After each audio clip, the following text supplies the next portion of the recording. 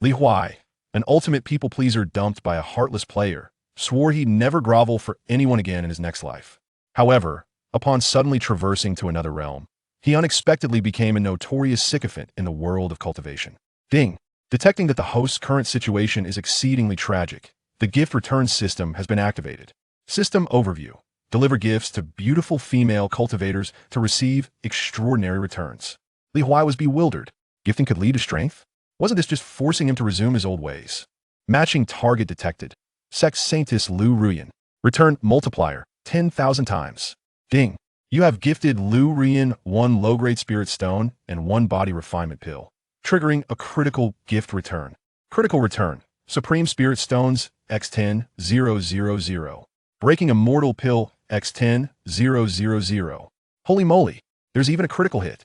A low-grade spirit stone instantly transformed into supreme spirit stones. This system is simply too enticing. From then on, the cultivation world gained a passionate seed. A mere shabby magical artifact gifted, and the system returns an unparalleled immortal weapon. A few spirit herbs gifted, and the system returns supreme immortal pills. Others mock him as a sycophant, unaware that after each gift, his system warehouse was filled to the brim with cultivation resources. When he stood atop the pinnacle of the cultivation world, overlooking all beings, those who once ridiculed him were horrified to discover that the sycophant they had scorned all their lives was, in fact, a truly invincible existence. Chapter 1. I have loathed sycophants my entire life. If I ever become a sycophant again, may the heavens strike me down. The clear blue sky suddenly split open with a ghastly white crack. A dazzling bolt of lightning tore through the heavens, striking Li Huai with pinpoint accuracy. As consciousness faded, he was flooded with memories of his absurd years as a sycophant. I'm a sycophant. I have fawned over Lin Yuebai for 3 years. I delivered takeout, ran errands, tirelessly earning every penny, carefully saving each one to hand over to her. In return, she merely turned and entered the passenger seat of a red sports car, her face filled with disdain when the window rolled down. You're just a loser.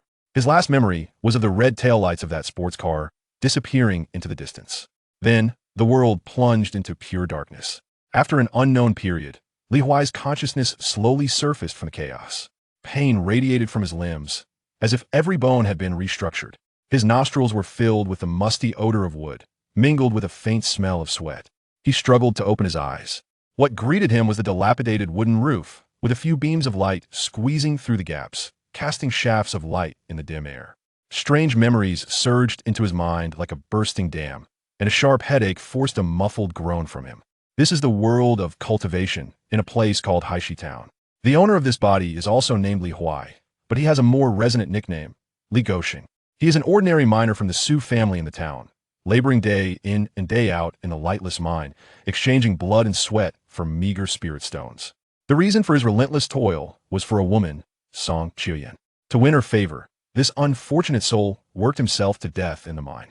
As the memories fused, Li Huai lay on the cold wooden bed, staring vacantly at the ceiling. I actually transmigrated into the body of a sycophant. His voice was hoarse and dry, filled with an indescribable resentment. What terrible luck! Just as the words left his lips, a light, frivolous knocking sounded from outside. Creak! Before he could respond, the rickety wooden door was pushed open, and a figure stepped in against the light. The brightness was somewhat blinding, causing Li Huai to instinctively squint. The newcomer, silhouetted against the light, had an alluring figure. As she approached, her face became clear from the halo. Song Qiuyan donned a brand new azure martial outfit, crafted from the finest Yanjin silk, which shimmered with a faint glow even in the dimly lit room. Her pristine leather boots, spotless and polished, contrasted sharply with the dilapidated wooden shack that exuded a musty odor of dampness and sweat, prompting her to wrinkle her brow in disdain. This attire seemed to belong to an entirely different realm than this wretched abode. Li Huai's gaze swept over her, ultimately resting upon her face. The expression in his eyes, the slight downturn of her lips, and the subtle disdain that flickered across her features bore an uncanny resemblance to a memory, that of a woman seated in a crimson sports car, haughtily declaring, "You are nothing but a loser." It was as if time and life itself had converged, casting her visage in the same mold. At that moment, a cold, mechanical voice abruptly resonated within Li Huai's mind. Detection of a matching entity. Gift return system activated. Matching entity. Song Qiuyan. Cultivation level. Sixth layer of Qi refining. Return multiplier, tenfold. Note: this system is a gift return system that assesses various attributes of the matching female cultivator, such as appearance, figure, talent, cultivation level, status, and astrological sign. Gifts bestowed by the host upon a qualifying female cultivator will yield multiplied returns based on her overall quality, with higher qualities resulting in higher multipliers. The host may gift to the target no more than 10 items at a time. System item gifts are non-refundable, no stacking allowed, and the cooldown period is 1 day, during which gifts will not be refunded. If the gift is something urgently needed by the target, a critical return may be triggered. A torrent of information exploded in Li Huai's mind. His breath caught in his throat. What the hell? Is this my golden finger? A bright spark ignited in his once dull eyes, which had been clouded by despair. Just a second ago, he had harbored a deep disdain for the life of a sycophant, wishing to distance himself from all such individuals. In that instant, gazing at the woman deemed worthy of a tenfold return by the system, his heart inexplicably raced. Tenfold. That meant a tenfold return. Song Qiuyan, however, seemed oblivious to the change in Li Huai's expression. Li Gosheng, it's about time you woke up, she said, her voice laced with an impatient condescension. I thought you had perished in the mine. Li Huai remained silent, his mind racing to process the concept of the gift return system, while simultaneously re-evaluating the woman before him. Her face, in his original world, would undoubtedly be deemed the pinnacle of beauty, exuding purity tinged with allure, capable of driving countless men to madness. No wonder the original host had sacrificed everything for her. Song Qiuyan, noticing his continued silence and the unfamiliar, probing gaze he directed at her, felt her impatience finally eclipse her lingering curiosity. Enough with the theatrics. She waved her hand dismissively, her demeanor returning to its usual authoritative air. I have serious matters to discuss with you. Li Huai finally reacted, pulling at his cracked lips as he hoarsely inquired. What is it? His cooperation eased the tension on Song Qiuyan's face. She relished the obedient demeanor he displayed towards her. Did I not mention that our Qingsha team is heading to the Heifeng mountain range for training next month? I require a decent weapon, she stated, her tone inadvertently laced with a hint of flirtation, which made Li Huai's stomach churn. I have my eye on a Qingfeng sword from Wanbao Pavilion, a low-grade magical weapon, incredibly sharp, which would greatly aid me in this training. Li Huai listened quietly, like the most devoted audience. She sighed, a trace of perfectly measured sorrow gracing her beautiful face. However, that sword costs 80 low-grade spirit stones. She gazed at Li Huai with eyes brimming with expectation and implication, almost overflowing. You know, I just joined the mercenary team and have little savings. How long would it take for me to save up 80 spirit stones on my own? Her words dripped with a sense of grievance. Li Huai's heart scoffed. Based on the original host's meager memories, a typical miner, if they were to forego all sustenance and toil relentlessly for 3 years, might barely accumulate 80 spirit stones. Yet he had chosen to venture into the most perilous mines to gather funds for Song Qiuyan, only to earn a mere fraction in a month. Li Huai's gaze shifted, his hand reaching into the tattered pocket of his clothing.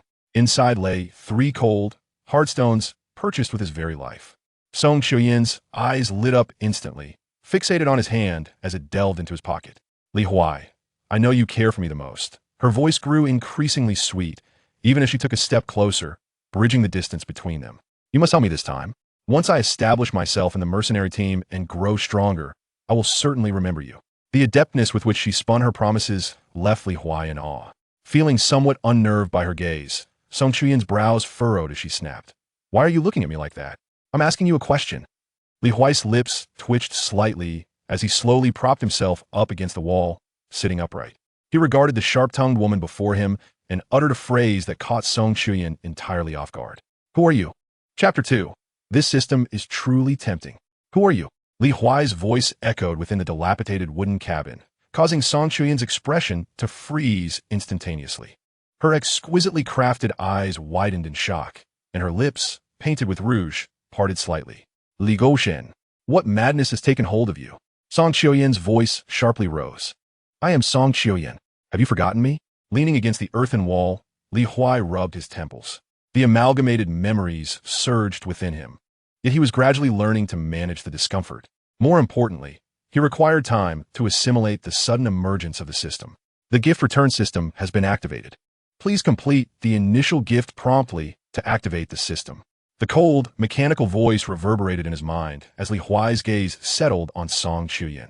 At this moment, She was no longer the woman he despised, but rather a walking tenfold return mechanism. Of course, this was by no means an act of sycophancy. I have always detested sycophants. Song Chuyan? Li Huai deliberately elongated his tone, feigning confusion. I seem to have trouble recalling. You. Song Chuyan's chest heaved with fury. Her new azure martial attire trembling in sync. She closed the distance in a few swift strides, seizing Li Huai's collar. Are you pretending to be foolish? What about the wages from the seventh mine? The mingled sense of sweat and inferior cosmetics assaulted his nostrils, and Li Huai fought against the wave of nausea. Upon closer inspection, Song Chuyan possessed a certain allure. Almond-shaped eyes, cherry lips, and skin as smooth as fine jade. A visage that could easily qualify her as an internet celebrity in a previous life. Yet the glimmer of greed in her eyes rendered her beauty harsh. The seventh mine? Li Huai feigned contemplation, his hand discreetly moving towards his chest. Isn't that a perilous place? Song Chuyan released his collar, wiping her hands disdainfully on her attire. If it weren't for the prospect of earning more spirit stones, who would venture into that cursed place? Are you going to pay or not? If not, just say so, and I'll seek others. She pretended to turn away, yet her gaze remained fixated on Li Huai's movements. This tactic of feigned retreat was all too familiar to him from his past life. Wait. Li Huai retrieved 3 spirit stones from his bosom, weighing them in his palm. Is this what you mean? The spirit stones emitted a faint blue glow in the dim cabin, and Song Chuyan's eyes instantly sparkled with excitement. She reached out to grab them, but Li Huai abruptly closed his hand. My head still aches a bit, Li Huai said leisurely. Could you tell me what our relationship is? Song Chuyan's expression transformed dramatically. Biting her lower lip, her eyes darted around before she suddenly donned a saccharine smile. Brother Goshen. Have you forgotten? We are childhood sweethearts. You promised to take care of me for a lifetime.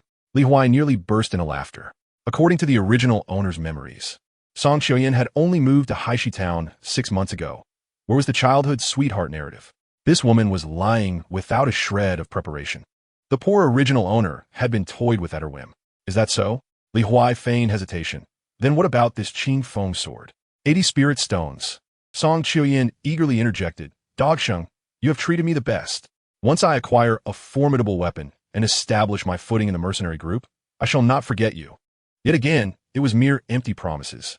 Li Huai inwardly scoffed while maintaining a composed demeanor. He slowly opened his palm and presented 3 spirit stones, saying, This is all I possess. He quickly added, This is a gift for you. Song Chuyan snatched the spirit stones, her smile immediately dimming. Why are there only 3? Wasn't the payment for the number 7 mine 5? I was injured. Li Huai pointed to his bandaged chest. 2 were deducted from medical expenses. Useless. Song Chuyan blurted out, then quickly realized her indiscretion, forcing a smile. I mean, how could you be so careless? Be more mindful of your safety next time. Detected gifting behavior. Low-grade spirit stones 3. Tithe returned. Low-grade spirit stones 30, already deposited in his system space. First gifting reward. Novice gift pack 1. The system notification filled Li Huai with elation. He suppressed the corners of his mouth that threatened to rise, feigning exhaustion. I'm tired and wish to rest. Song Chuyan pouted and tucked the spirit stones into her exquisite embroidered pouch. Then recuperate well, and remember to gather the rest soon.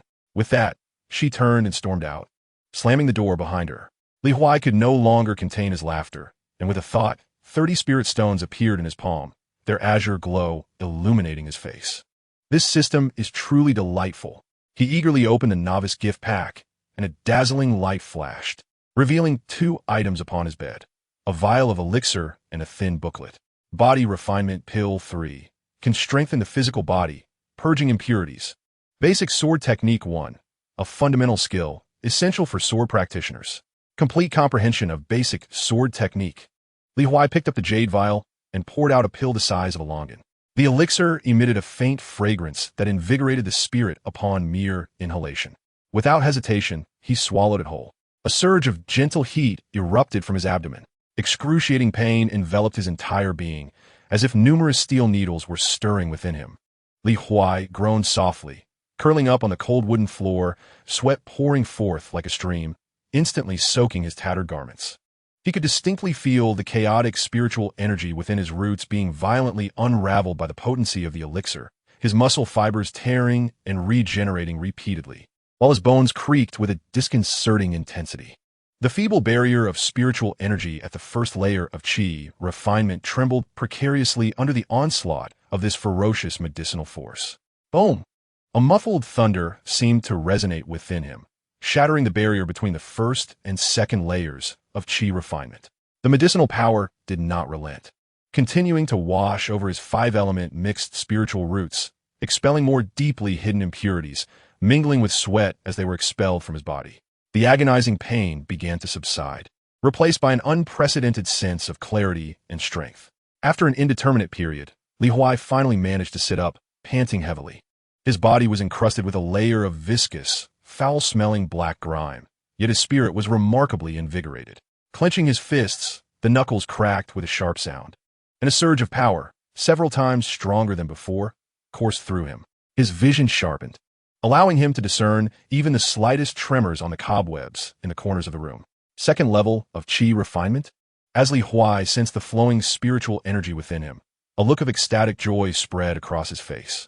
A single body refining pill had propelled him directly from the first level of qi refinement to the second. Such results were nothing short of miraculous. Bang, bang, bang. The violent sound of someone pounding on the door reverberated, causing the thin wooden barrier to tremble violently, with dust cascading down. Li Goshen, are you dead yet? If not, get out here. A coarse, grating voice shouted from outside. Chapter 3. Trouble at the Door. Li Goshen, are you dead yet? If not, get out here. The crude voice continued to bellow. Li Huai's gaze sharpened, and the merged memories instantly surfaced, revealing information about the intruder.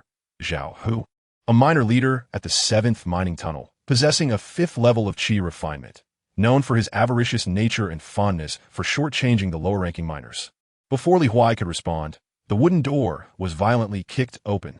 3 figures blocked the entrance, silhouetted against the light, exuding the distinct sulfuric aroma of the mines. The foremost individual was short and stocky, with a face full of blubber, clad in filthy leather armor, a dark whip hanging from his waist. None other than Zhao Hu. Flanking him were 2 equally menacing henchmen, arms crossed, casting malevolent glances into the room. Zhao Hu's eyes swept over the still damp grime covering Li Huai, a glimmer of surprise flickering in his gaze, quickly replaced by disdain. Well, Li Goshen, quite resilient, aren't you? The 7th mining tunnel hasn't claimed you yet? Seems your injuries have healed? He boldly stepped inside, disdainfully kicking aside a broken bowl on the floor, his gaze slicing through Li Huai like a knife. Since you're not dead, stop pretending to be. The mine doesn't accommodate idlers. Tomorrow morning, you are to return to the 7th mining tunnel to work. Li Huai maintained his composure, even intentionally coughing a few times to feign weakness. Zhao, my injuries are not yet fully healed. Spare me your excuses. Zhao Hu interrupted impatiently, saliva nearly splattering on Li Huai's face. Those minor injuries won't kill you. The mining tasks are urgent, and delays are unacceptable. Can you bear the consequences? One of his henchmen immediately chimed in. Exactly. Brother who is giving you a chance. Do not be ungrateful. Zhao Hu smirked ominously, extending a finger. Listem Gluzeli, Li Goshen. It has been reported that the ore yield from the eastern section of the 7th mining tunnel has been low, suspected to be due to laziness among the miners. The higher-ups are quite displeased. Therefore he paused, locking eyes with Li Huai, enunciating each word carefully, starting tomorrow. You are responsible for clearing the deepest area of the eastern section, near the abandoned mine shaft. The requirements are simple, within 3 days. You must extract 200 pounds of qualified raw ore. Fall short by even a pound, and you can forget about this month's wages. You will even owe us. Li Huai squinted his eyes slightly. According to the memories of the original owner, deep within the eastern section of the number 7 mine, near the abandoned tunnels, the environment was exceptionally harsh, with extreme temperatures, thin air, and incredibly hard rock layers, coupled with sparse mineral veins. More importantly, this area was close to the abandoned zone, where strange occurrences were said to happen occasionally, leading to a shutdown of operations for half a month. An ordinary miner could barely extract 30 to 40 pounds of viable or from the most easily accessible areas in a day. 200 pounds in 3 days. This was an utterly impossible task, particularly in the most perilous region. It was clear that Zhao Hu was seizing this opportunity to make things difficult for him, either to drive him to his demise or to justify swallowing his meager wages. Boss Zhao, isn't this task too heavy? That area has already been shut down. Hasn't it? Li Huai attempted to argue. Heavy? Zhao Hu sneered. suddenly drawing the whip from his waist and striking it against the wooden plank beside Li Huai with a sharp crack, sending splinters flying. I said it's not heavy, so it's not. Either you do it, or get the hell out of Blackstone Town right now. The mind doesn't need a useless waste like you. A formidable sense of oppression surged forward. Although the pressure from the 5th level of chi refinement was not overwhelmingly strong for Li Huai, who had just broken through to the 2nd level, it felt like a massive stone pressing down, making it hard for him to breathe. 2 henchmen stepped forward, their eyes glinting with menace. Li Huai lowered his head, concealing the cold glint in his eyes, his fists clenched tightly within his sleeves. Power. He had never craved strength as he did at this moment. Without power, in this ruthless realm of cultivation, one could only be preyed upon. Understand? Li Huai's voice carried a hint of humiliation. Oof. At least you know your place. Zhao, who tucked away his whip, disdainfully spitting on the ground. Remember, 3 days, 200 pounds. Miss even a single pound, and you will bear the consequences. With that, he strode off with his 2 followers, leaving dust swirling in the air. The wooden door hung askew. Li Huai slowly raised his head, and there was no trace of timidity on his face, only a chilling resolve. He approached the door, watching the retreating figures of Zhao Hu and his companions. His gaze sharpened like a blade.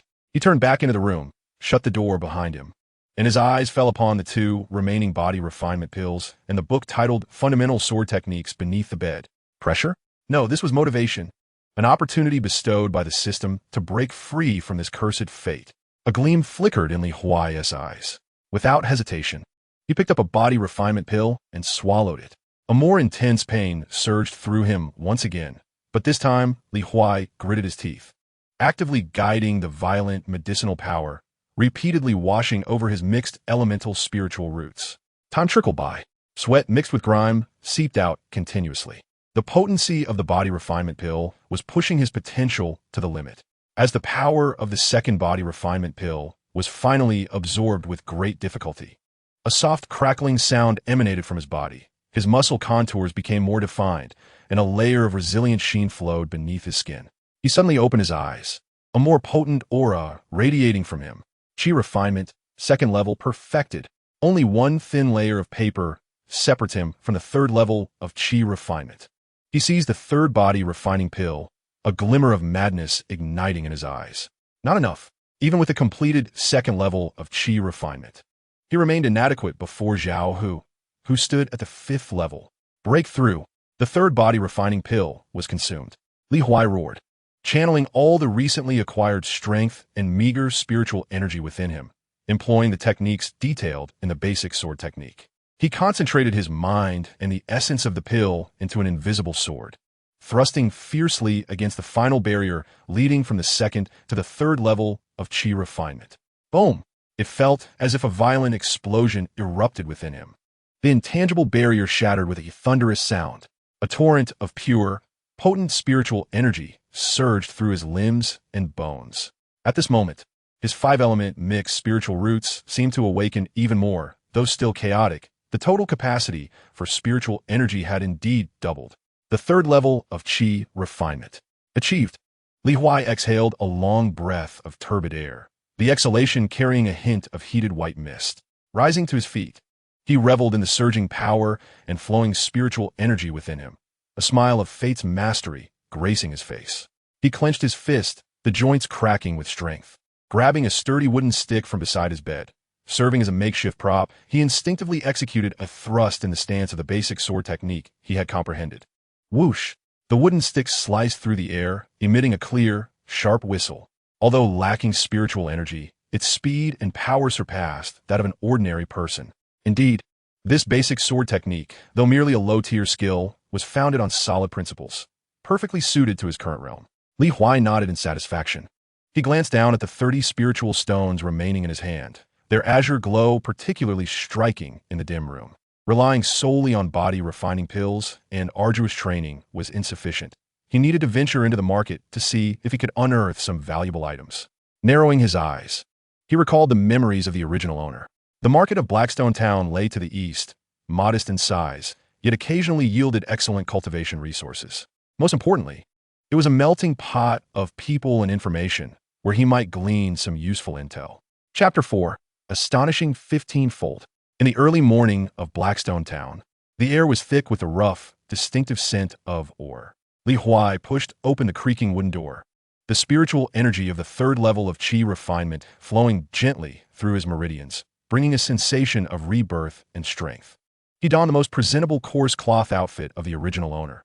Though faded and patched, it was relatively clean. With the 30 low-grade spiritual stones returned by the system in hand, he set forth with determination towards the most prominent building in the market, the Wanbao Pavilion. At this moment, enhancing his strength and foundation was paramount. Realm, power, and spiritual energy. These were the undeniable truths. The Wanbao Pavilion stood 3 stories tall, exuding grandeur. Upon entering the first-floor hall, the fragrant blend of sandalwood and medicinal scents mingled with the unique aroma of spiritual materials, enveloping him. The polished lapis lazuli floor reflected the luminescent crystals in the dome, illuminating the space as brightly as day. A young attendant clad in a cerulean short coat weaved through the crowd. Li Huai, dressed in tattered miner's attire, stood out conspicuously in this setting. A young man approached him, his professional smile tinged with scrutiny. "Esteemed guest, what might you wish to see? Elixirs to enhance my cultivation and strengthen my physique? Or perhaps some spiritual fruits?" Li Huai stated directly, his gaze drifting towards the section of elixirs. The attendant's eyes flickered with a hint of surprise. Was this impoverished miner truly seeking to gamble his life? He gestured for Li Huai to follow him to a jade cabinet displaying the elixirs. "Right this way. The Peiyuan pill costs 3 spirit stones each. It can directly elevate the cultivation level of those in the qi refinement stage. The gathering qi pill is priced at 5 spirit stones each and accelerates training in the qi refinement stage." He then pointed to a solitary jade box containing a fruit the size of a longan, entirely emerald green and exuding a refreshing aura of vegetation. "This is the Qingyuan fruit, imbued with gentle with spiritual energy. It nourishes the meridians and enhances spiritual strength, beneficial for consolidating foundations, and even effective for those at the later stage of qi refinement. It is priced at 20 low-grade spirit stones each." 20. This price consumed nearly 2/3 of his entire available funds. He carefully sensed the vitality emanating from the Qingyuan fruit, then glanced at the Peiyuan pill, which was priced at 3 spirit stones each. "This could greatly aid in solidifying my foundation, given my mixed elemental roots." He pondered. The Peiyuan pill would directly enhance his power. Li Huai quickly calculated the benefits. The Peiyuan pill for breakthroughs, and the Qingyuan fruit for sustained growth and foundational stability would yield commendable effects. Gritting his teeth, Li Huai made his decision. 1 Qingyuan fruit and 3 Peiyuan pills. The attendant, slightly taken aback, promptly retrieved the items. 1 Qingyuan fruit for 20 stones, and 3 Peiyuan pills for 9 stones, totaling 29 low-grade spirit stones. Suppressing his reluctance, Li Huai produced the stones to settle the bill. In an instant, only a solitary stone remained in his possession. However, gazing at the enticing emerald Qingyuan fruit and the small jade vial containing the 3 brown pills, Li Huai felt a swell of anticipation for the impending enhancement of his strength. Just as he carefully tucked the items into his robes and prepared to depart, a subtle commotion arose at the entrance of the Wanbao Pavilion. A chill, ethereal presence seemed to dispel all the clamor within the hall. Instinctively, Li Huai raised his gaze.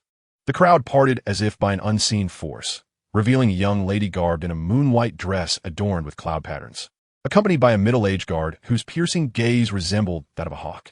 She walked gracefully into the hall, her stature tall and movements light, enveloped in an aura of cold reserve that seemed to repel all but the most determined. Her long, dark hair cascaded like a waterfall, loosely held up by a simple jade hairpin, accentuating her snowy complexion. Her features were exquisitely refined, particularly her eyes, clear and tranquil like a deep autumn pond, undisturbed yet holding a profound understanding of the world. Her presence instantly captivated the attention of all present. Every guest involuntarily halted their activities, their gazes filled with awe. The manager of Wanbao Pavilion, brimming with smiles, hurried forward to greet her. Detected matching target, matching target, Su 1. Cultivation level, 8th layer of qi refinement. Return multiplier, 15-fold. Character introduction. The legitimate daughter of the Su family, one of the 3 prominent families in Haishi town, is the cherished jewel of the family head, Su Zhengyang. Gifted with exceptional talents, she possesses the 3 spiritual roots of water, wood, and wind, bearing the weight of her family's expectations. Her personality is cool and aloof, her beauty breathtaking, and her figure flawless. The system notification resonated in Li Huai's mind. Particularly the astonishing 15-fold return rate and the series of grand introductions struck him like a thunderclap, causing his heart to race. 15-fold, far surpassing Song Qiuyan's 10-fold. The target was Su family's legitimate daughter, at the 8th level of qi refinement. If he could successfully invest just once, Li Huai felt a surge of exhilaration, as if the very blood in his veins was rushing through his brain, and his gaze towards Su Wan transformed into an ardent flame. It was not infatuation. It was the sheer joy of witnessing a shortcut to success unfurling before him. Oblivious to the gazes surrounding her, Su Wan's cold eyes swept across the first floor, clearly with no intention of lingering, as she made her way toward the staircase leading to the second floor. What she sought lay at a higher level. The middle-aged guard fell back a step, his sharp gaze scanning the entire area like a tangible force, when it momentarily lingered on Li Huai. Clad in tattered miner's attire with an overly fervent gaze, a barely perceptible frown crossed his brow. Li Huai felt as if doused with icy water. Abruptly lowering his head to feign adjusting the pill bottle in his arms, while tumultuous waves surged within him. An opportunity, a fortuitous chance. Su Wan was undoubtedly a prime candidate for returns. If he could present her with something, he might trigger that 15-fold return. But what should he give? How should he approach her? Given his current identity and appearance, rushing forward would likely see him dismissed as a foolish dreamer, swiftly cast out by that guard. Stay calm, Li Huai. Such sycophantic behavior is disgraceful. This is a strategic investment. Yet, investment requires both strategy and timing. He fervently reminded himself that charging in now would be tantamount to courting disaster. He must await an indisputably natural moment, one that would render her unable to turn him away, even if she wished to. He forced himself to remain composed, though his thoughts were in disarray. Su Wan's appearance had ignited an insatiable thirst within him for rapid enhancement of his abilities, revealing to him that beyond the monotonous toil of mining, there lay a glittering path ahead. Clutching the last remaining spirit stone, he turned to leave this place that filled him with both excitement and pressure. Just as he reached the door, Su Wan descended from the second floor, holding an exquisite cold jade box, with the steward respectfully accompanying her. She walked straight towards the entrance, her gaze unwavering. Li Huai's farbiat kikanat. A daring thought struck him like a bolt of lightning. This might be the only way to capture her attention without seeming overly conspicuous. Fortune favors the bold. He inhaled deeply, and at the moment Su Wan was about to brush past him, he abruptly halted, raising his voice just enough for those nearby to hear.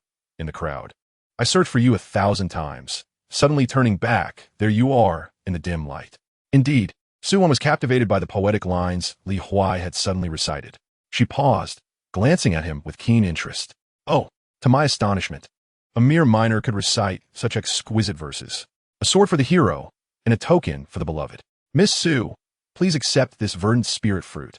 With these words, he swiftly produced the translucent green spirit fruit, valued at 20 spirit stones, holding it aloft with sincere intent for Su Wan to behold. The first floor of the Wanbao Pavilion fell into an immediate silence. All gazes, including Su Wan's, now tinged with a hint of astonishment, were firmly affixed upon Li Huai and the alluringly fragrant spirit fruit he cradled. The atmosphere on the first floor felt as though it had solidified. All eyes were fixated on the green spirit fruit Li Huai held high, and on the ethereal figure of Miss Su, who appeared as if descended from the heavens. The guard's menacing aura swiftly zeroed in on Li Huai. It was evident that any sign of mischief would result in dire consequences. In Su Wan's serene and crystalline gaze, a faint ripple of surprise emerged. She had never encountered such an absurd yet audacious approach to courtship. Here was a tattered miner, brandishing a spirit fruit of considerable worth. Just as the guards were poised to reprimand him, even ready to eject this audacious fool, Su Wan subtly raised her hand, signaling them to restrain their hostility. Her cool gaze settled on Li Huai's face, then swept over the vibrant green fruit in his grasp, radiating pure, verdant spiritual energy. The fruit appeared fresh and brimming with life, undoubtedly a recent acquisition. Yet, the question lingered. Why would a miner at the third layer of qi refinement expend his entire fortune? His ragged attire attesting to the fact that 20 spirit stones were no trifling sum. To offer this spirit fruit in such an awkward manner? Su Wan had encountered countless individuals attempting to ingratiate themselves, employing flattery or cunning schemes to win her favor. However, this simple, direct, and somewhat reckless approach was unlike anything she had experienced before. She had no need for this spirit fruit, given her cultivation level and resources. Although the low-grade fruit might offer some minimal benefit, its effect would be negligible. Nevertheless, this unexpected gesture piqued a curious interest within her, not affection, but a fascination with this peculiar event. Under the icy scrutiny of the guards and the surrounding silence, Su-won extended her delicate hand. Her movements were slow, exuding an undeniable elegance. The spirit fruit, still warm from Li Huai's palm, gently settled into her cool fingertips. A soft, almost imperceptible sound escaped her lips, acknowledging the acceptance without gratitude or inquiry, not even casting another glance at Li Huai, as if merely brushing away a speck of dust. She turned and continued toward the entrance, her pace unhurried, her cold aura enveloping her once more. The guard shot Li Huai a fierce glare, his eyes brimming with warning, before hastily following her. It was only when Su-won and her attendant vanished from the door of the Wanbao Pavilion that the oppressive atmosphere dissipated. In the hall, a murmur of whispers filled the air, countless gazes fixated on Li Huai like searchlights, brimming with disdain, schadenfreude, and incomprehension. Has he lost his mind? A mere minor dares to speak to Miss Su in such a manner, and he offers her a Qingyuan fruit? A toad aspires to eat swan meat. If he isn't struck down by the guards on the spot, he can consider himself fortunate. TSK. That S20 spirit stones gone to waste. Li Huai paid no heed to these discussions. With the onlookers regarding him as a fool, he lowered his head and swiftly exited the Wanbao Pavilion. Once he stepped beyond the confines of the pavilion and into a secluded alley, he could no longer contain the elation surging within him. Gift detected. Qingyuan fruit X1. Recipient. Su-won. Gift recipient's mood altered, triggering critical return. Critical return. Jinling fruit X1. Available for collection by host at any time. Item description. Jinling fruit. Infused with extremely pure and abundant wood-based life energy. Effective in refining meridians, stabilizing foundational cultivation, significantly enhancing total spiritual power and recovery speed. The medicinal properties are mild and rich, easily absorbable, highly effective for qi refining stage cultivators. At that moment, the cold system notification resonated in Li Huai's ears like celestial music. A critical hit. Jinling fruit. Refining meridians. Stabilizing foundation. Significantly enhancing spiritual power. The rewards were astonishing, far exceeding expectations. Li Huai stifled the urge to laugh uproariously, nearly sprinting back to his humble wooden cottage. He pushed open the creaky, fragile door that seemed on the verge of collapse, darted inside, and with a resounding bang, slammed the door shut behind him. Gazing at the pitifully simple door latch, he swiftly moved the sole table in the room to brace against the door. Having completed this, he immediately sat cross-legged on the cold wooden bed, concentrating his thoughts. As a fruit even more vibrant and glistening than the Qingyuan fruit materialized in his palm, enveloped in an ethereal azure glow. The rich fragrance of herbs and plants instantly permeated the small room, invigorating him with just a single inhalation, every pore of his body expanding in delight. I have struck it rich. Li Huai's eyes sparkled as he unhesitatingly consumed the invaluable Jinling fruit. As it dissolved upon contact, an unimaginable torrent of profound spiritual energy surged into his limbs and bones. Unlike the excruciating pain of body-refining pills, this power was vast yet exceedingly gentle, akin to the most loving mother, soothing the stagnation within his meridians caused by his mixed elemental roots, washing away the deeply embedded impurities. Within his dantian, the spiritual energy, which had previously flowed like a trickling stream, began to whirl and expand wildly under this overwhelming influx. The barrier of the third layer of qi refining crumbled before this force like paper.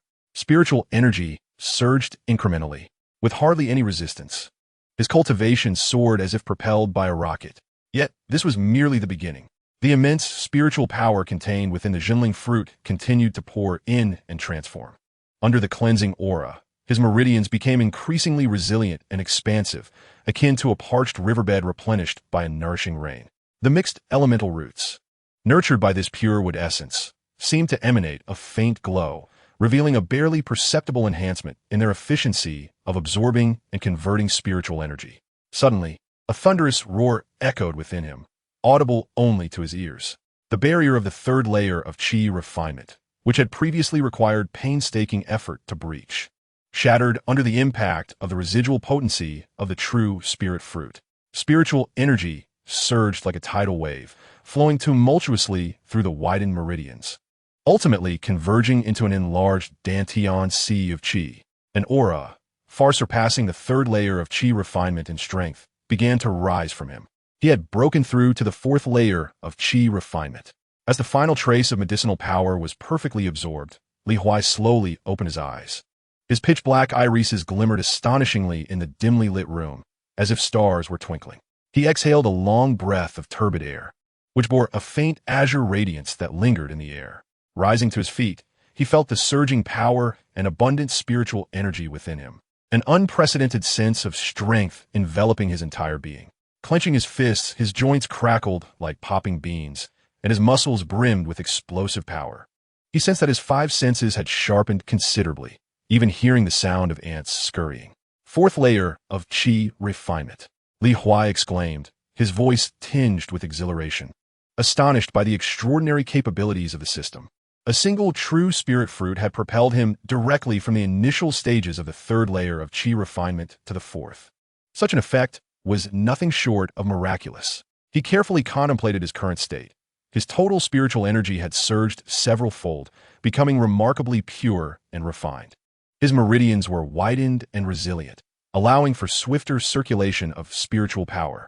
His physical strength, reflexes, and sensory acuity had all been comprehensively enhanced. The mixed elemental roots appeared to have been nourished to a slightly more transparent state. Although his innate qualities remained at the bottom tier, his cultivation efficiency was likely improved, if only marginally. Zhao. A faint smile curled at the corners of Huai's mouth. With a flicker of thought, he retrieved 3 medicinal pills from his pocket, exuding a gentle wave of spiritual energy. These were the Peiyuan pills he had purchased the previous day. Gazing at the 3 Peiyuan pills, a playful smile gradually spread across his face. Song Chuyin, he murmured softly, his fingers gently caressing the small jade bottle containing the pills. It was time to bring some warmth to this old friend, who had offered a tenfold return. Chapter 6. Insights into Alchemical Mastery. Morning dawned as Huai pushed open the creaking door, the sound piercing the silence of the alley. Taking a deep breath, the spiritual energy of the fourth layer of qi refinement coursed through his meridians, imparting an unparalleled sense of fullness. Strength. He glanced down at his faded coarse cloth attire. Still shabby, yet the surging power within his frame imbued his form with newfound confidence. Now it was time to reap the rewards of tenfold returns today. With a bottle of 3 Peiyuan pills in hand, Huai strode briskly towards the area where mercenaries gathered in the western town. The base of the Green Snake mercenary team lies just over there, comprising a row of stone houses, with a wooden sign, somewhat askew, bearing the words Green Snake. Before approaching, a petulant and impatient female voice emanates from one of the rooms. That miner from Wanbage? A toad wishing to eat swan meat. He ought to take a good look at himself. Who is Miss Su Wan? She is a phoenix from the heavens. And yet, a mere miner dares to inch closer? I heard the Guardian's face darkened at that time, had it not been for Miss Su's kindness. That fool would have had his cultivation crippled and been tossed out of the town. Huai paused briefly, his expression devoid of emotion, but a mocking laugh echoed in his heart. The news travels remarkably fast. The sourness in Song Chuyin's tone could be sensed from 3 streets away. He approached the door, which was slightly ajar. Song Chuyin had her back to the entrance, seated at a somewhat worn wooden table, applying makeup in front of a small bronze mirror. She was still clad in a brand-new green martial outfit, the cloud-patterned fabric shimmering softly in the morning light, a stark contrast to the simplicity of the stone house. Opposite her sat a slightly plump female cultivator, engrossed in the conversation. Indeed, people like that ought to recognize their own position, the plump cultivator echoed. However, speaking of which, that Xingyuan fruit is no trifling matter. 20 spirit stones, just wasted, truly foolish. 20 spirit stones? Song Chuyin set her eyebrow pencil down, glancing at herself in the mirror. Her tone dripped with disdain. Surely, they must have spent half their life savings to acquire that, only to squander it on daydreams. People like that deserve to rot away in the mines for eternity. As her words fell, she seemed to sense something and abruptly turned her head. Upon seeing Huai standing at the doorway, a flicker of annoyance crossed her exquisitely painted almond eyes, quickly replaced by a wave of disdain. Li Goshen, what are you doing here? Her voice was as hard as stone, lacking the gentleness she had shown a few days prior when she had requested spirit stones. Weren't you supposed to be at home, recuperating, thinking of how to gather the remaining 77 spirit stones? The Qing Feng sword is waiting for me. She emphasized the phrase 77 spirit stones as if it were inherently her money. Li Huai donned the familiar smile of the original owner and stepped inside. Sister Chuyan, I heard you've been encountering some trouble with your cultivation lately. Have you reached a bottleneck? Song Chuyan raised an eyebrow. What concern is that of yours? How could you possibly help me break through? Her mood was evidently foul. The barrier from the 6th to the 7th level of Qi refinement loomed like an iron gate, firmly blocking her hopes for advancement and rendering her situation within the mercenary team delicate. This bottleneck had her feeling restless, making everything appear unsatisfactory. Li Huai rubbed his hands together, presenting an innocent yet somewhat cautious demeanor. I'm not knowledgeable about such matters. Just the other day at the mine, I nearly lost my life, barely earning some wages, which I couldn't even bring myself to use. I thought with you becoming stronger, Sister Chuyan, you could surely look out for me a bit more. As he spoke, he cautiously retrieved a small jade vial from his bosom and extended it towards her. Here, I have managed to acquire 3 essence nourishing pills. I realize it is not much, but I hope, dear Sister Chuyan, that these may assist you in your breakthrough. The jade vial, warm to the touch, emanated a faint, distinctive herbal aroma from its cork. Song Chuyan's gaze was instantly ensnared by the vial. Her previous impatience and disdain vanished in an instant, replaced by an expression of avarice. Essence nourishing pills, and 3 of them, for her, who was currently ensnared at a bottleneck, struggling with turbulent spiritual energy in dire need of an external force to catalyze her progress. This was akin to a long-awaited rain after a drought. She nearly snatched the vial from him, her movement swift enough to stir the air, removing the cork. A concentrated wave of potent medicinal energy surged forth, enveloping the air around her.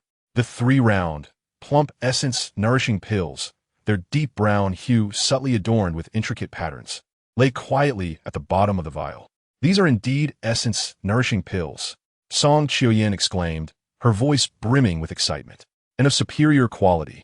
She abruptly lifted her gaze to Li Huai, her eyes filled with a complex mixture of emotions. Where on earth did he procure these? Wasn't the payment for the 7th mine only 5 spirit stones? How could he afford to buy this? And to acquire 3 of such high quality at once? Detected a gifting action, 3 essence-nourishing pills.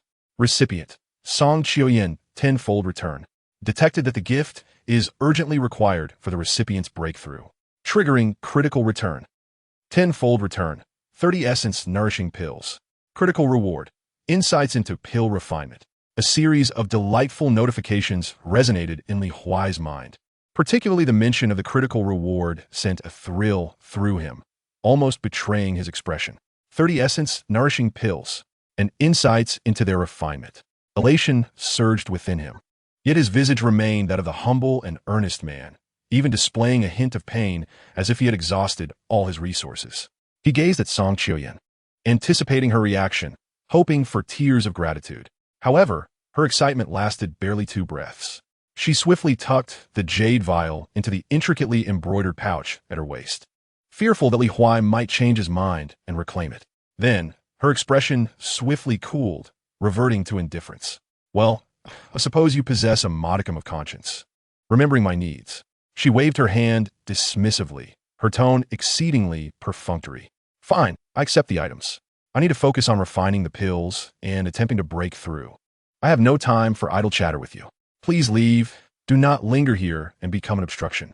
She turned away, adjusting her hair before the copper mirror, as if the valuable pills were merely inconsequential trinkets. The slightly plump female cultivator regarded Song Chuyan, then glanced at the somewhat awkwardly abandoned Li Huai. A flicker of disdain crossing her eyes, her lips curling slightly. Li Huai lowered his head, concealing the fleeting mockery that danced in the depths of his gaze. Indeed, a dog cannot change its nature. This woman's essence is as unyielding and foul as the black stones found deep within a mine. Sister Chuyan, do hone your skills. I shall take my leave now, he responded meekly, turning to exit the stone chamber slowly. The door closed behind him, severing any potential glances from the 2 women within. He turned, his figure melding into the bustling throngs of the awakening streets. Meanwhile, within the confines of the tightly shut stone abode, Song Chuyan eagerly extracted a fragrant Peiyuan pill. As soon as Li Huai departed, the slightly plump female cultivator leaned closer. Her eyes fixated on the spot where Song Chuyen had just stowed the pill, her face alight with unabashed envy. Chuyen, 3 Peiyuan pills, and of superior quality. Where on earth did this Li Goshing acquire such riches? Could he truly have stumbled upon a treasure in the number 7 mine? Song Chuyen had long abandoned her earlier indifference in Li Huai's presence. She lifted her chin slightly, a triumphant smile gracing her lips. She leisurely returned to her seat before the bronze mirror, picking up an eyebrow pencil to delicately enhance her features, her tone dripping with a condescending superiority. Him? A mere minor. What treasures could he possibly possess? He simply stumbled upon a stroke of luck, trading discarded or for spirit stones. I suspect that after nearly perishing in a mine, the steward of the Su family took pity on him and rewarded him with a few extra coins for his efforts. Pausing, she smiled contentedly at her reflection before continuing with an air of entitlement. Moreover, is it not only right that he shows me gratitude? One must consider who I am. In the entire Qing Shi team, aside from the captain, I, Song Chuyen, possess the greatest talent. What other way could this waste of space curry favor with me? He expects that once I achieve great success, I might casually allow him a few scraps. Enough for him to enjoy for a lifetime. Indeed, with your talents, breaking through to the 7th level of Qi refinement is a foregone conclusion. The plump female cultivator nodded vigorously, her eyes brimming with envy. Unbeknownst to them, Li Huai remained unaware of their conversation. He simply yearned to return and reflect upon the insights gleaned from the day. You may have gained, but I shall never incur a loss. A profound smile spread across his lips, prompting him to quicken his pace homeward. Chapter 7. Alchemy. Upon returning to his abode, the vast stream of knowledge regarding the crafting of the Peiyuan pill surged through his mind, as vivid and intense as a brand. Every nuance of the medicinal properties, the precise timing for infusing spiritual energy, and the perfect juncture for blending the elixir cascaded through him, as if an experienced alchemist were conducting countless rehearsals deep within his soul. The extraction of the Chigan grass required a gentle flame at the 3rd tier for precisely 9 breaths. Exceeding this would render the properties volatile, while falling short would undermine its foundational effects. The preconsolidation technique required a gentle vibration of spiritual energy, akin to spring rain nourishing the earth. If too hasty, the pill would shatter, and if too slow, the medicinal potency would dissipate. So that is how it is. No wonder the effectiveness of Peiyuan pills on the market varies so greatly. The key lies in these subtle details. An indescribable yearning ignited within Li Huai, fueling his fervor for alchemy. With deft hands, one can master the essence of elixirs, transforming humble flora into treasures of alchemical wonder. This endeavor transcends mere resource acquisition. It is a grand avenue leading to power and prestige. It provides an exceptional means to engage with esteemed figures like Su Wan, all while liberating oneself from the identity of a minor and seizing control of one's destiny. However, the harsh reality swiftly extinguishes such aspirations. After all, a skilled artisan cannot forge without a furnace. The necessity of a cauldron is paramount. Li Huai's gaze sharpened with resolve. Without the proper tools, even the most profound insights remain mere rhetoric. The true path lies in transmuting those insights into tangible elixirs. A plan crystallized instantaneously to recoup funds and acquire the necessary equipment. He re-entered the treasure pavilion, his intentions resolute as he approached the counter dedicated to the recovery of elixirs. When a vial containing 30 plump, impeccably crafted elixirs, adorned with delicate inscriptions and exuding a fragrance of purity far exceeding that of ordinary cultivation elixirs, was placed upon the counter. The old steward's previously murky eyes sparkled with clarity. He cautiously lifted one, allowing a faint thread of spiritual energy to probe its essence, then brought it closer to his nose for a deep inhalation. The wrinkles on his face seemed to smooth out, revealing an expression of incredulity. As he examined several more, his movements quickened and the astonishment in his eyes intensified. Such quality! The steward's voice, tinged with barely concealed excitement, broke through the air as he raised his gaze, his keen eyes finally focusing on the shabby miner, Li Huai. Young friend, from whence did you acquire this batch of cultivation elixirs? Their potency is remarkably pure, with almost no impurities, and the inscriptions are clear and stable. The efficacy is at least 30% superior to those circulating in the market. These are truly exceptional elixirs. Li Huai understood. The system's output guaranteed excellence. He replied vaguely, "Your discerning eye does you credit. These were bestowed upon me by a senior, though I am not privy to the details."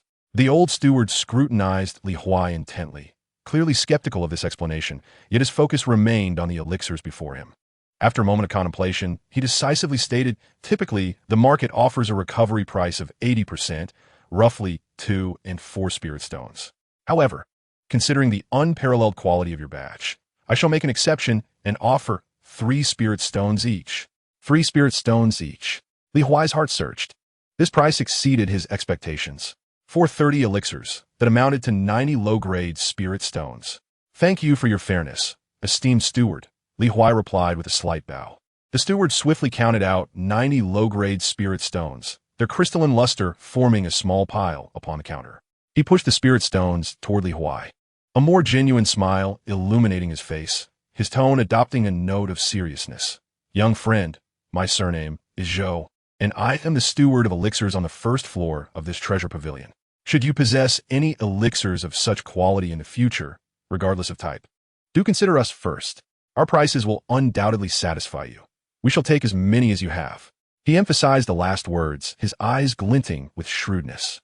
Li Huai accepted the spirit stones, combining them with his own, now holding 91 low-grade spirit stones, as he confidently made his way toward the magical artifact section. Before the rows of resplendent magical artifacts, he purposefully made his way to the alchemical furnace section. The most affordable lower-grade alchemical furnaces, with their ancient and robust designs, bore simple inscriptions of fire-assembling stability formations upon their thick walls. He meticulously selected a pitch-black furnace known as the Black Iron Cauldron. Its walls thick and the patterns of the fire-assembling array distinctly etched, priced at 80 lower-grade spirit stones. This one would suffice. Li Huai decisively completed the transaction. The weighty black iron cauldron felt cool to the touch, imbued with the unique essence of metal.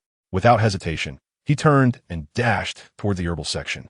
Emerald root, dewflower, earth vein yellow essence, 10-year stone orchid. He recited with precision the names of the materials required for refining the foundation pill, as if he were a seasoned practitioner immersed in the art for years. The attendant swiftly quoted the price for a set of foundation pill materials, 2 lower-grade spirit stones. "I'll take 5 sets," Li Huai replied without a moment's doubt. "Very well, 5 sets of foundation pill materials for 10 lower-grade spirit stones." The attendant nimbly packaged the 5 sets of herbs. Li Huai paid the 10 spirit stones and received the materials. Glancing at the solitary remaining lower-grade spirit stone in his hand, he smiled wryly. He bundled the black iron cauldron and the packaged herbs into a burlap sack, slinging it over his shoulder amidst the slightly astonished gazes of some patrons in Wanbao Pavilion. A miner purchasing a furnace and herbs? He strode purposefully out the door, hastening back to his dilapidated wooden hut. Once inside, he secured the door tightly, propping it shut with a table to seal any gaps. Li Huai cautiously extracted the black iron cauldron from a sack, placing it at the center of the room. The 5 sets of herbs were neatly arranged beside it. During this first attempt, clumsiness was to be expected. Though the insights in his mind were crystal clear, the practical execution, controlling the heat and finally tuning the output of spiritual energy, required his body to adapt. Fumbling with the herbs, he placed them into the furnace, channeling his internal spiritual energy to ignite the fire-assembling array at the furnace's base. Sizzle. A burnt smell permeated the air. The first batch was a total loss. Reduced to a pile of black ash, Li Huai remained composed, swiftly cleaning the furnace. Failure was anticipated. The key lay in learning from it. He closed his eyes, meticulously reviewing each step he had just taken, aligning it with the insights in his mind to identify discrepancies. In the second attempt, the heat was steadier, and the herbs melted successfully. However, during the crucial step of condensing the pill, the timing of the spiritual energy's resonance with the rejuvenation technique was slightly off. Thud! A muffled sound erupted from the furnace. The liquid failed to condense perfectly, resulting in a few irregularly shaped, dull-colored waste pills, with barely any medicinal potency left. Li Huai frowned slightly, picking up a waste pill to examine it closely. The mixed spiritual energy at his fingertips confirming the warning about the fleeting nature of timing from his earlier insights. Taking a deep breath, he cleared his mind of all distractions.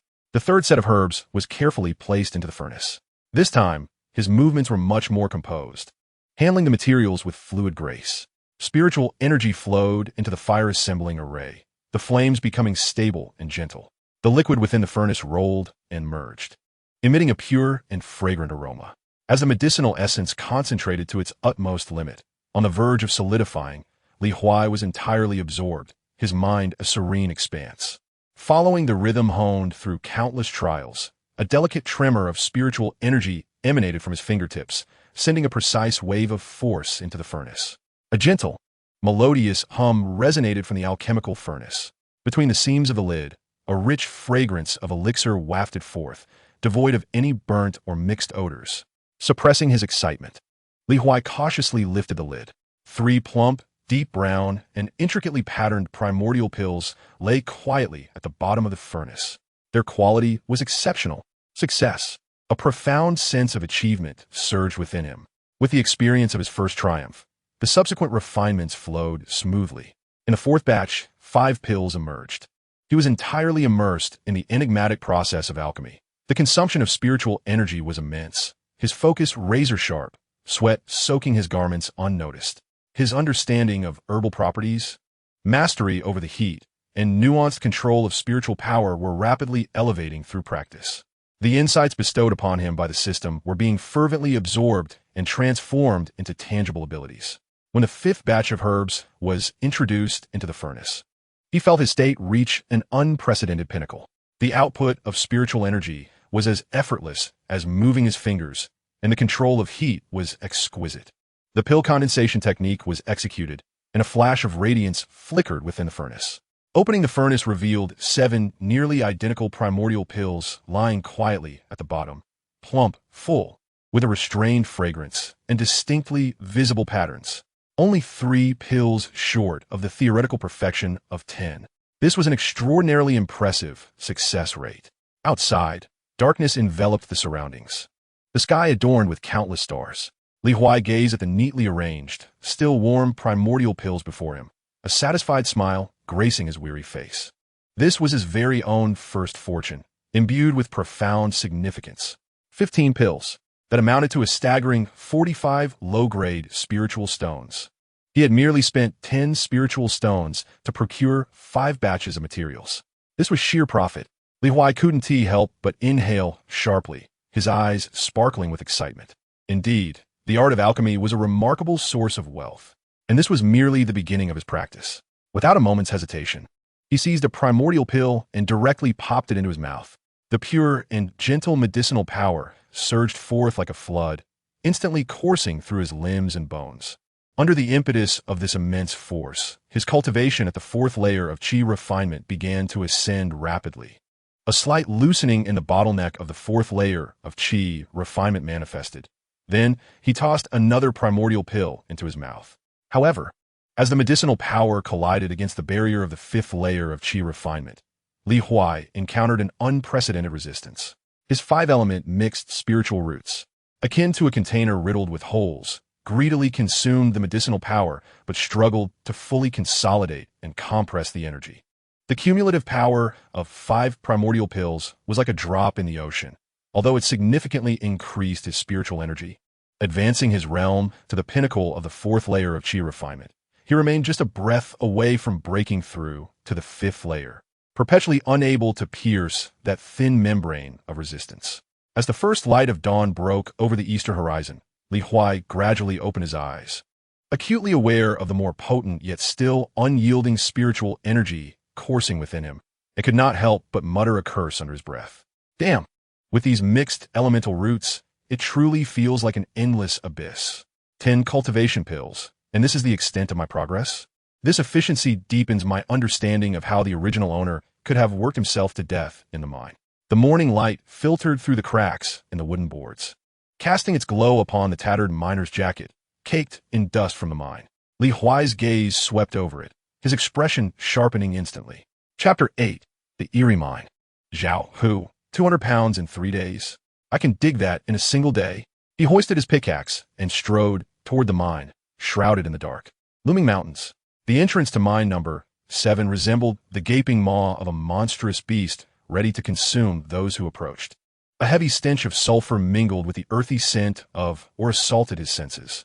A few miners, clad in equally tattered garments, stood at the mouth of the cave, their expressions blank as they awaited their descent, eyes devoid of life. Upon noticing Li Huai's approach, a flicker of surprise crossed their vacant gazes, only to be quickly replaced by indifference. Li Goshen? He really dares to venture into the depths of the East District? Muttered a gaunt, elderly miner. Zhao has clearly marked him for death, remarked a burly man, his face smeared with cold dust, shaking his head. Li Huai paid no heed to the murmurs surrounding him, his attention drawn to the stout figure of Zhao who beside the entrance. Arms crossed, he wore a grin that was more a grimace than a smile. Watching as Li Huai approached. Ah, Li Goshen. Zhao who elongated his tone, malice evident as he stepped forward, nearly invading Li Huai's personal space, spitting as he spoke. I've given you 3 days to dig up 200 pounds of ore, and you haven't even shown a ghost of shadow in the first 2 days. Today is the final day. He thrust a thick, stubby finger into Li Huai's chest, the pressure of his 5th-level chi bearing down upon him. Let me make this clear. If you fall short by even a pound, I will strip your skin off, break your legs, toss you into the abandoned mine to be fed to those unclean things. Do you understand me? He forcefully slapped Li Huai's shoulder, his face contorted in a grotesque mockery of a smile. Now get down there. If you don't bring back 200 pounds, don't even think about crawling back up alive. Li Huai stumbled back a half-step from the jab.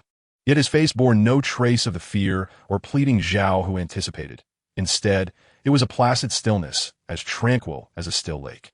Zhao whose forced grin faltered, feeling as though he had struck cotton.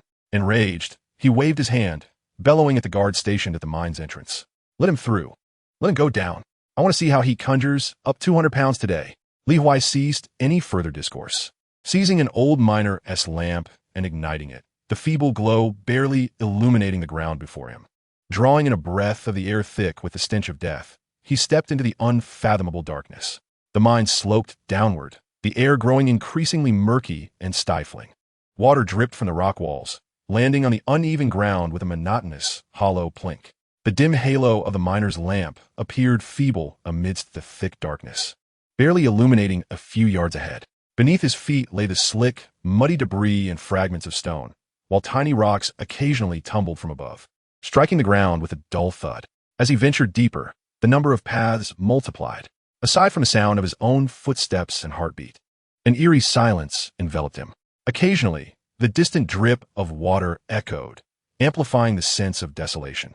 The air grew increasingly warm. Li Huai circulated his spiritual energy, enveloping his body in an imperceptible layer of ethereal light to fend off the encroaching heat. The surrounding rock walls exhibited an uncanny dark red hue, reminiscent of solidified lava. The strata had also become exceptionally hard. Each strike of the pickaxe produced mere sparks and a muffled clang. What tough stone! Li Huai Fronat. He set down the pickaxe, immediately channeling the full measure of his spiritual energy into his right arm. Basic sword art pierce. His finger, resembling a sword, concentrated a faint yet razor-sharp golden energy that fiercely stabbed into the dark red rock wall. Sizzle. The hard surface yielded, as if it were tofu, piercing half a foot deep and causing fine cracks to spiderweb outward. Li Huai's eyes brightened. His 10 fingers alternated in rapid succession, striking like lightning. Each golden ray accurately penetrated the wall at its weakest points, dislodging significant chunks of dark red or with each thrust. Applying the principles of the basic sword art to mining proved to be remarkably efficient. The sound of clanging echoed through the depths of the tunnel. Sweat soaked through his tattered clothing, rising in steam due to the heat, yet his movements remained unimpeded, his gaze focused and sharp. The oppressive atmosphere was omnipresent, not merely the heat and darkness. An invisible, weighty force pervaded the air, incessantly attempting to drag his spirit downward. Whispers of countless indistinguishable meanings seemed to resonate in his ears, vanishing upon closer inspection, leaving only an irritating hum.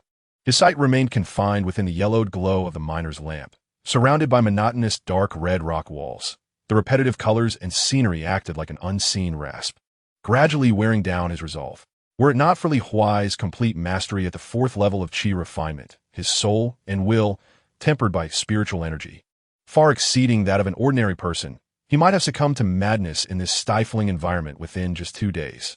Even so, he had to constantly partition a portion of his consciousness to stabilize his awareness and dispel the encroaching lethargy. Pausing to wipe his brow and surveying the pile of or beside him, resembling a small mountain, he estimated it to weigh roughly 200 pounds. Task accomplished. A slight relaxation surged through his taut nerves. However, in that fleeting moment of mental ease, an indescribable fragrance unexpectedly infiltrated his nostrils. The aroma was exquisitely sweet, imbued with an ineffable allure, as if it combined the freshness of a forest after rain with a hint of richness that stirred the very depths of his soul. In an instant, the pungent scent of sulfur and earthy undertones within the cavern was eclipsed, overwhelming all of Huai's senses. Almost immediately, a violent wave of dizziness struck him like a hammer against his consciousness. Everything before his eyes became a blurred, twisted whirlpool. The dim yellow glow of the mining lamp elongated into eerie beams of light, while the dark red rock walls writhed as if possessed. The disconcerting whispers and hums amplified suddenly, transforming into countless enticing murmurs that assailed his mind. Huai let out a muffled groan, his body swaying uncontrollably, teetering on the brink of collapse. An irresistible allure emanated from the deeper, darker recesses of the mine, like invisible threads entwining his very soul, compelling his steps forward. His gaze became dazed, pupils slightly dilated, losing focus. His body, like a marionette on strings, moved against his will, stiffly advancing towards the depths of darkness that radiated a deadly temptation. 1 step, 2 steps, he quickened his pace as if entranced. The rubble beneath his feet tripped him, yet he remained oblivious, rising to press onward. Time seemed to stretch as he traversed several winding, shadowy tunnels. Bang! A dull thud jolted him from his stupor. A searing pain shot through his forehead, and golden stars danced before his eyes. Huai shook his head violently, the fog of confusion dissipating swiftly, replaced by terror and dread. He realized he stood at the end of a dead end, confronted by a dark red rock wall indistinguishable from those around it. That collision had been a solid impact against this very stone barrier. What was happening? Huai inhaled sharply, cold sweat instantly soaking his back. He surveyed his surroundings. The silence here was even more profound. The air felt scorching and thick, and the invisible mental strain had intensified exponentially. The sweet yet eerie fragrance that had captivated him was emanating distinctly from the very wall that had roused him. There was something behind that stone wall. Chapter 9. The Enigmatic Fruit. Huai's gaze sharpened with newfound intensity, as the earlier dizziness and loss of control were supplanted by an insatiable curiosity. That peculiar aroma was too extraordinary, far from ordinary. Moreover, its ability to directly influence the minds of 4th-tier Qi refinement practitioners, even briefly controlling their actions, further attested to the remarkable nature of whatever lay beyond the wall. Suppressing the urge to be drawn in by the enchanting scent once more, he focused his spiritual energy to safeguard his consciousness, cautiously extending his hand to touch the cold, unyielding rock face.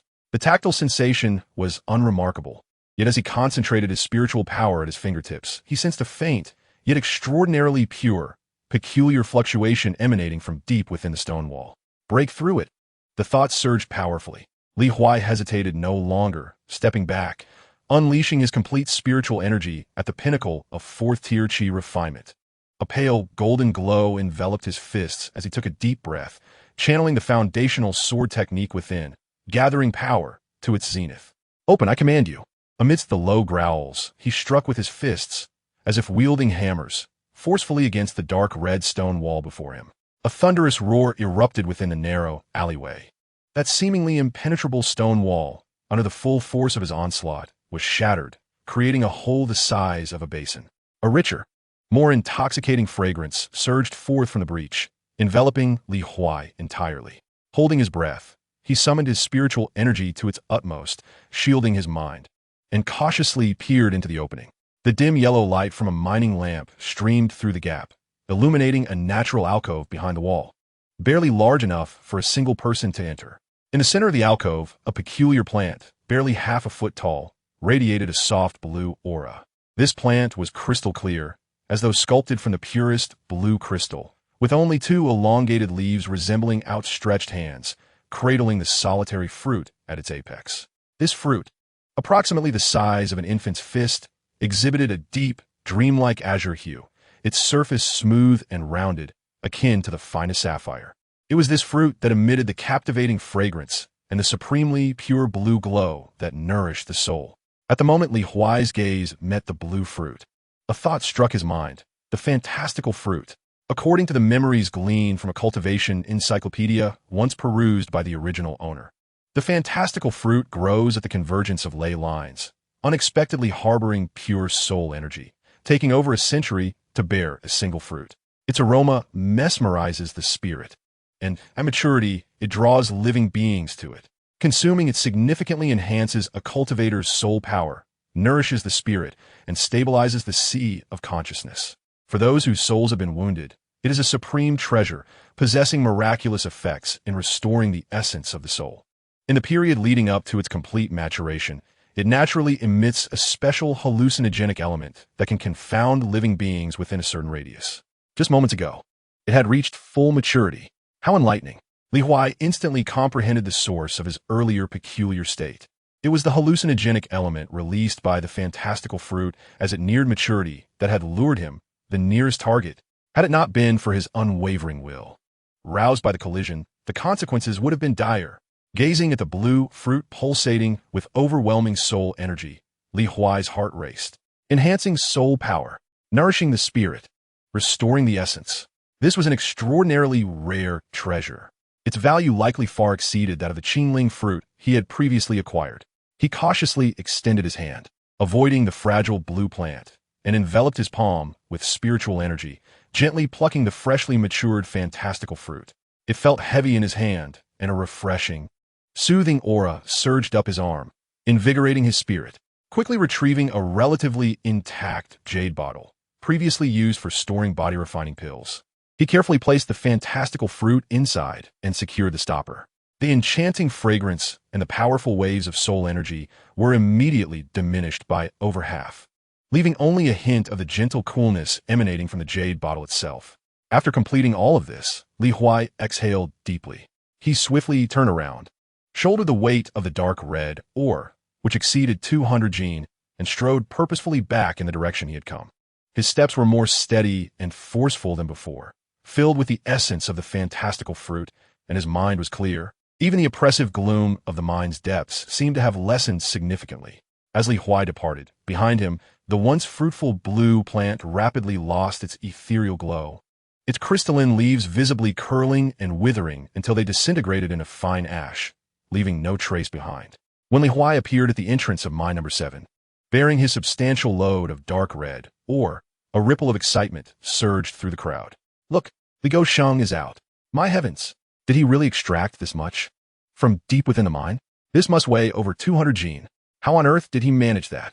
Did he pick up someone else's excavated ore? The miners around him chattered in disbelief. Zhao Hu, seated casually on a rickety chair not far away, crossed his legs. We saw Li Huai emerge unscathed, carrying an amount far exceeding the task's requirements. His relaxed demeanor instantly stiffened. Zhao Hu sprang to his feet and rushed over, confronting Li Huai with a sharp reprimand. Li Sheng, what trickery is this? The depths of the East District, near the abandoned mine tunnel, have rock harder than iron. You expect me to believe you could dig this much in a single day? Speak, did you steal someone else's? Or did you bring in inferior stones from elsewhere to pass off as your own? Li Huai calmly set down the ore with a heavy thud and brushed the dust from his hands.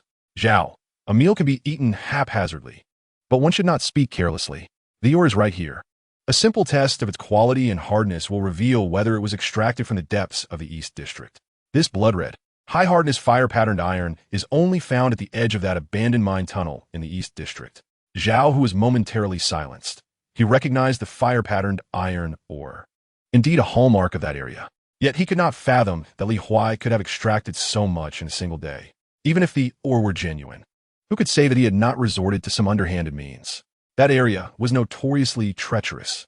Perhaps he had simply stumbled upon a collapsed rock face and collected the spoils. This did not constitute skill. The task required him to personally extract 200 jin. Your opportunistic ways cannot be acknowledged. He stepped closer, pointing an accusatory finger at Li Huai, saliva nearly spattering onto his face. You are not to receive a single coin of today's wages. Furthermore, you have recklessly damaged the mine structure, nearly causing a collapse. I will hold you accountable for that. Just as Zhao Hu was about to signal his subordinates to take action and completely sever ties, A voice as crisp and clear as a mountain spring suddenly resonated from nearby. This voice, though soft, cut through the clamor, instantly silencing the raucous entrance of the mine. Everyone, including the furious Zhao Hu, instinctively turned to the source of the sound.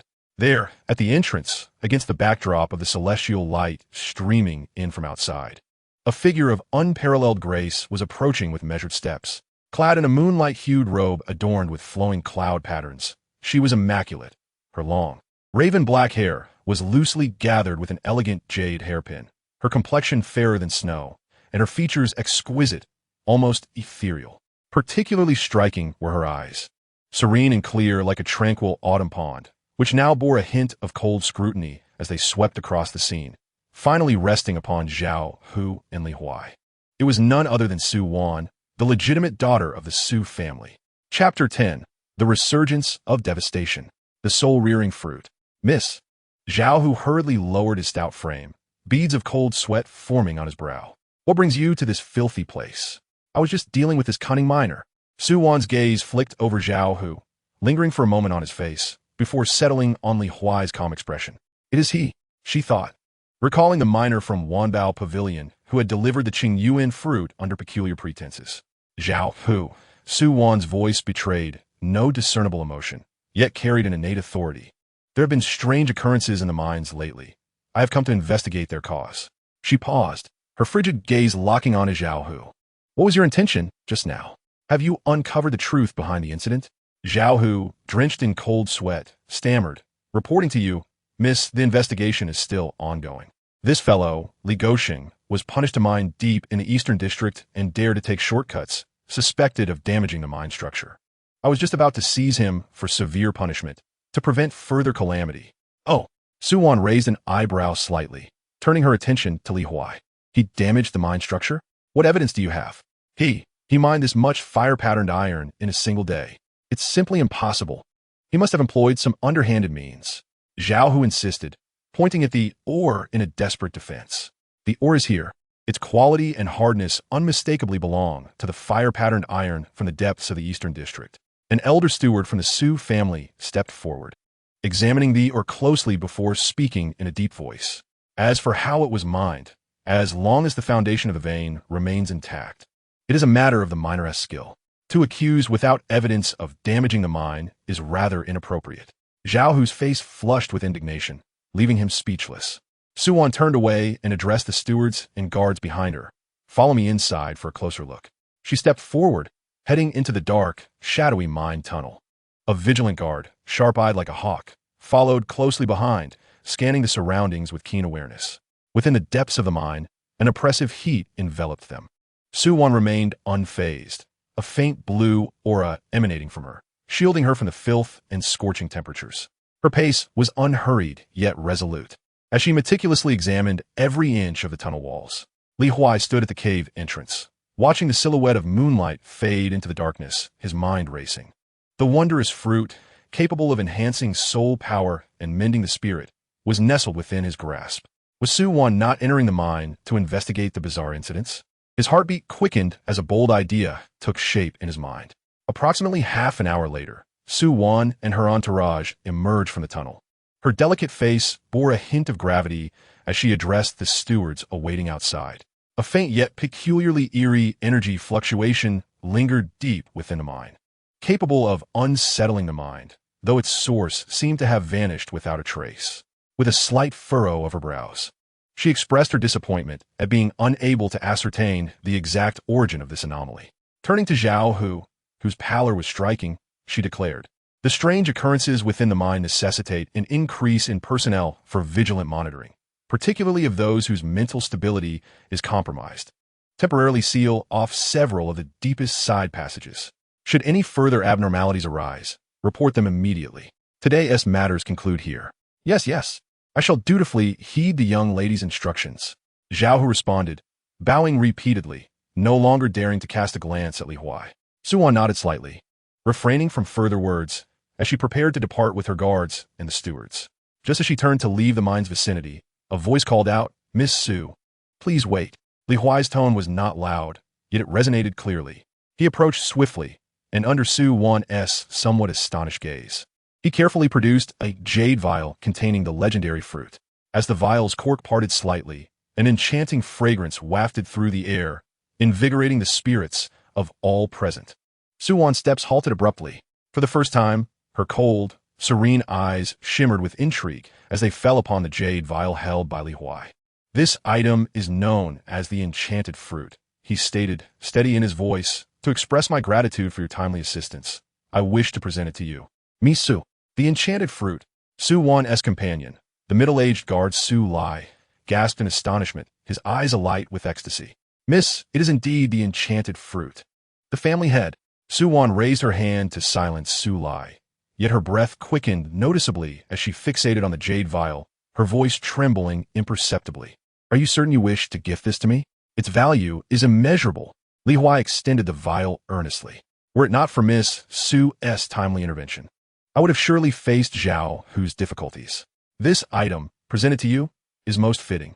Suwan gazed into Li Huai's unwavering eyes, and then at the fruit that could be a lifeline for her father, her mind racing with countless thoughts. What was the origin of this fruit? Could the mine's strange occurrences be linked to it?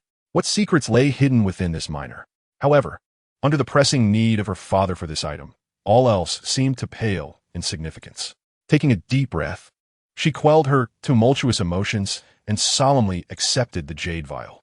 As it rested in her hand, the pure wave of soul energy emanating from it brought her a sense of comfort, dispelling any lingering doubts. "This item is akin to a rebirth for my Su family," Suwan declared with unprecedented gravity, casting a profound glance at Li Huai. "Such a great favor. I shall forever remember. What is your name?" "I am called Li Huai," he replied with a respectful bow. "Li Huai," she repeated internally, then turned to Su Lai. The middle-aged guard, Su Lai, immediately understood, unfastening a bulging pouch of spirit stones from his waist. Judging by its weight, it contained at least several hundred low-grade spirit stones. "Young friendly Huai, this is but a token of my appreciation. Please accept it." Su Lai offered the pouch to Li Huai. Li Huai's heart leapt with joy, ready to reach out for it, when suddenly an alarm rang in his mind. The system determined it as a gift and would return it. Accepting the spirit stones would alter their nature.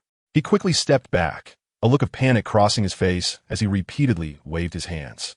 "Absolutely not. Su, I present this fruit without any expectation of reward. If I were to accept the spirit stones, my conscience would be troubled. This item can assist the Su family. It is its rightful place." His refusal was remarkably resolute, as if he bore a deep-seated grudge against spirit stones. Su Lai, holding the pouch, looked at Suwan in bewilderment. Suwan observed Li Huai's indifferent demeanor towards the spirit stones, and a flicker of complex emotion passed through her cold eyes. A lowly miner, unmoved by hundreds of spirit stones? This cast an air of mystery over her impression of Li Huai. Gift behavior detected. Fantasy fruit X1. Recipient Suwan. Gift detected as urgently needed for the recipient's immediate family. Triggering critical return. Critical return. Soul nurturing fruit X1. Item description. Soul nurturing fruit, a celestial treasure, containing the purest innate soul source, with a nurturing effect on the spirit far exceeding that of the fantasy fruit by 100-fold. For cultivators below the foundation establishment stage, there is a significant probability of early gestation of spiritual consciousness. A series of cold notifications echoed in Li Huai's mind, especially the description of the soul-nurturing fruit and the prospect of early cultivation of spiritual consciousness made his heart race uncontrollably. Spiritual consciousness, attainable only at the foundation establishment stage. What an extraordinary opportunity. Unaware of the tempest raging within Li Huai, Suwan pondered for a moment, then made her decision. "Since you are unwilling to accept the spirit stones, I shall not force you. However, the Su family never wishes to owe a favor. Given your opportunity and your resilient character, it would be a waste for you to remain hidden in this mine." Her gaze swept over Li Huai's tattered miner's attire as she continued. "The Su family's medicinal garden is in need of a meticulous and knowledgeable steward. Would you be willing to return with me to the Su family? The position of steward in the medicinal garden offers a monthly salary of 20 low-grade spirit stones, along with access to certain family resources. Though not immensely wealthy, it far surpasses the perilous life of mining. Are you willing? Steward of the medicinal garden. A monthly salary of 20 spirit stones. Cultivation resources." Li Huai's heart soared with elation. This was akin to a pillow delivered to his sleepy head. He had been troubled about how to shed his minor identity and acquire more resources. He immediately bowed, his voice tinged with just the right amount of excitement and gratitude. "Miss Su, your kindness is unforgettable. I am willing to serve the Su family." "Very well." Suwon nodded slightly, then produced a token. "Take this token. You may present it upon your arrival at the Su residence." With that, she cast no further glance at anyone and turned to leave. Li Huai took the token and gazed at Su Wan's retreating figure before turning his attention to Zhao Hu, who stood nearby. At this moment, any trace of Zhao Hu's previous arrogance had vanished. The veins on his forehead throbbed violently, and his triangular eyes were filled with a tumult of incredulous jealousy. His thick, flabby lips trembled as he attempted to muster a flattering smile. Yet it appeared more grotesque than a cry of despair. "Li." "Manager Li." Zhao Hu stumbled forward, his voice dripping with sycophancy. "Congratulations, Manager Li. I extend my heartfelt congratulations. To have the esteemed favor of the young lady, your rise to prominence is surely imminent. In the past, I was blind and disrespectful. I hope Manager Li can exercise magnanimity and not hold it against someone as coarse as I." "Your politeness is noted," Zhao Hu, Li Huai replied, his tone calm and devoid of any discernible emotion. "I remember the past, and I advise you to conduct yourself wisely." He disregarded Zhao Hu, who remained frozen in place, and paid no heed to the curious gazes of the surrounding miners, striding directly toward his humble wooden dwelling. Revenge was not an immediate concern. The pressing matter was to refine the newfound treasure. Li Huai felt the overwhelming essence of the soul-nurturing fruit, which resonated with a vast, oceanic power, igniting a fervent intensity in his gaze. Only by transforming this opportunity into tangible strength could he secure his position in the realm of cultivation and ultimately seek retribution. He was equipped with methods to cultivate his nascent consciousness and establish a foundation. Chapter 11. The birth of consciousness. The wooden cabin provided a sanctuary from the clamor of the outside world. Li Huai sat cross-legged on the cold wooden floor, retrieving the soul-nurturing fruit, which radiated a warm, jade-like glow. However, he stifled the impulse to refine it immediately. It was unwise to attempt to harness the innate soul source of the fruit with a cultivation level of the 4th layer of qi refinement. It was better to first break through to the 5th layer. He approached the corner of the room, cleared away the soft earth beneath his feet, and unearthed a jade vial. Inside lay 10 plump and lustrous foundation pills. Without hesitation, he picked one up and swallowed it whole. The pure medicinal energy surged through his limbs and bones instantaneously. The barrier of spiritual energy he had formed at the 4th layer of qi refinement trembled slightly under the force of this influx. Li Huai held his breath and concentrated, employing the foundational breathing technique to guide the medicinal power, which washed over his 5 elemental mixed spiritual roots. As the first pill's potency was exhausted, the barrier quivered but did not shatter. He consumed the second pill, and the torrent of spiritual energy intensified, causing the barrier to emit groans of strain, fissures appearing across its surface. With the 3rd foundation pill consumed, a resounding explosion resonated within him, as if something had been completely breached. A pure stream of spiritual energy surged through every part of his being. The 5 elemental mixed spiritual roots, akin to a parched riverbed welcoming life-giving rain, experienced an increase in their capacity to absorb spiritual energy, albeit with a still modest conversion efficiency. 5th layer of qi refinement. Li Huai exhaled a long breath of stale air, his eyes sparkling with renewed vigor. At this moment, he felt an unprecedented fullness of spirit. The time had come. With a mere thought, the soul-nurturing fruit, exuding a gentle jade light, appeared in the palm of his hand. Merely grasping it, a refreshing and comforting aura, seemingly capable of cleansing the soul, surged up his arm and pierced through his consciousness, invigorating his spirit. Without further hesitation, Li Huai placed the soul-nurturing fruit into his mouth. The fruit dissolved instantly, not transforming into a torrent of vibrant spiritual energy, but rather into an indescribably pure and primordial source of soul essence. This force was intangible and formless, yet vast and magnificent, akin to the gentlest essence of the cosmos, enveloping his entire soul in an instant. Refreshing, translucent, sublime. This soul essence, like the most exquisite artisan, meticulously sculpted the very core of his being. The strength, resilience, and perceptive acuity of his soul surged at an astonishing pace. At that moment, a sudden transformation occurred. At the heart of this vast soul essence, a faint glimmer of spiritual light was ignited. As soon as this spark appeared, it began to voraciously absorb the surrounding primordial soul essence, rapidly expanding. Much like a black hole. Buzz. Huai felt his consciousness elevate and expand infinitely. No longer confined within his corporeal form, it spread outward like mercury, radiating in all directions. Every inch of the wooden planks and crevices of the cabin, the tiny insects crawling within, and the grains of sand rolling across the earthen ground outside were vividly reflected in his mind. Every detail was manifest. No longer could anything hide. This was the power of divine perception. A tempest of astonishment surged within Huai. The hallmark ability of a foundation stage cultivator had unexpectedly blossomed within him at the 5th layer of Qi refinement.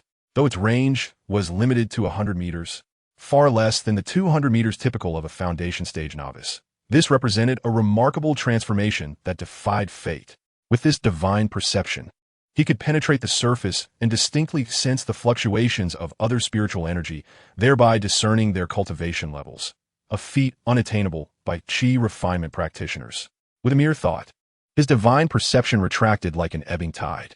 Huai opened his eyes, and within his obsidian gaze shone a newfound clarity, a lucidity that encompassed the affairs of the world. Upon a slight introspection, he felt the spiritual energy within him, propelled by the residual power of the soul-nurturing fruit, seamlessly break through to the 6th layer of Qi refinement. A double delight. Suppressing the elation within, Huai carefully stored the remaining 7 vitality-enhancing pills into a jade vial. The breakthrough and refinement of the soul-nurturing fruit had consumed an entire night. He needed to swiftly dispose of these pills in exchange for resources. Re-entering the marketplace, Huai's focus shifted from the imposing Wanbao pavilion to the more chaotic and mingled street vendor area. He sought to avoid drawing the attention of the pavilion's overseer by presenting too many pills as a minor within a short span of time, which would be overly conspicuous. His divine perception, like invisible tendrils, enveloped a 100-meter radius around him. Countless pieces of information flooded his mind as he immersed himself in the experience of this newfound power. In an inconspicuous corner, a vendor at the 7th layer of Qi refinement, with a sharp face and a garrulous demeanor, was fervently hawking a few ancestral treasures. Huai's gaze swept over the vendor's booth, taking in the worn trinkets, a few herbs with thin spiritual energy, and several talismans. Suddenly, his consciousness detected a faint spiritual fluctuation emanating from a rusty, dilapidated pottery shard in a corner. This elusive wave of energy was anything but the rubbish the vendor boasted about. Noticing the Huai Baozing. The vendor's eyes gleamed with eagerness as he immediately brandished a yellow talisman inscribed with crooked runes, enthusiastically promoting, "Esteemed friend, behold this rare talisman of swift movement. Authentically crafted using ancient methods. Affix it, and you will run as swiftly as the wind." Comparable to a Qi refining practitioner at the 8th or 9th level exerting their utmost effort. It lasts for 2 hours. Only 20 low-grade spirit stones. Miss this opportunity, and you shall not find another. Huai swept his consciousness over the so-called talisman, suppressing a scoff within. The runes were incomplete. The flow of spiritual energy impeded in several places, rendering its potency a mere 50% of the vendor's claims, and exceedingly unstable, liable to fail at any moment. 20 spirit stones? What outrageous theft! He maintained a facade of indifference, yet let his gaze linger on the talisman, deliberately exhibiting a hint of interest mixed with the conflict of financial constraint. He gradually produced a jade vial containing 7 essence-nurturing pills, uncorking it. As a rich and pure medicinal aroma wafted forth. A talisman of swift movement? Sound intriguing, Huai said, his voice tinged with feigned hesitation. I possess only these 7 essence-nurturing pills, which you can surely appreciate the quality of. How about we make an exchange for this talisman? He deliberately waved the vial before the vendor's eyes. The vendor, intoxicated by the fragrant aroma, was instantly captivated. 7 pills of such superior quality would fetch at least 21 spirit stones in the market. This trade was indeed favorable. He suppressed the surge of elation and feigned a look of profound loss, exclaiming, 7? This is a treasured talisman passed down through generations. However, seeing your sincerity, alas, let us consider it a gesture of friendship. It's a deal. He swiftly seized the jade vial, fearing Li Huai might retract his offer, and hastily thrust the talisman into Li Huai's hands. Without a glance, Li Huai accepted the talisman and tucked it away. As the vendor gleefully counted the pills, Li Huai's gaze inadvertently drifted to the pottery shard deemed as refuse, his brow furrowing slightly with disdain. My friend, your stall lacks discernment. This wretched shard, grimy and rusted, is quite an eyesore. Having just exchanged for your talisman, in good spirits, allow me to assist you in clearing this rubbish. With that, he casually reached for the unsightly shard. The vendor, lost in the joy of his perceived fortune, paid no mind to what he had long deemed worthless. He quickly waved his hands, a forced smile plastered on his face. Oh dear friend, this precious shard is remarkable. I initially intended to sell it for at least 10 spirit stones, but never mind, let us consider it a token of friendship. Should you come across more such quality pills, do seek me out. Li Huai chuckled inwardly, while maintaining an impassive exterior, deftly retrieving the greasy, rust-laden shard as if it were merely trash. Feeling its weight and the coldness of the material, he scanned it once more with his consciousness, confirming the presence of that faint spiritual fluctuation within. Unperturbed, he discreetly pocketed the shard, appearing as though he had merely stumbled upon refuse. Thank you, Li Huai said flatly as he turned and vanished into the bustling crowd. The stall owner gazed at the vanishing figure of Li Huai, weighing the 7 top-quality Peiyuan pills nestled within the jade vial in his hand, unable to suppress a low chuckle. Fool! Trading a tattered talisman for 7 exquisite pills. And even scavenging. What extraordinary luck he has today. Li Huai mused to himself that it was time to report to the Su residence. He strode towards its direction with steady steps. However, just as he took a few paces, a melodious voice, laced with astonishment, echoed from not far behind. Li Gosheng, is it you? Li Huai's steps faltered slightly, yet his awareness had already captured that familiar aura long before he heard the voice. He turned slowly. Chapter 12. The scent draws me near. Standing, there was Song Chuyin, clad in a brand-new green outfit that accentuated her graceful figure. She had just broken through to the 7th level of chi refinement, her aura still somewhat unsteady, yet her arrogance and sense of superiority were more pronounced than ever. At this moment, her exquisitely painted almond-shaped eyes were fixed intently on Li Huai.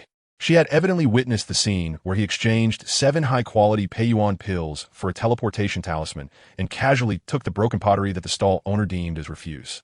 Song Chuyin approached briskly, a saccharine smile spreading across her face, though her eyes sparkled with shrewd calculation.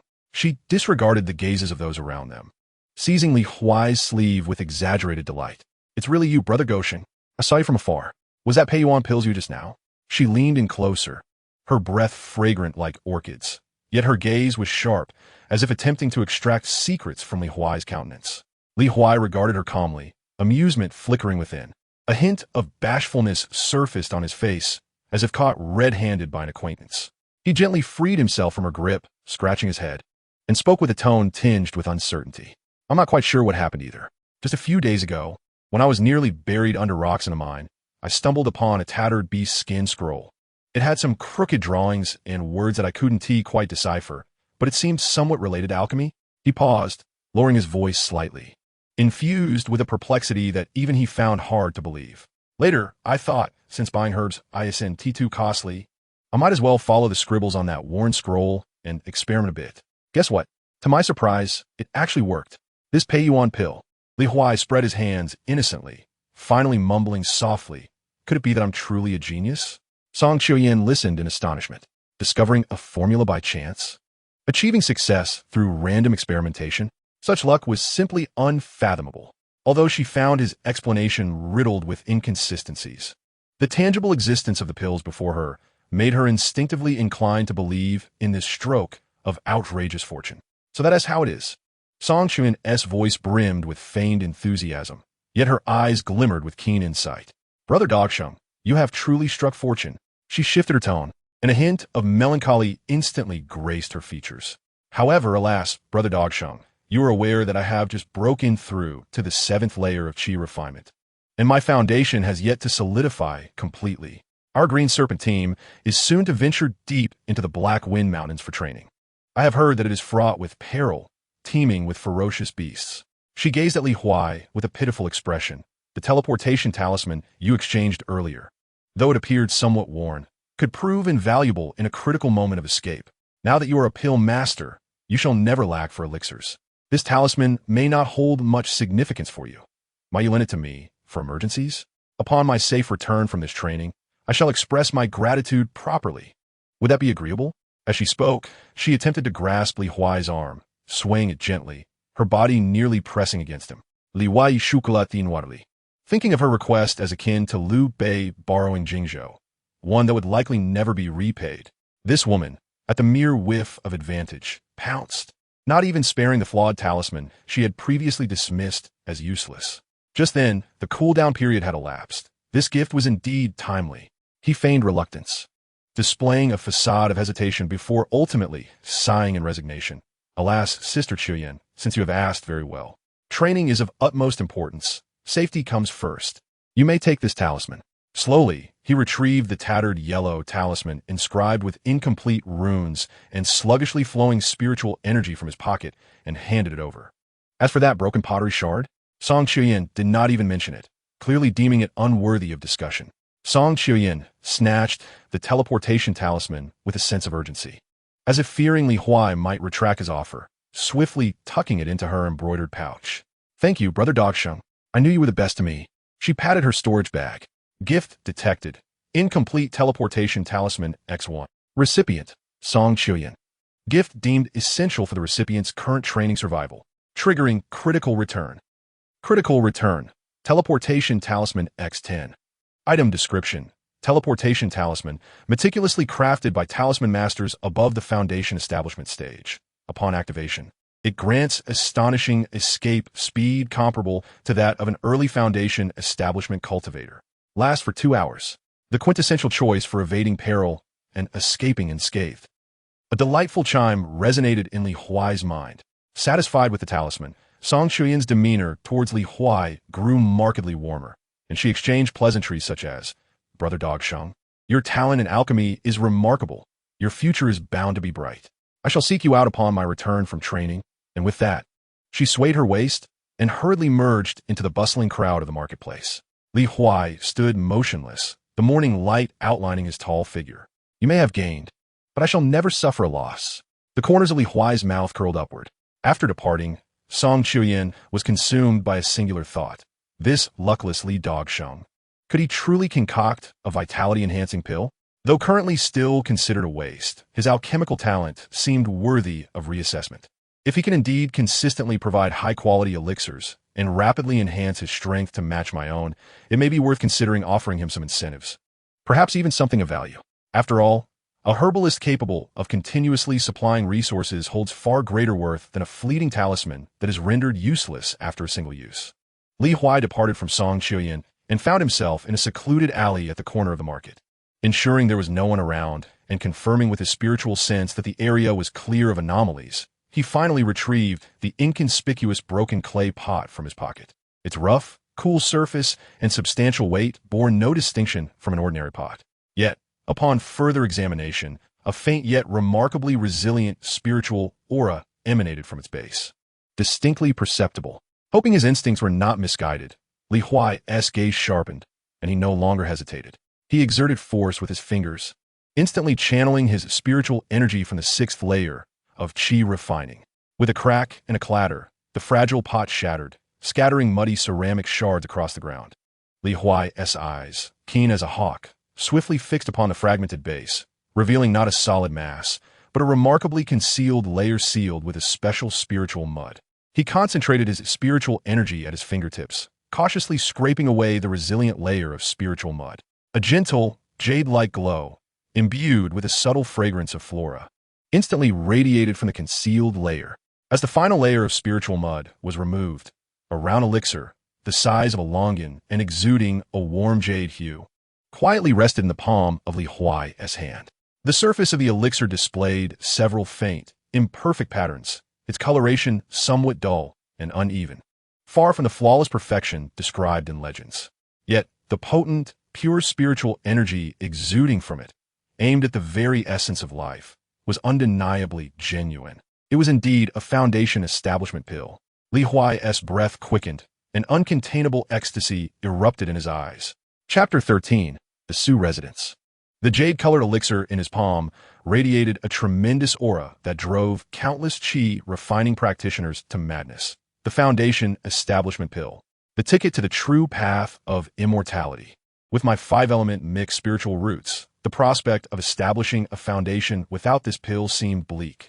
Even with this Foundation Establishment Pill, the odds of success remained slim. Yet, thankfully, I possess a system. After the overwhelming surprise, a swift calmness enveloped him. He carefully stored the precious, albeit imperfect, elixir in a clean jade vial and concealed it close to his person. Regaining his composure, Huai wasted no time and hastened towards the expansive Su residence located at the heart of Haishi Town. As he approached the Su residence, the atmosphere grew increasingly tense. The previously lenient security measures had transformed into an imposing barrier, with the Grand Vermilion gates firmly closed, leaving only a side entrance for passage. Inside and outside the walls, several squads of guards patrolled incessantly, and the air was thick with a sense of impending storm. Martial law, Huai understood. Realizing that Su Zhengyang's awakening had reached a critical juncture, he announced his identity as the newly appointed steward of the medicinal garden. The guards, evidently briefed, meticulously examined his identity token before allowing him entry. Under the guidance of a steward, Huai traversed through numerous courtyards, arriving at a secluded and tranquil independent courtyard, where the aura was palpably more vibrant. Before he even crossed the threshold, Huai's formidable spiritual sense had already keenly detected two distinct presences emanating from within the main hall. One was a powerful yet frail essence, akin to a lion recovering from a severe illness, slowly regaining its strength in slumber. Each breath it took subtly stirred the surrounding spiritual energy, its potency astonishingly reaching the pinnacle of qi refinement, merely half a step away from foundation establishment. This must be Su Zhengyang. The other essence was cool and tinged with unmistakable fatigue, belonging to Su Wan. At that moment, the overwhelming yet weakened essence suddenly trembled. Following this, a vitality-infused presence, far more potent than before, awakened explosively like a dormant volcano. An invisible pressure rippled outwards like water waves, fleeting yet causing the guards waiting outside and Huai to feel a sudden heaviness in their hearts. "Father, how do you feel?" Su Wan's voice rang out with joy. A resonant, robust voice soon followed, imbued with the relief of survival.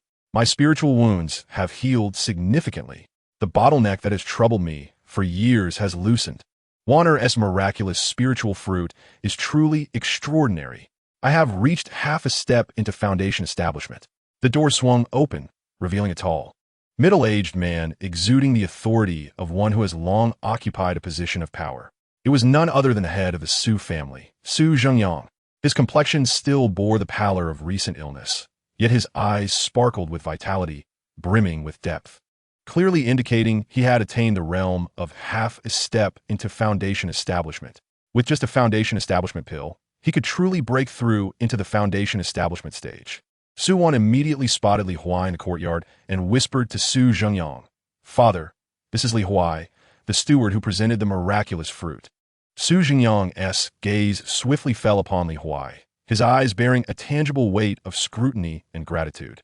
"Young friendly," Su Zhengyang's voice boomed, filled with sincere appreciation. "I owe my life to this fortuitous turn of events, all thanks to the wondrous fruit you gifted. This kindness shall be etched in the hearts of the entire Su family. In the future, should you require anything, as long as it does not contravene morality, the Su family shall spare no effort." Huai quickly clasped his hands in salute. "You honor me too greatly, Su family head. It is merely fortune that I could assist the head of the family. It is a blessing for both the fruit and myself." Su Zhengyang regarded Huai with a glimmer of admiration. He gestured for Huai to refrain from further formalities, then his expression grew serious as he dismissed the guards, leaving only Su Wan and Huai in the courtyard. "Young friendly, as an esteemed benefactor of the Su family and one trusted by Wanner, I shall not conceal certain matters from you." Su Zhengyang's voice lowered, tinged with suppressed anger. "My recent journey was not for ordinary affairs, but to venture to Qinyan City, several hundred miles away, in search of a foundation establishment pill." A jolt ran through Huai at the mention of the foundation establishment pill, instinctively glancing at the jade vial he held. Su Zhengyang remained oblivious to Huai's subtle reaction, continuing his discourse. "The Su family has long held a significant share in the Blackstone or vein. making them a thorn in the sides of the Zhao and Chun families. This time, their whereabouts were inexplicably leaked, resulting in an ambush during their return journey. The assailants deployed at least 3 formidable cultivators at the 9th level of Qi refinement, whose cruel and sinister techniques were executed with remarkable synergy, far beyond ordinary rogue cultivators. I fought valiantly, but our guards suffered heavy casualties, and only after sustaining grave injuries did Su Hu manage to escape, barely clinging to life. Moreover, the precious foundation-building elixir, for which a significant sum was expended, has gone missing. As he concluded, his fists clenched tightly, knuckles whitening, his eyes burning with an intense hatred. Father suspects it was a collaboration between the Zhao and Chun families. Su Wan's voice was icy. Who else in Blackstone Town possesses such power and motive? A chilling light flickered in Su Jingyang's eyes. Although I have progressed to the brink of foundation establishment due to calamity, my foundation remains unstable. Su Hu is gravely injured, and our family's elite combat strength has been severely diminished. The Zhao and Chun families will not let this once-in-a-lifetime opportunity slip away. The Su family is in dire straits. A heavy pressure enveloped the courtyard. Su Wan's delicate face was frosted over, her eyes filled with deep concern. Li Huai felt the impending storm of crisis. Just then, a panicked guard stumbled into the courtyard, hardly pausing to pay his respects, his voice hoarse as he shouted, "Master! Miss! Terrible news! Something has happened at mine number 77. Young Master Zhao has barged in with a dozen capable men, claiming to inspect the ore output, suspecting our Su family of overstepping our mining boundaries. When our people attempted to reason with him, Zhao wasted no time and attacked directly. His Qi refinement at the 8th level is brutal. Sang Ming, Li Gui, and the others were severely injured and left bleeding on the spot. The mine has descended into chaos." "What?" Su Jingyang's eyes widened. The pressure of half a step into foundation establishment erupting uncontrollably. The stone table in the courtyard cracked under the overwhelming spiritual force, fissures appearing across its surface. A chilling aura of murderous intent spread throughout the space. "Zhao, how dare this junior be so audacious? Inspecting the mine? It is clearly an attempt to take advantage of the situation and probe our Su family's vulnerabilities."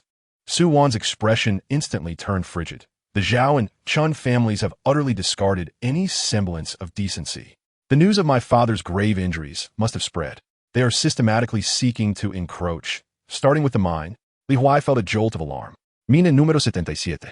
That is where his fortunes began. A vital source of income for the Su family. The fact that the young master of the Zhao family has personally led an assault, injuring our guards, signifies that this is no mere altercation, but a blatant declaration of war. The speed at which the conflict escalated surpassed his expectations. Chapter 14. The Storage Bag. The fury in Su Jingyang's eyes threatened to erupt.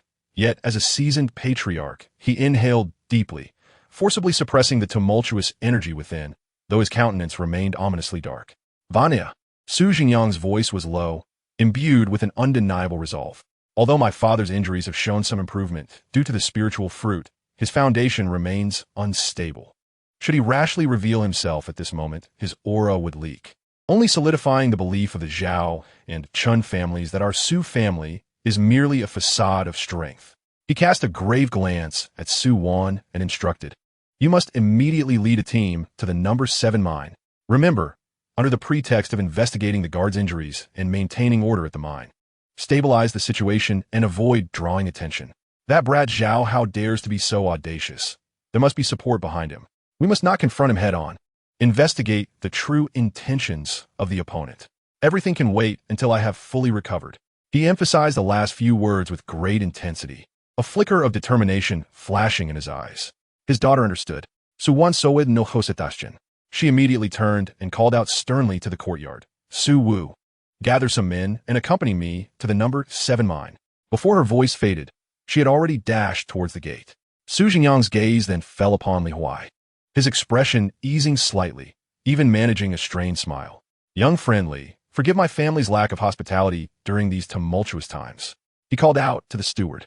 A middle-aged man in a brown steward's uniform, exuding a steady demeanor, promptly entered the courtyard, bowing in obedience.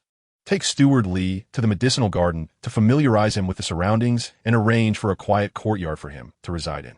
Steward Li is a benefactor of our Su family. He must be properly accommodated without neglect. So sendian instructive. Yes, master, the steward replied. Steward Li, please follow me. He gestured invitingly to Li Huai. Aware that this was not the time for idle chatter, Li Huai clasped his hands towards Su Jingyang, saying, Master, take care of your health. I will take my leave. He then followed the steward out of the oppressive courtyard. The steward was remarkably efficient in his duties.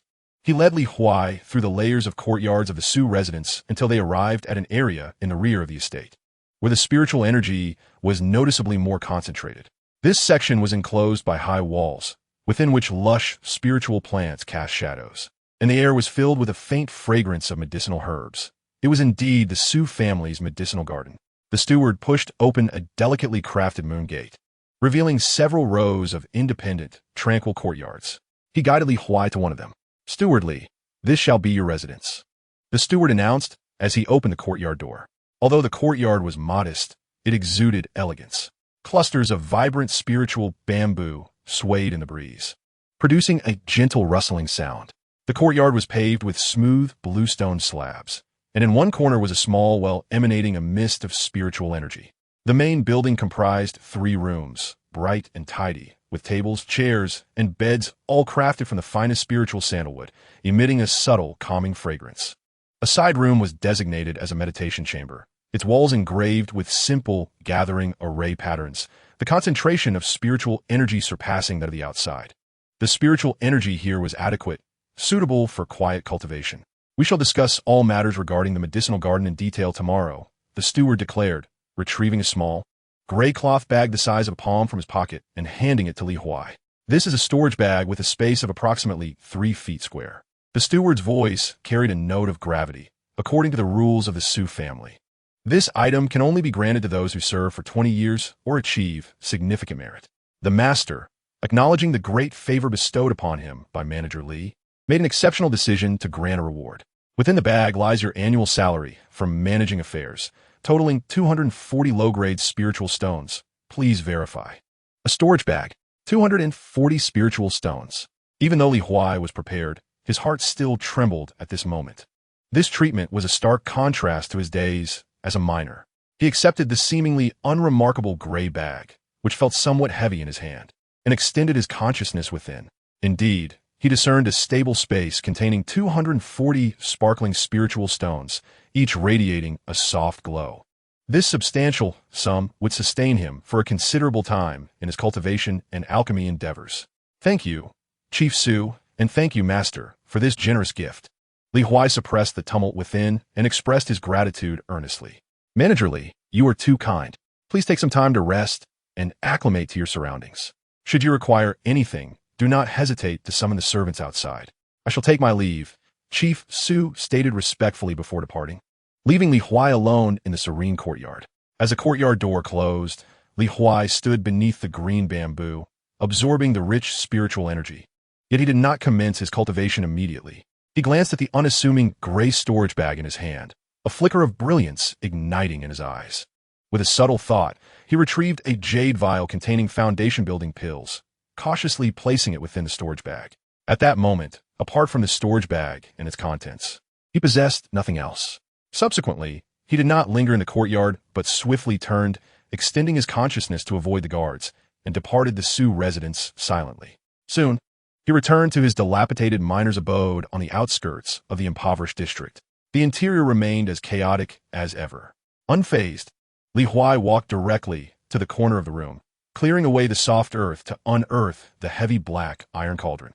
Though the cauldron was caked in dirt, it still emanated a cold, metallic essence.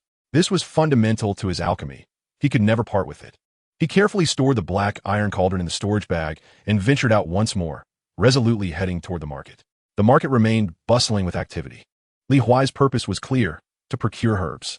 He made his way directly to the herbal section. Then pot an op begin gao, ning lu hu, zi mai huang jing. Ensure who for the pay yuan dam materials. The attendant swiftly packaged the order. 10 portions, 20 low-grade spiritual stones. He then turned to the alchemy stall. 5 gathering chi pills.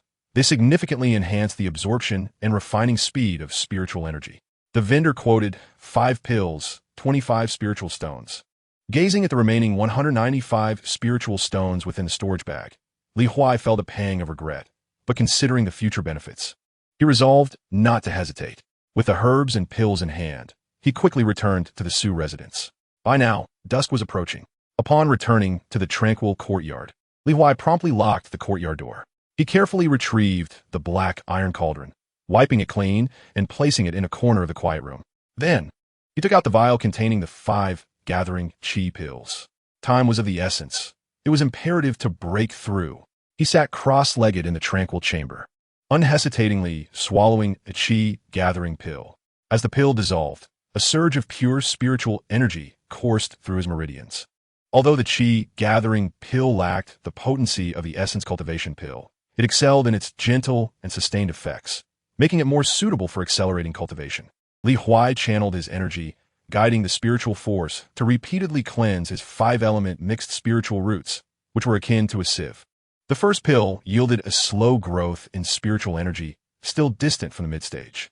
The second pill enhanced the flow of energy somewhat, loosening its barriers. Upon fully refining and absorbing the third pill's potency, a thunderous boom resonated.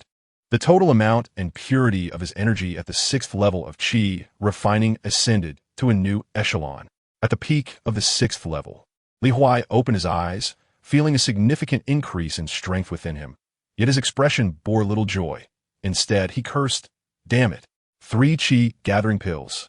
And I still cannot break through to the 7th level of chi refining? This wretched 5-element mixed spiritual root is an insatiable abyss. My cultivation speed is as slow as a turtle's crawl." He gazed mournfully at the remaining 2 chi gathering pills, filled with helplessness regarding his path of cultivation. This aptitude is utterly despairing. As night deepened and moonlight cascaded through the window, Li Huai regulated his breathing, suppressing his inner turmoil. He once again retrieved the warm jade vial from his storage bag. Upon uncorking the vial, an overwhelming and pure aura, reminiscent of the essence of life itself, permeated the chamber, causing the surrounding spiritual energy to ripple gently. The Foundation Establishment Pill. The unremarkable yet immensely precious Foundation Establishment Pill lay quietly in his palm. The cooling period had elapsed. It was time to present a gift to Su Wan. He exclaimed excitedly. Chapter 15. An ancestor of mine once achieved Foundation Establishment. In the Zhao family's secret chamber, Zhao Wujia, the head of the Zhao family, possessed a robust physique and a rugged appearance, emanating a formidable aura of the 10th level of chi refinement. Chun Tianba, the head of the Chun family, was slender, with a piercing gaze akin to that of a venomous serpent, also exuding the pressure of the 10th level of chi refinement. The two sat across from each other, accompanied by several elders from both families. That old fool, Su Zhengyang, truly possesses a charmed life.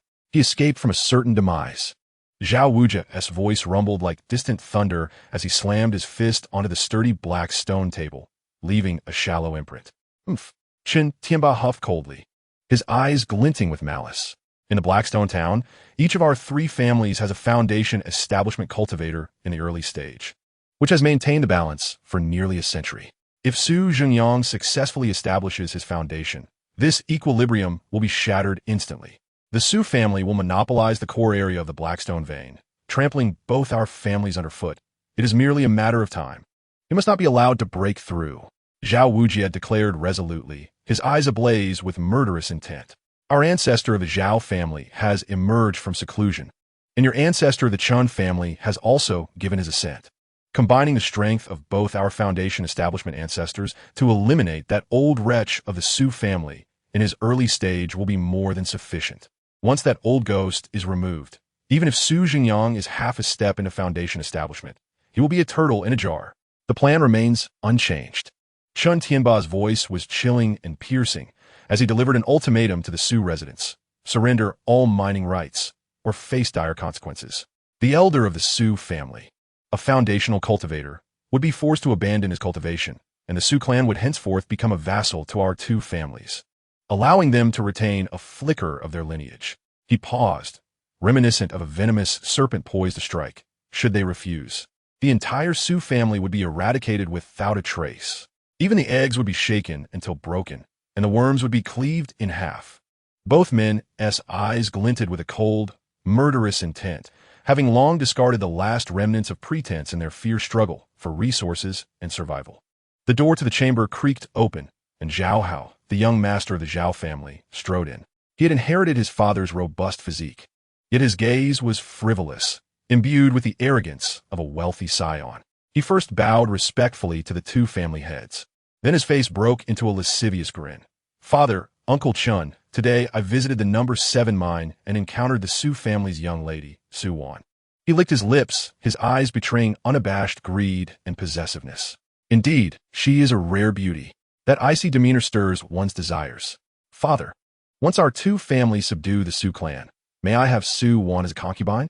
It will be a chance for her to understand what it means to be with a real man." Zhao Wujin regarded his son's pathetic demeanor with a furrowed brow, but, considering the imminent downfall of the Su family, dismissed his concerns with a wave of his hand. "Humph, a worthless girl, merely a plaything. Once the deed is done, you may deal with her as you wish." "Thank you, father," Zhao Hao exclaimed with delight, as visions of Su Wan submitting to him danced in his mind, his eyes glimmering with a morbid excitement. In the main courtyard of the Su residence, as dawn broke, the atmosphere was heavy with tension and vigilance. Manager Li, the family head, is resting, and the young lady has instructed that no one is to disturb her. The guards recognized Li Huai and spoke politely, yet their stance was resolute. Li Huai's consciousness had already penetrated the courtyard, sensing Su Wan's weary presence inside. He addressed the guards. "Please inform the young lady that I, Li Huai, have urgent matters to discuss." Seeing his serious demeanor, which seemed genuine, the guard hesitated but eventually turned to relay the message. "Moments latte." The courtyard door swung open, revealing Su Wan's ethereal figure at the threshold, her complexion pale and weariness evident in her brow. "You have matters to discuss with me." Manager Li, taking a deep breath, Li Huai adopted an unprecedentedly grave expression. He spoke deliberately, his voice lowered. "Miss Su, you have bestowed upon me a life-altering grace." Without allowing her time for contemplation, he quickened his speech. "I hail from humble beginnings, yet I am not without roots. My ancestors in the Li family once included a foundational ancestor." "What?" Su Wan's brows knitted tighter, a flicker of incredulity passing through her gaze. If such a background truly existed, how had they fallen so low? "My ancestor was immensely powerful. However, the descendants proved unworthy, leading to our family's decline and the severance of our lineage, which is why my branch has descended into such straits. Before his departure from this world, the esteemed elder devoted his heart and soul to bequeath a miraculous elixir to posterity." He shifted his tone, sincerity resonating in his voice. Had it not been for the young lady's support, Li Huai would still be toiling in the number 7 mine, forever consorting with the frigid stones, with no hope of rising above his station in this life. This kindness is etched in Li Huai's heart, never to be forgotten. Now that the Su family faces dire straits, besieged by the Zhao and Chun families, and with the head of the family grievously injured, though Li Huai is but a humble figure, he understands the value of gratitude. "I cannot bear to witness the Su family descend into irretrievable ruin, nor can I tolerate seeing Miss Su burdened by such distress over her family's plight. Therefore, I am willing to present this elixir to the Su family, to aid the head of the family in his breakthrough and to help them navigate this monumental crisis." As his words fell, Li Huai hesitated no longer. Swiftly retrieving a jade vial he had meticulously prepared and thrusting it into Su Wan's hands. "Please, Miss Su, accept this." Su Wan instinctively grasped the warm vial, yet her mind was engulfed in confusion. She instinctively uncorked the vial. Buzz, an indescribable, overwhelming aura surged forth from the tiny opening, a presence that countless qi refining practitioners would covet and yearn for. Su Wan's pupils constricted in an instant. Her breath halted. "A foundation establishment pill." She gasped in disbelief, her voice laden with incredulity. It truly was a foundation establishment pill, although its appearance was not of the highest quality, even somewhat mottled. The unmistakable and unique medicinal aura clearly indicated that this was the very pill capable of elevating her father to greatness and resurrecting the Su family. Misu, Li Huai, seemingly fearful of her rejection, took a step back. "I've said all that I needed to say. I shall take my leave." With that, he gave Su Wan no chance to respond or inquire further, turning on his heel and departing. Gift detected. Foundation Establishment Pill X1. Recipient, Su Wan, 15-fold return. Gift detected as critically needed for the survival of the recipient's family. Triggering super critical return. Super critical return. Heavenly Tao Foundation Establishment Pill. The chilling notification echoed as Li Huai sprinted away. The words super critical return and Heavenly Tao Foundation Establishment Pill sent his heart racing. His pace quickened further. Success. Being a sycophant? How splendid it is to be a sycophant and attain immortality. Chapter 16. Heavenly Tao Foundation Establishment Pill. Li Huai dashed back to his residence, closing the courtyard door behind him, unable to suppress a broad grin on his face. Success. Item description. Heavenly Tao Foundation Establishment Pill. An ancient and extraordinary elixir, crafted through 9 orifices, imbued with Tao patterns, containing a trace of the essence of the Heavenly Tao. Consuming this pill for foundation establishment guarantees a success rate of 100%. It can forge an unparalleled foundation establishment. With spiritual power purer and more formidable than others of the same tier, a foundation as solid as rock, enhancing one's potential. The method for crafting this elixir has long been lost to the passage of time, existing only in legend, its value beyond measure. Astounding. Despite Li Huai's prior preparation, he could not help but exclaim in astonishment upon reading the introduction. 100% foundational elixir of the celestial path. It forges an unparalleled foundation of the heavenly way, elevating one's potential. How could this merely be a foundational elixir? It is, in fact, a tailor-made cheat for someone like him. A practitioner with a mixed spiritual root of 5 elements. Compared to this foundational elixir of the celestial path, the previous one of inferior quality was akin to mere refuse found on the roadside. Qin Shi Huang struck gold with his electric wire. Overcome with excitement, Li Huai spun around in the quiet room and fiercely clenched his fist. Following this immense surprise was a powerful craving. He feared that not claiming it would impact his next return. Claiming it, the moment the elixir appeared, the spiritual energy in the entire quiet room seemed to freeze for an instant. It was merely the size of a longan, yet it radiated an indescribable chaotic jade hue. Its surface was not smooth, but naturally formed with 9 delicate orifices, through which intricate purple-golden patterns flowed incessantly, as if embodying the profound truths of the universe's cycles of creation and destruction. An indescribable aura, reminiscent of the vast and sacred atmosphere from the dawn of creation, enveloped the space. Just holding it made Li Huai feel as if his very soul trembled slightly, and even his mixed spiritual root seemed to hum with desire. What a treasure! What a treasure indeed! Li Huai gazed at it lovingly, nearly drooling with delight. He resisted the overwhelming temptation and carefully placed the divine elixir into the finest jade vial, setting several simple prohibitions on it before valuably stowing it away in his storage bag.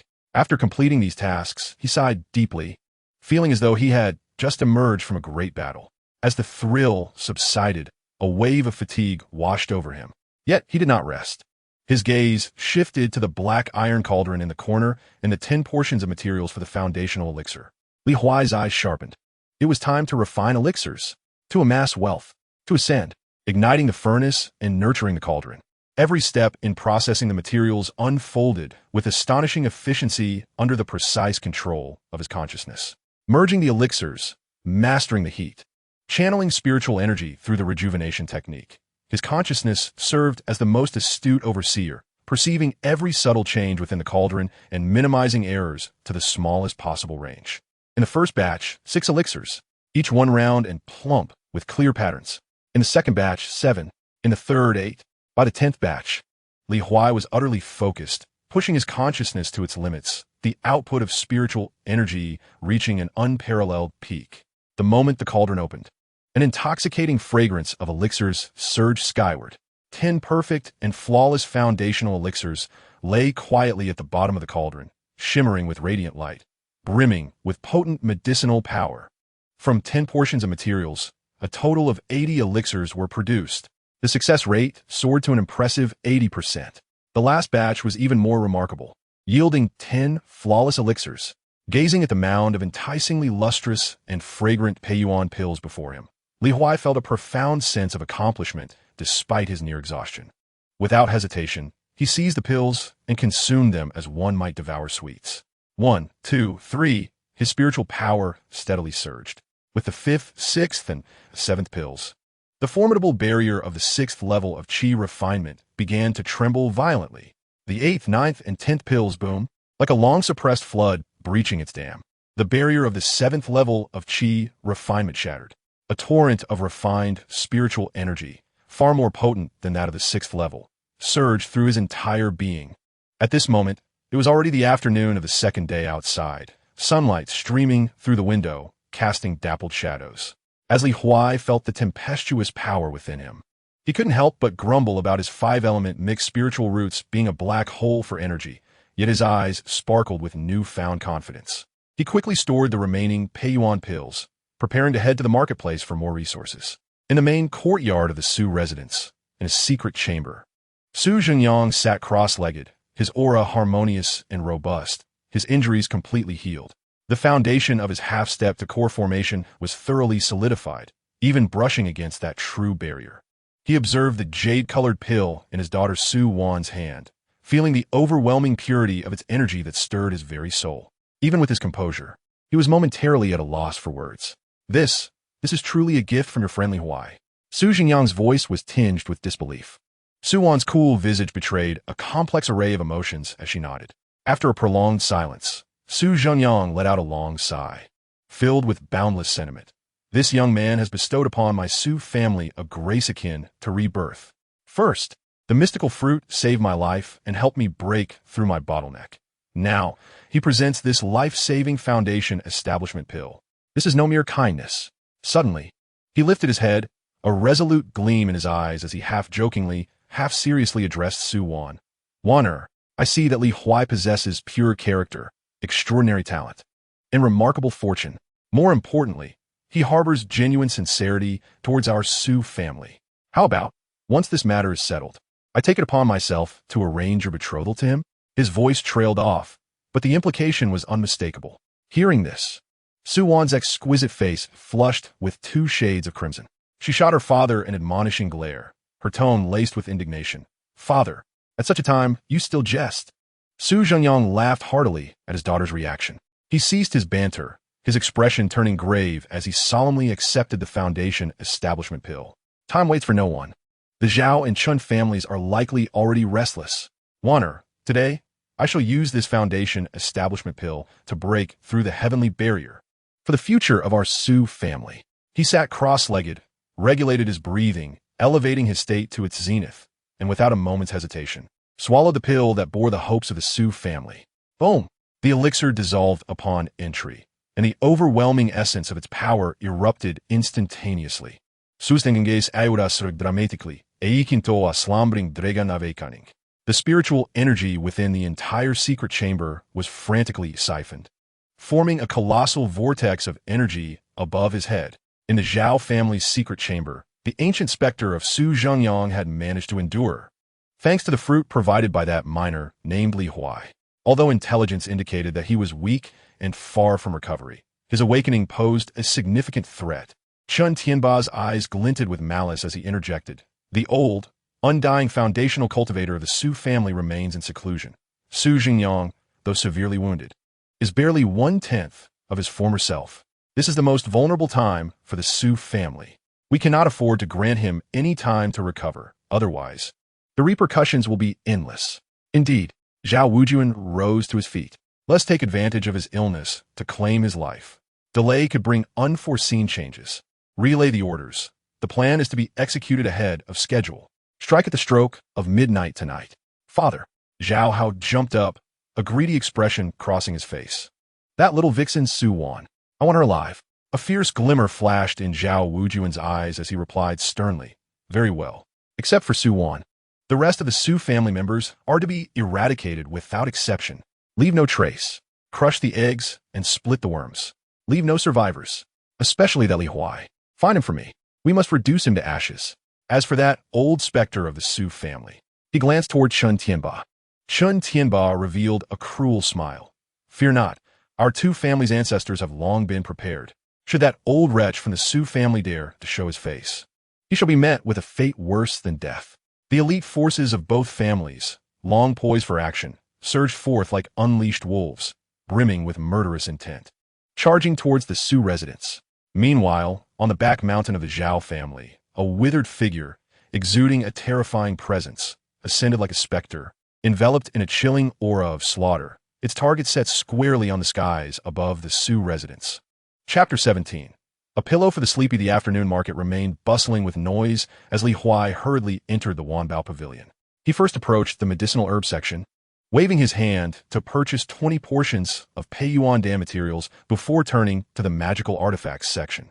With the Su family in turmoil and the Zhao and Chun families lurking with predatory intent, a conflict could erupt at any moment. Though his cultivation at the 7th level of qi refining was not exceptional, possessing a suitable magical item could provide an additional measure of safety at a critical moment.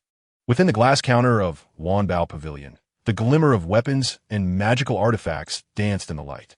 Li Huai's gaze swept across the offerings, ultimately landing on a slender longsword, its blade long and shimmering like autumn waters, radiating a cold, fierce light, accompanied by the whisper of the wind.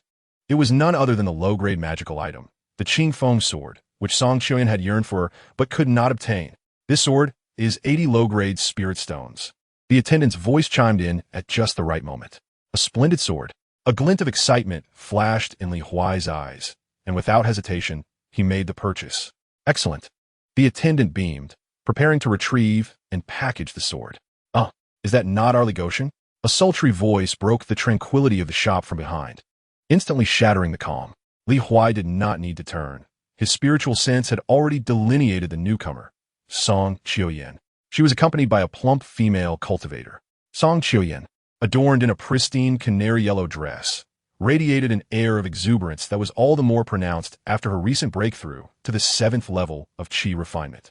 As she sauntered closer, her gaze swept over Li Huai.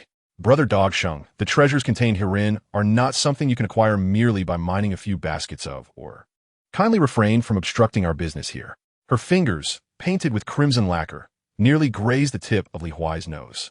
Li Huai remained unperturbed, his expression as calm as a placid lake, barely lifting his eyelids as he gestured indifferently to the attendant at the counter. Please wrap it up.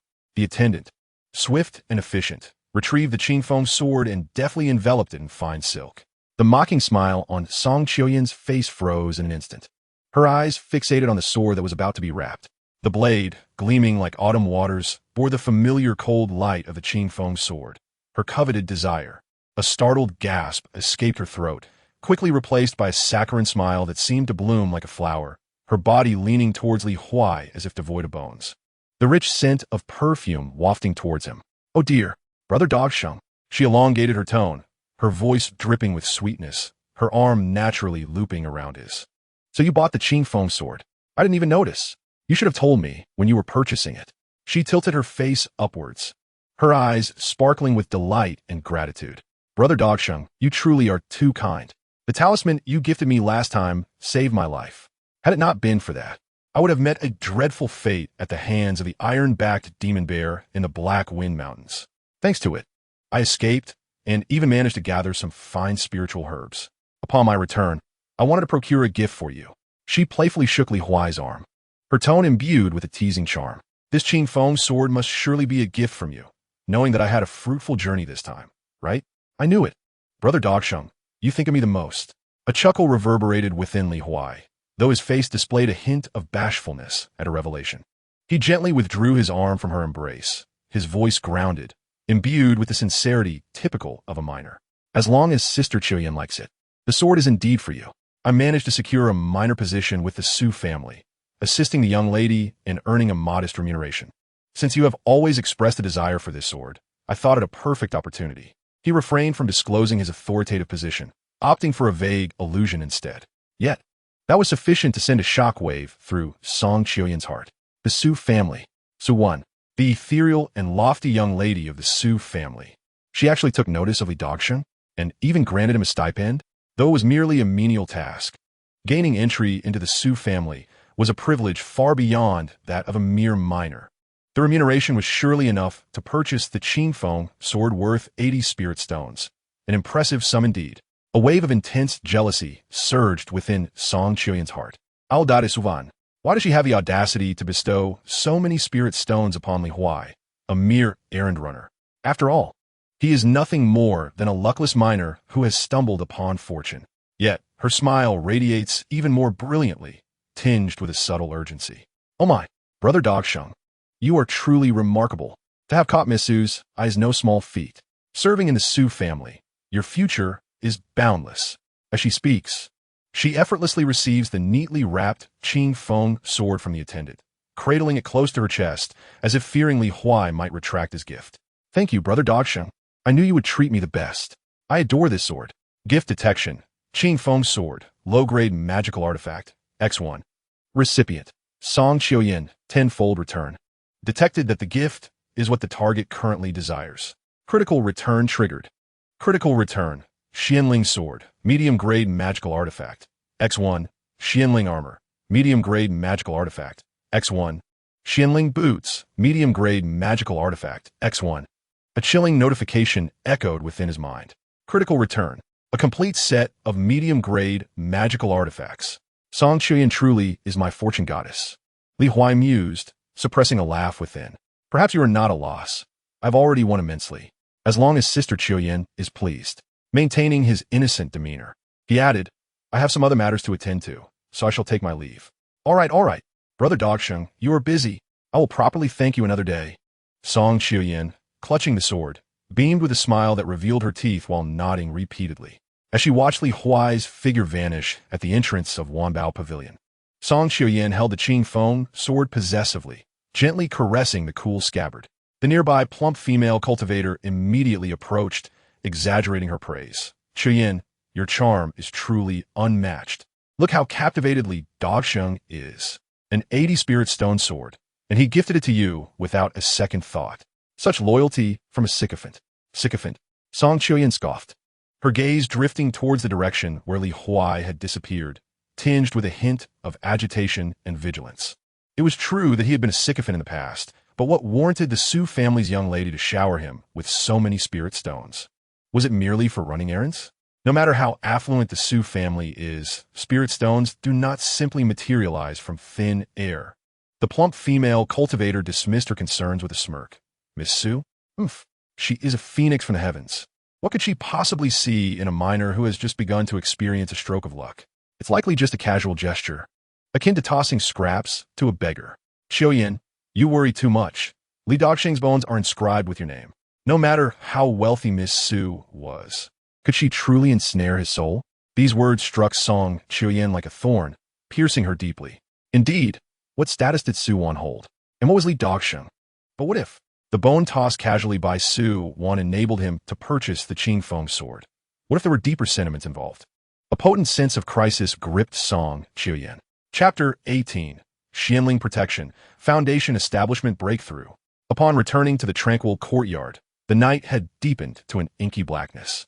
The atmosphere within the estate remained taut, with patrolling guards hastening their steps, and the air was thick with the anticipation of an impending mountain storm.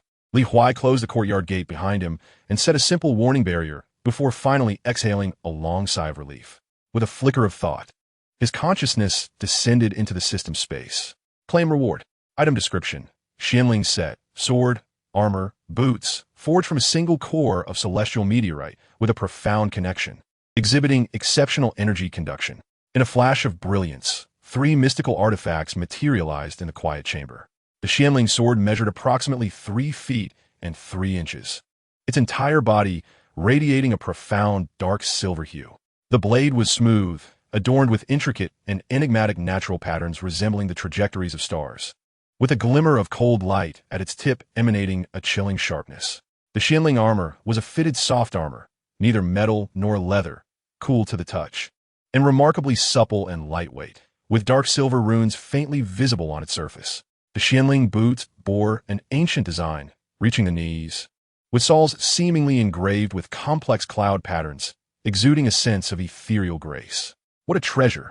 Li Huai fondly caressed the 3 artifacts. Without further hesitation, he settled into a meditative posture, channeling the pure spiritual energy of his 7th level of Qi refinement, and began the process of refining them. His consciousness, akin to the most dexterous of hands, guided the spiritual energy to envelop the 3 artifacts, carefully imbuing them with his mental imprint. Thanks to his formidable consciousness and the surge of spiritual energy, the refinement proceeded far more smoothly than anticipated. After 2 hours, the 3 artifacts emitted a deep hum simultaneously, their dark silver radiance flickering and then retracting completely. A sensation of bloodline connection surged within Li Huai's heart. It was done. He sprang to his feet, a flicker of thought igniting within him. Whoosh!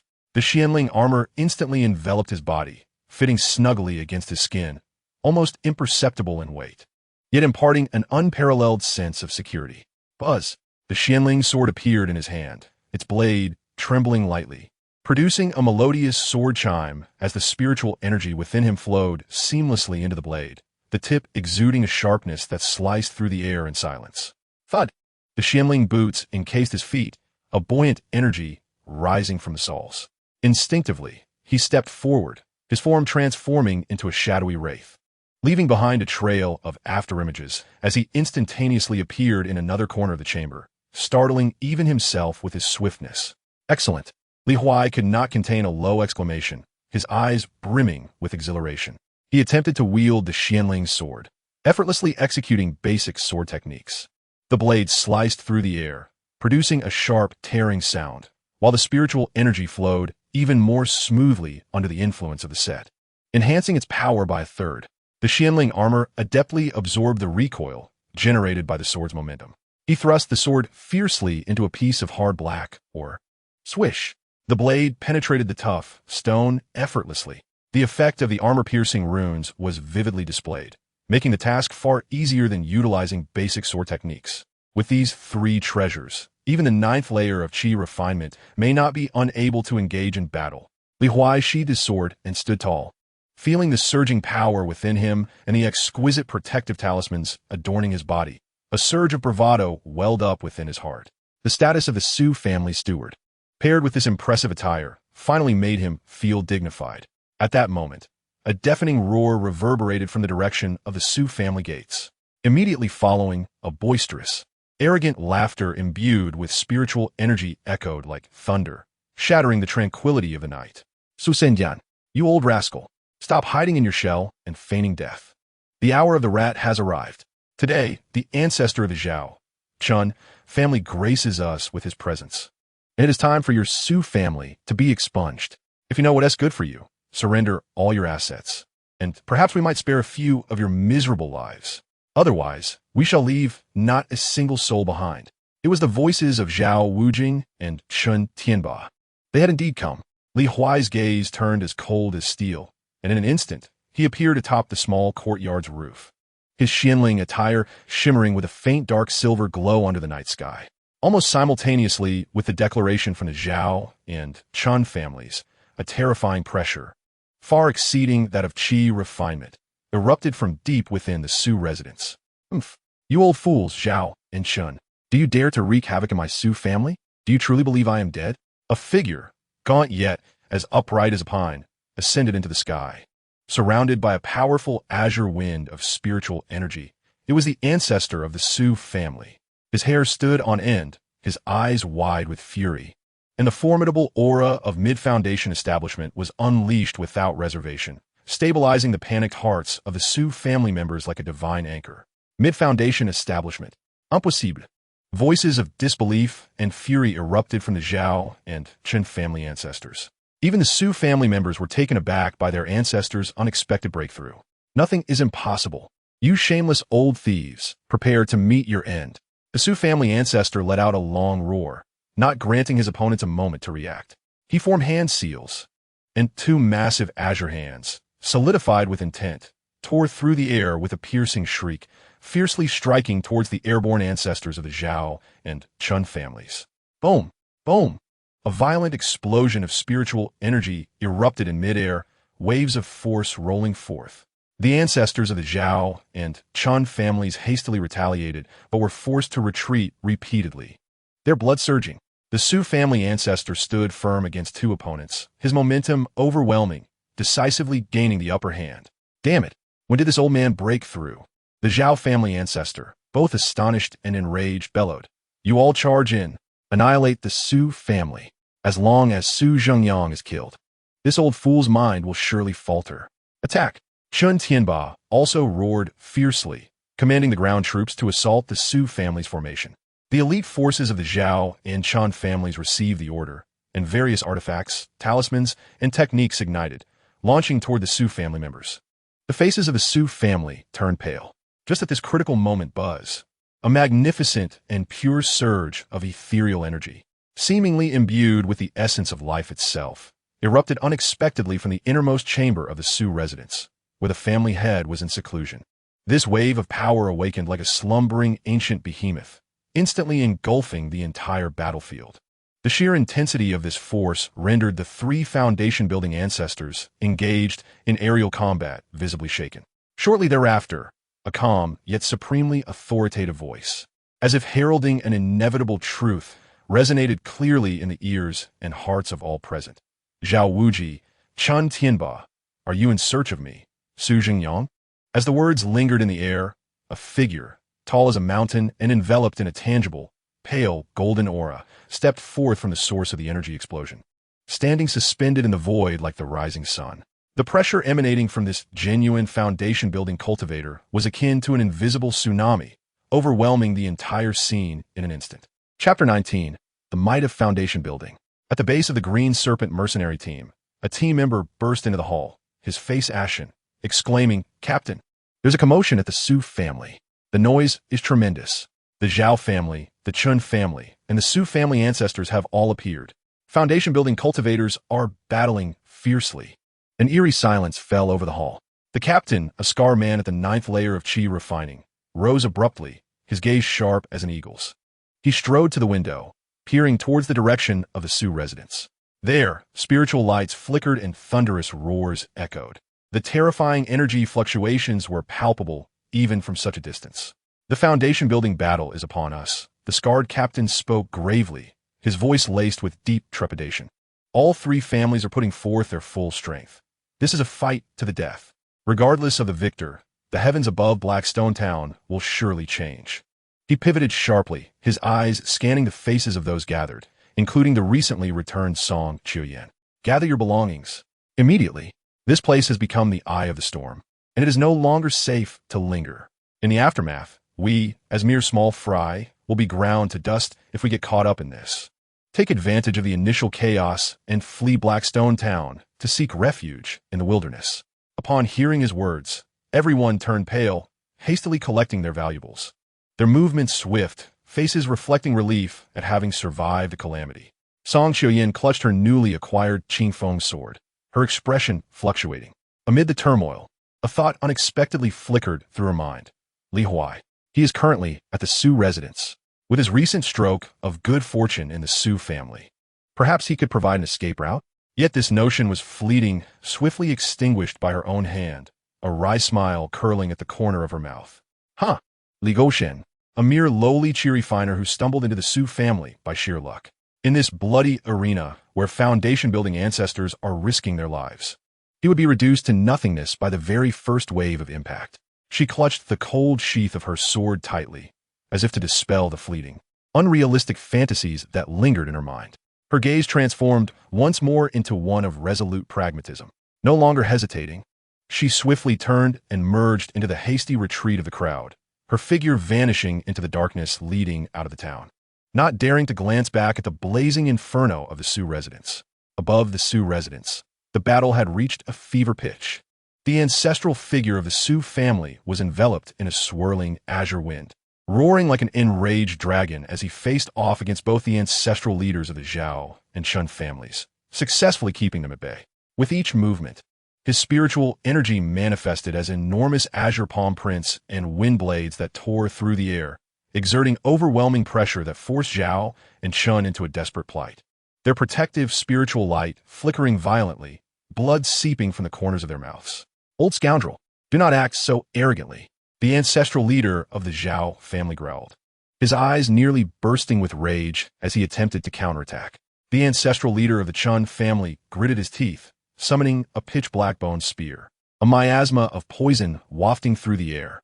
"Trivial tricks," the Su ancestor roared, his hair and beard standing on end. With a swift gesture, he conjured a column of concentrated azure wind that crashed violently into the defensive artifacts of his adversaries. Boom!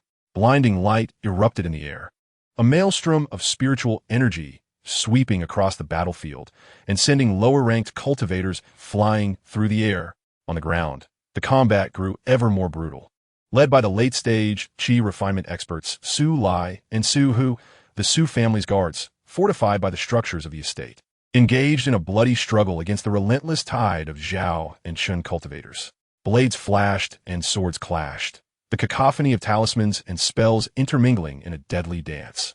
Each flicker accompanied by anguished screams and dismembered flesh. Severed limbs and remnants lay scattered, the air thick with the acrid scent of blood, nearly palpable and nauseating.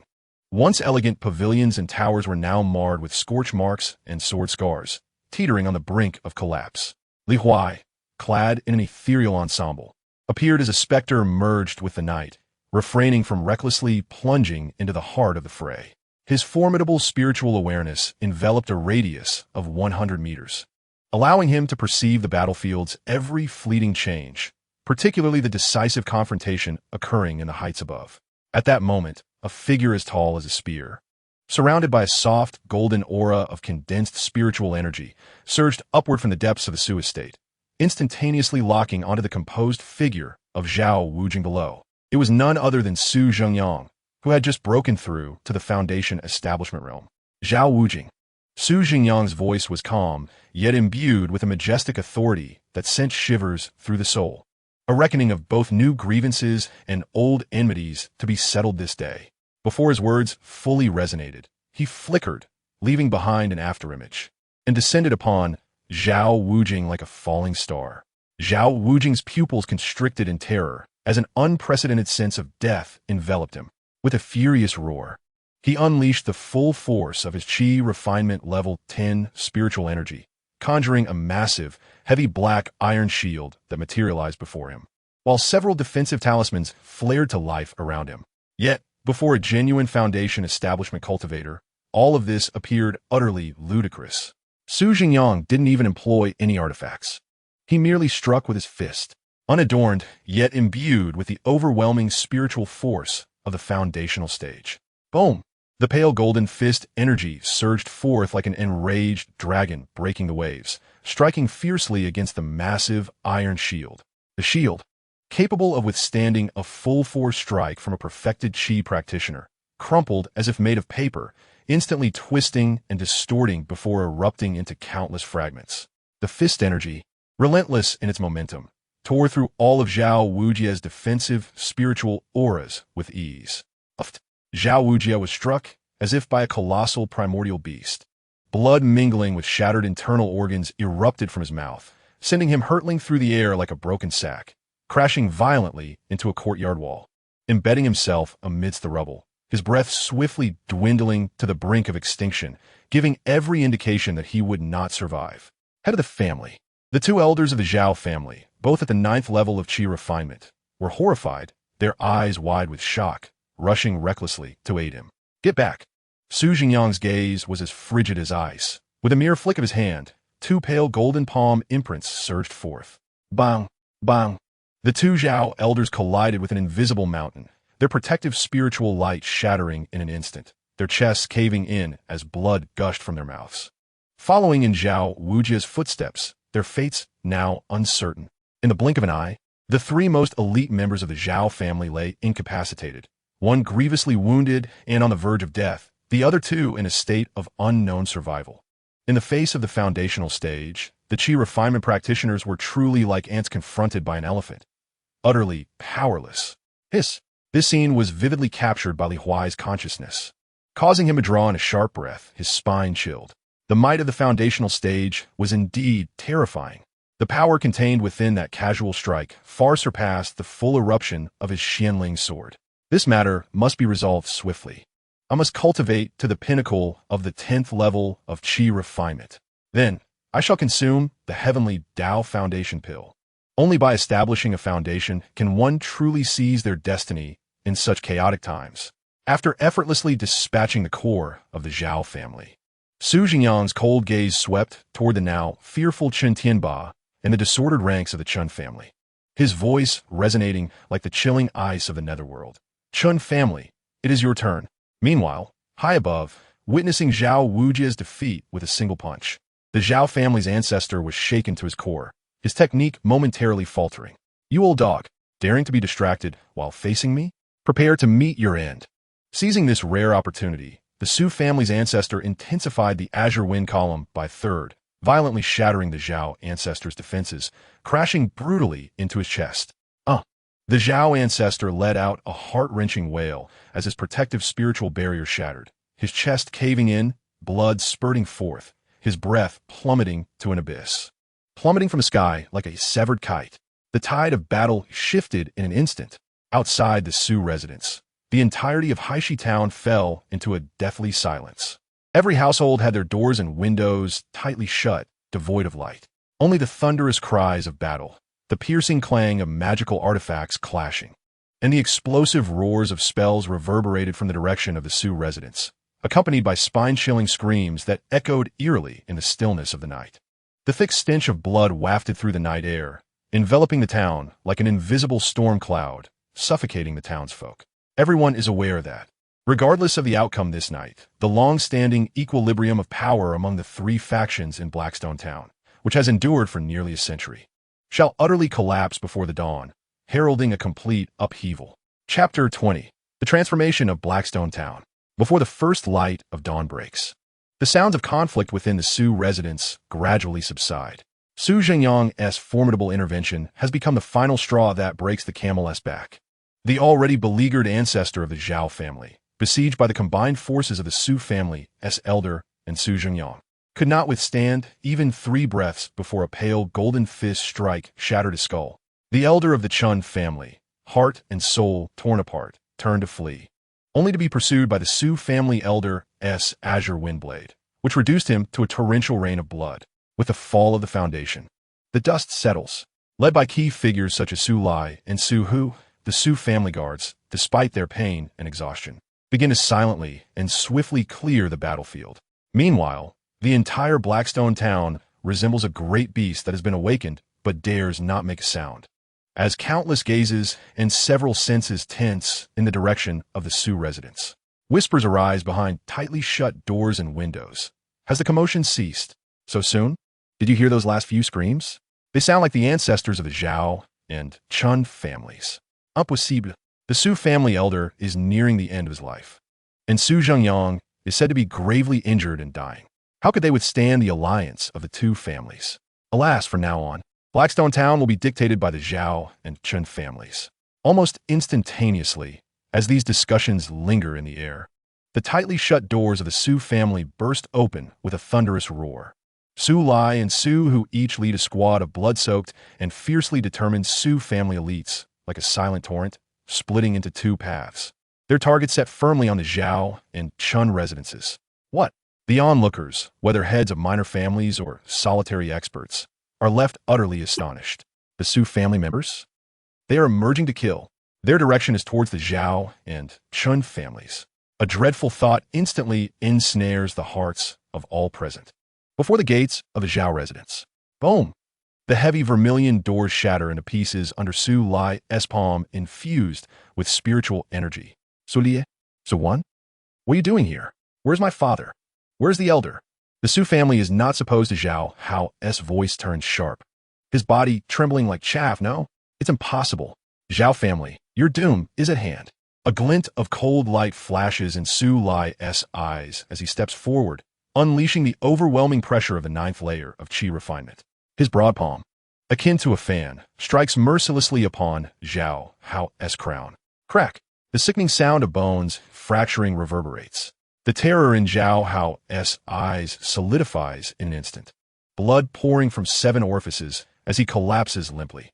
The once arrogant heir of the Zhao family, who had boasted of taking Su Wan as his concubine, meets his end like a lifeless dog. Kill! Leave none alive! Su Lai's icy voice heralds the demise of the Zhao family. A similar scene unfolds simultaneously at the Qin residence. Blood once again surges into the sky. In the span of a single day, the landscape of Blackstone Town is utterly transformed. The Su family has undeniably established itself as the sovereign power of Huai Town. To showcase their might, the Su family has distributed invitations, preparing to host a grand banquet the following day to celebrate the breakthrough of their ancestor into the mid-stage of foundation establishment, as well as the successful foundation establishment of the family head, Su Zhengyang, within the tranquil chamber of the Su family's medicinal garden. The air is infused with a rich fragrance of herbs.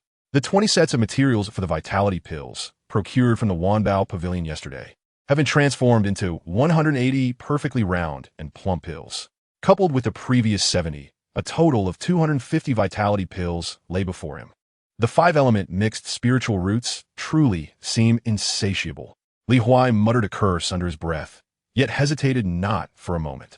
He seized 10 vitality pills and swallowed them whole.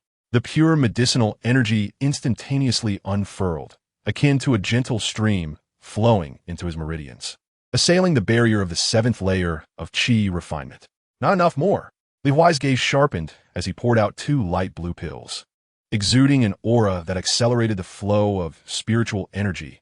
Concentration pills. Without a moment's hesitation, he ingested them. Buzz. As the concentration pills settled in his belly, their medicinal power erupted. Like 2 massive stones cast into a stream of spiritual energy, they stirred up tumultuous waves. The previously stable growth of his spiritual energy suddenly turned tempestuous, crashing against that stubborn barrier under Li Huai's precise mental guidance. Boom! A muffled thunder seemed to resonate within him. With the accumulation of 10 vitality pills and the powerful boost from 2 concentration pills, the barrier of the 7th layer of qi refinement shattered. A torrent of far more potent and refined spiritual energy surged through his limbs and body. 7th layer of qi refinement, perfected, his realm now solidified. Exhaling a long breath imbued with the scent of herbs, Li Huai reveled in the surging power and abundant spiritual energy within him, yet his eyes bore little joy, only an insatiable yearning to swiftly reach foundation establishment. At that moment, his keen senses detected someone approaching from outside the courtyard. Li Huai promptly concealed his aura, stowing away the remaining pills and the alchemical furnace, tidying himself before stepping out. The visitor was a trusted guard of Su Lai. Manager Li, the family head summons you. The banquet is about to commence. Please follow me. In the grand hall of the Su family's main courtyard, the atmosphere was vibrant with light and bustling voices, steeped in a sense of reverence. The ancestor of the Su family occupied the main seat. Though the oppressive aura of his mid-stage foundation establishment was restrained, it still rendered those below him breathless. The family head, Su Jingyang, sat in the secondary position, his aura radiating a faint golden spiritual essence, his early-stage foundation establishment stable as a mountain. Below, the notable leaders of Haishi Town had nearly all gathered, each face adorned with smiles as they presented their congratulatory gifts. I may not know who has arrived, but I am acutely aware of who has not, Su Jingyang mused inwardly, his gaze shifting towards the entrance of the hall as he proclaimed loudly, "Esteemed guests, today my Su family celebrates double joy, and there is yet another delight to introduce." All eyes turned toward the source of his voice, and they beheld a young man entering the hall, guided by Su Lai's guard. It was none other than Li Huai. The guests in attendance exchanged bewildered glances, their expressions reflecting their confusion at the sight of the unfamiliar youth. However, seated prominently, Su Jingyang's eyes suddenly flickered with a barely perceptible brilliance. His awareness, sharp as a blade, swept across the room, effortlessly discerning the distinct aura of spiritual energy emanating from Li Huai, signifying a mastery at the 7th level of qi refinement. 7th level of qi refinement. A tremor coursed through Su Jingyang's heart, yet his visage remained impassive. Deep within his gaze, a genuine admiration flickered. He had previously believed this young man to be merely at the early stages of qi refinement, but it was astonishing to discover that he had ascended to the 7th level at such a tender age. This individual is none other than our esteemed Su family's newly appointed 3rd elder, Li Huai.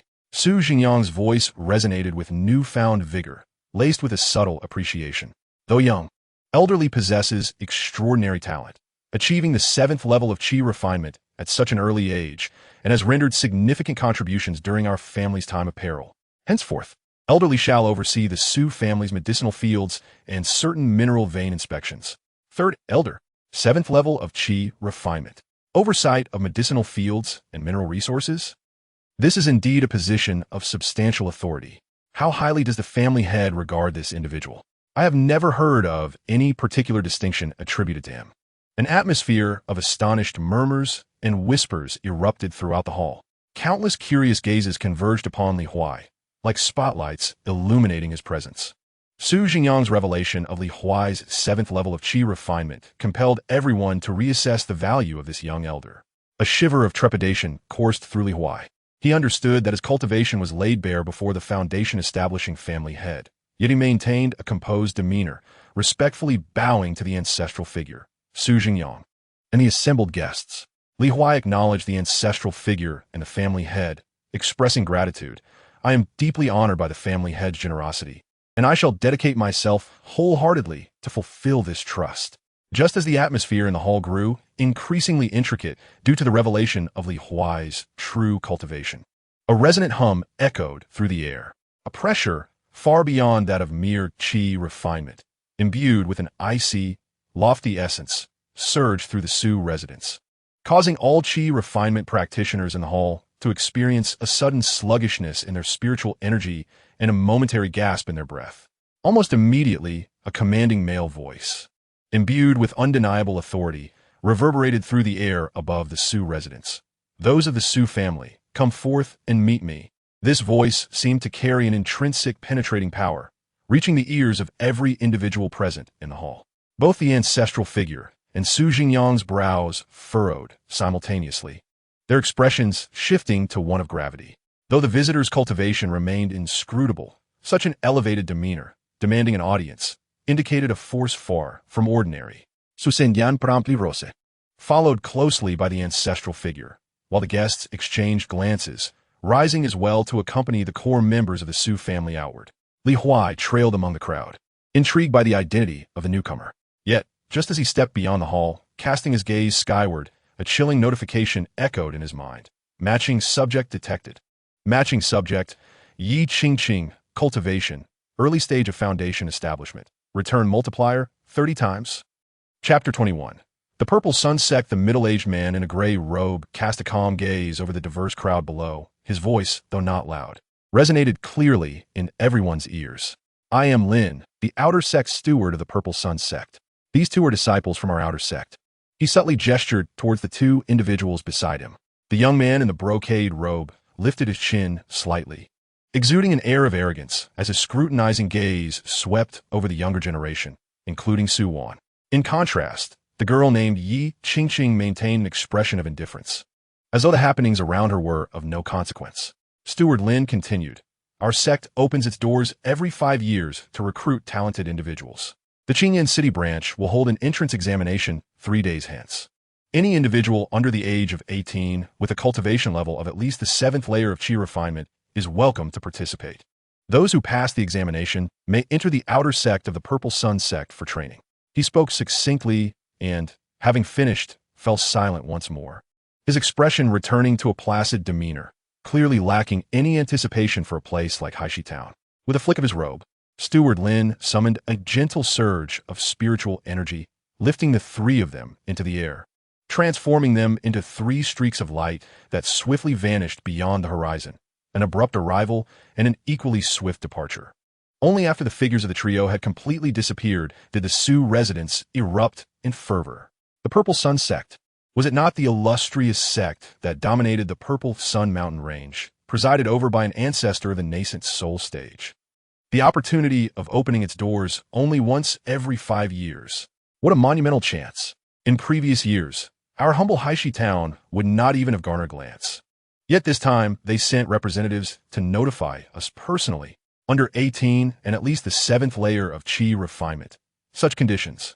The number of individuals in Haishi town who could meet these criteria is exceedingly rare. The esteemed young lady Su Wan and the recently appointed elder Li seem to qualify. Should they gain admission to the Purple Sun Sect, even as mere outer disciples, it would be akin to a carp leaping over the Dragon Gate. The Su family is poised to soar to new heights. Expressions of envy, jealousy, and astonishment filled the air. Everyone understood that this was not merely a personal opportunity. It could fundamentally alter the future landscape of the Su family and even the entirety of Haishi town. Li Huai stood amidst the crowd, outwardly displaying the same shock and yearning as the others. Yet internally, he was engulfed in tumultuous waves of emotion, nearly drooling at the prospect. The foundation of an outer disciple at the initial stage is worth 30 times the effort. He fixated on the direction where Yi Qingqing had vanished, his heart racing. What about inner disciples? What are the true inheritors? The elders of the sect? The holy maidens? Oh, how he wished for some sort of offering. The immense allure clawed at his heart like a cat's paw, nearly overwhelming him. The Purple Sun sect is akin to a walking treasure trove of immense returns. Once the commotion subsided and the guests dispersed, the core members of the Su family reconvened in the discussion hall. However, the atmosphere was starkly different from the previous celebratory mood. It was thick with gravity and the exhilarating scent of opportunity. The ancestral figure of the Su family sat at the head, his presence solemn. Su Jingyang surveyed Su Wan and Li Huai, speaking in a grave tone. The opening of the Purple Sun sect is a rare opportunity that arises once in a century. Among our family, only the two of you meet the age and cultivation standards. Wanner, elderly. The venerable ancestor and I have conferred and resolved that at the break of dawn tomorrow, I shall personally escort both of you to Qingyan City to participate in the assessment. Su Jingyang spoke with unwavering determination. Wanner, your foundation is solid.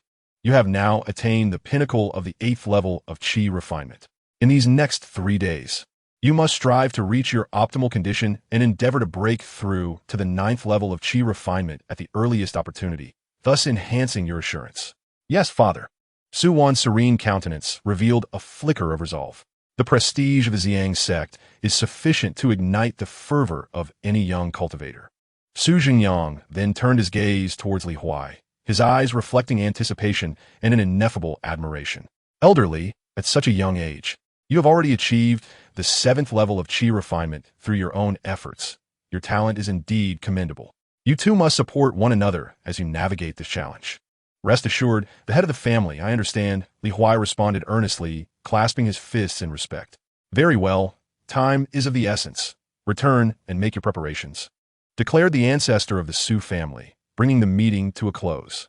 Upon exiting the conference hall, Li Huai did not head directly back to his small courtyard, but instead turned on his heel and re-entered the marketplace, cloaked in the night. His destination was clear, the Wanbao Pavilion. Within the Wanbao Pavilion, the lights blazed brightly, though the number of patrons had significantly dwindled. Li Huai strode directly toward the spirit fruit section, his gaze fixed upon a solitary jade box. Inside lay a fruit the size of a longan, its entire surface a rich, earthy yellow adorned with intricate, mysterious natural patterns, exuding a potent essence of earth, the earth's spirit fruit. This fruit harbors pure, earth-type spiritual energy that can stabilize one's foundation and strengthen the physical body, proving exceptionally effective for breaking through bottlenecks. It is indeed an ideal aid for transitioning from the 8th to the 9th level of Qi refinement. Esteemed guest, this century-old earth spirit fruit is priced at 300 low-grade spirit stones, announced the attendant. Li Huai did not even blink. He approached the counter for pill exchanges, and under the astonished gazes of the attendant and the manager, he poured forth a total of 240 plump, well-defined foundation pills from a storage bag. In an instant, they formed a small mountain, filling the air with a rich aroma that permeated the entire first floor of the Wanbao Pavilion. Manager Zhou, please exchange all of them. Li Huai's voice remained calm. This manager, Zhou took a deep breath, suppressing the tumultuous waves within him. Elderly, what a grand gesture. As per usual, we'll buy them back at 80% of the market price. 240 pieces will total 576 low-grade spirit stones. Coupled with the spirit stones Li Huai already possessed, his storage bag now contained a staggering total of 666 low-grade spirit stones. To amass such wealth through alchemy overnight is indeed a remarkable profit. Even with prior mental preparation, Li Huai was momentarily taken aback by the figure. Without hesitation, he turned and walked towards the spirit fruit counter, retrieving 300 sparkling spirit stones. I shall take the earth spirit fruit. Cradling the jade box containing the earth spirit fruit, Li Huai exited the Wanbao Pavilion without a moment's delay, heading directly towards the courtyard where Su Wan resided. Su Wan's courtyard was elegantly tranquil. She was seated in meditation, preparing for her advancement to the 9th level of Qi refinement. Sansing Li Huai's arrival. She opened the door with a touch of surprise. Elderly, what brings you here so late? Su Waning Huai. Her cool eyes reflecting curiosity as she regarded Li Huai, standing at the threshold. Li Huai, without uttering unnecessary words, directly handed over the jade box containing the earth spirit fruit, his face adorned with a sincere smile.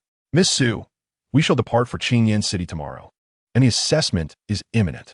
This is the earth spirit fruit, which embodies pure earth essence, and is most effective in solidifying one's foundation, aiding in breakthroughs. You are currently at the pinnacle of the 8th layer of Qi refinement. This fruit may indeed provide you with invaluable assistance in successfully advancing to the 9th layer, allowing you to face the assessment in your prime. As the jade box opened slightly, a rich, earthy essence instantly permeated the air. Su Wan's gaze fell upon the earthy yellow spirit fruit within, and for the first time, her cool demeanor betrayed an unmistakable astonishment. The earth spirit fruit. This was precisely the spirit fruit she had longed to purchase but had hesitated to acquire. The Su family had nearly exhausted their treasury in pursuit of a foundation establishment pill, suffering significant depletion of their resources. As the legitimate daughter, she felt compelled to set an example, carefully budgeting. Thus, this earth spirit fruit, valued at 300 spirit stones, was indeed a considerable expense for her.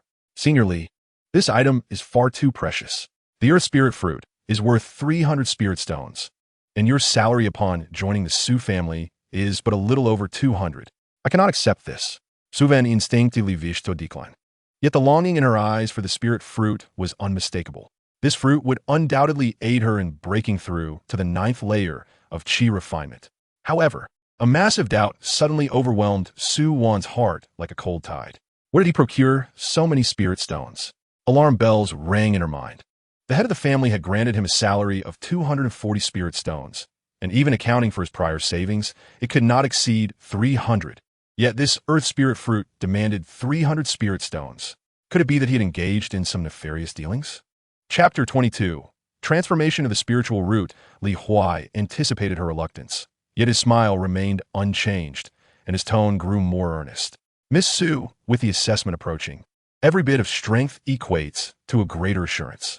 This fruit will greatly benefit your breakthrough to the 9th layer of Qi refinement. The Su family has treated me well. This is but a small token of my appreciation, aimed at aiding you in reaching a higher realm and contributing to the Su family's future. A mere handful of spirit stones are but material possessions. He paused, observing Su Wan's lingering hesitation, and half-jokingly lowered his voice. Are you concerned about the provenance of my spirit stones? Worry not. I am merely an honest miner, having, sold a couple of kidneys to gather the necessary funds. He feigned nonchalance, patting his side. This almost rogue jest brought an unexpected flicker of astonishment to Su Wan's cool face, followed swiftly by an amused exasperation. Naturally, she did not believe his kidney-selling tale, but Li Huai's playful demeanor alleviated the weight of suspicion brought about by such a valuable gift. Gazing into his eyes, filled with sincere intention, and at the spirit fruit of utmost significance to her, the last vestige of her resistance finally dissipated. She took a deep breath, solemnly accepting the jade box, feeling its slight heft. Elderly, your kindness shall be etched in my heart. Thank you. Her cool voice bore a trace of barely perceptible warmth. Gift detection. Earth spirit fruit X1. The cold, mechanical chime of the system resonated in Li Huai's mind, particularly the phrase regarding the enhancement of spiritual roots, sending a tremor of elation through him, nearly overwhelming his face with delight. My spiritual roots are saved. The shackles of a 5-element mixed spiritual root can finally be shattered. An immense joy surged through him like a tsunami. He suppressed his excitement and addressed Su Wan. Your words are too kind, Mississippi. This fruit must be refined promptly. I shall not disturb your retreat. I wish you success in your endeavors.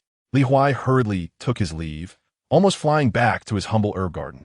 Upon entering, he immediately set every conceivable barrier, locked the door, and sat cross-legged in the center of his tranquil chamber. Receive, thou spirit fruit, with a mere thought of fruit, roughly the size of a fist and enveloped in ethereal, chaotic radiance, materialized in his palm. Its surface was adorned with enigmatic natural patterns, emanating strands of pure, primordial energy. Just holding it made Li Huai feel every pore in his body rejoice. The oppressive sensation brought on by his mixed spiritual roots seemed to lighten slightly. Without a moment's hesitation, he swallowed the Tao spirit fruit whole. The fruit dissolved upon entering his mouth, transforming not into a torrent of spiritual power, but into a gentle, refreshing, yet boundless energy akin to the purest spring water, flooding into his limbs and ultimately converging deep within his dantian, entwining around his mottled 5-element mixed spiritual root. A sensation of indescribable comfort and excruciating pain simultaneously overwhelmed him. It felt as if countless invisible blades were scraping away the toxins deep within his spiritual roots, expelling the hidden impurities that obstructed the flow of spiritual energy. The five-element mixed spiritual root, like a parched riverbed welcoming nourishing rain, greedily absorbed this source of power. The once dim and muddled hues began to emanate, a faint yet pure luster under the wash of the Tao spirit fruit's primordial energy. The radiant colors of gold, wood, water, fire, and earth intertwined within his dantian, the barriers and conflicts among them being forcibly reconciled and optimized by this source of power. The impurities were refined and expelled from his body, and the structure of his spiritual roots became more transparent. Their affinity with the ambient spiritual energy of heaven and earth increasing at an astonishing pace.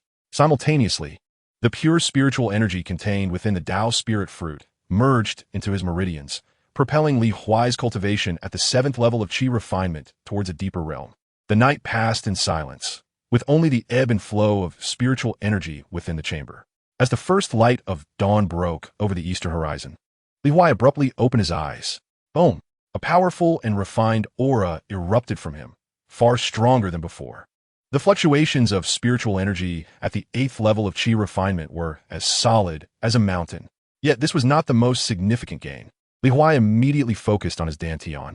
He observed that although the 5 elemental roots remained, their hues were now remarkably pure and luminous, flowing harmoniously without the previous sense of stagnation and conflict. He endeavored to circulate his cultivation technique. A hum resonated. The spiritual energy within a radius of several dozen zhang seemed irresistibly drawn to him, converging at an unprecedented speed. The rate of absorption, refinement, and transformation was several times faster than before last night. This sensation was akin to a complete rebirth. A brilliant light erupted in Li Huai's eyes, and an uncontrollable ecstasy spread across his face. Despite possessing 5 elemental roots, their quality had undoubtedly reached the level of a dual-element root prodigy. My cultivation speed is no longer as sluggish as a tortoise. The Tao spirit fruit, a divine object indeed. The shackles of aptitude that had plagued him for so long were finally shattered. The path ahead was now illuminated. It was time to settle an old score. A cold glint flashed in Li Huai's eyes as he rose, the Xianling ensemble instantly enveloping his form. In a fleeting motion, he vanished from the courtyard like a wraith, heading straight for the number 7 mine. At the mine entrance, Zhao, who was vociferously reprimanding several miners, his avaricious demeanor unchanged. When he beheld a familiar, yet strikingly different figure appear at the cave mouth, his pupils dilated in shock. Li the steward. No, Li. Zhao, whose voice trembled with incredulous terror, as the oppressive aura of Li Huai, emanating from the 8th layer of qi refinement, constricted his throat, leaving his legs weak. Li Huai advanced step by step, his gaze as frigid as ancient ice, fixated on Zhao, who, Speak, do you have any final words? Li, spare my life. Zhao, who collapsed to his knees, tears streaming down his face. I was blind and foolish. I deserve to die. I beseech you. For the sake of our shared service to the Su family, spare this dog's life. Time was up. Li Huai did not even need to wield a magical artifact. He merely pointed his finger like a sword, condensing the pure spiritual power of the 8th layer of qi refinement at his fingertip, and lightly traced Zhao Hu's throat. A faint golden sword qi flashed by.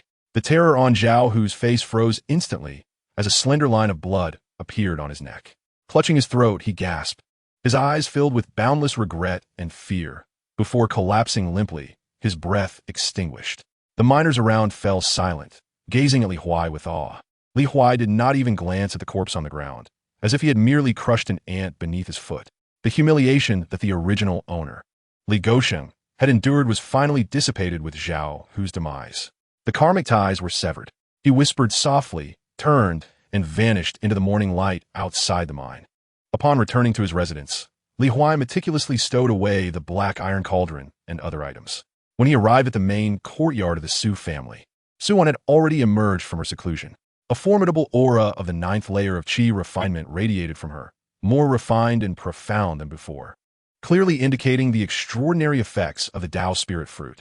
She gazed at Li Huai, her icy eyes reflecting a hint of gratitude as she nodded slightly. Su Jingyang observed the two standing side by side, particularly sensing the profound aura emanating from Li Huai, which indicated he had reached the 8th level of qi refinement. Admiration and contemplation filled his eyes. He produced an exquisite storage pouch and extended it towards Li Huai. Hostility.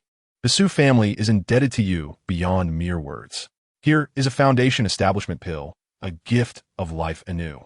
Just yesterday, you bestowed upon Wanner a spirit fruit, facilitating her breakthrough. Such kindness cannot be repaid by the Su family. Within this pouch are 500 low-grade spirit stones, 20 chi gathering pills, and this piece of mystic tortoise inner armor. He gestured towards the storage pouch. This armor was seized from the ancestor of the Zhao family, boasting commendable defensive capabilities, sufficient to withstand a full-force strike from a perfected chi refinement practitioner, and is a fine specimen among mid-grade magical artifacts. As we journey to the Ziyang Sect for the evaluation, the path ahead remains uncertain. I hope this will be of assistance to you. Li Huai did not decline, solemnly accepting the gift. Thank you for your generous endowment, House Master. I shall not disappoint your expectations. The trio wasted no further time. Su Jingyang personally guided them on a flying sword, transforming into a streak of light as they sped towards Qingyan City, hundreds of miles away. Chapter 23. Qingyan City. System notification. After a day of rapid travel, weary and dust-laden, as the sun dipped below the western mountains, painting the sky in hues of gold and crimson, the majestic silhouette of a grand city finally emerged on the horizon. Qingyan City. The towering city walls reached for the heavens, seemingly sculpted from massive blocks of azure rock, gleaming with a cold and robust luster under the setting sun. The city gates stood wide, bustling with traffic and throngs of people. Even from a distance, a vibrant atmosphere, far surpassing that of Haishi Town, assaulted their senses. One enormous city. Despite having mentally prepared himself, Li Huai could not help but exclaim in awe. A flicker of astonishment also crossed Su Wan's otherwise serene gaze. What startled them further was the multitude of practitioners entering and exiting the city gates. Those in the late stages of chi refinement were abundant, and occasionally they could sense the formidable aura of foundation establishment practitioners flitting by. The levels of cultivation here were incomparably superior to those in Haishi Town. Upon entering the city, the trio had no inclination to linger. Under Su Jingyang's guidance, they found a relatively quiet inn to stay. Su Jingyang instructed, with the assessment approaching, you two should rest well and conserve your energy. Tomorrow morning, I will take you to register at the assessment venue. They each retreated to their rooms. After a brief wash, Li Huai approached Su Wan's door and knocked gently. Su Wan opened the door, her eyes questioning. With a smile, Li Huai produced a small jade vial. Miss Su, tomorrow's assessment is crucial. Please take these chi gathering pills for any unforeseen circumstances. Rest assured, I have ample for myself. He handed the vial to her. Su Wan examined the visibly superior pills within the vial and then looked into Li Huai's calm eyes, recalling his endless array of abilities and previous assistance. She hesitated not a moment longer, nodding as she accepted. Thank you, elderly. Detected gifting action. Chi gathering pills X10. Recipient. Su Wan, 15-fold return. 15-fold return. Chi gathering pills X150. Li Huai felt a surge of joy within, yet maintained an impassive demeanor, saying, Miss, please rest early. I shall take my leave. Upon returning to his chamber, he chose not to practice cultivation. After the arduous journey of refining the Tao spirit fruit to break through his realm, his mind and spirit were somewhat weary. He resolved to conserve his energy, for tomorrow heralded a new journey. Extinguishing the candlelight, he lay down fully clothed and soon descended into a deep slumber. The following morning, as the first light of dawn broke, Qingyan City awakened from its slumber, revealing a grandeur far surpassing that of Haishi Town. Su Jingyang observed the vibrantly Huai and Su Wan, a smile of satisfaction gracing his face. It is still early. The assessment registration is scheduled for the afternoon. Since we are fortunate to be in Qingyan City, let me show you around to broaden your horizons. Here, cultivators abound, and opportunities are plentiful. Experiencing this will undoubtedly benefit your future cultivation. Thank you, head of the family. Li Huai and Su Wan responded in unison, their eyes glimmering with curiosity for the new experiences ahead. The trio departed from the inn, merging into the bustling crowd. On either side of the wide bluestone street, shops lined up in a stunning array, offering everything from everyday necessities to rare spiritual materials, talismans, and magical artifacts. An impressive spectacle that left one in awe. The air was thick with the melons of spiritual herbs, ores, and talismans, mingled with the varying fluctuations of spiritual energy emanating from countless cultivators. Practitioners at the late stage of chi refinement were commonplace, and occasionally one could sense the aura of foundational stage experts. Li Huai felt a shiver of realization. Indeed, Qingyan City was teeming with hidden talents, far beyond the reach of Haishi Town. After traversing several bustling main streets, a majestic architectural complex resembling a small palace came into view. Towering 5 stories high, it was constructed from a type of white spiritual material, smooth as jade, radiating a gentle glow in the morning light. A grand plaque hung prominently, inscribed with 3 gilded characters in an elegant script. Wanbao Pavilion. Su Zhenyang halted, his tone tinged with gravity. This pavilion has an extraordinary origin. It is said to be backed by a powerful nascent soul expert, with influence spanning many great cities. Within the pavilion lie countless rare treasures. As long as you can afford the price, it is rumored that even the items required by golden core cultivators can be found. Naturally, the higher one goes, the astronomical cost in spirit stones increases. Li Huai gazed up at the magnificent pavilion, a sense of awe washing over him. The Wanbao Pavilion branch in Haishi Town paled in comparison, akin to a thatched hut beside a grand palace. This imposing presence silently proclaimed its profound heritage and formidable strength. Just then, the cold, mechanical voice of the system echoed in his mind without warning. Matching target detected. Matching target. Linyu. Cultivation level. Chi refinement. 9th layer. Return multiplier. 15 times. Character introduction. Daughter of the Lin family head in Qingyan City, possessing the 3 spiritual roots of gold, water, and fire. Matching target detected. Matching target. Chu Xian. Cultivation level. Perfected Chi refinement. 10th layer. Return multiplier. 20 times. Character introduction. Outer disciple of Ziyang's sect, possessing water, wood, and earth spiritual roots. Li Huai felt a sudden jolt in his heart. Here it comes. Indeed, great cities abound with opportunities. Barely having stepped outside, the system enthusiastically presented him with 2 high-quality clients that met the criteria, a return rate of 15 times and 20 times. Although not as astonishing as Yi Qingqing's 30-fold, still promised substantial returns. Following this, the system's notifications did not cease, continuing to scan and relay information about several nearby female cultivators that matched his requirements. Detected match. Wang Yun, 8th layer of Chi refinement. Return rate 10 times, rogue cultivator. Detected match. Sun Jiao Jiao, 8th layer of Chi refinement. Return rate 10 times, daughter of a minor clan. Detected match.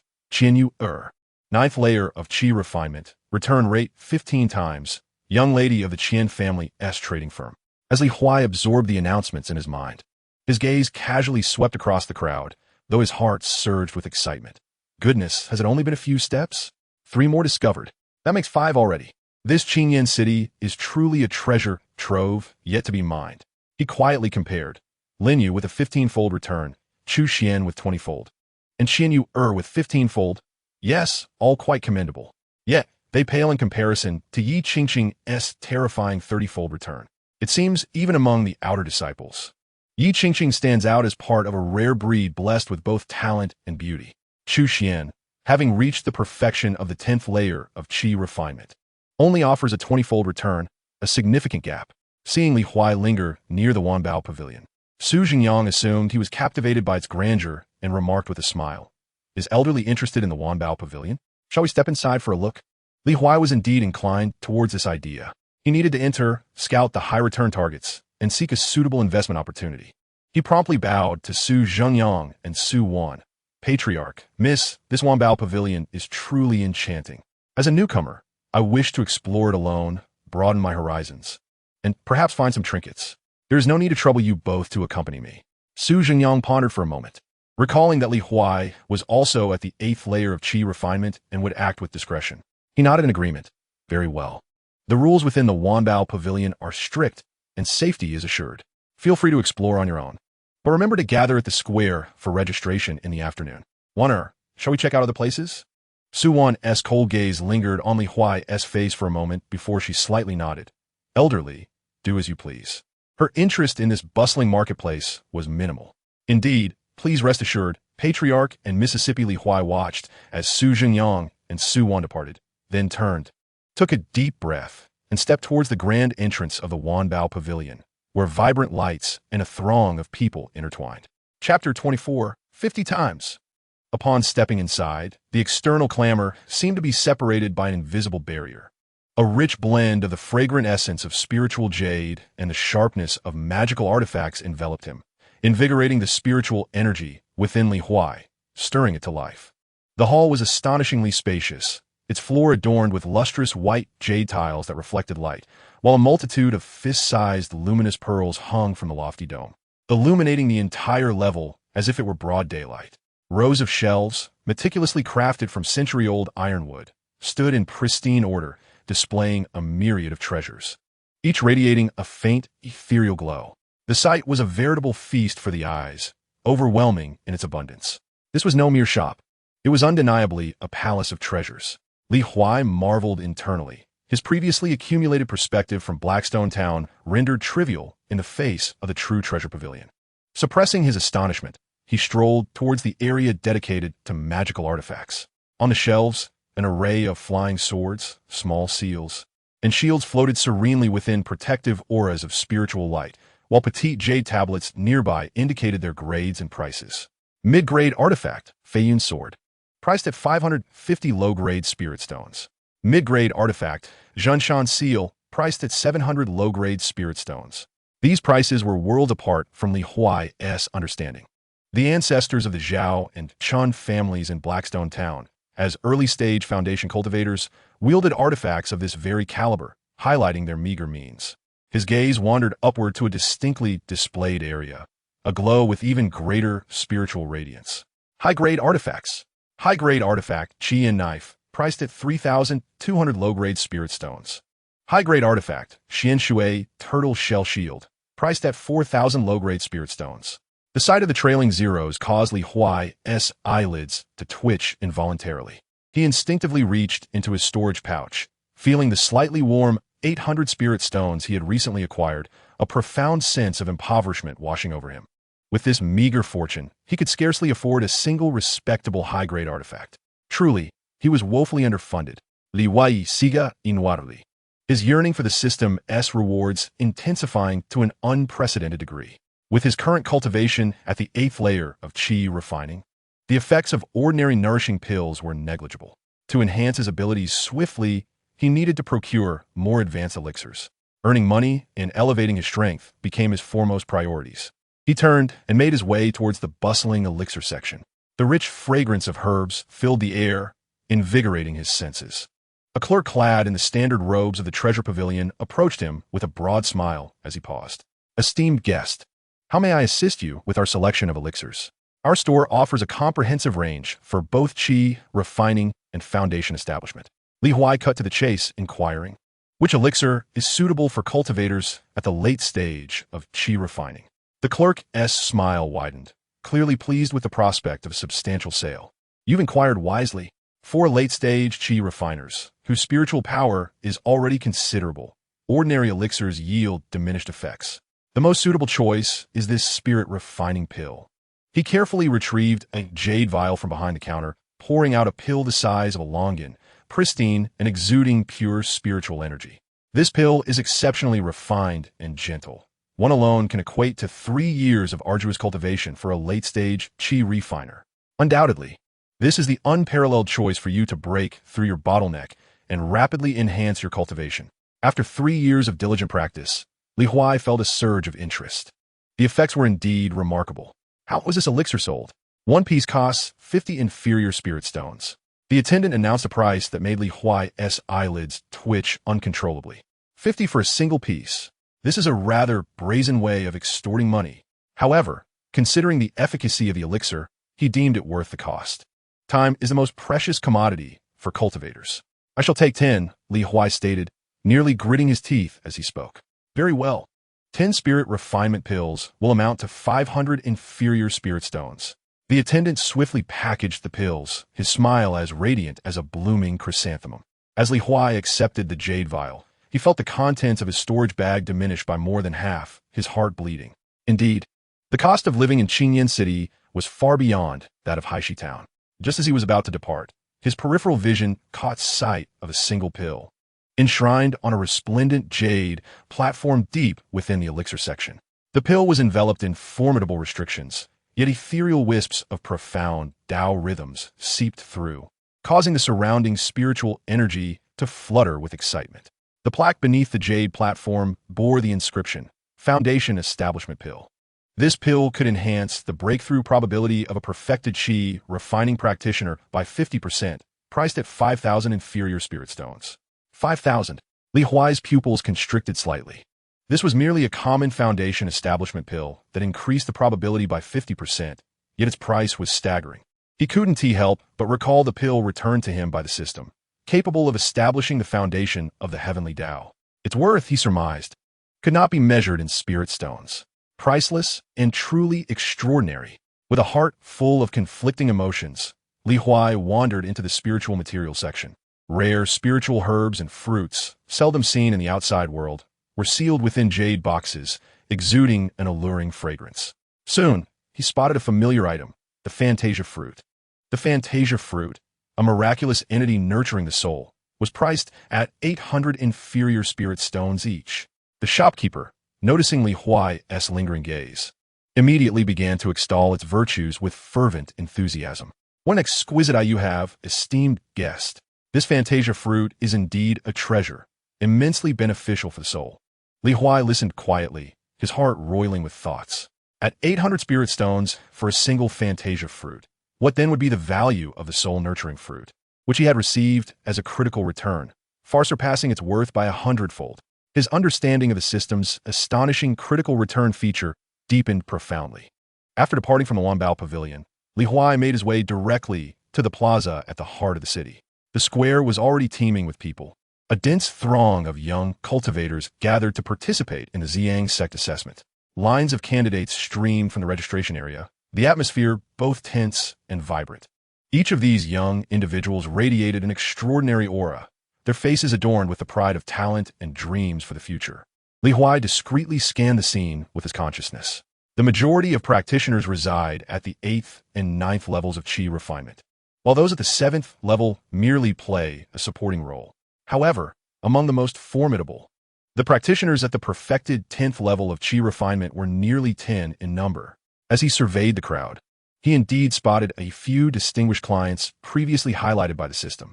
The proud young lady Lin Yu from the Lin family was surrounded by several young scions, akin to stars encircling the moon. Meanwhile, Qian Yuer from the Qian trading house exuded an air of sharp competence as she engaged in hushed conversation with others.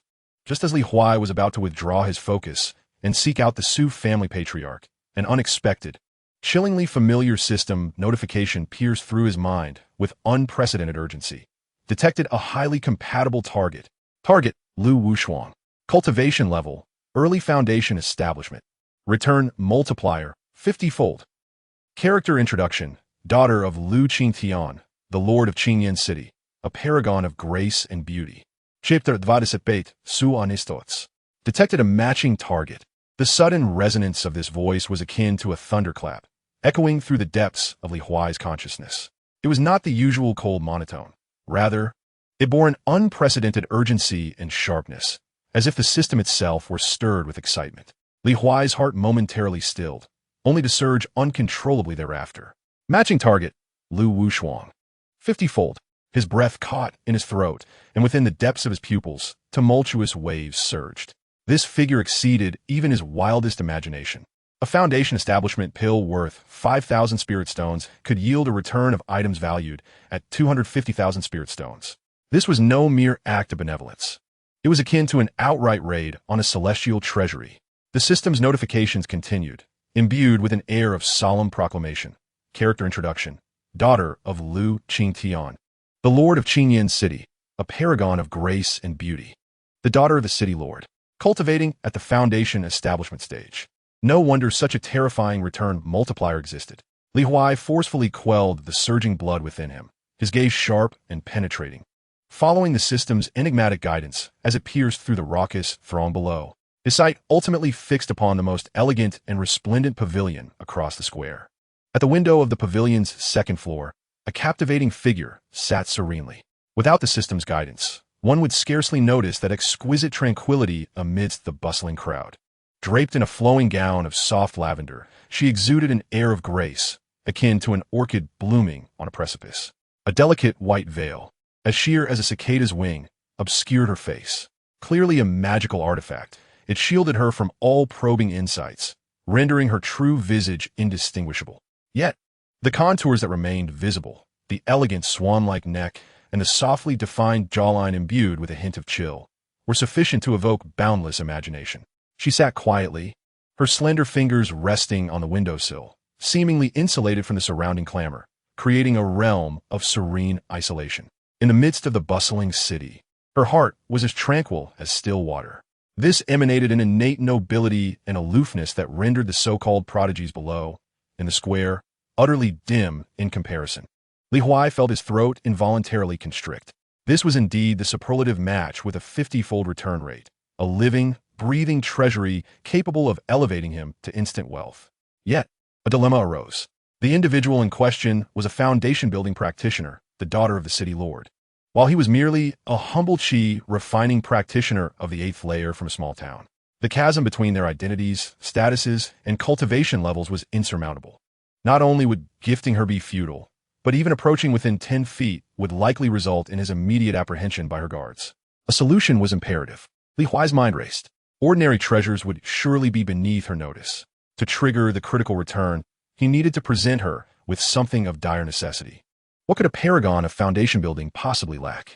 As Huai's thoughts spiraled into a tempest, a familiar voice broke through the chaos. Huai, my young friend. He snapped back to reality, turning to see Su Zhenyang walking through the throng, accompanied by Su Wan. Su Wan's countenance was cool, her gaze resolutely fixed on the registration area of the Ziyang sect, indifferent to her surroundings. Me stepsu, me Su, Li Huai replied, regaining his composure as he nodded towards them. We are also heading to register. Shall we go together? Su Zhenyang said gently, a hint of concern evident in his eyes. Let us go and register.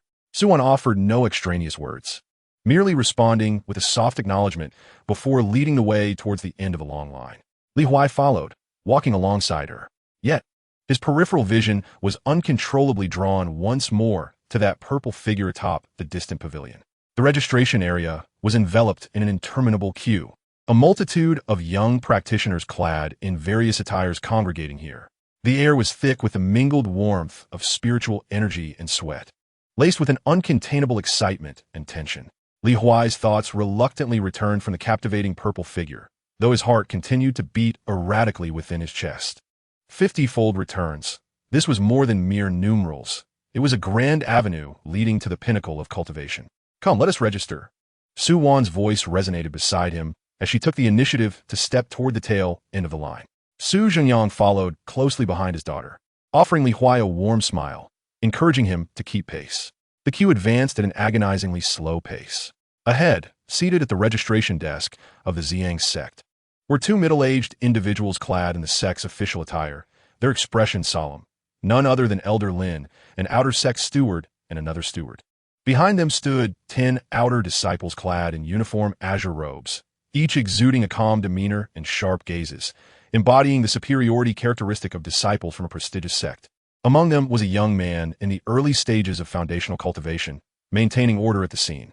His voice, though soft, resonated clearly in every ear.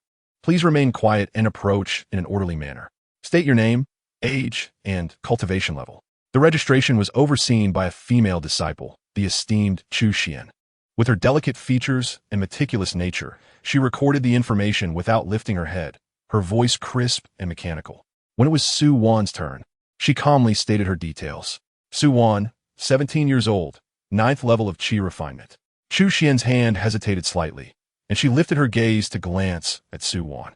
Nodding, she handed over a wooden token inscribed with a number. Next, Huai stepped forward. Huai, 17 years old, 8th level of Qi refinement.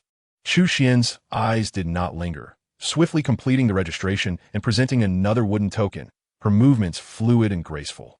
An 8th level of Qi refinement was rather commonplace among the thousands of applicants today. The successfully registered cultivators were directed to the opposite side of the square to await their turn, instructed to keep quiet. As time passed slowly, the sun dipped lower in the sky, and when the last cultivator finished registration, The sun had already begun its descent. Elder Lin rose, his piercing gaze sweeping over the crowd, an aura of pressure characteristic of a late-stage foundational cultivator emanating from him, instantaneously silencing the bustling square. Esteemed applicants. His voice resonated with a metallic clarity echoing in every ear. This recruitment by the Ziyang sect presents a greater opportunity than in previous years. The formal assessment is scheduled for tomorrow morning here. I advise each of you to return and rest well tonight, preparing yourselves for peak performance. Should you miss the assessment due to personal reasons, the sect will bear no responsibility. With that, he offered no further words and, alongside another elder, departed with the 10 outer disciples, their movements decisive and unencumbered. In the brief silence that followed, the crowd erupted into animated discussions, dispersing in small groups. Expressions ranging from excitement to anxiety and seriousness. Let us return as well, Su Jingyang remarked, his demeanor still gentle, though a flicker of expectation for his daughter glimmered in his eyes. Upon returning to the inn, darkness had fully enveloped the sky. After advising Su Wan to rest early, he retreated to his room. Su Wan prepared to return to her own chamber, needing to meditate and elevate her state to its zenith. "Miss Su, please hold on," Li Huai called out to her. Su Wan turned, her eyes filled with curiosity and a hint of inquiry. She preferred straightforwardness. Li Huai retrieved a delicate white jade porcelain vial from his storage bag and extended it to her. The vial was warm to the touch, exuding a faint aura of spiritual energy. "What is this?" Su Wan's brow furrowed slightly in intrigue. "Mi Su, your journey to Qingyan City has been greatly aided by the support of the Su family head." Li Huai's expression was remarkably sincere, and his tone was perfectly measured. "I have little to offer in return. Within this is a vial containing 10 spirit refinement pills, which may assist you in tomorrow's assessment. I implore you to accept it." He articulated these words with such precision that they conveyed gratitude, while simultaneously serving the purpose of aiding Su Wan in her examination, rendering it difficult to decline. The spirit refinement pills are invaluable elixirs for cultivators in the later stages of qi refinement, capable of enhancing their abilities and replenishing spiritual energy. 10 of these pills hold significant value. Instinctively, she yearned to refuse. Yet, Li Huai's words rendered her speechless. This was a gesture of gratitude towards her father's kindness. To decline would imply a lack of understanding, undermining her father's dignity. After a moment of contemplation, she ultimately extended her delicate hand to accept the porcelain vial. "Thank you. Miss Su, you are too polite. I wish you every success in your assessment tomorrow." With that, he promptly turned and strode towards his room, leaving no room for hesitation. Ding. Gift detected. 10 spirit refinement pills. Recipient. Su Wan, 150-fold return. 150-fold return. 150 spirit refinement pills. Li Huai continued his stride without a hint of hesitation, yet his heart was brimming with joy. Su Wan remained rooted in place, watching his retreating figure. She tightened her grip on the porcelain vial and turned back to her room. Sitting at the table, she placed the white jade vial upon it. Under the moonlight, the vial exuded a gentle sheen, a faint aura emanating from within, accompanied by the unique fragrance of the elixir. These were the spirit refinement pills, a full 10 of them. For any cultivator in the later stages of qi refinement, this constituted a substantial fortune, sufficient to advance their cultivation further. He claimed it was to repay her father's support. Yet, was this gift truly merely an act of gratitude? Su Wan's fingertips unconsciously traced the cool surface of the vial. Since her journey from Blackstone Town, it seemed that this was not the first time Li Huai had presented her with gifts. Once could be coincidence, twice could be fate. But what a third or fourth time? An unbidden thought surged from the depths of her heart, akin to a vine breaking through the soil, swiftly ensnaring all her thoughts. Could it be that he was pursuing her? The moment this notion surfaced, Su Wan's breath caught in her throat. She distinctly felt her heart skip a beat, only to then race uncontrollably. Thump, thump, thump. A wave of warmth rose from her neck, swiftly spreading to her cheeks, rendering her ears flushed. The once cool visage that she maintained was now adorned with a captivating blush, barely discernible in the moonlight. What should I do? What am I to do? Su Wan's mind was in utter turmoil. Throughout her life, her world had revolved solely around cultivation and the relentless pursuit of strength. The realm of romantic relationships is an unfamiliar territory for her, leaving her torn between acceptance and rejection. Chapter 26. An unexpected turn of events as dawn broke. The first light of morning began to filter through. Su Wan, having spent a sleepless night, gently pushed open her door. Beneath her eyes lay a faint trace of dark circles, and her usually tranquil gaze was now filled with an inescapable turmoil. The absurd thought that had plagued her the previous night pierced her heart like a thorn, stirring up ripples in her emotional lake. She hadn't even meditated. Her spiritual energy flowed sluggishly through her meridians. As she stepped into the courtyard, the door next door creaked open. Huai emerged, stretching lazily, his demeanor refreshed. A subtle smile playing at the corners of his lips. Upon spotting Suwan, he greeted her naturally. "Good morning, Miss Su." Her heart skipped a beat. Instinctively, she averted her gaze from him, replying with a soft, cool her voice even more distant than usual. Huai seemed oblivious to her unusual demeanor. He walked beside her as they headed outside. "How did you sleep last night?" he inquired. Suwan's steps faltered imperceptibly. How was she to respond? Should she confess that it was his gift of pills and his very presence that had kept her awake, lost in chaotic thoughts throughout the night? She found herself unable to do so. Fortunately, she managed to squeeze out 2 words, her voice dry. The two walked in silence, the atmosphere tinged with an unspoken tension. Soon, they arrived at the bustling central square of Qingyan City, which was already teeming with a crowd of young faces, each reflecting a blend of anxiety, excitement, and anticipation. A palpable warmth permeated the air. Upon the high platform to the north of the square stood 2 middle-aged cultivators clad in the attire of the Ziyang Sect's stewards, their expressions grave and commanding. Behind them stood 10 young disciples, their postures steady, gazes sharp, exuding a pride that belonged to members of a prestigious sect. Huai's gaze swept through the crowd, catching sight of Zhou Feng among them, as well as the 2 distinct female disciples, Yi Qingqing and Chu Xian. "Silence," commanded the steward with a square face, stepping forward. His voice resonated like a thunderous bell, instantly quelling the clamor of the square. An immediate hush fell over the gathering. "My surname is Ma," he declared. "For this entrance examination of the Ziyang Sect, a total of 860 individuals from Qingyan City meet the eligibility criteria. Since you all fulfill the requirement of being under 18 years of age and at the 7th level of Qi refinement, there will be no further testing of spiritual root aptitude. Today, we will only assess 2 aspects." He paused, his keen gaze sweeping across the assembly. "Character and comprehension." With that, he exchanged a glance with Steward Lin beside him, and they simultaneously formed a series of hand seals. Before them, they extracted several formation flags from their storage bags, and with a casual wave, those flags transformed into streaks of flowing light, accurately landing in every corner of the square. A low hum resonated as an invisible ripple expanded outward from the platform, distorting the space of the square like a surface of water, enveloping all the youths participating in the assessment within a faint veil of light.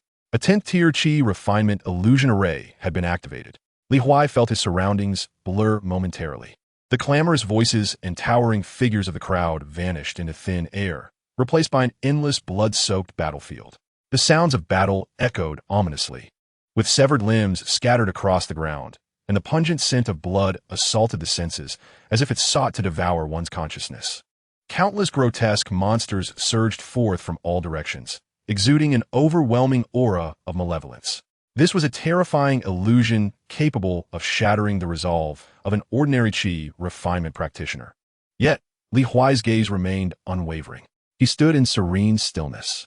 In the next moment, the power of his spiritual consciousness surged forth like a tide. The blood-red battlefield before him became transparent, revealing intricate and complex formation patterns composed of spiritual energy, clearly visible in his sight. To him, this so-called illusion array was merely a poorly constructed drama riddled with flaws. He even had the leisure to observe the reactions of those around him. Most were pallid, either screaming in terror or flailing their swords, utterly ensnared by the illusion. Suwan stood not far from him, biting her lip, her complexion as pale as parchment, fine beads of cold sweat forming on her forehead. Her breath was rapid, and her hand trembled slightly as she gripped her sword, evidently engaged in a fierce struggle within the illusion. Huai's bro furuba imperceptibly. Given Suwan's 9th tier Qi, refinement, cultivation, and temperament, she ought not to be in such a dire state. Above on the platform, Elder Lin and Elder Ma were observing the performance of the participants within the array. This cohort's temperament appeared generally weaker than previous ones. Elder Lin stroked his beard, shaking his head slightly. Indeed, this was merely the beginning, yet many had already succumbed. Elder Ma concord. Suddenly, his gaze sharpened, fixating on a figure within the crowd. "Oh, look at that lad." Elder Lin followed his gaze, revealing a look of surprise. Amidst the struggles of all, there stood one youth, upright and composed, as if leisurely strolling through his own backyard, indifferent to the surrounding illusions. This child was entirely unaffected by the illusion array. Elder Lin found it hard to believe. He had seen through the illusion array. A glimmer of brilliance flashed in Elder Ma's eyes. Moreover, he disregarded the array's power in a manner beyond comprehension. Quite intriguing. Time trickled by slowly. As individuals gradually extricated themselves from the illusion, most appeared utterly drained of spiritual energy, their faces ashen. An hour later, Steward Ma waved his hand to dismantle the illusion. The brilliance dissipated, restoring the square to its original appearance. However, a multitude of individuals lay sprawled on the ground, still ensnared in the dreamlike realm, oblivious to their surroundings. Those who remained standing stepped forward. Steward Ma's authoritative voice resonated once more. Li Huai, along with the other 99, advanced. "Congratulations. You have successfully passed the first round of assessments. Here are your Outer Sect disciple tokens. Be sure to keep them safe."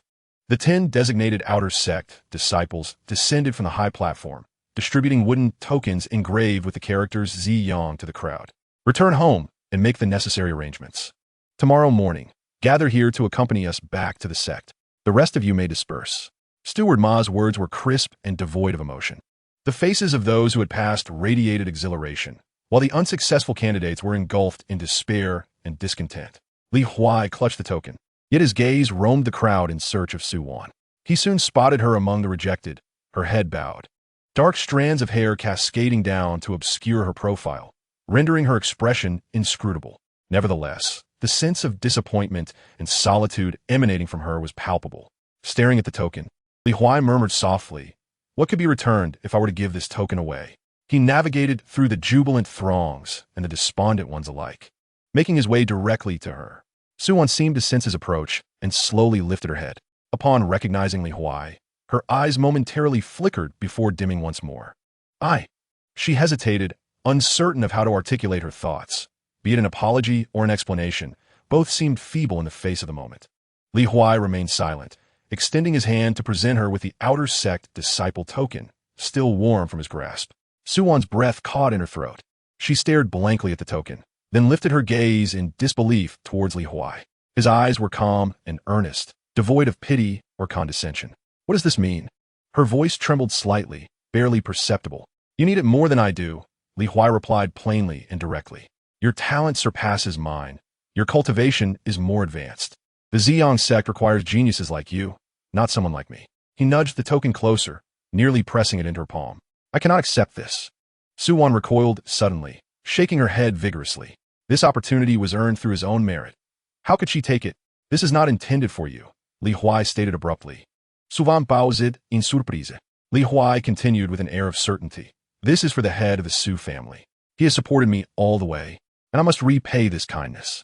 Entering the Ziyang sect would be the best way to express my gratitude to him. Yet again, it is such an irresistible reason." Su Wan gazed at the youth before her, captivated by the clarity and sincerity in his eyes, and the string of rationality within her heart snapped completely. The elixir from last night was a gesture of gratitude. Today's token is also a token of gratitude. So what, then, does all his effort for her truly signify? An unprecedented wave of emotions surged within her, a tumultuous blend of grievance, gratitude, confusion, and an unrecognized sweetness. Her eyes suddenly brimmed with tears. Chapter 27. The Token of the True Disciple of the Sect Leader. Tears rapidly gathered in Su Wan's eyes, blurring the figure of the young man before her. She summoned all her strength to prevent the tears from falling. The hand offering the token was steady and strong, as if it would not withdraw regardless of a rejection. Ultimately, she trembled as she extended her hand, her fingertips gently brushing against the warm wooden token. The chill of her fingertips met the warmth of his palm, causing her to shiver. She accepted the token. Almost the moment she grasped it, a celestial sound resonated within Li Huai's mind. Ding. Detected a gifting action. Ziyang Sect Outer Disciple Token X1. Recipient: Su Wan, 15-fold return. Detected that the host has gifted Su Wan something she urgently requires. Triggering a critical hit. Critical hit return. Ziyang Sect True Disciple Token of the Sect Leader. Ziyang's Sect True Disciple Token of the Sect Leader. This token was promised by the previous Sect Leader of Ziyang Sect in gratitude for assistance received. With this token, one can be recognized as a true disciple of the Sect Leader of Ziyang's Sect. Li Huai was elated within, though his expression remained as calm as still water. His consciousness delved into the system space, where a token, entirely crafted from an unknown blend of purple and gold, floated quietly. The characters for Ziyang danced majestically upon it, emanating an ancient pressure far surpassing that of the wooden token, intricate patterns swirling across its surface, glimmering subtly. This item was vastly more precious than the crude wooden tokens of outer disciples. At that moment, a gasp arose from the crowd. He gave the token to that woman. This exclamation fell like a drop of cold water in a boiling oil, instantly igniting the entire square. Those young people who had just been eliminated, now slumped on the ground in despair, suddenly widened their eyes, as if witnessing the most astonishing event imaginable. Has he lost his mind? That is the qualification for entry into the Ziyang Sect. He has given it away just like that. For a woman, he is willing to forsake his own future. Why can't I encounter such a fool? A cacophony of sharp remarks erupted, intertwining envy, jealousy, and disdain, transforming into countless piercing gazes directed at Li Huai. Servile fool. Truly, he is the ultimate sycophant, and in the end, he possesses nothing. A discarded youth howls with all his might, his face contorted in a grotesque manner. The harshness of his cries renders Su Wan's cheeks ghostly pale. She clutches the wooden token tightly, her knuckles whitening from strain, as if it were not a mere token, but a branding iron. These slanders should have been borne by her, yet they now rest squarely upon his shoulders. Suddenly, she lifts her head and seizes Li Huai's wrist. "Come with me," she commands, her voice soft yet imbued with an undeniable resolve. Li Huai, momentarily taken aback, is pulled through the cacophony of the crowd. The vile words thrown behind them are swiftly left behind as they traverse the street, making their way back to the inn. Su Wan, still holding on to him, hastens upstairs, pushes open a door, and slams it shut with a resounding thud. In an instant, the world outside falls silent. The only sounds that remain are the slightly hurried breaths of the two.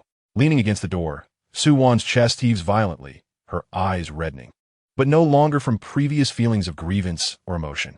Instead, within her gaze burns a fierce flame of determination. She gazes at Li Huai, observing his calm demeanor despite the scorn directed at him. In that moment, she makes a bold decision. Rising onto her toes, she leans in, her soft, cool lips brushing against his. Li Huai's eyes widen in astonishment. This was not covered in the system's feedback. The kiss is fleeting, a mere brush before they part. Su Wan retreats, a beautiful flush coloring her cheeks, yet she maintains her gaze, unwavering. "Bad person, wait for me. Once I enter the sect and achieve success, I will return for you. At that time, I will ensure that no one looks down upon you." Li Huai touches his lips, which still seem to hold a trace of sweetness.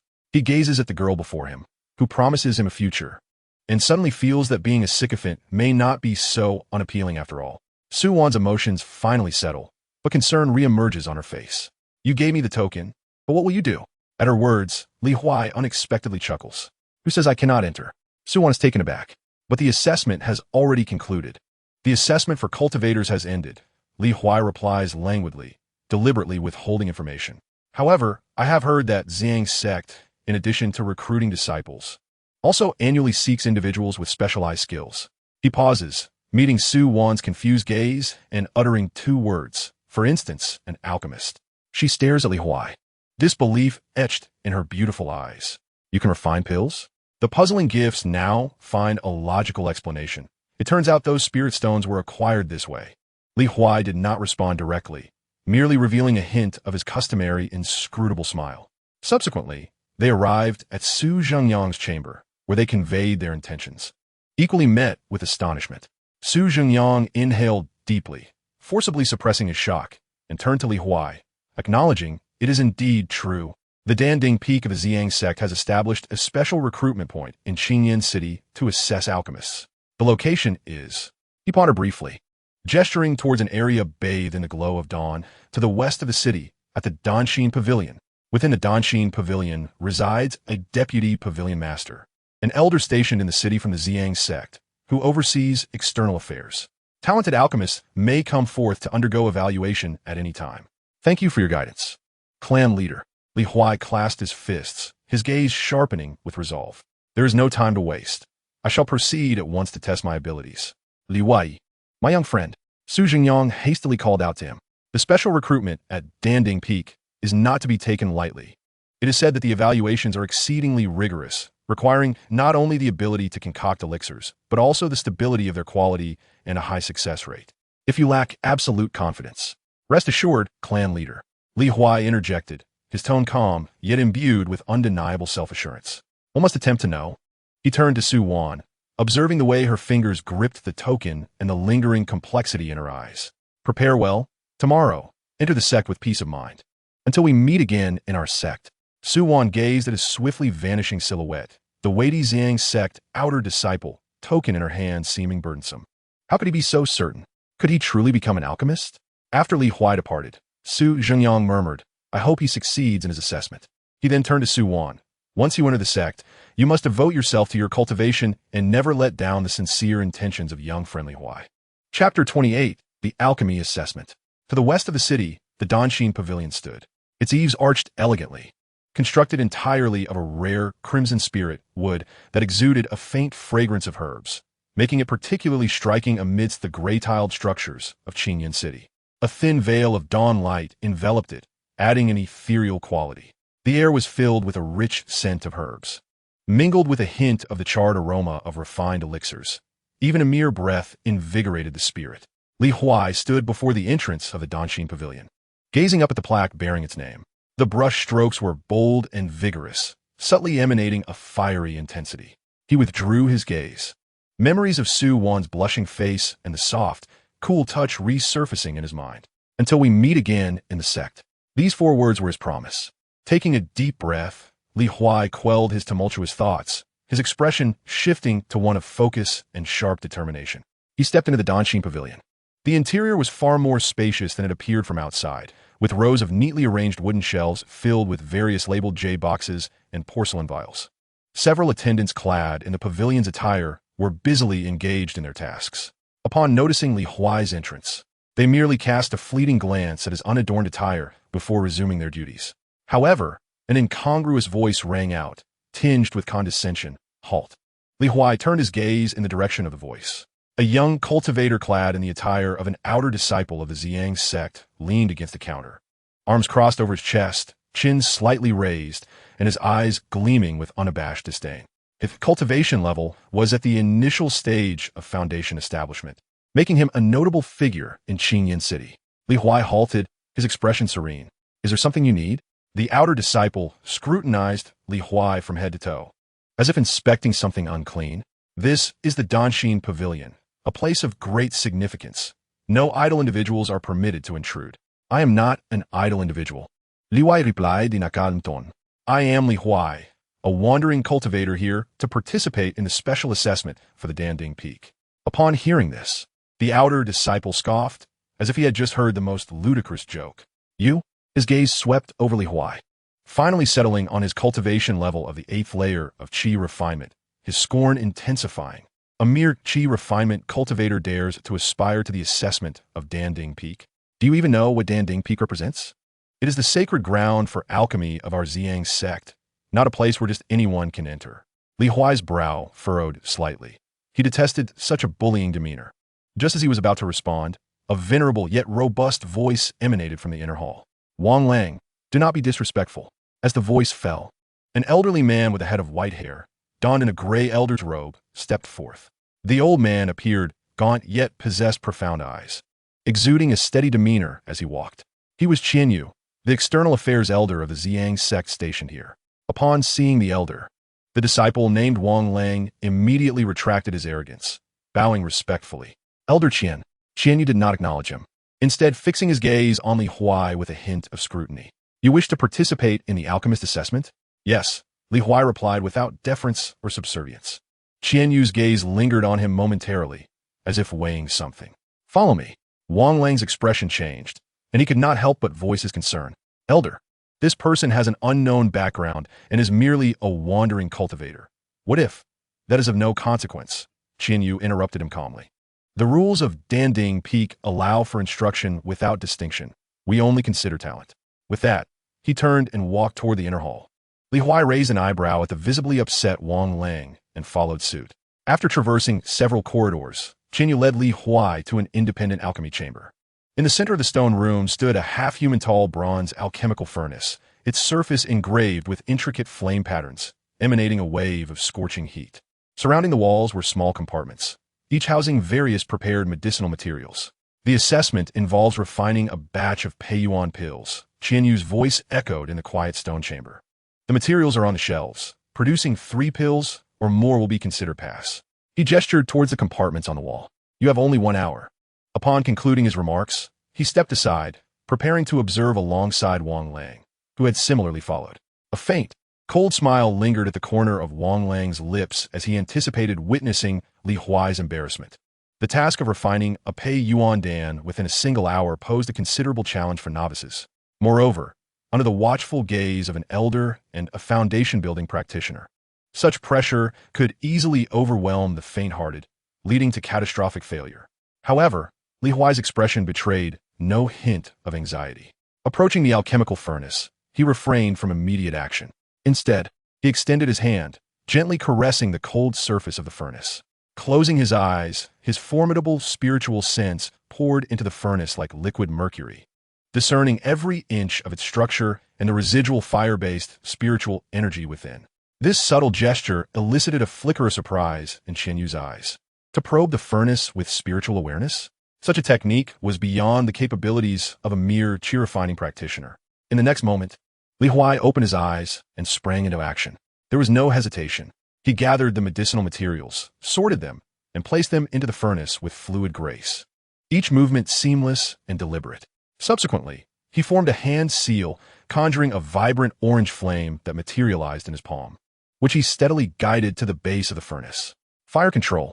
Wang Lang's mocking smile froze in place. Li Huai's technique was remarkably adept, far from that of a novice.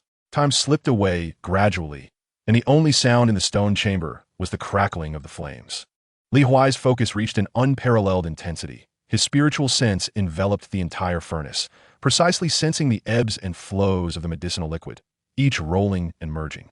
Qianyu's gaze transformed from initial calm to scrutiny, then to astonishment, ultimately culminating in an unmistakable glimmer of admiration. This precise mastery over the fire and the unflappable composure he exhibited were qualities not typically possessed by ordinary loose cultivators. As the hour drew to a close, Li Huai suddenly formed a hand seal and called out sharply, "Condense." The furnace emitted a faint hum, and a rich aroma of medicine erupted from the fissures at its top, filling the chamber. Success! With a flourish, he sent the lid of the furnace soaring into the air. He reached out, summoning several streams of light that flew from the furnace and landed in a jade vial he had meticulously prepared. The crisp sound of their collision resonated delightfully in the stillness of the stone chamber. Wang Lang's eyes widened in disbelief, fixated on the jade vial in Li Huai's grasp. Qianyu also stepped forward, his gaze locked intently. Li Huai offered the vial, saying, "Elder Qian, please take a look." Qianyu accepted the vial and poured its contents into his palm. 1, 2, 3, 7, 8. A total of 8 Pei Yuan Dawn, each one round and plump, radiant in hue, exuding an enticing fragrance. Top-grade elixirs. The success rate was an astonishing 80%.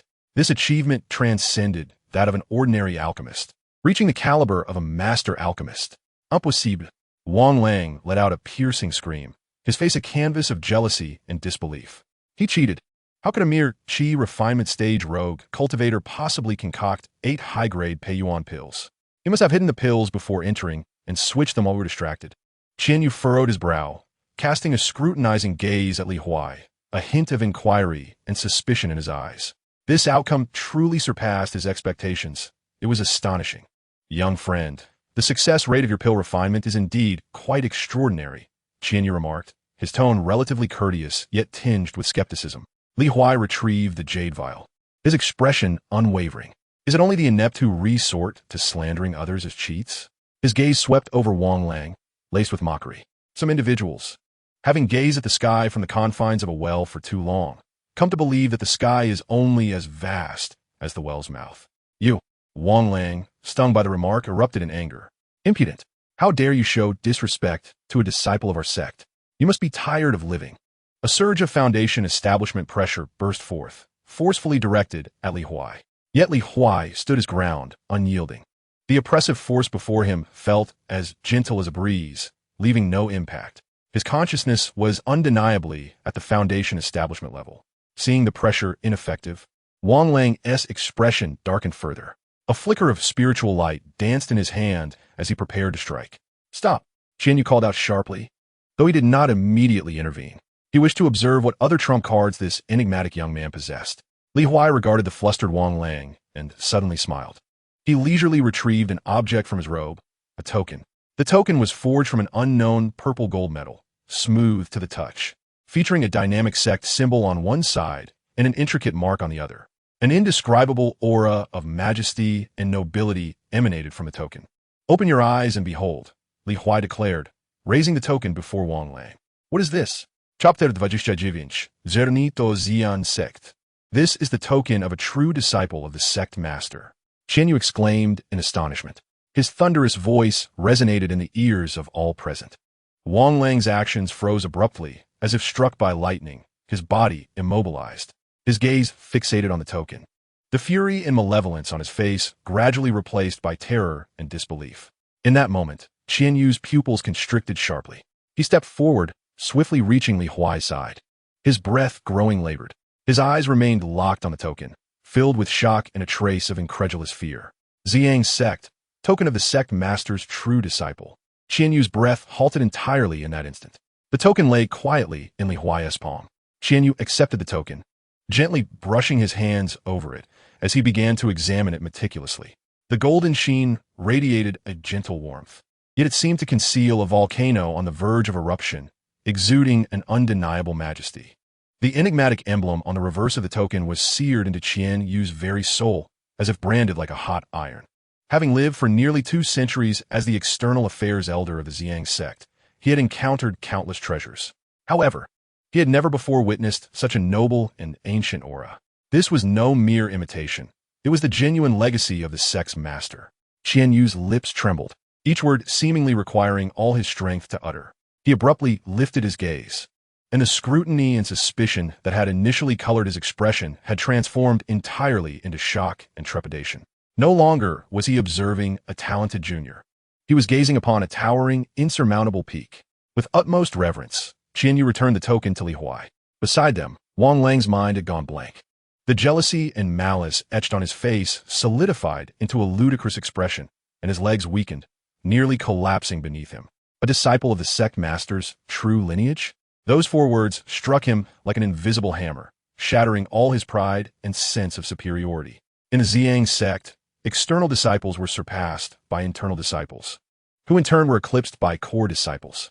Above all was the true lineage of the Sect Master, a candidate for the future leader, one of the most exalted entities within the entire sect, even ranking higher than Qian Yu himself.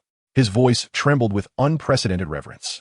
Elder Qian Yu of the Xiang sect, unaware of the arrival of the Sect Master's true disciple, deserves to face the gravest of punishments. This revelation left Li Huai momentarily stunned. He observed the white-haired elder trembling in fear and glanced at Wang Lang, whose face had turned ashen, a wave of absurd yet exhilarating sensation washing over him. Clearing his throat, Li Huai mimicked the demeanor of the esteemed, leisurely reclaiming the token. Ignorance absolves one of guilt. His tone remained unperturbed, yet it carried a hint of condescension. "Rise." "Thank you, esteemed disciple of the Sect Master." Qian Yu dared to stand, quaking yet still bowing deeply, resembling a servant who had erred. The moment he straightened, a chilling and piercing intent suddenly locked onto Wang Lang. "Scoundrel!" Qian Yu's voice rang out like an icicle in winter. "Blind to the truth, you dare to offend the Sect Master's true disciple. Do you not recognize your transgression?" Wang Lang shuddered, his spirit nearly fleeing his body, and he collapsed to the ground, frantically bowing towards Li Huai. "Elder, spare my life. Esteemed disciple of the Sect Master, grant me mercy. I did not recognize the mountain for its grandeur. I was blind. I beg for your forgiveness." His forehead quickly bled as he struck it repeatedly, tears mingling with blood, rendering him utterly wretched.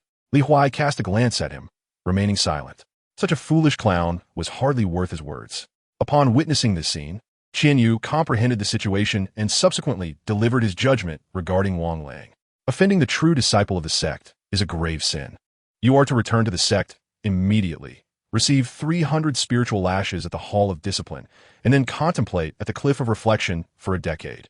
Should you utter a single word of grievance, do not blame me for personally rendering you incapable.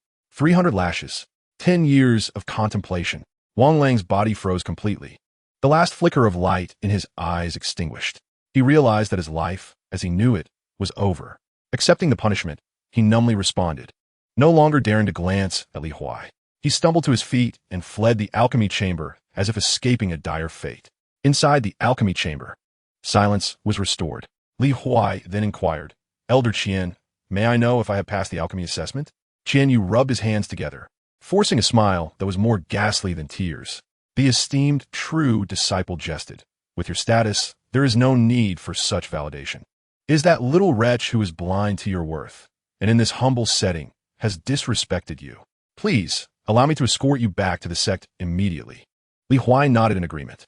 Very well, lead the way. A flying vessel, intricately carved from jade, soared from the rear courtyard of the Danshin Pavilion, transforming into a streak of light as it raced towards the horizon.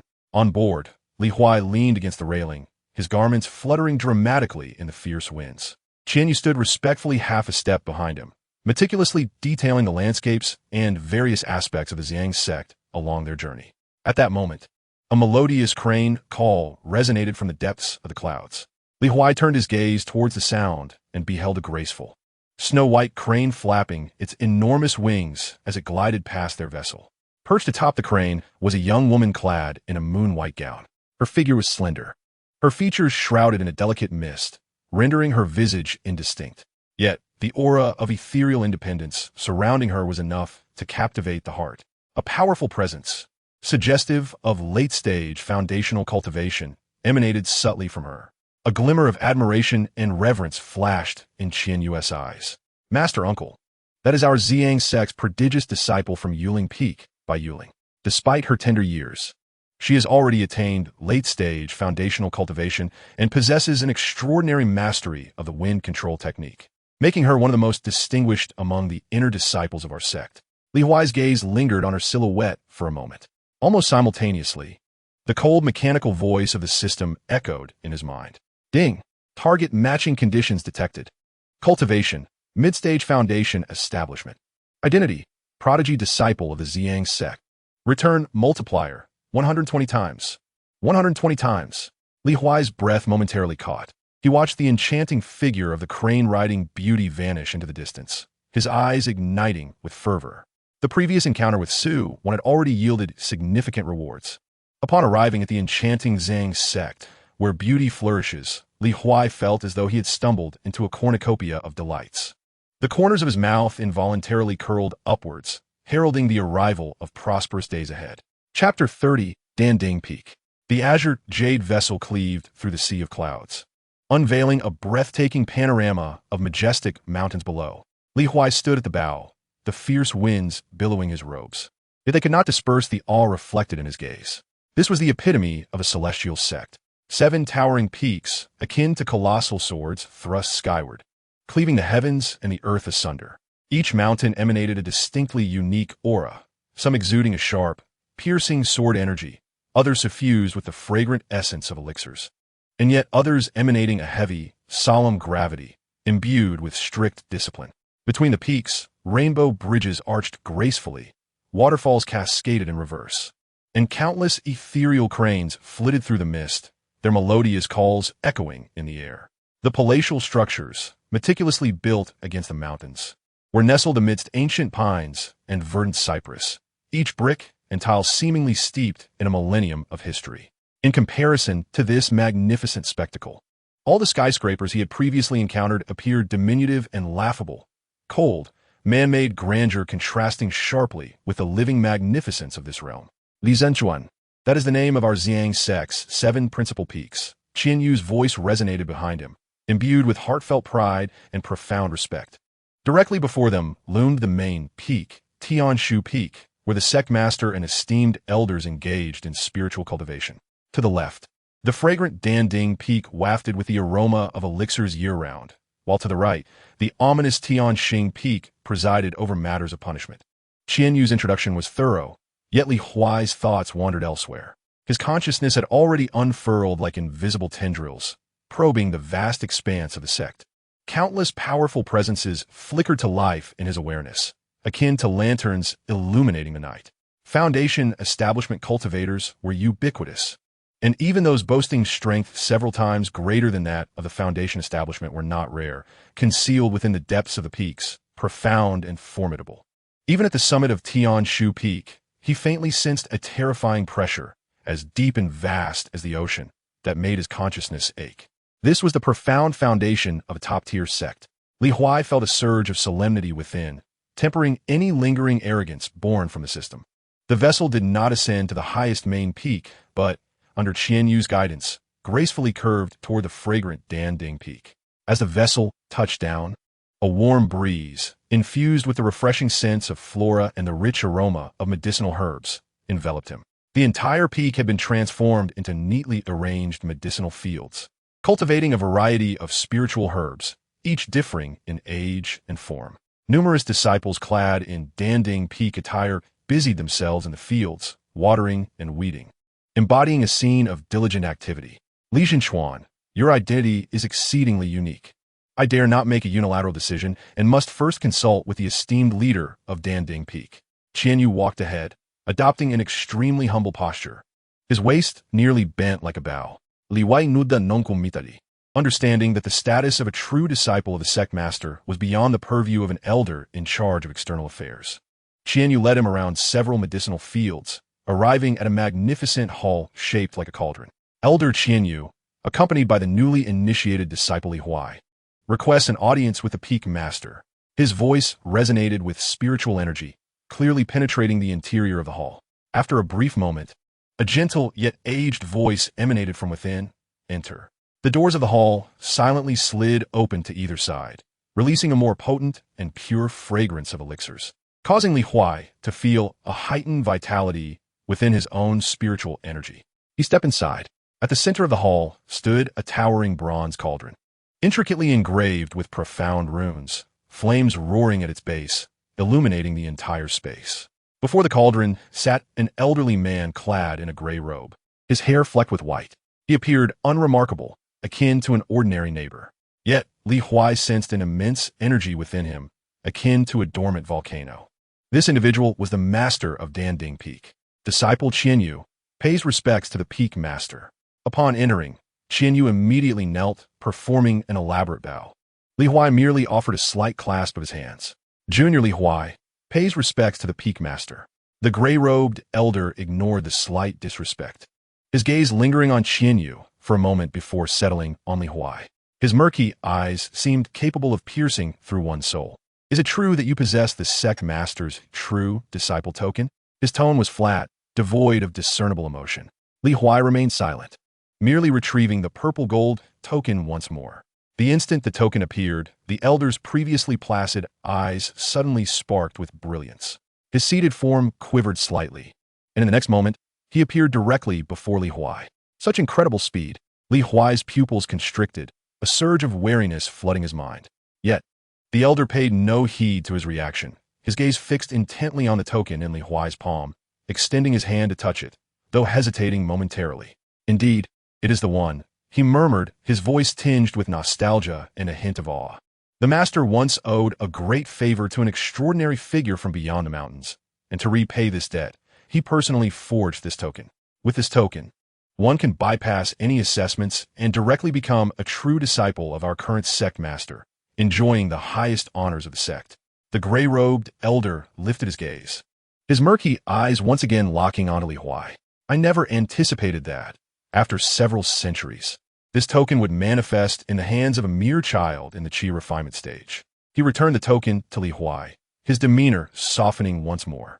I am Chun Xian, the esteemed leader of this Danding Peak. I have been informed by Qian Yu regarding your matters. Our sect master, your senior brother, is currently traveling and may not return anytime soon.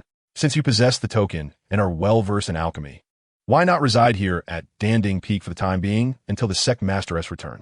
What do you think? This statement was both reasonable and prudent, acknowledging Li Huai's identity while proposing a secure arrangement. Naturally, Li Huai had no objections. He would defer to the leader's judgment. Very well, Chen Xian said with a satisfied nod, then turned to the apprehensive Qian Yu standing nearby. Qian Yu, escort Li Huai to the disciples' hall to complete his entry formalities. Collect his belongings and find him a suitable cave dwelling here at Danding Peak. For now, let him be arranged as a core disciple. Yes, I shall obey, Qian Yu exclaimed, as if granted a reprieve. Once all was settled, Chen Xian's gaze returned to the massive alchemical furnace, as if everything that had transpired was merely a trivial interlude. You may go now. I need to continue my alchemical work, so I shall not see you off. Li Huai and Qian Yu bowed and exited the grand hall. As they walked along the stone path outside, Qian Yu discreetly wiped the cold sweat from his forehead. His gaze toward Li Huai now filled solely with profound respect. With the peak master having confirmed his identity, it was indisputable and without a hint of falsehood. Li Zhenchuan, please follow me. The two made their way to the disciples' hall.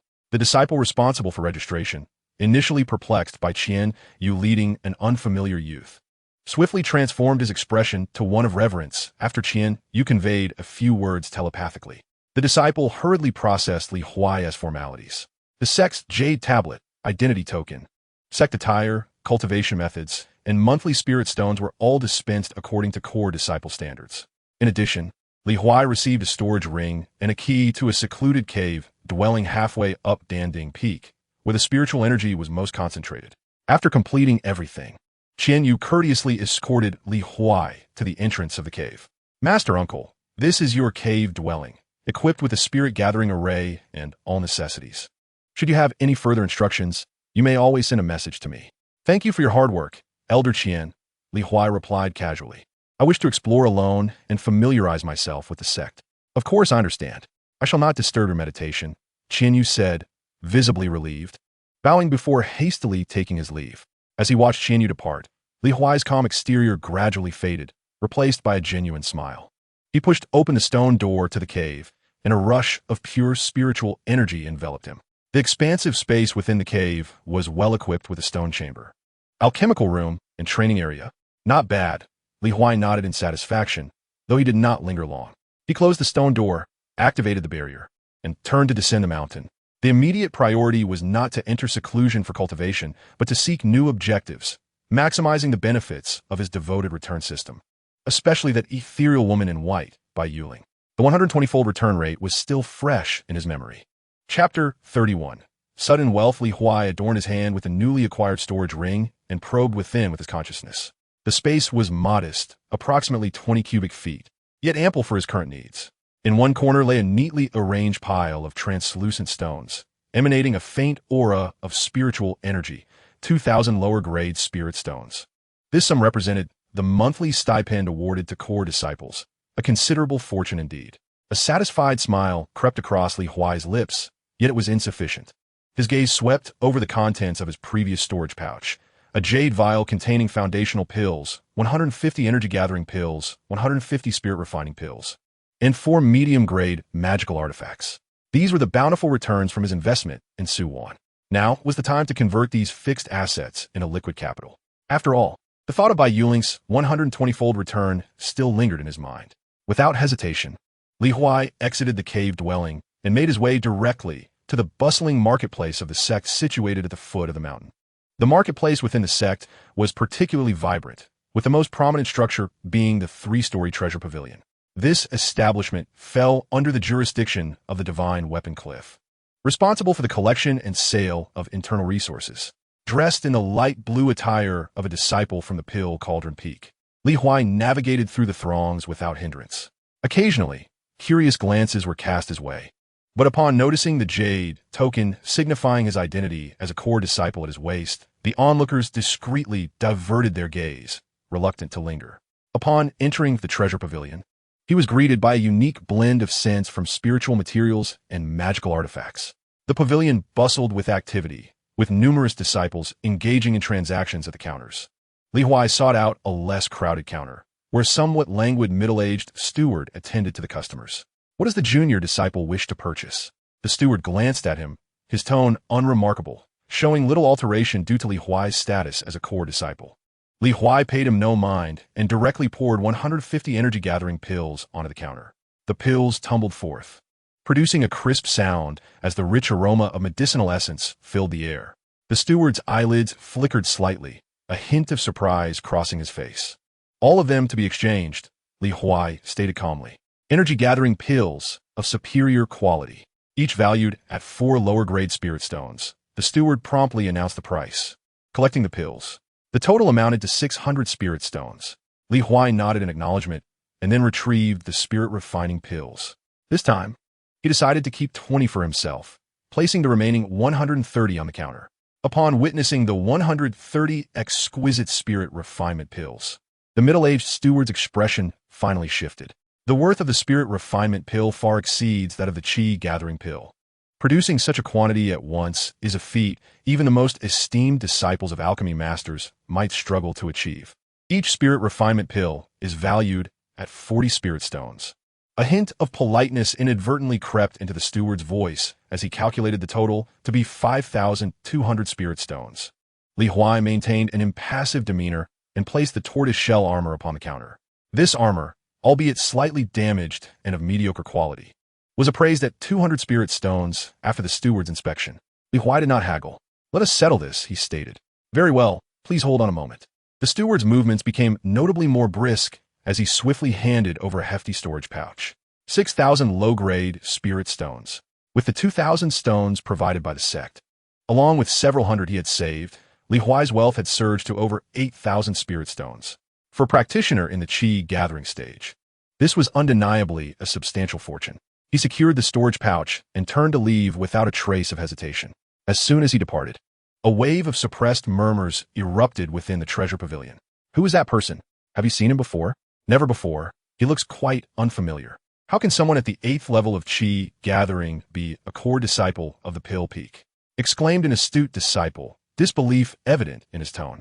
"Did I just see him sell over 100 spirit refinement pills? Is that for real? I can barely acquire 3 in a month. Such extravagance. Could he be a relative of some elder?" A well-informed disciple whispered conspiratorially. This young man, so unfamiliar, yet bearing the core disciple's jade token, and yet so lavish in his dealings, could it be? He did not finish his thought, but the surrounding disciples exhibited expressions of sudden understanding, their eyes brimming with astonishment and intrigue. Could he be the illegitimate son of the Peak Master? "Sure. Are you seeking death? Is this something we can discuss? I heard that the Peak Master of Pill Peak has a peculiar temperament and rarely mingles with others.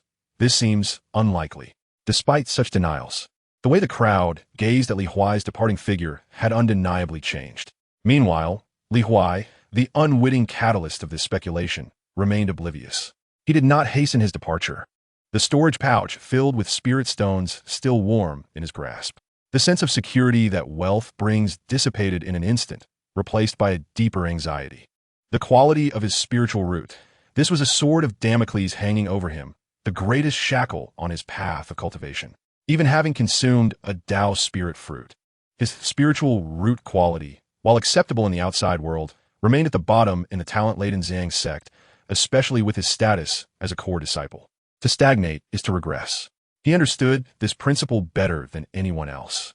Huai turned his steps not towards the door, but deeper into the loft. This area was dedicated to rare and precious materials. In contrast to the clamor outside, this place exuded tranquility, the air infused not with the chaotic essence of various artifacts, but with the pure spiritual energy emanating from an array of spiritual plants and minerals, invigorating anyone who inhaled it.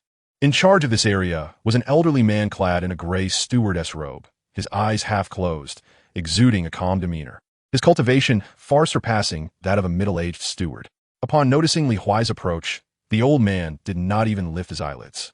"I wish to enhance my spiritual root quality," Huai stated directly, laying bare his intentions. Upon hearing this, the elder slowly opened his eyes, a flicker of sharpness sparkling within his murky gaze as he appraised Huai. A core disciple, yet only at the 8th level of chi refinement, though his spiritual sense was remarkably superior to others of his rank. The old steward's keen insight was indeed formidable. After a moment of contemplation, he extended 2 slender, bony fingers. "You have 2 options. The first is the Tao spirit fruit, priced at 4,000 spirit stones. The second," the elder paused, a glint of intrigue appearing in his clouded eyes, "is the primordial spiritual milk. This substance is a drop of spiritual liquid that takes millennia to form within the depths of the Earth's veins. In terms of efficacy, it far exceeds that of the Tao spirit fruit, capable of refining your essence and reshaping your foundation. However, the cost is 5,000 lower-grade spirit stones or 5,000 contribution points to the sect. Having stated the price, the elder closed his eyes once more, retreating into silence. 5,000 spirit stones.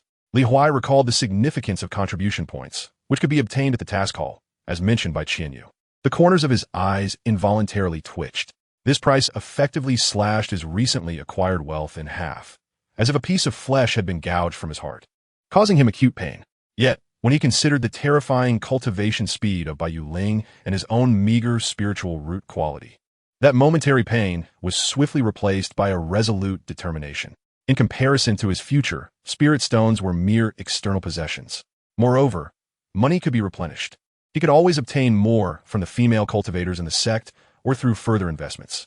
I shall purchase the primordial spiritual milk, Li Huai declared without a hint of hesitation. The elder's closed eyelids opened once again, regarding him with a newfound seriousness. Have you made your decision? I have. With a swift motion, Li Huai placed a storage bag filled with spirit stones upon the counter. The elder scanned the contents with his spiritual sense, confirming the accuracy of the amount, and finally, a slight relaxation appeared on his otherwise impassive face. He retrieved a small, white vial, smooth as jade, from beneath the counter and handed it to Li Huai.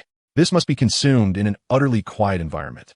The refining process may be somewhat painful, so remember to maintain your focus. Thank you for the reminder, steward. Li Huai solemnly stored the jade vial in his storage ring, feeling a considerable weight lift from his heart. 5,000 spirit stones in exchange for an opportunity to undergo a transformative rebirth, certainly worth it. He turned to leave, his gaze inadvertently sweeping across the entirety of the treasure pavilion. Yet he found no trace of a female cultivator. With a hint of curiosity, Li Huai stepped out of the pavilion and lifted his eyes toward the mountainside. The most populated area within the sect, apart from the marketplace, was the mission hall. Without further contemplation, he set forth in the direction of the mission hall. The mission hall was established atop a vast square, buzzing with life and exuberance. Countless disciples moved in and out, some in groups of 3 or 5, others hurrying along, each face etched with a myriad of emotions. As soon as Li Huai entered the square, a series of melodic notifications rang in his mind. Ding. Target meeting the criteria detected. Chapter 32. Lin Yao Yao. Ding. Target meeting the criteria detected. The crisp alerts ultimately anchored his gaze upon a female cultivator. Name: Lin Yao Yao. Talent: water, attribute, spiritual root, cultivation level, peak of the mid-foundation establishment. Identity: core disciple of Tianqing Peak. Return rate: 150 times. Current status: urgently needs to break through the bottleneck, striving for late foundation establishment. The system's chime resonated in Li Huai's mind like celestial music. There stood a young woman clad in the disciple attire of Tianqing Peak. Tall and graceful, her water blue attire accentuated her youthful curves, while her long hair was simply secured with a jade hairpin, revealing a smooth forehead and a delicate profile. A few playful strands danced beside her cheeks, swaying gently with her movements, adding a touch of vivacity and charm. She appeared to have just concluded a discussion with the steward of the mission hall. Her delicate brows knitted tightly, her exquisite features betraying a mix of reluctance and frustration. A return rate of 150 times. Li Huai's heart skipped a beat, his breath quickening involuntarily. She was nothing short of a walking treasure trove. His gaze burned with intensity as he fixed his eyes upon Lin Yao Yao. Akin to a ravenous wolf spotting tender prey, the sting of spending 5,000 spirit stones vanished in an instant. Taking a deep breath to quell his excitement, he adjusted the moon-white attire of the Danding Peak disciple he wore and strode toward Lin Yao Yao. The disciples in the square noticed Li Huai's movements, their attention converging upon him. "Senior sister, please hold on," he called out, his voice warm and resonant, imbued with just the right amount of magnetism. Lin Yao Yao, troubled by her spirit stone woes, turned at the sound, her irritation lingering even as she recognized him as a junior brother. However, upon discerning the attire of Danding Peak he wore, she tempered her impatience and inquired, "Is there something you need, junior brother?" Her tone was clear and melodious, reminiscent of a golden aureole, yet tinged with a youthful exasperation that was unmistakable. Li Huai, seemingly oblivious, displayed an expression of almost reverent admiration. The junior disciple, Li Huai, hailing from Danding Peak, was struck by the grace of his senior sister upon their first encounter. She appeared as enchanting as a snow lotus from Tianshan, exuding an air of ethereal elegance. Momentarily captivated, his heart swayed, prompting him to approach her, hoping for her forgiveness for his boldness.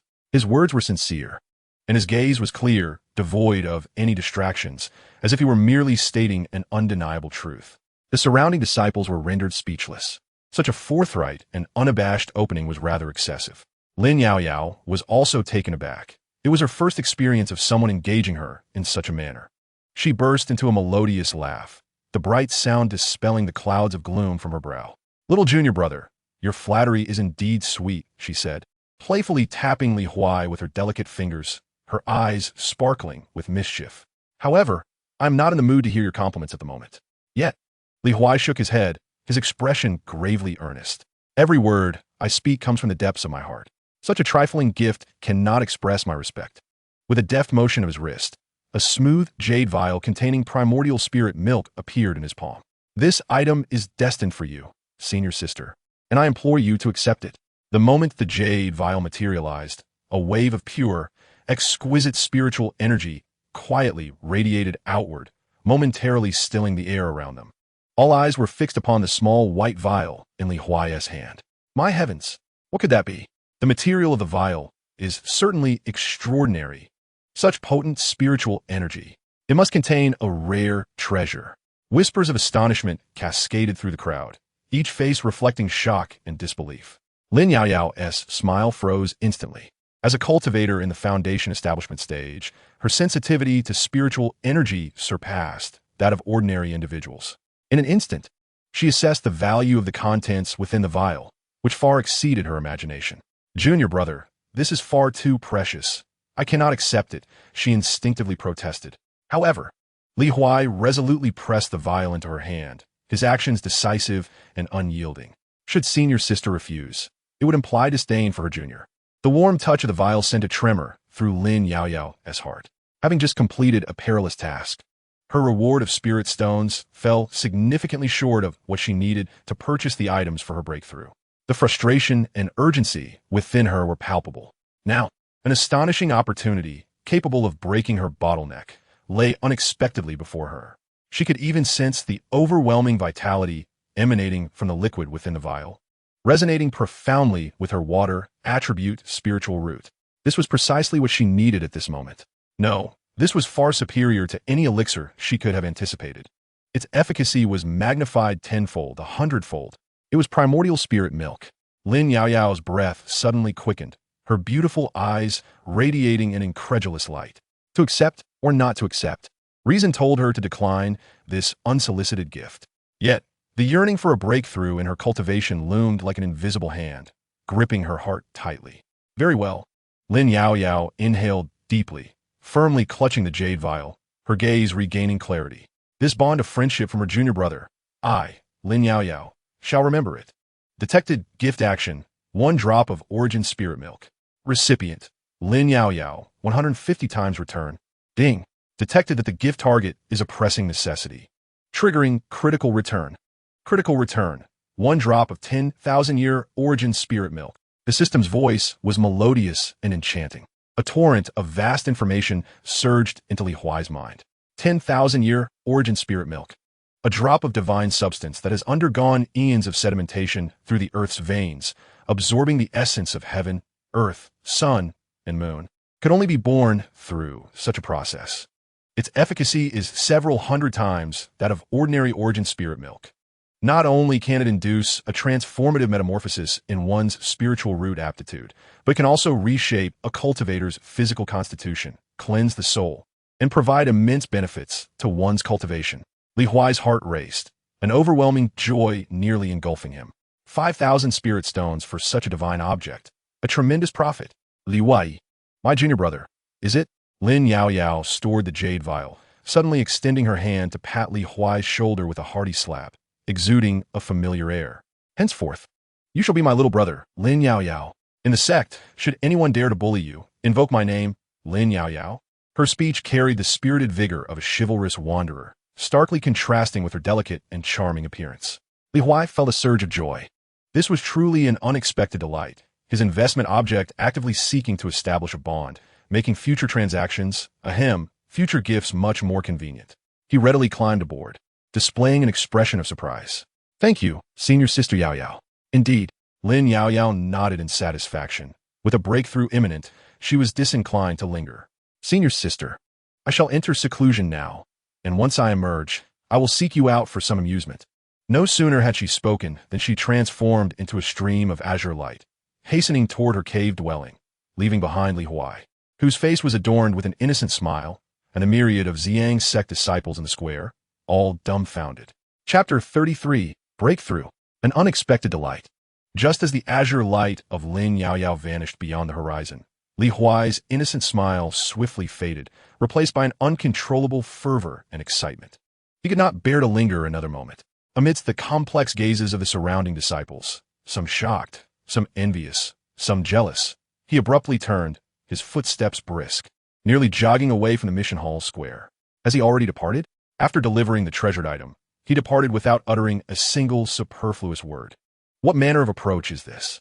Truly, this is the demeanor of an extraordinary individual. The murmurs behind him faded into oblivion, as Li Huai was entirely consumed by the 5 luminous golden characters resonating within his mind. 10,000-year origin spiritual milk. The worth of this substance transcended the valuation of spirit stones.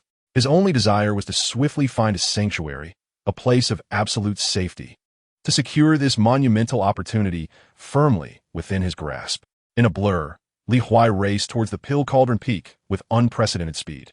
Upon arriving at the disciples' residence area, he stood before his cave dwelling.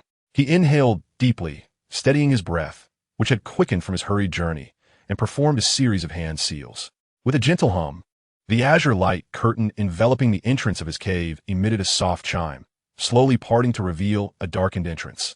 He stepped inside, closing the door behind him with another spell, sealing off the cave from the outside world.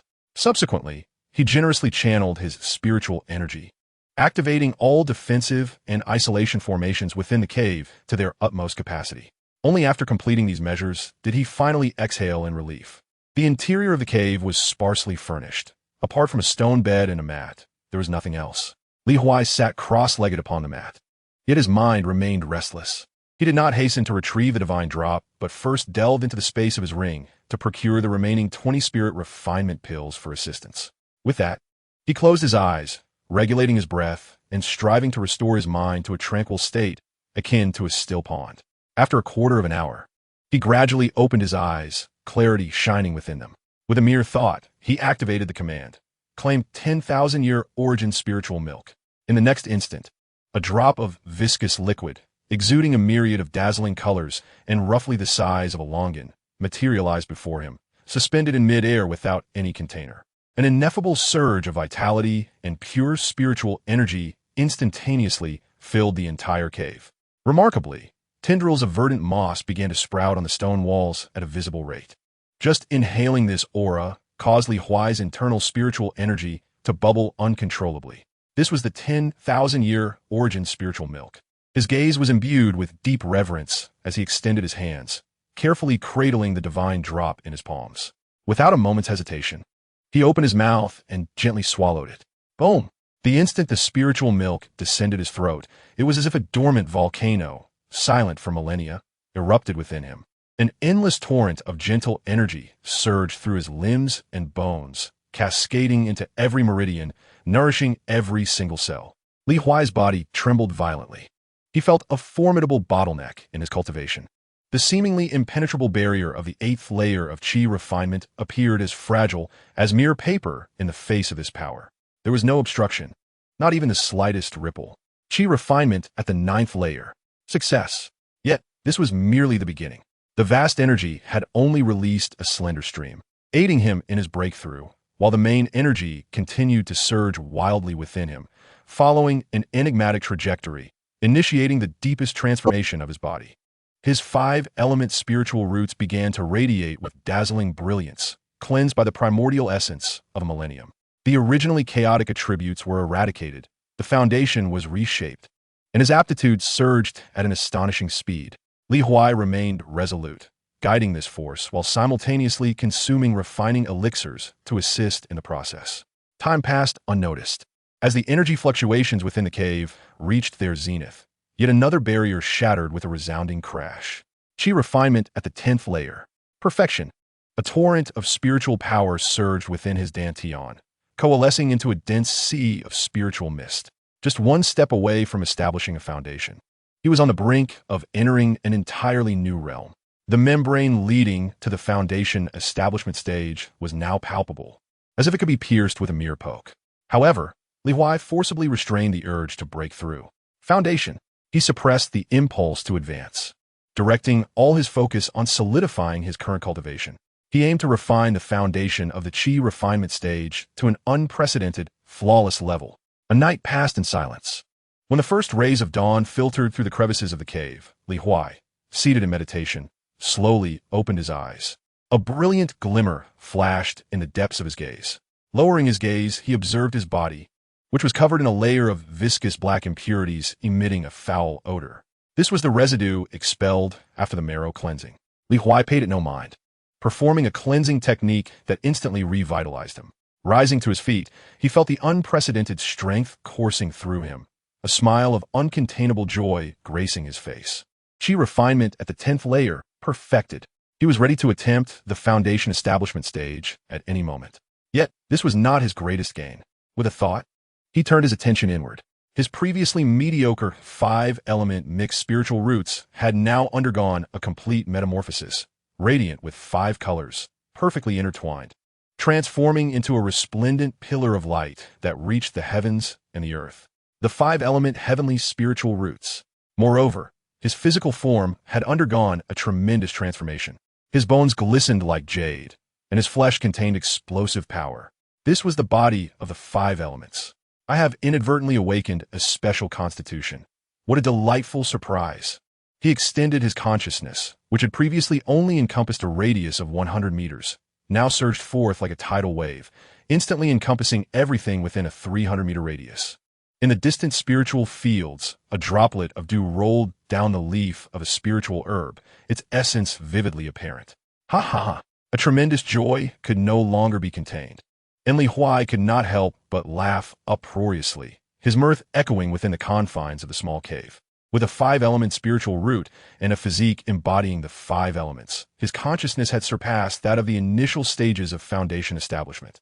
Presently, even among all the core disciples of the Ziyang sect, he could undoubtedly be regarded as one of the most gifted individuals.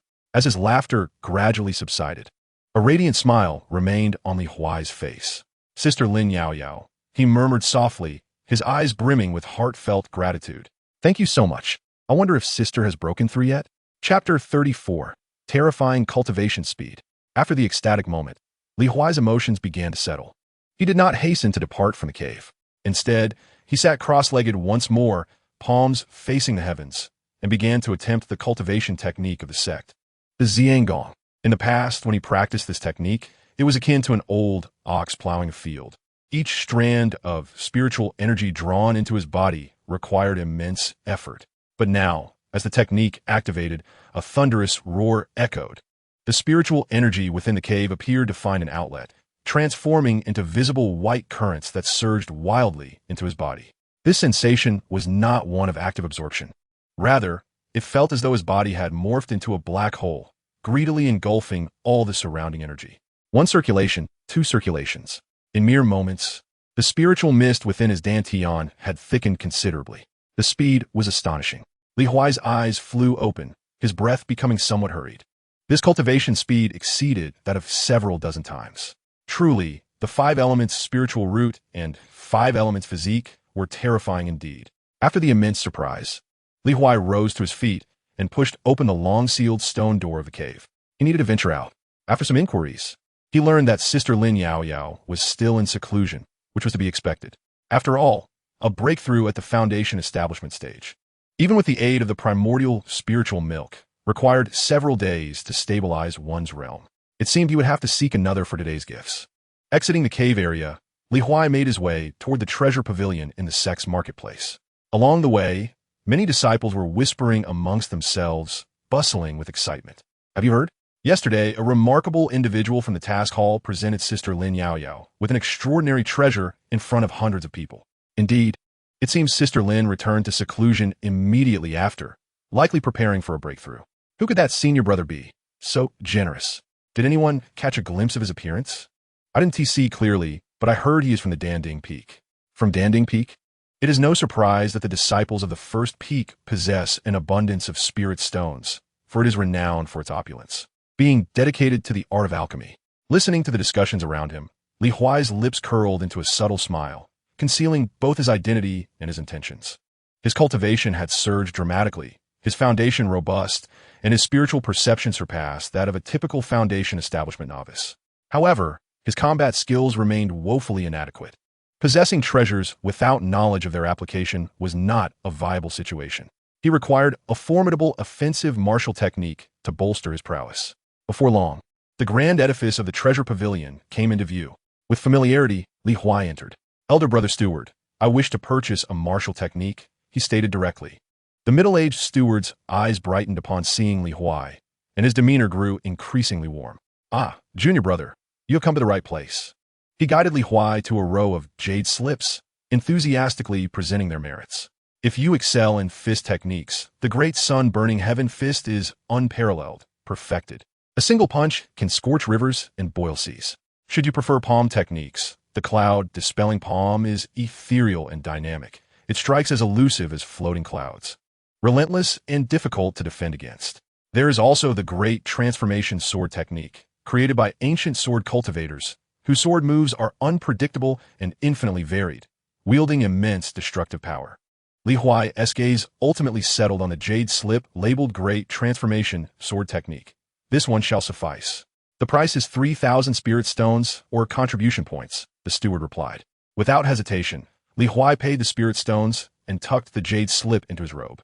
Instead of departing immediately, he approached the recycling counter on the opposite side of the pavilion. The steward behind the counter lazily lifted his eyelids, and upon recognizing Li Huai from the previous day, his excitement was palpable. Junior brother, what treasures have you brought today? Li Huai wasted no words, with a mere thought. He summoned from a spatial ring a long and used set of Xianling equipment. The Xianling sword, Xianling armor, and Xianling boots lay quietly on the counter, emanating a faint spiritual glow.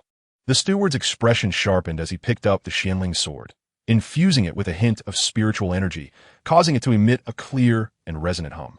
A fine sword, he exclaimed, inspecting the Xianling armor and boots. Indeed, a complete set of mid-grade magical artifacts. Together, they possess power comparable to ordinary high-grade artifacts. He assessed. If it were a single artifact, it might fetch around 800 spirit stones, but for the entire set, it could yield 3,000 contribution points. Li Huai nudda apreciatively. Thank you, elder brother. Products of the system are always of the highest quality. He then shifted his gaze to a crimson flying sword displayed on the shelf behind the counter. The sword, entirely crimson, was elongated and glimmered with a cold light along its blade. Unmistakably a remarkable item. A high-grade artifact, the Starfall Sword, forged from celestial meteorite iron. Imbued with the power of the stars, when swung, it manifests the appearance of falling starlight. The price is 3,000 spirit stones, or contribution points, the steward explained, following Li Huai's gaze. Perfect, Li Huai replied with a smile. Having just acquired the Dian sword technique, I find myself in need of a suitable flying sword. The Xianling set and this flying sword perfectly balance each other. Li Huai stowed the Starfall sword into his ring and turned to exit the treasure pavilion. The moment he stepped outside, a familiar figure caught his eye. It was the female cultivator clad in a pale yellow gown, whose return rate reached an astonishing 50 times. The same one he had discovered through the system the previous day. According to the system, she was an inner disciple of Yuling Peak. At the pinnacle of the foundational stage, she appeared to be troubled by some matter, her delicate brows furrowed as she wandered restlessly beneath a spiritual tree. An impulse stirred within Li Huai, prompting him to draw the recently acquired Starfall sword. Casting a glance at the weapon in his hand, he resolved to act decisively. Taking a deep breath, he stepped forward. Esteemed senior sister, I am Li Huai, a disciple of Danding Peak. I noticed your apparent distress, and wondered if there might be any way I could assist you. The sudden voice startled the young woman in the yellow gown. She turned to see Li Huai, his face adorned with an innocent smile, and a flicker of caution flashed in her eyes. Without waiting for her response, he presented the newly acquired Starfall sword to her. On our first encounter, I would like to bestow upon you this exquisite upper-grade magical artifact, the Starfall Sword. As a token of our meeting, the air fell silent in an instant. Disciples coming and going at the entrance of the treasure pavilion halted in their tracks, their gazes converging upon Huai and the sword radiating a sharp aura. An upper-grade magical artifact? Surely, I must be mistaken. He intends to gift such a precious item to a newly acquainted junior sister? Judging by her attire, she belongs to Danding Peak as well. Is she the one from yesterday? This is madness. The world has truly gone insane. Chapter 35. Minor accomplishment of the sword technique. Madness, sheer madness. Is it customary for the brothers of Danding Peak to be so extravagantly generous? An outer disciple gasped in astonishment. An upper-grade magical artifact, and he offers it without a second thought. Look at that senior sister. She must be from Yuling Peak. What incredible fortune has befallen her? Whispers of envy, jealousy, and astonishment erupted like boiling water at the entrance of the treasure pavilion. Every gaze bore a fervent intensity, fixated upon the yellow-gowned female cultivator and the Starfall Sword. Clearly unaccustomed to such attention, the young woman recoiled in fright, her lovely face paling instantly. She waved her hands, her voice barely a whisper, tinged with a barely perceptible tremor. Junior brother, this cannot be accepted. Such a precious item is far too valuable. I truly cannot accept it. Her eyes darted away, unable to meet Huai's gaze, let alone look at the radiant Starfall Sword. Yet, Huai's smile grew ever more sincere. He stepped forward, extending the sword a fraction closer. Senior sister, as the saying goes, a fine sword should be gifted to a hero, and a divine weapon seeks a worthy master. I believe this sword is destined to be in your hands. Its spirit resonates with you. In the hands of one as coarse as I, it is but a precious pearl cast into obscurity, a treasure shrouded in dust. Only in the grasp of my esteemed senior sister can it truly radiate its inherent brilliance. These heartfelt words conveyed a sincerity that suggested he was not merely presenting a gift, but rather seeking a rightful master for a divine weapon. The young woman in the yellow dress shook her head fervently, as if caught in a whirlwind. No, this cannot be. Truly it cannot. Junior brother, you must take it back. Her face flushed with urgency. She stood in place, wishing for a crevice in the earth to swallow her whole. The gazes of those around her pierced her like needles, rendering her utterly uncomfortable. Observing this, Huai deemed the moment ripe. He thrust the Starfall Sword into the young woman's embrace, his tone brooking no argument. If my senior sister does not accept it, it would imply disdain towards me, and I shall promptly destroy this sword. With that, he turned on his heel, leaving without a trace of hesitation. Only a fleeting phrase lingered in the air. A mere superior-grade magical artifact, hardly worthy of mention. Senior sister, do not take offense. Simply accept it with peace of mind. The yellow-dressed woman stood frozen, clutching the still-warm Starfall Sword, her mind a blank slate. Very well, she murmured softly. The surrounding disciples were left utterly astonished. As Huai exited the throng, a hidden smile of triumph appeared upon his lips, which he could no longer contain. Just as he rounded a street corner, a notification chimed in his mind. Gift-giving behavior detected.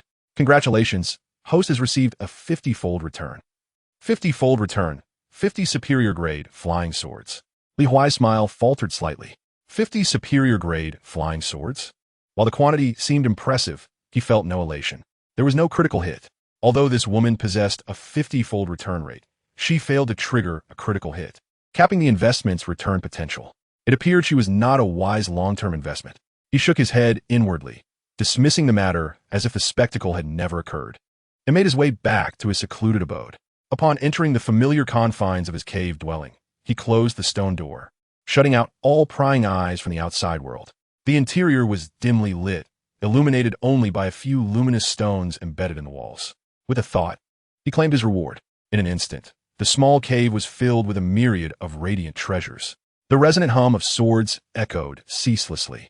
50 uniquely designed and powerful superior-grade flying swords materialized, hovering silently in midair. Some glowed a fiery crimson, their sword energy searing. Others shimmered with an icy blue hue, exuding an oppressive chill. Still others were as dark as ink, their murderous intent restrained.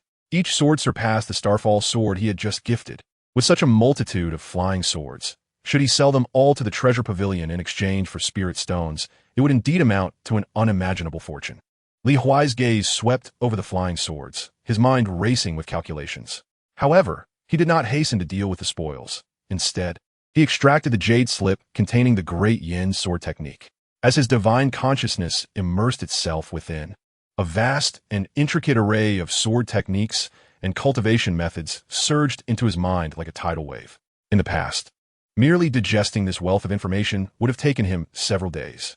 Yet now, endowed with a divine consciousness far surpassing that of his peers, he grasped the essence of the entire sword technique in mere moments. From the 50 flying swords, he casually selected the most unassuming blue sword, its narrow blade seeming inconspicuous, and began the process of refining it. The night passed in silence.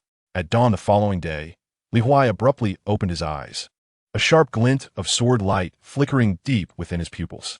Holding the azure blade, he strolled to the center of the cave dwelling. Great Yin sword technique. First form, sword transformation of 3,000. With a flick of his wrist, a simple yet unadorned beam of sword light shot forth. However, after traveling just a few feet, it astonishingly split into 3, which then divided into 9, and finally into 27. In an instant, the entire cave was enveloped in a dense array of blue sword shadows, each embodying a piercing sharpness capable of penetrating gold and stone. The sword energy intertwined in a complex web, yet he deftly controlled it within a confined space, ensuring not a single fragment of the cave walls was harmed. What a formidable sword technique! Li Huai sheathed his sword, his eyes brimming with delight. Merely after one night's practice, he had brought this profound sword technique to a minor level of mastery. The terrifying potential of the 5 elements body had once again been validated. Not only was the speed of cultivating techniques rapid, but mastering martial skills was as effortless as eating or drinking. As he sensed the robust spiritual energy within him and the nascent sword techniques, Li Huai felt increasingly assured. The only matter he needed to contemplate now was how to discreetly dispose of the remaining 49 superior-grade flying swords. Should he take them directly to the treasure pavilion for redemption? No, that would attract undue attention. Having just completed a significant transaction at the pavilion the previous day, presenting nearly 50 superior-grade artifacts today would likely catch the eyes of the enforcement hall or even the sect elders. He understood the principle that an innocent man can suffer due to possessing something valuable. It was essential to find a sufficiently discreet channel capable of absorbing this batch of goods. Li Huai paced within the cave, his mind racing with thoughts. Momins Latte. A name emerged in his consciousness. Elder Qianyu of the External Affairs Hall. As the elder responsible for overseeing the external matters of the Danding Peak, Qianyu undoubtedly had access to many undisclosed external channels. Approaching him was undoubtedly the best course of action. Resolute in his decision, Li Huai hesitated no longer. He waved his hand, gathering the myriad sword lights and the 50 flying swords into his storage ring with fluid precision. Pushing open the heavy stone door, the cool morning air rushed in. He adjusted his robe, a hint of nonchalance returning to his expression, and set forth towards the direction of the External Affairs Hall. Chapter 36. The charisma of a bro is not to be underestimated.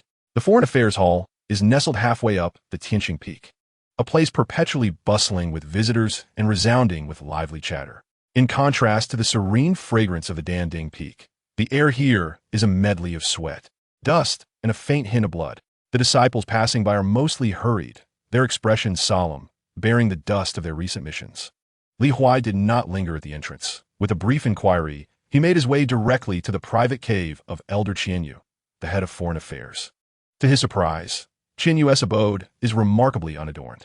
The door is made of blue stone, adorned with creeping vines, and a small herb garden in front is meticulously tended, exuding a sense of tranquility rather than opulence. Approaching, Li Huai gently rapped 3 times on the stone door. The sound echoed dully in the quiet mountains, thud, thud, thud. Moments later, the stone door silently slid open, revealing Qianyu, clad in a gray elder's robe, with a lean face and piercing eyes that sparkled with vitality. Upon seeing Li Huai, a fleeting, subtle emotion flickered in Qianyu's eyes, quickly transforming into a perfectly measured warmth. Ah, it is the true disciple Li. What brings you to seek me today? His gaze swept over Li Huai, and for a brief moment, his pupils imperceptibly constricted. The young man had reached the pinnacle of the qi refinement stage. Had it only been a few days since their last meeting? This prodigy-esque cultivation had surged from 8th to the grand completion of the Qi refinement stage, a mere step away from establishing a foundation.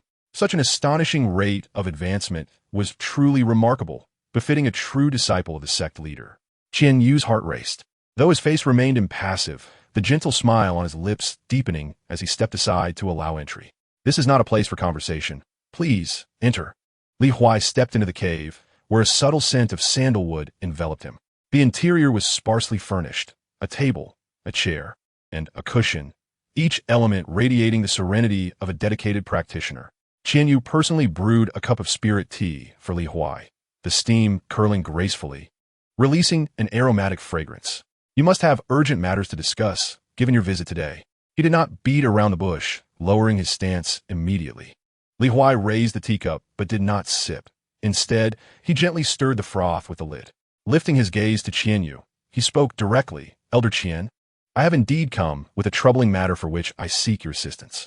Qian Yu straightened, his demeanor becoming serious. Please, speak freely. Whatever is within my capacity, I shall not decline. Li Huai set down the teacup, refraining from further words, and placed a storage pouch containing 49 flying swords upon the stone table. Pushing it forward gently, I ask you to examine this, Elder. A flicker of confusion crossed Qian Yu's mind, but he nonetheless extended his spiritual sense into the pouch. In the next moment, his breath caught sharply, his seated form tensing abruptly. The dazzling array of swords within the storage pouch nearly pierced his spiritual awareness. 49 swords. Each sword is a genuine and exquisite artifact, radiating an astonishing aura of spiritual power. Qian Yu abruptly lifted his gaze, and the expression in his eyes when he looked at Li Huai transformed utterly, filled with shock and incredulity. This wealth transcended the description of mere fortune. It was akin to a mobile treasure trove. The sect leader's true disciple indeed wielded immense influence. He inhaled deeply, suppressing the tumultuous waves in his heart, though his voice retained a hint of dryness. What is the meaning of this, Li Jinchuan? I wish to request the elder's assistance in disposing of these items. Li Huai's tone was as calm as if he were discussing a trivial matter. It must be done swiftly and discreetly, without alerting anyone within the sect. Qian Yu's mind raced. This was a tremendous hot potato, yet an equally significant opportunity. Currently, apart from a master of the Danding Peak, he was the only one aware of Li Huai's true identity.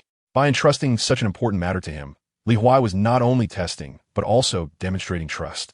If handled well, he would secure a place in the heart of this future influential figure, paving the way for limitless prospects. Without hesitation, he quickly resolved within himself. This matter I can accomplish. Outside the sect, there are several markets for cultivators near the Ziyang mountain range, along with a few ancient families with rich lineages. Their demand for exquisite artifacts is substantial, and their appetites are considerable. By employing multiple channels within a few days, he could covertly exchange all these flying swords for spirit stones. His response was concise and decisive, showcasing the connections and acumen he had accumulated over the years as the elder in charge of external affairs.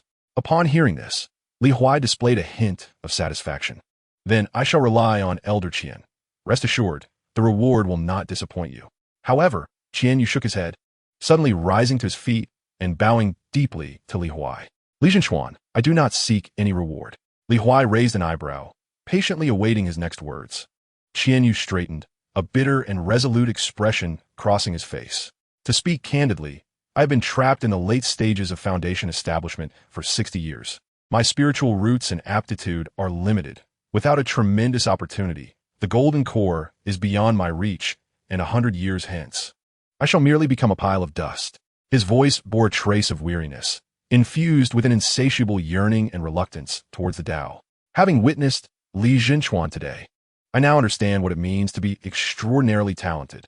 I have an ungracious request. Qian Yu's gaze was intense, fixated on Li Huai as if he were a drowning man grasping at a final lifeline. I am willing to serve as your humble assistant, managing all mundane affairs that you find inconvenient to handle personally. I ask for nothing else.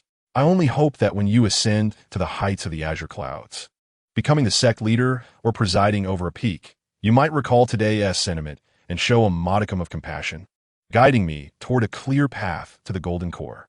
Having spoken, he bowed deeply once more, his head nearly touching the ground. Within the cave, an abrupt silence enveloped the surroundings. Li Huai gazed at the elder before him, a figure of considerable standing within the sect, who had reached the later stages of foundation establishment. A flurry of thoughts raced through his mind. Just as slumber beckons the arrival of the pillow, he found himself relieved by the unexpected offer from Qianyu. The charisma of this fellow was not to be underestimated. Having a foundation establishment elder as his intermediary would undoubtedly alleviate countless troubles. After a brief moment, Li Huai rose to his feet and extended his hand to assist Qianyu. A genuine smile adorned his face. Elder Qian, there is no need for such formality. As members of the same sect, we ought to support each other. A mere golden core is hardly worth mentioning. Rest assured, anything I, Li Huai, can offer in the future will certainly be prioritized for you, elder. His words, delivered with an air of nonchalance, radiated an undeniable confidence. Upon hearing this, Qianyu trembled slightly, his eyes igniting with an unprecedented brilliance. He recognized that he had made the right gamble. Thank you, young master, for your generosity. In that instant, his address to Li Huai transitioned from true disciple to young master. The subtle shift in title signified a profound allegiance and loyalty. Li Huai nodded with satisfaction, pushing the storage bag back towards him. This matter is entirely entrusted to you, elder. Rest assured, within 3 days, I shall provide you with a satisfactory response. Qianyu accepted the storage bag with a voice that was resolute and filled with vigor. Li Huai did not linger further and turned to exit the cave. As he pushed open the stone door, the morning sunlight cascaded upon him, elongating his shadow.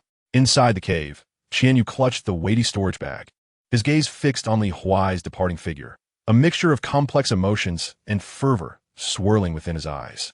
He understood that from this day forth, his fate was indelibly intertwined with that of this seemingly youthful disciple. Their fortunes would rise and fall together. Chapter 37.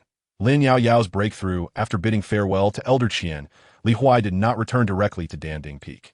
He strolled leisurely along the stone-paved paths of the mountains. The architectural style of Tianxing Peak starkly contrasted with that of Danding Peak, lacking the serene tranquility infused with the fragrance of elixirs, yet brimming with an atmosphere of sharpness and solemnity, as if the very air was charged with a readiness for battle. As he passed by a cluster of cave dwellings nestled against the mountainside, an overwhelming surge of spiritual energy erupted unexpectedly from one of the caves, soaring towards the heavens. The essence was pure and magnificent, imbued with a gentle vitality that nurtured all, yet harbored a terrifying power capable of annihilation. The surrounding spiritual energy was stirred into a colossal vortex, wildly converging towards that cave. Li Huai paused, a flicker of astonishment crossing his eyes. Is it the aura of Sister Yao Yao? Has she broken through? The thought had scarcely flitted through his mind when boom, a resounding explosion echoed through the heavens, reminiscent of thunder reverberating across the skies. The cave, ensconced in a vortex of spiritual energy, was forcefully breached by a tempestuous power, shattering the stone door and the surrounding rock walls. Debris flew in all directions, and dust filled the air. A melodious and exuberant laughter resonated from the depths of the cave, imbued with uncontainable joy and excitement. In an instant, a water-blue figure surged forth like an arrow released from a bow, ascending amidst the swirling dust into the clouds. Lin Yaoyao hovered in midair, her body enveloped in a radiant azure aura of spiritual energy that rippled visibly outward in all directions. Her presence emanated a formidable aura, having ascended to the late foundation establishment stage. Not only that, but her entire demeanor had undergone a profound transformation. Her skin glistened like jade, seemingly delicate to the touch, while her enchanting eyes sparkled with a watery brilliance, reflecting the essence of the surrounding spiritual energy in perfect harmony. She resembled a water spirit of the earthly realm, graceful and pure, brimming with boundless vitality and strength. As her gaze shifted, she noticed Li Huai standing on the path below, looking up at her with awe. Junior brother. Lin Yaoyao's eyes sparkled, and a radiant smile illuminated her face. In the blink of an eye, she transformed into a streak of blue light, appearing instantly before Li Huai. An invigorating fragrance wafted through the air with her arrival. Simultaneously, a notification echoed in Li Huai's mind from the system. Ding. Target status update detected. Name, Lin Yaoyao. Talent, water attribute heavenly spiritual root, water spirit body. Cultivation, late foundation establishment. Identity, core disciple of Tianxing Peak. Return rate, 300 times. 300 times. Li Huai's heart skipped a beat, and his pupils imperceptibly constricted. The return rate of 150 had astonishingly doubled following Lin Yaoyao's breakthrough. The awakening of the water spirit body had proven even more formidable than he had anticipated. Junior brother, I have succeeded. I have broken through to the late foundation establishment. Lin Yaoyao exclaimed, excitedly grasping Li Huai's arm and shaking it fervently, her exquisite face flushed with excitement. Moreover, it seems I have awakened the water spirit body. I feel as if I can harness all the surrounding water spiritual energy, and my cultivation speed has increased by more than tenfold. With the thrill of sharing a secret, she leaned in closer and whispered, "You must promise not to tell anyone. My father said that such a unique constitution should not be revealed lightly." Li Huai gazed at her adorable expression, reminiscent of someone presenting a treasure, suppressing his own exhilaration while feigning a look of astonishment and delight. "I will certainly keep your secret, senior sister. This is wonderful. Sister Yao Yao, congratulations on your significant advancement in cultivation and the awakening of such a formidable special physique. Ha ha, this is all thanks to your efforts." Lin Yaoyao exuberantly patted Li Huai's shoulder, her gratitude unmasked. "Were it not for that drop of primordial spirit milk you provided, I would not only question my ability to awaken the water spirit body, but also whether I could even achieve a breakthrough." With a flick of her wrist, a long sword, radiant with a deep azure hue and shimmering with brilliance, materialized in her hand. The scabbard was adorned with several aquamarine gemstones, unmistakably a treasure of exceptional quality. "Here, this is for you." Lin Yaoyao thrust the long sword into Li Huai's hands. "This was my previous flying sword, named the Azure Water Sword, a superior magical artifact. Now that I have achieved a breakthrough, my father has promised to provide me with a top-tier magical artifact, making this sword redundant. It is only fitting that I bestow it upon you." She surveyed Li Huai once more, her beautiful eyes revealing a hint of astonishment. "Oh, junior brother, you have also reached the 10th level of Qi refinement? Remarkable. Your progress is astonishing. Truly worthy of being my little brother. Once I acquire my new flying sword, I shall ask my father for a foundation establishment pill for you, ensuring your smooth transition into the foundation establishment stage." Li Huai, gripping the spirit-infused azure water sword, felt a wave of gratitude. The return on investment was indeed extraordinary. He graciously accepted the gift without the slightest pretense of refusal. "Thank you, Sister Yao Yao. No need for formalities." Lin Yaoyao waved her hand dismissively, as if it were only natural, observing her spirited demeanor. Li Huai felt a stirring in his heart, his face breaking into a sincere smile. With sister now awakened to the water spirit body and on the verge of acquiring a top-tier magical artifact, ordinary sword techniques would hardly suffice for her. "I happen to possess a sword technique that complements sister's current state perfectly. Consider it a gift to celebrate your breakthrough."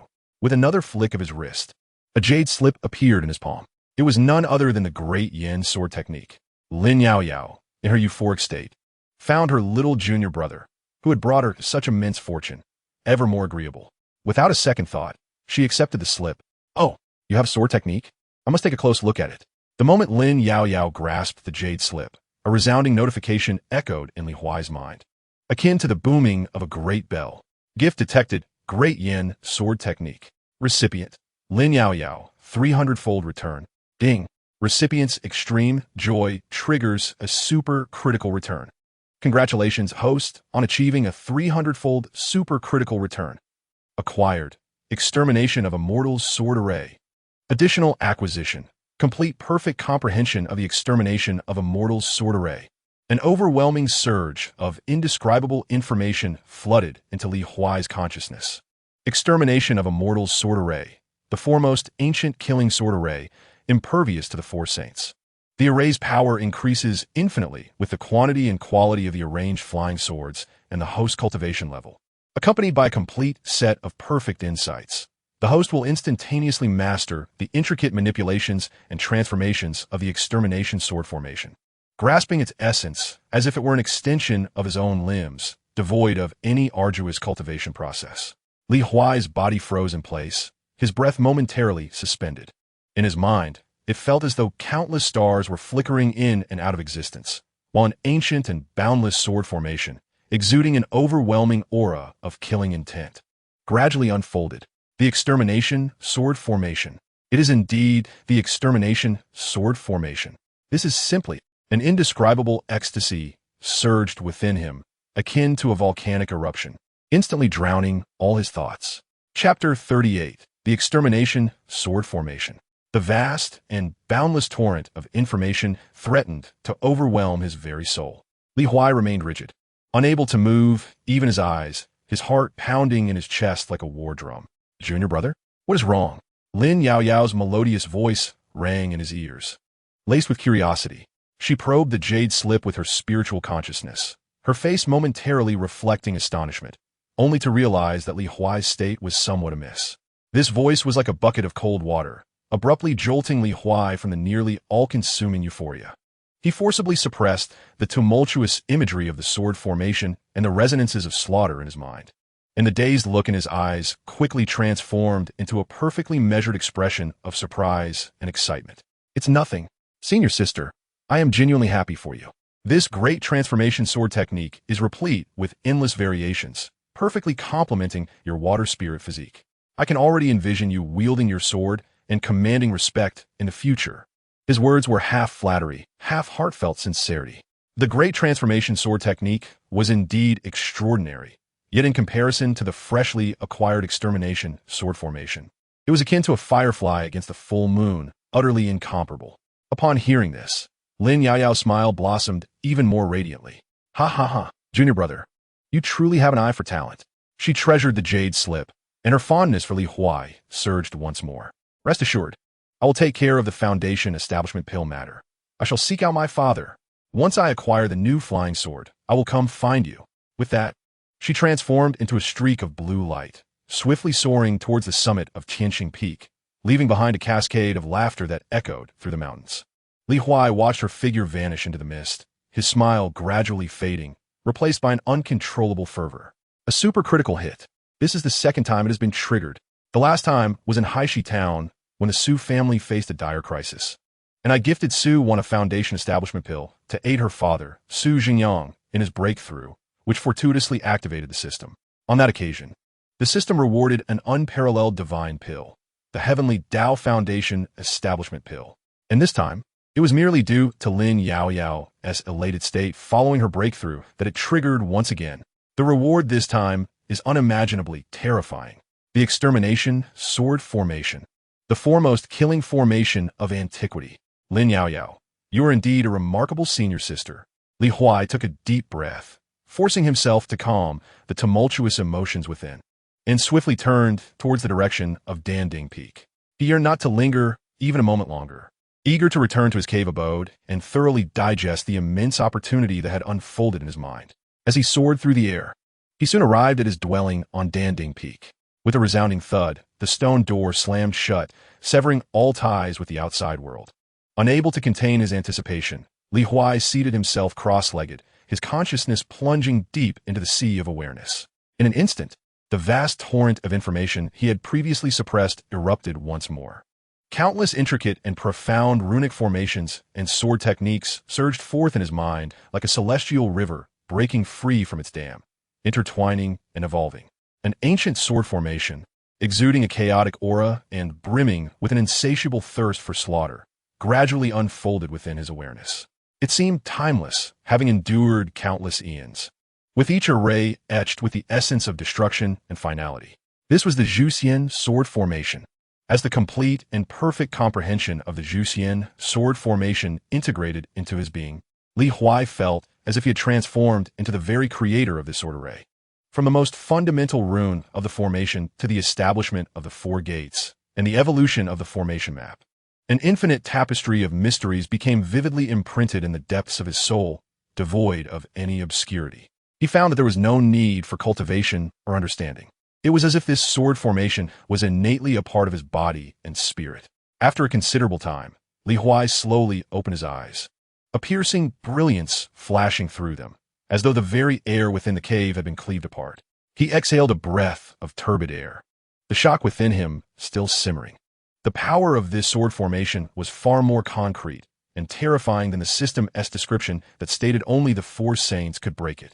The number and quality of the flying swords, along with the host's cultivation level, directly determined the upper limits of the sword formation's might. Theoretically, its power could increase infinitely. With a thought, Li Huai retrieved the Bai Shui sword, a gift from Lin Yaoyao. Now, at the pinnacle of the Qi refinement stage, his spiritual sense rivaled that of a mid-stage foundation establishment cultivator, allowing him to refine an unclaimed high-grade flying sword in mere moments. Buzz. The Bai Shui sword emitted a melodious chime, establishing a connection with his consciousness. Rising to his feet, he summoned his original high-grade flying sword as well. Two swords, one azure as water and the other shrouded in a green mist, floated before him. He inhaled deeply, guided by the perfect comprehension in his mind, and formed hand seals. Zhuxian's sword formation, arise. With a low shout, the spiritual energy within him surged forth like a flood unleashed from a dam, rushing violently towards the two flying swords. In an instant, more than half of his spiritual power, which was already tenfold that of his peers, was drawn away. The two flying swords blazed with brilliance, their blades adorned with countless intricate runes, as a chilling and fearsome aura of slaughter spread throughout the cave. They danced and intertwined in a subtle trajectory, faintly forming the nascent shape of a miniature sword array. The sharp aura emanating from them caused even their master to feel a tremor of trepidation. Li Huai distinctly sensed that the power these two flying swords could unleash at this moment was undoubtedly comparable to the full-force strike of a nascent foundation cultivator during the fierce battle of the three great families in Blackstone Town. And these were merely two superior-grade, magical flying swords. What if they were replaced with two exceptional-grade artifacts, or even spiritual weapons? What if their number were to increase? Li Huai's breath quickened, and a terrifying light flickered in his eyes. Suddenly, he recalled that he had just entrusted the 49 superior-grade flying swords to Elder Qianyu for handling earlier that day. A pang of regret surged within him. Had he known he would acquire the extermination sword array, how formidable would the power of a miniature sword array formed from those 49 flying swords have been? Yet, this thought was fleeting. With the system at his disposal, he had no reason to fear a lack of flying swords. Moreover, even if those 49 flying swords were still in his possession, given his current Qi refinement stage cultivation, he would likely be unable to sustain them. It is important to note that he possessed the 5 elements heavenly root, having awakened the 5 elements body, with a reservoir and purity of spiritual energy far exceeding that of ordinary individuals. Nevertheless, even merely operating a simplified sword array formed by 2 flying swords had nearly drained half of his spiritual energy. Clearly, enhancing his own cultivation was essential to mastering this unparalleled killing array. The following day, as dawn broke, Li Huai pushed open the stone door of his cave dwelling. A night of meditation had fully replenished his depleted spiritual energy, leaving him invigorated. It was time to venture forth and seek out a fine senior sister to present a gift. Chapter 39. New disciples reporting in. As the light of dawn illuminated the Danding Peak with a delicate golden hue, Li Huai opened the heavy stone door, allowing a rush of crisp mountain air to sweep into his cave, dispelling the lingering heaviness from his overnight cultivation. The night of meditation not only restored the spiritual energy lost in operating the sword array, but also refined his spirit further. He stretched lazily, his joints cracking with a satisfying pop. Full of vitality, it was the perfect moment to embark on his outing. He needed to find a new senior sister and offer her a gift that could trigger a critical return. Descending the winding path of Danding Peak, he occasionally encountered hurried fellow disciples. As he passed a pill room, the voices of several inner Sect disciples captured his attention. Have you heard? The new batch of junior brothers and sisters will be reporting to Tianshu Square today. It happens every 5 years, and this time it seems they have recruited over 2,000 people. Such a spectacle. Tianshu Square? That was the grandest place at the foot of the main peak, the most impressive sight of the sect. Li Huai's steps momentarily faltered. New disciples. A clear image of a graceful figure flashed through his mind. Suwan. Calculating the time, the assessment in Qingyan City had concluded, so she must be entering the sect now. Li Huai changed his mind and ceased his leisurely stroll around Danding Peak, turning instead to descend the mountain. As he approached Tianshu Square, the sight that greeted him was unexpectedly striking, despite his preparations. The square was laid with vast slabs of jade, stretching infinitely before him. At its center, nearly 2,000 new disciples, clad in uniform gray outer sect attire, formed orderly formations. Their faces displayed a tapestry of emotions, excitement, curiosity, and trepidation, creating a vivid tableau. On the high platform, several figures dressed in elder robes delivered a lecture, their voices amplified by spiritual energy resonating throughout the square. The content consisted merely of familiar platitudes regarding the sect's manual, diligent cultivation, and adherence to rules. Huai found this utterly uninteresting.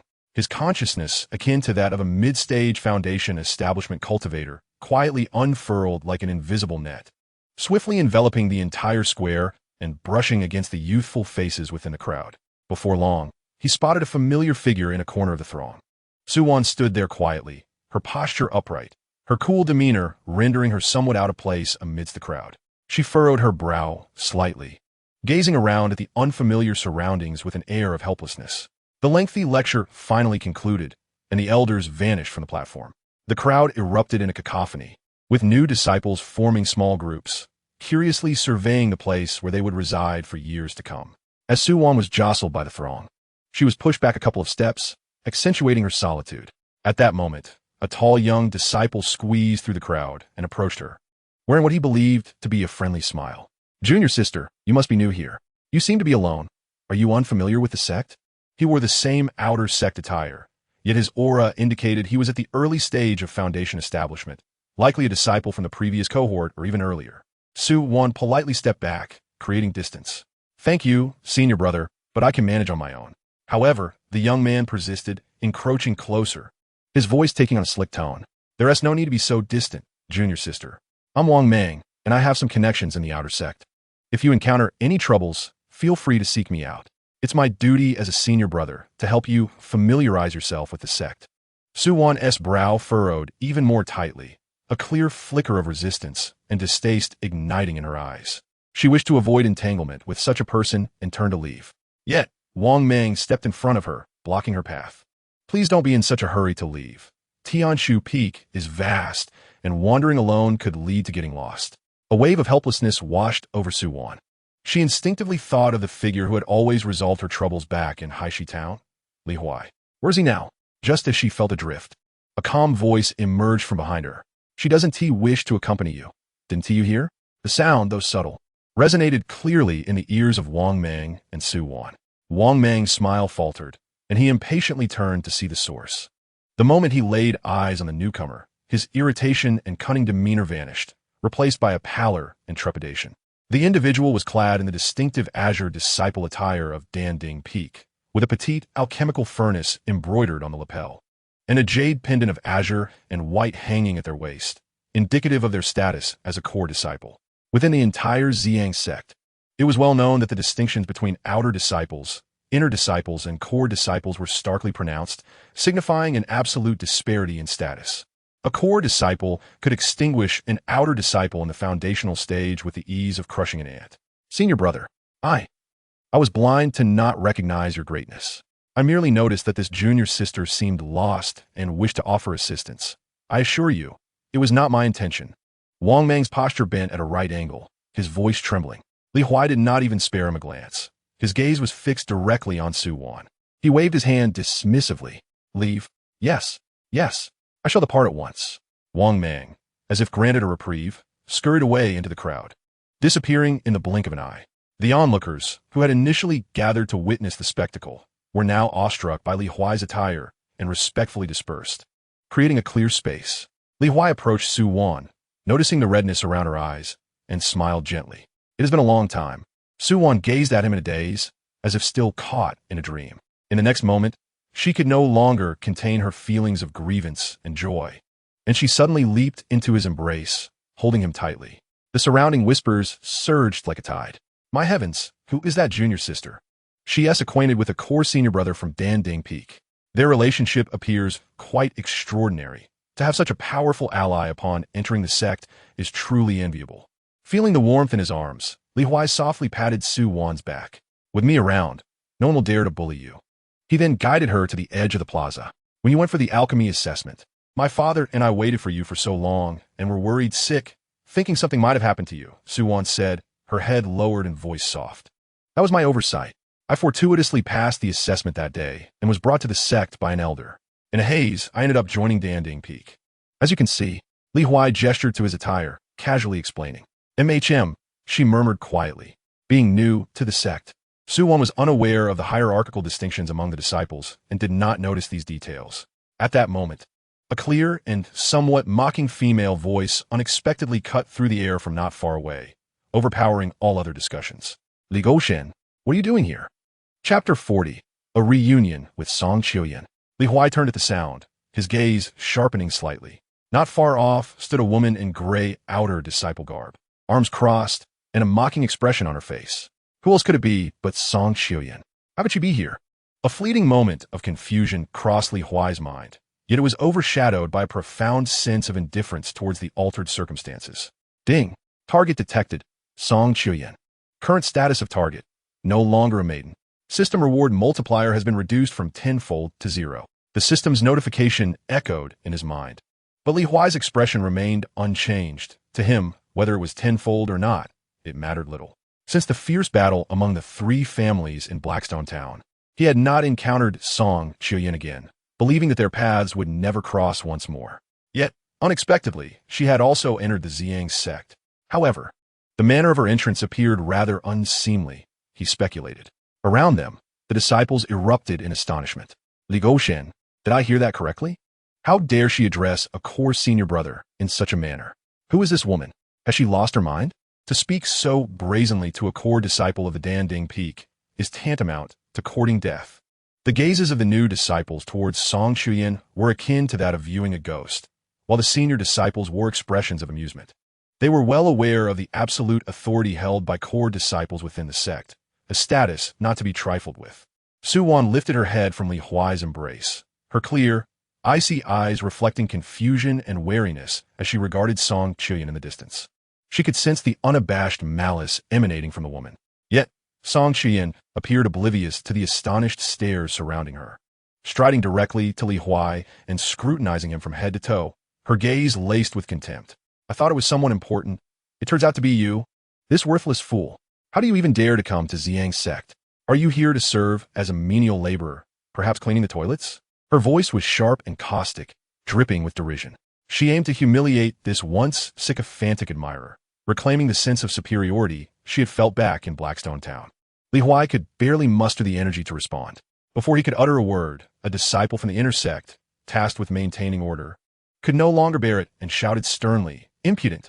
What is your status to speak so disrespectfully to a core senior brother? Seize this insolent wretch and take her to the law enforcement hall." No sooner had he spoken than 2 outer sect disciples stepped forward, ready to restrain Song Qiuyan. Upon seeing this, Song Qiuyan displayed no hint of panic. Instead, she smirked coldly and raised her chin defiantly. I dare anyone lay a hand on me. Let me remind you, I am under the protection of senior brother Zhao Qian from the Tianqing Peak. Zhao Qian. The mere mention of the name caused the 2 outer disciples to freeze in their tracks, and even the inner disciple's expression shifted to one of apprehension. Zhao Qian from the Tianqing Peak? Could it be the one whose grandfather is the head of the law enforcement hall? This could spell trouble. The Tianqing Peak is notorious for being fiercely protective and unreasonable, and the law enforcement hall is not to be trifled with. The murmurs around them diminished significantly, and the glances directed at Song Qiuyan shifted from disdain to trepidation.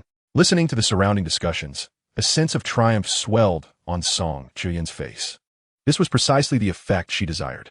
In her eyes, as long as she invoked Zhao Qian's name, no one within the outer sect, or even the inner sect, would dare to lay a finger on her. However, although the inner sect disciple felt apprehensive, he glanced at the composed Li Huai beside him and mustered the courage to speak. Even if you know senior brother Zhao Qian, it does not grant you the liberty to be disrespectful to the core disciples. This is the ironclad law of our sect. Core disciple? Song Qiuyan erupted into exaggerated laughter, her mirth shaking her entire frame. You mean him? A core disciple? She pointed at Li Huai, laughing so hard that tears nearly spilled from her eyes. Are you blind? This good-for-nothing is not even worthy to carry my shoes in Blackstone Town. How could he possibly be a core disciple? The inner sect disciple's expression darkened, and he solemnly pointed to Li Huai's attire. Open your eyes and see clearly. The unique blue disciple robe of Danding Peak, the embroidered alchemical furnace on the lapel, and the jade pendant at his waist. Only core disciples of Xiang sect are entitled to wear such insignia. Song Qiuyan's laughter abruptly ceased. Her gaze fixated on Li Huai's clothing, and the pride and mockery on her face froze, replaced by a profound shock and disbelief. No, it's impossible, she shrieked, her voice contorted with panic. This absolutely cannot be. Why? A tempest raged within Song Chuyan's heart. She recalled her tumultuous escape from Blackstone Town, enduring scorn and disdain along the way. She remembered how she had humbled herself before the gluttonous Zhao Qian to obtain an outer sect examination token, suppressing her disgust and humiliation. She reminisced about finally acquiring the entry token, becoming a lowly outer sect disciple, thinking she would finally rise above and trample everyone beneath her feet. Yet now, this so-called useless person, whom she had treated with disdain, this sycophant she had once dismissed, had somehow ascended to the lofty status of a core disciple. The stark contrast felt like a resounding slap across her face, leaving her dizzy and nearly unsteady on her feet. Suvan Gintlitag. Her cool gaze tinged with curiosity. Who is she? Is she also from Blackstone Town? Indeed, Suwan did not recognize Song Chuyan. During her time in Blackstone Town, she had been a sheltered young lady of the Su family, while Song Chuyan was merely a mercenary. The two had no intersection. A former acquaintance, Li Huai mused, settling on this term, not out of pity, but because it felt somewhat absurd. Back in Blackstone Town, he had endeavored to win her favor, yet she had treated him like dirt. Now, upon their reunion, he had become a core disciple, while she had become a prisoner in disgrace. The vicissitudes of life are indeed profound. Li Huai shook his head and offered a self-deprecating smile, deeming it unworthy of mention. Little did he anticipate her arrival at the Ziyang Sect. Upon hearing Li Huai's words, Suwan ceased her inquiries, observing Song Chuyan's face contorted by jealousy. Li Huai felt nothing but indifference. He could hardly muster the energy to utter another word, considering it a futile expenditure of breath. With a disdainful glance, akin to that of a passerby observing a noisy ant, he took Suwan's hand and gently said, "Let us proceed. I shall assist you with the formalities of joining the sect." Li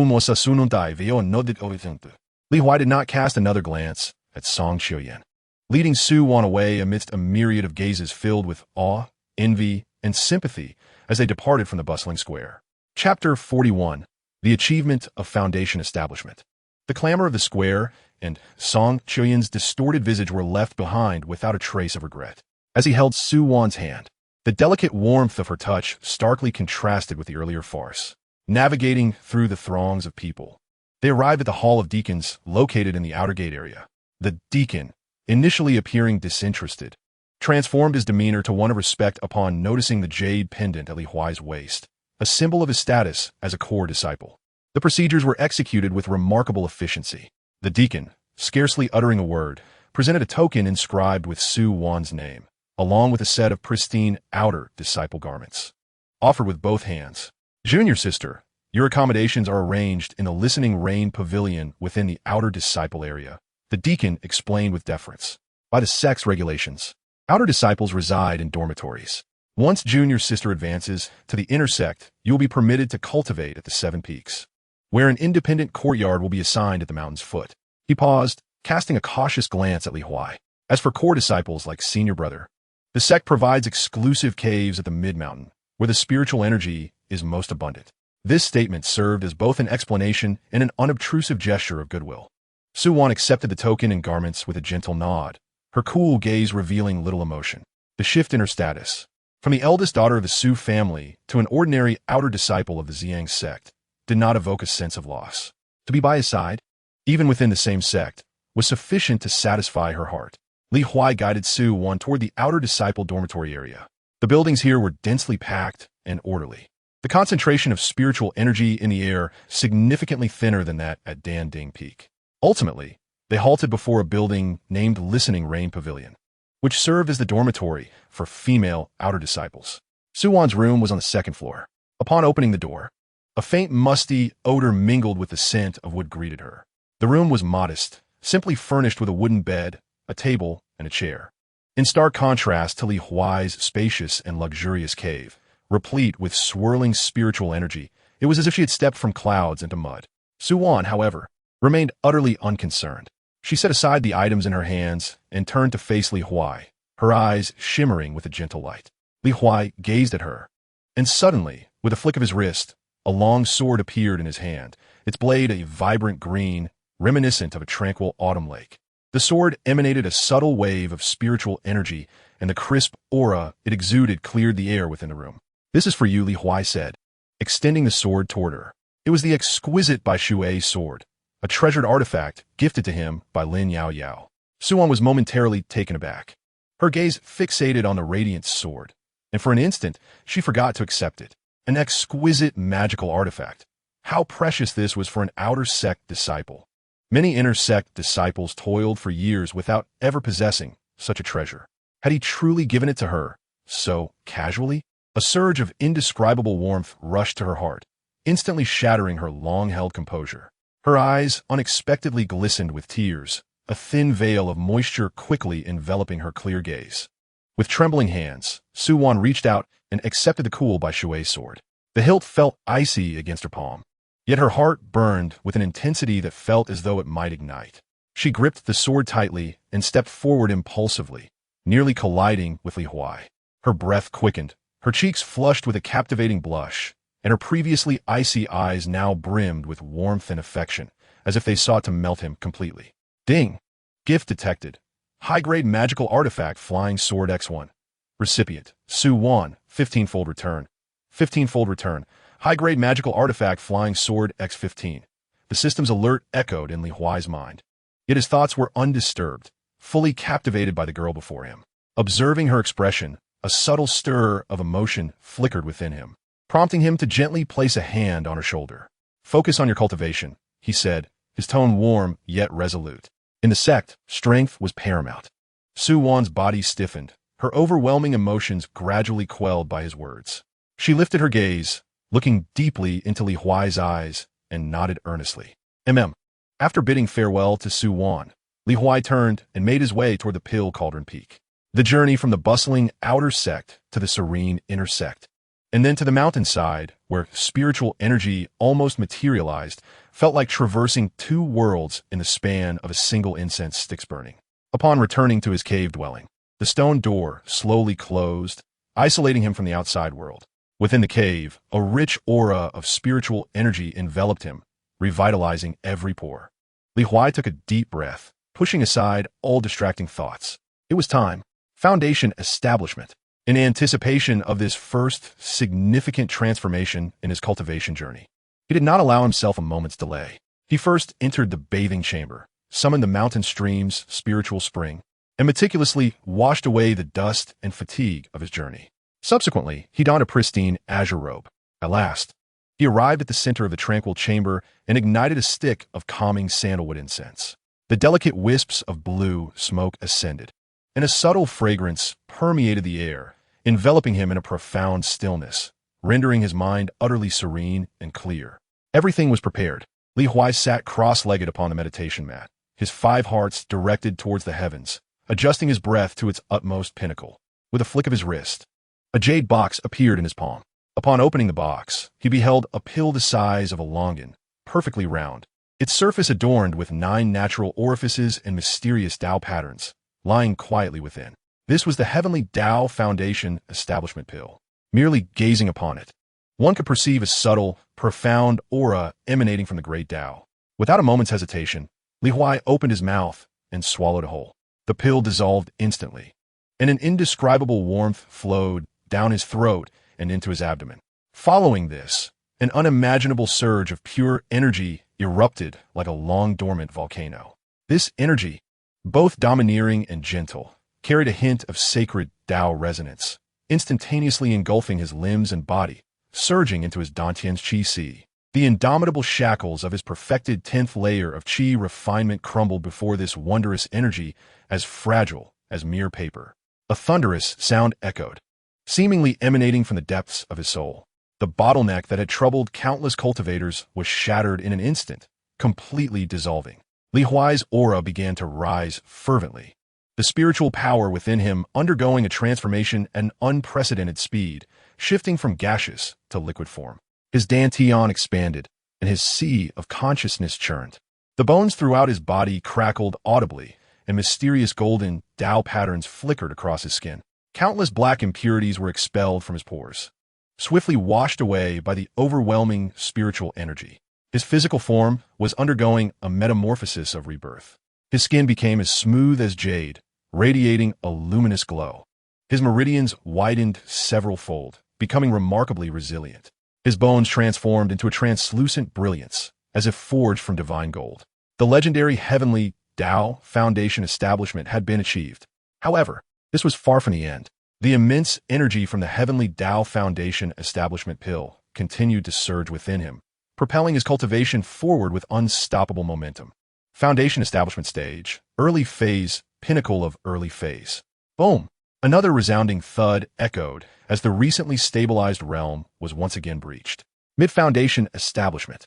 Only at this moment did the torrent of energy within him gradually subside, and his rising aura finally stabilized at the mid-foundation establishment level. Within the tranquil chamber, Huai slowly opened his eyes. A divine light flashed briefly from the depths of his gaze. The entire world within his perception became astonishingly clear. Chapter 42, Surge in Strength. Within the chamber, the spiritual energy was so dense it felt as if it could drip with moisture. A crisp system notification sounded unexpectedly in Huai's sea of consciousness. Ding! To evade the repercussions of cosmic causality and to obstruct the probing thoughts of formidable beings. The celestial phenomena have automatically been obscured. Celestial phenomena? Such a splendid display of effects vanished before it could even reveal itself. This fleeting thought dissipated, and he soon reconsidered. It was perhaps wise to avoid unnecessary trouble. Huai slowly opened his eyes. A brilliant divine light flickered briefly from the depths of his gaze, illuminating everything within the cave with unparalleled clarity. The floating specks of dust in the air, the intricate natural patterns on the stone walls, and even the nearly inaudible mystical rhythms emitted by the flowing spiritual energy were all rendered vividly apparent. The entire world, within his perception, became extraordinarily lucid, turning his focus inward. The spiraling spiritual energy that once surged like a roaring river had now transformed into a vast, profound ocean of liquid spiritual power, quietly residing within his dantian. Mid-stage foundation establishment. This was not merely a leap in cultivation level. He could distinctly feel that the essence of his life had expanded significantly, his lifespan surging to over 200 years, engendering a transcendent sense of serenity. His consciousness, unlike the vague and fleeting perceptions of the chi refinement stage, his current awareness was sharp and clear, seamlessly extending like an unspoken whisper across every inch of the jade walls of his cave, rushing outward into the world beyond. A radius of 1,000 meters.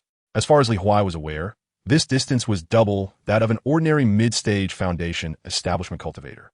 Moreover, his 5-element heavenly spiritual roots had become increasingly solid and resplendent, akin to 5 miniature stars voraciously and efficiently absorbing the surrounding spiritual energy, accelerating his cultivation speed by several folds compared to before. The density of his spiritual power far surpassed that of an ordinary mid-stage foundation establishment cultivator. He gently clenched his fist, the joints producing a series of crisp sounds. The 5-element body, under the baptism of the celestial foundation establishment, had undergone a tremendous transformation. Every inch of flesh and bone now harbored astonishing strength and resilience. This physical defense was likely comparable to that of a mid-grade magical armor. With a thought, Huai retrieved a superior-grade flying sword from the system space, the very one he had long since refined and mastered. Without a hint of hesitation, he gripped the hilt, aligning the sharp blade against his other arm, and drew it down forcefully. Clang! A piercing sound of metal striking metal resonated. There were no wounds on his arm, not even a trace of blood. Only a faint white mark briefly flickered across his smooth skin, before vanishing completely. Huai gazed at this scene, both astounded and elated. This was the transformation brought about by the Celestial Foundation establishment. He recalled the time in Blackstone Town, when the ancestors of the 3 prominent families clashed with great fervor. What had once seemed earth-shattering now appeared somewhat laughable in his eyes. I fear that a mere casual strike from me could easily annihilate a foundational stage cultivator of that caliber. Of course, I am well aware that the foundational stage practitioners in the remote region of Blackstone Town are fundamentally incomparable to those within the esteemed Xiang Sect. A foundational cultivator. In such a small place as Blackstone Town, they are revered as venerable ancestors, capable of establishing a family lineage, presiding for centuries, and being worshipped by countless mortals. Yet, I also understand that this foundational stage is not the same as that. A foundational cultivator in Blackstone Town might spend their entire life without ever acquiring a low-grade foundational pill, their foundation being muddled and impure their spiritual energy sparse. In contrast, I cultivate through the path of heavenly foundations, embarking on a rare and supreme journey that has been unparalleled since ancient times. The disparity between the two is vast, akin to the difference between a firefly and the bright moon, utterly incomparable. Li Huai's gaze swept over the 15 high-grade flying swords that floated quietly within his storage ring. 16 high-grade flying swords, alongside the perfectly comprehended extermination sword array. With my current mid-foundational stage cultivation, combined with this extraordinary reservoir of spiritual energy, how formidable would the power of this sword array be if I were to set it in motion? Once this thought emerged, it could no longer be contained. He sat cross-legged and, without hesitation, began to refine the remaining 15 flying swords. A powerful consciousness surged forth like a tidal wave, enveloping all 15 swords. Streams of pure liquid spiritual energy flowed from his dantian, coursing through his meridians and infusing his consciousness, branding each flying sword with his unique imprint. A night passed in silence. As the first rays of dawn filtered through the cave's protective barriers, Li Huai slowly opened his eyes. His complexion appeared somewhat pale, yet his gaze sparkled with brilliance. All 15 flying swords had been fully refined. After a brief rest to recover a significant portion of his spiritual energy, he rose, unable to contain the excitement within him any longer. With a mere thought, 8 high-grade flying swords erupted from within him, hovering in mid-air within the cave. The blades quivered lightly, emitting a series of melodious sword cries. The 8 swords shimmered in the air, moving gracefully along an arcane trajectory as an unparalleled, razor-sharp aura began to permeate the cave, as if capable of rending all things apart. Li Huai took a deep breath, his hands forming a complex series of hand seals. Go! He pointed towards the solid stone wall of the cave. In an instant, half of the vast ocean of spiritual energy within his dantian was forcefully drawn away. The 8 flying swords instantly blazed with radiant light, merging into one, transforming into a colossal beam of destructive sword light that surged toward the stone wall. The entire Danding Peak was enveloped by the mountain-protecting formation, each core disciple's cave fortified by powerful arrays, making them indestructible. This was why Li Huai dared to take such a bold risk. Boom! A deafening explosion erupted suddenly. The entire cave trembled violently, with the ground beneath Li Huai's feet shaking frantically. A ferocious shockwave surged back, striking him with immense force. Li Huai felt as if he had been struck by a heavy hammer to the chest, his blood surging tumultuously, and a coppery sweetness rose in his throat. The force of the backlash propelled him backward repeatedly. Had he not recently advanced to the mid-foundation stage and possessed the protection of the 5 elements body, which granted him remarkable defensive capabilities, this single shock could have grievously injured him. He steadied himself, looking up at the stone wall, his heart filled with dread. It was clear that he could never again use such a technique in such a confined space. Otherwise, he might become the first cultivator in the history of the Immortal realm to be killed by his own spells. However, at that moment, Li Huai could hardly fathom the terrifying commotion he had inadvertently unleashed upon the entire Danding Peak. Chapter 43. Master Chen Xian Li Huai pushed open the stone door of the cave. Outside, the usual tranquility had vanished. A wave of clamorous heat rushed towards him. Dozens of disciples from Danding Peak crowded around his cave, blocking the already narrow mountain path. "P.S. out. It's senior brother Li Huai," a voice exclaimed. "Is it him, the newly appointed core disciple? I heard he became a core disciple even before breaking through to the foundation stage. Could it be that he used connections?" All eyes instantly turned towards him like sharp swords, filled with astonishment, speculation, and even a hint of barely perceptible fear. Did that commotion really come from Senior Brother Li's cave? How could that be? The power felt as if a golden core elder was dueling. The entire Danding Peak shook. My alchemy furnace nearly toppled. Whispers erupted among the crowd. Li Huai stood at the entrance, gazing at the scene with a sinking feeling in his heart. I made a mess of things. He never anticipated that merely testing a sword formation in the cave would create such a tremendous uproar. As he pondered how to explain this troublesome situation, a chilling and terrifying pressure suddenly descended from the mountaintop. The previously boisterous crowd fell silent, as if an invisible hand had tightened around their throats. All the disciples turned pale, their bodies trembling uncontrollably as they bowed in reverence towards the mountaintop. "Welcome, Peak Master!" A streak of light descended from the heavens, landing before them. The figure was clad in a dark alchemist-esque robe, with a gaunt visage and piercing eyes sharp as an eagle's. It was none other than Chun Xian, the peak master of Danding. At that moment, however, the expression on this late golden core cultivator's face was clouded with an unmistakable gloom, akin to a volcano on the brink of eruption. He had just been refining an extremely important elixir, on the verge of completion, when this sudden violent tremor interrupted him, causing the spiritual energy to surge backward, turning precious herbs into charred remnants in an instant. The overwhelming fury within him was palpable, nearly taking a tangible form. Chun Xian's gaze swept across the crowd with a chilling intensity, ultimately settling on Li Huai. "Is it you?" His voice, thick with repressed fury, carried an ominous weight. Was this not the very youth who had recently possessed the true disciple token of the sect leader? A wave of cold sweat broke out among the onlookers. The temperament of the peak master was notoriously peculiar and volatile within the Ziyang sect, and to disrupt his alchemical endeavors would yield dire consequences. Just as Chun Xian was about to voice his reprimand, the words caught in his throat. His pupils dilated, fixed intently on Li Huai, as if he had witnessed something utterly astonishing. Something was amiss. This aura. It belonged to a mid-stage foundation establishment cultivator. Moreover, the latent, formidable vitality pulsating within him resonated subtly with the ethereal energies of heaven and earth. He possessed the rarest of physiques, the 5 elements body. Chun Xian's mind reeled. He distinctly recalled that when he had first encountered this young man not long ago, he was merely at the 8th layer of Qi refinement, scorned by all for his supposedly inferior 5 elements roots. How much time had passed?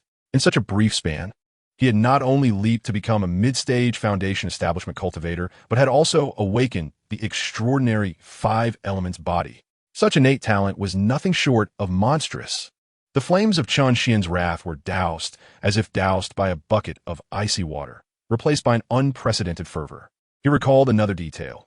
This lad also bore a token left by the previous sect leader, marking him as a true disciple. If he were to pursue accountability now, it would be a blatant affront to the sect leader. Suddenly, an audacious thought surged uncontrollably within Chun Xian's mind. The sect leader was off and away. Who knew when he would return? To leave such a remarkable gem unrefined was sheer folly. What if he could take him under his wing? The darkness that clouded Chun Xian's face vanished in an instant, replaced by a smile so warm it felt almost sinister. "Ah, so you're Li Huai," he said, stepping forward with deliberate slowness, affectionately patting Li Huai's shoulder. He leaned in to whisper, "If I recall correctly, you possess the sect leader's true disciple token?" The surrounding disciples were left in a state of confusion. What had come over the peak master? Just moments ago, he had seemed ready to devour someone. Yet now he had undergone a complete transformation.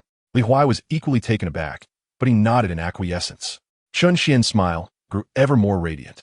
The sect leader's whereabouts are unpredictable.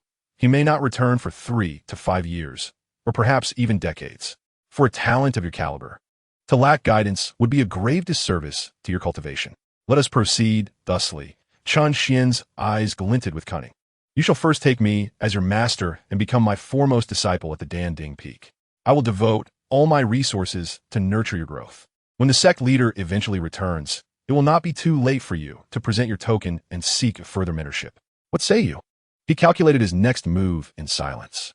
Once this young man becomes his disciple, the die will be cast, and when the sect leader returns, he shall feign ignorance of the matter. The mere thought of having such a gifted disciple fills Chun Xian's heart with elation. As long as you agree, the medicinal herbs and elixirs of Danding Peak shall be at your disposal. All the alchemical wisdom I have amassed over the centuries will be imparted to you. Upon hearing these words, the crowd erupted in astonishment. All the disciples gazed at Li Huai with eyes brimming with envy and jealousy. Who was unaware that Chun Xian, the esteemed leader of Danding Peak, held exceedingly high standards, having yet to accept a single disciple? Today, in a remarkable turn of events, he was willing to make such a grand promise to take Li Huai as his apprentice. Clearly, the talent of brother Li Huai had reached an unimaginable level. Chun Xian continued to communicate telepathically. Moreover, in addition to the privileges afforded to my personal disciple, I shall also personally supplement your status as the sect leader's direct disciple. What say you? However, Li Huai's thoughts raced rapidly. The title of the sect leader's direct disciple sounded enchanting, yet it was ultimately ephemeral, uncertain of when it would materialize. The immediate benefits, however, were tangible. The medicinal herbs and elixirs would be his to use freely. the status of a direct disciple of the sect leader? If he were to offer these to those beautiful senior and junior sisters, wouldn't the rewards from the system be monumental? Furthermore, the old man's reasoning was sound. Who knew when the esteemed sect leader would return? With such time on his hands, relying on the resources returned by the system, he could ascend to an unfathomable realm of cultivation. This deal was indeed advantageous. Li Huai raised his head, gazing at Chun Xian's benevolent countenance, and felt no hesitation in his heart. He bowed deeply and proclaimed in a resonant voice, "Disciple Li Huai pays homage to Master." Chun Xian, upon hearing this, was so overcome with excitement that he trembled, unable to contain the joy radiating from his smile. "Excellent, excellent, excellent," he exclaimed thrice, seizing Li Huai's wrist as if fearing he might flee. "Come, my disciple, follow me. I have a welcoming gift for you." Chapter 44. The generous welcoming gift. Chun Xian disregarded the astonished expressions of the surrounding disciples, leading Li Huai by the wrist as they transformed into a streak of light. Vanishing from the spot, all that remained on the mountainside were disciples exchanging bewildered glances, still caught in the whirlwind of confusion. As time and space shifted, when Li Huai's feet once again touched solid ground, he found himself not on the bustling mountain path, but within a grander and more spacious stone chamber. This was not the grand hall he had envisioned for the leader of Danding Peak. The air was thick with a medicinal aroma, so potent it seemed almost tangible, mingling with an intense, fiery, spiritual energy that enveloped him. At the center of the stone chamber stood a towering purple-gold bagua alchemical furnace, its surface etched with intricate runes, radiating an astonishing warmth even without being ignited. Surrounding stone walls were carved with numerous tightly packed compartments, filled with an array of exquisite jade boxes and porcelain vials. A veritable treasure trove. This is evidently the private alchemical sanctum of Chun Xian. "Disciple, come, sit," Chun Xian warmly urged, pressing Li Huai onto a jade stone mat. His smile unwavering. He rubbed his hands together and circled around Li Huai twice, growing increasingly pleased, his gaze akin to that of an art connoisseur admiring a rare treasure. Suddenly, a thought struck him, and his expression shifted to one of seriousness. "Ah, disciple, may I have a glance at your token of the sect master's true transmission?" Though somewhat puzzled, Li Huai retrieved the ancient token from his storage pouch. Chun Xian accepted the token, caressing the inscribed characters that denoted true transmission, a glimmer of subtle brilliance flashing in his eyes. He sighed deeply, speaking earnestly. "Alas, the sect master is elusive, rarely seen. Holding this token is akin to grasping a hot potato, as many within the sect harbor envy. Should an ill-intentioned individual set their sights on it, I fear you may find yourself at a loss." With that, Chun Xian deftly tucked the token into his own robes. "Let me safeguard this token for you. When the sect master returns, your unique status may prevent a direct meeting, and I shall convey it on your behalf. What do you think?" Li Huai observed Chun Xian's fluid motions with a slight twitch at the corner of his eye. This old man seemed to be a professional at deception. However, he also spoke a measure of truth. What he truly needed now was to amass wealth quietly, rather than attracting enmity with an ephemeral title. Seeing that Li Huai did not oppose the suggestion, Chun Xian felt reassured and resumed his performance.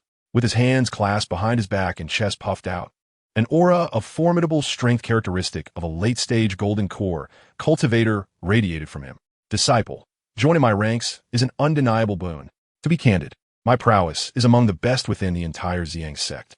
In this realm of Li, as long as the reclusive Yuan Ying ancestors remain in seclusion, I can navigate it with ease, not to mention my alchemical skills. If I claim the second position within the sect, no one would dare to claim the first.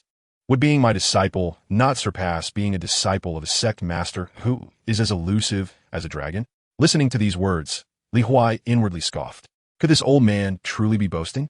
Yet, upon further reflection, as a peak master and a formidable late-stage golden core expert, even if he exaggerated, the truth likely lay not far from his claims.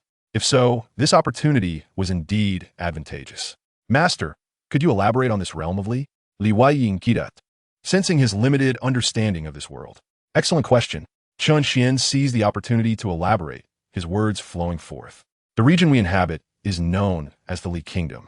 The cultivation world here is dominated by three major sects: our Ziyang sect, the Yin Luo sect, and the Falling Maple Valley. These three sects are deeply rooted, each boasting several Yuan Ying ancestors to safeguard their interests. Furthermore, The royal family of the Li Nation and the enigmatic Wanbao Pavilion each possess formidable beings at the nascent soul stage, a fact that should not be underestimated. The name, Inluo Sect?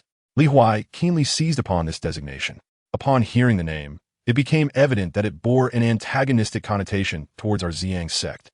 A flicker of coldness flashed in Chen Xian's eyes as he scoffed. It is not merely a matter of discord. You are correct.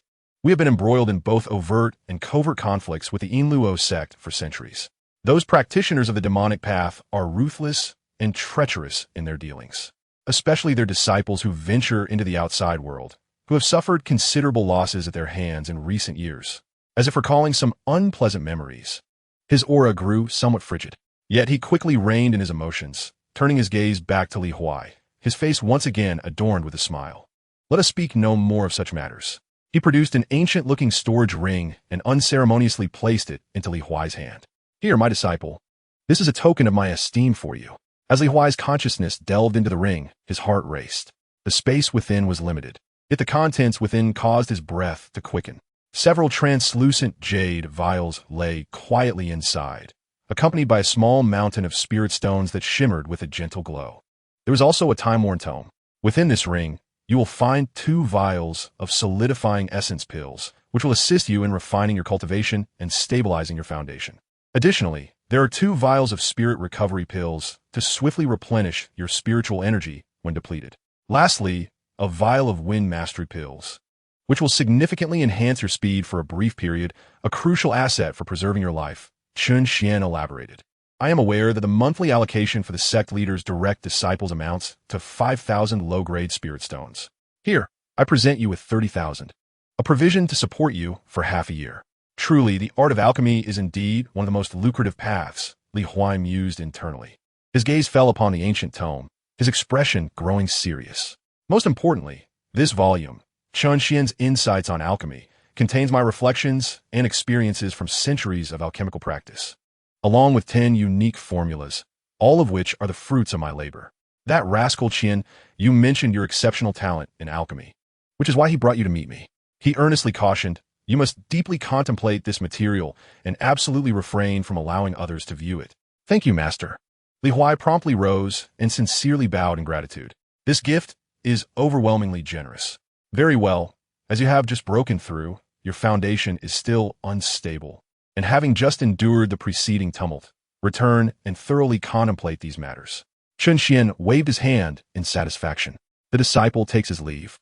Li Huai bowed deeply before exiting the cave abode. As he traversed the mountain path back to his own dwelling, he continued to reflect on the events that had just transpired, feeling as though he were in a dream. He weighed the storage ring in his hand, his consciousness once again sweeping over the tome, Chen Xian's Insights on Alchemy. The master had reiterated countless times, cautioning him against showing it to anyone else.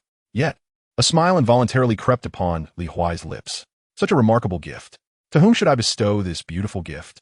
Chapter 45. Lin Yaoyao's New Sword.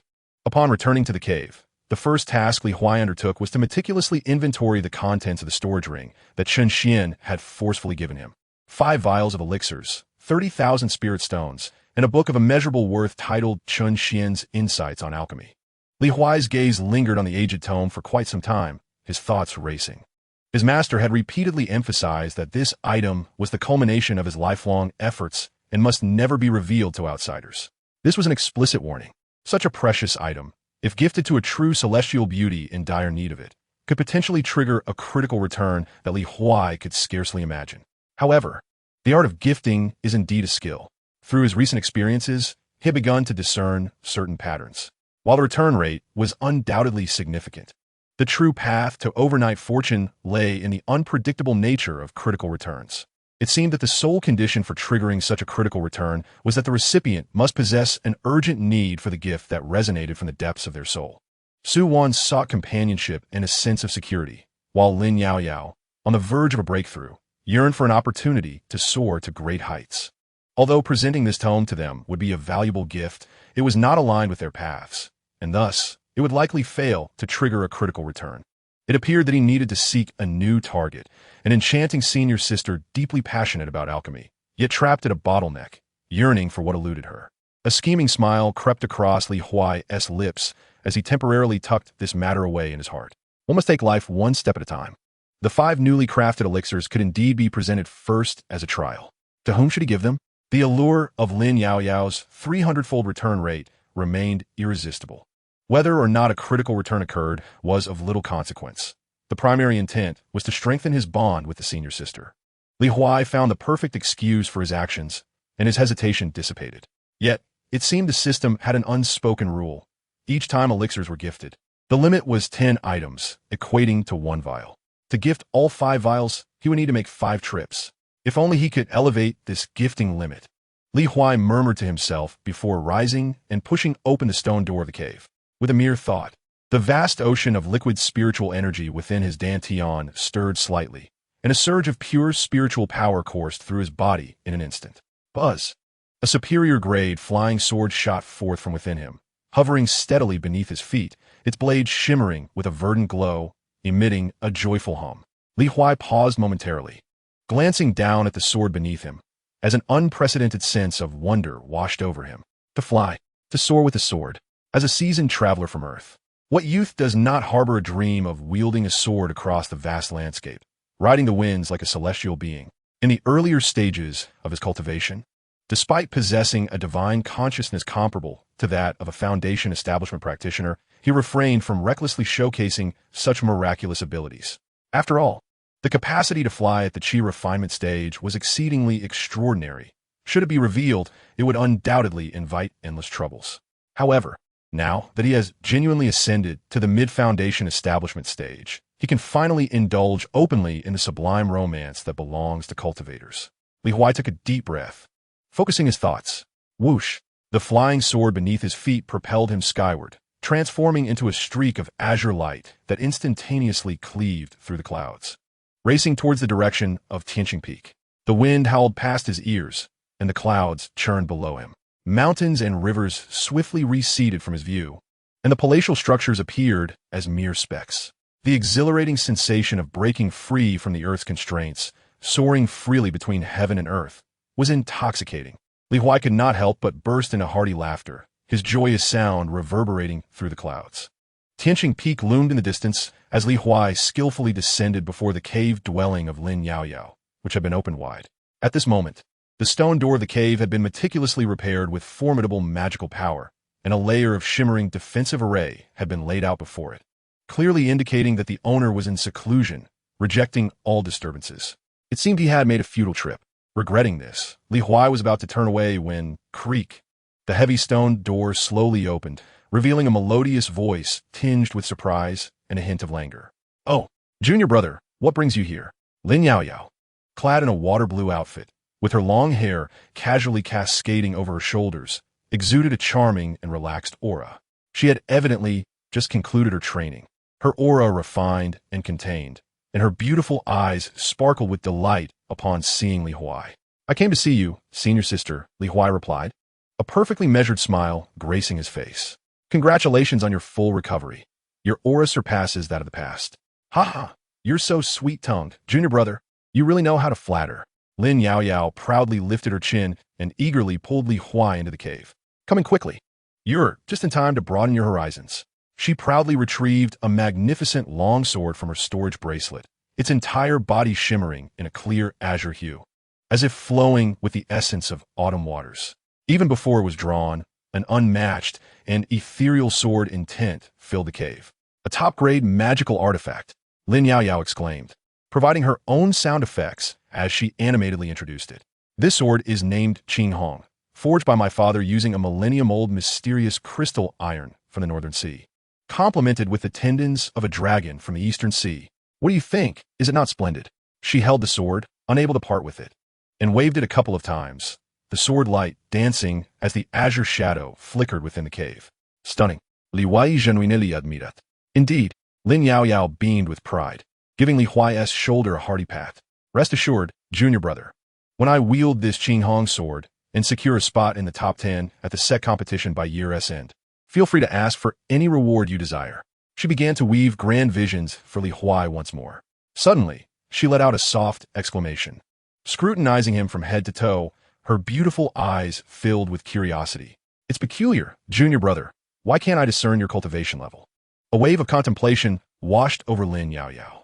The inability to perceive someone's cultivation usually stems from few possibilities. Firstly, the individual's cultivation could surpass her own, their spiritual consciousness overwhelming. The moment this thought surfaced, she swiftly extinguished it.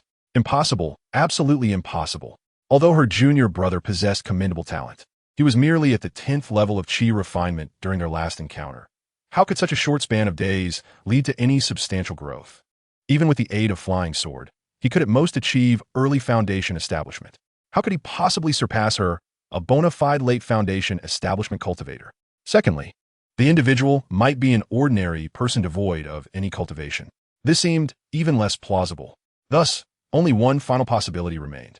Her junior brother undoubtedly possessed a precious artifact capable of shielding his aura from detection. It seems, dear junior brother, that fortune has favored you recently. Lin Yaoyao blinked playfully, a sly smile gracing her lips, but she refrained from probing further. Everyone harbors their own secrets, and she understood that. As Lin Yaoyao was lost in her musings, Li Huai deftly flipped his wrist, revealing a smooth jade vial in his palm. Sister, this is a token of respect from your junior brother, he said, handing her the vial with a hint of bashfulness on his face. This is a solidifying essence pill I just obtained. My cultivation is still low, and I cannot make use of it at the moment. It would be a waste to keep it. You have just broken through, so it will be perfect for stabilizing your foundation. At that moment, a few curious disciples from the Qinqing Peak happened to pass by the cave and caught sight of this scene.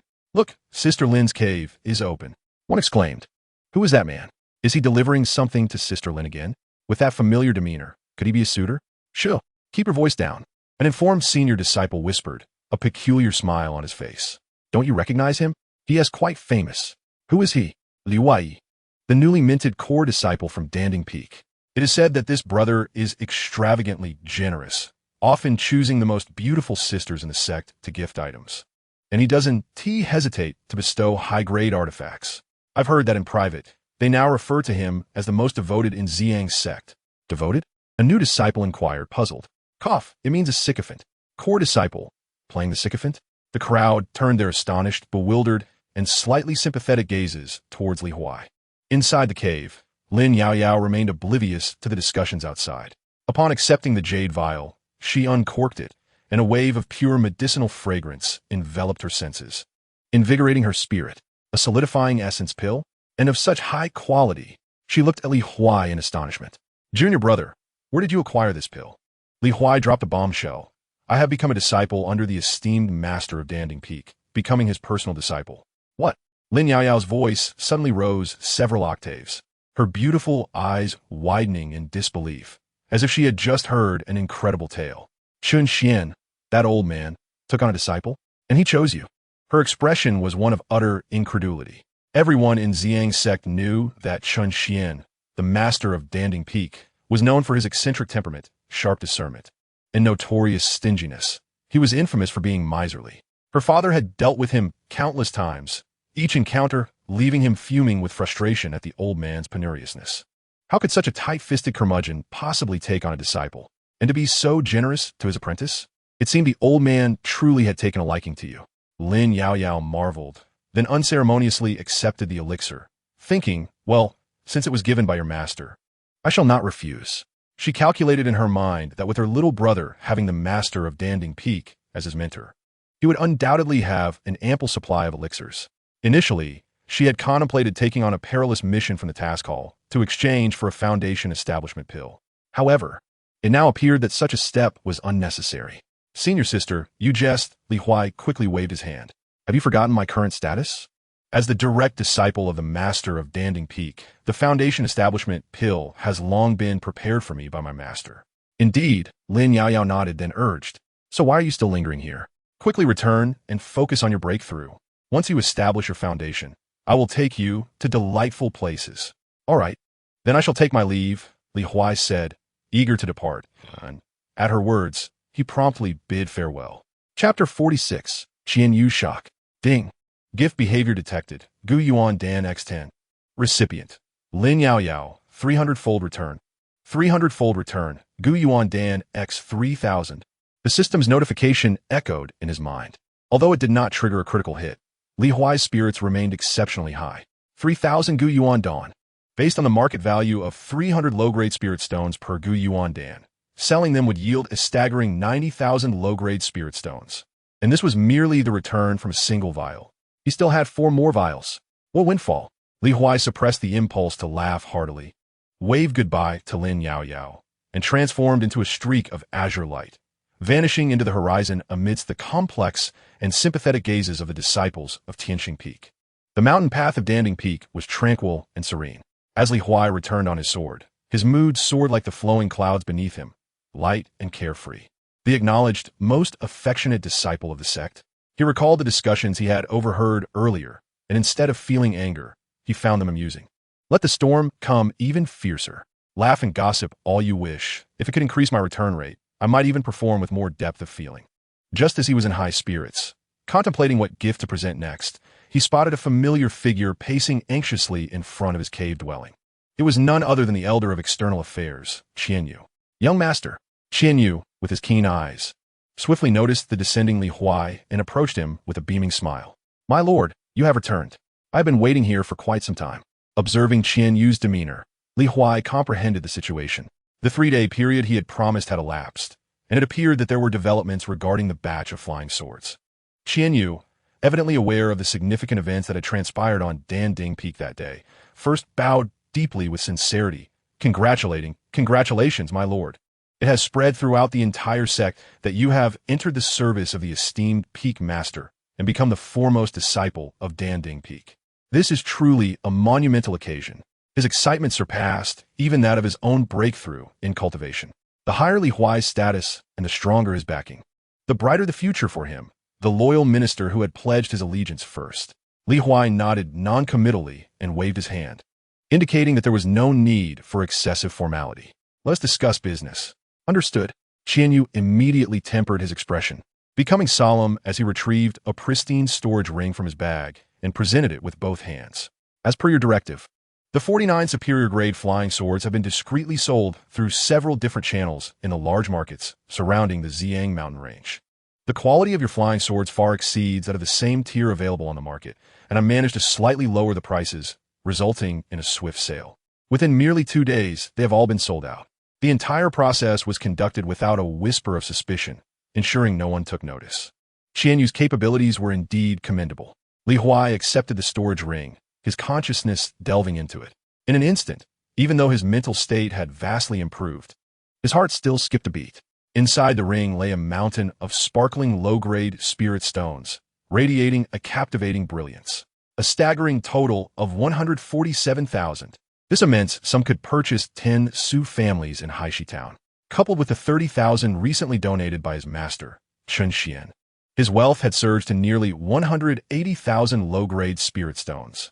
Li Huai was almost certain that even the combined wealth of an average early golden core cultivator would not match his current affluence. This sensation was truly exquisite. Thank you for your hard work, Elder Qian, Li Huai said, discreetly stowing away the ring, his face betraying no emotion. Serving you is my honor. Qian Yu bowed even deeper. Li Huai nodded in satisfaction and retrieved another ring from his own storage, handing it to Qian Yu. Within this ring, you'll find some elixirs and spirit stones.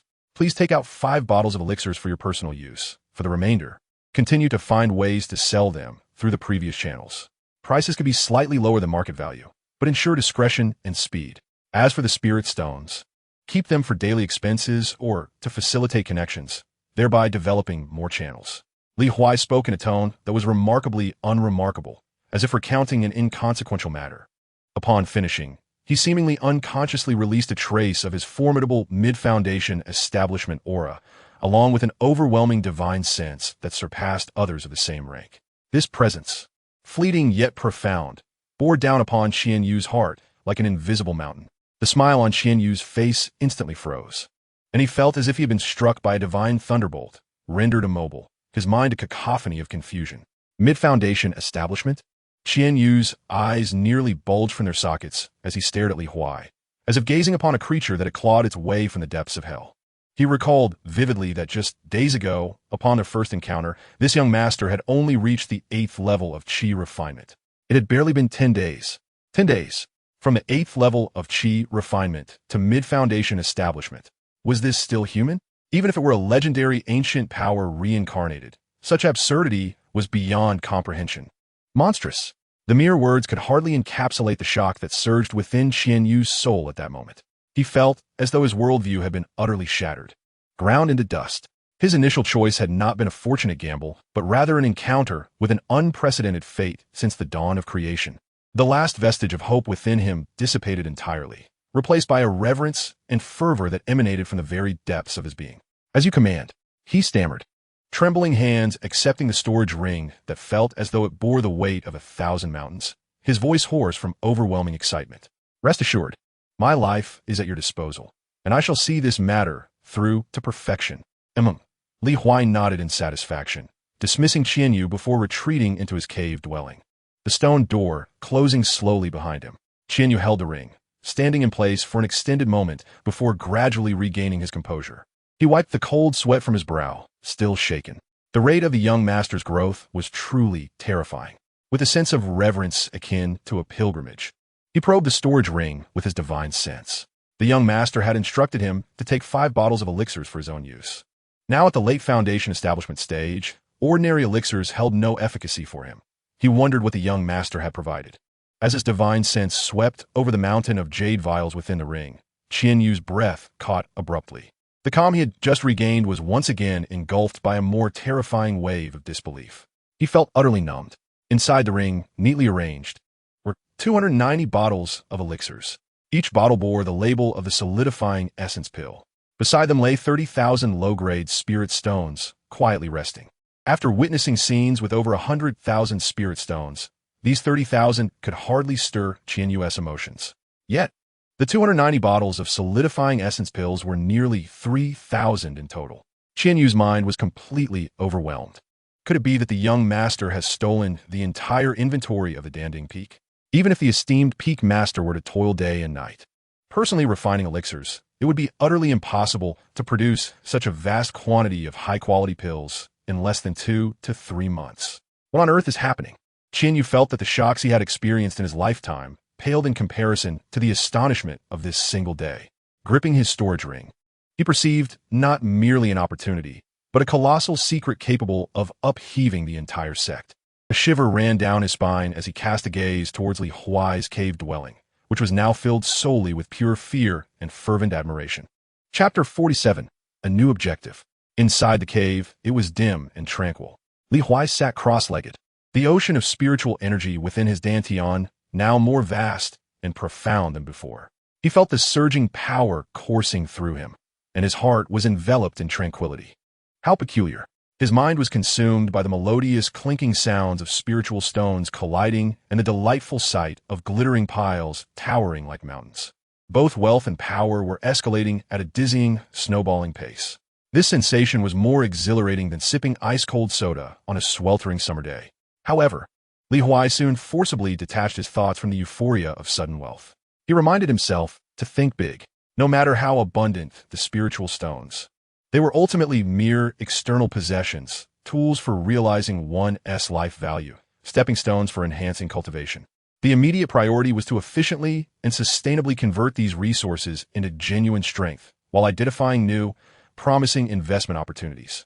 His gaze ultimately settled upon the ancient, somewhat worn tome titled Chun Xian's Insights on Alchemy within his storage ring. This item was undoubtedly a treasure of significant weight, its value far surpassing that of several high-grade magical artifacts.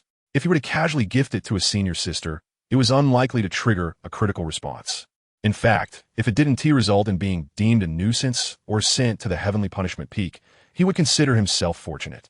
This was the culmination of his master's lifelong efforts, an affront to the sanctity of the treasure itself. It was imperative to find a most suitable candidate, someone who possessed an almost obsessive passion for alchemy but had been hindered by a lack of expert guidance or profound alchemical formulas, preventing her from breaking through her bottleneck. Only such an individual, upon receiving this tome, would likely experience the profound yearning and joy emanating from the depths of her soul, akin to a long-awaited rain after a drought or a reunion with an old friend in a foreign land, thus triggering a supercritical response from the system. Yet, amidst the vast sea of humanity, within the expansive confines of the Ziyang sect, how was he to precisely locate such a chosen daughter? Surely, He could not wander into the alchemical chambers of Danding Peak and question each sister sweating profusely over their elixirs. Esteemed sister, I see your brow furrowed in distress. Surely you are facing a bottleneck in your alchemical pursuits? Fear not, for I possess an ancestral manuscript. The mere thought of that scenario sent a shiver down Li Huai's spine. Such sentiments cannot be deemed as profound affection. Rather, they resemble a form of madness that necessitates electric shock therapy. As Li Huai pondered, a brilliant idea sparked in his mind, and a name emerged from the depths of his consciousness. Qianyu. When it comes to matters of expertise, it is best to entrust them to those who are proficient. Having recently allocated a substantial sum for his activities, was it not intended to enable him to manage these delicate affairs on his behalf? A competent intermediary must not only excel in the art of clandestine dealings, but also possess the ability to gather intelligence. For this is the essence of competitive advantage. With this thought in mind, Li Huai hesitated no longer. He retrieved a pristine communication jade slip from his storage ring, meticulously inscribing his requests within. With a flick of his finger, the slip transformed into a fleeting beam of light, vanishing into the ether. The profile of his target, female with a passion for alchemy, exceptionally gifted yet hindered by a bottleneck. Her appearance and physique must be impeccable, and the higher her overall qualities, the better. Ideally, she should possess an unfulfilled longing, a touch of tragedy, for such circumstances would render her deeply moved by the gift. You understand my intent, do you not? Expedite your search. I await your findings with great urgency. Having completed these tasks, Li Huai clapped his hands in satisfaction, now poised to await favorable news. He even found himself humming a cheerful tune. However, just as he was lost in melody, another jade slip at his waist began to vibrate with a low hum. So soon? Li Huai was taken aback. Had Elder Qian been endowed with rocket fuel or some invigorating elixir? Such efficiency was akin to the pinnacle of cultivation in the realm of immortals. He grasped the jade slip, allowing his consciousness to delve within. Elder Qian's respectful yet slightly exhilarated voice immediately resonated in his mind, reporting to the young master. As far as my knowledge extends, within our Sect Danding Peak resides a core disciple who perfectly fits your criteria, named Qin Shiyao. This young lady has reached the pinnacle of the foundation establishment stage, just a step away from the golden core.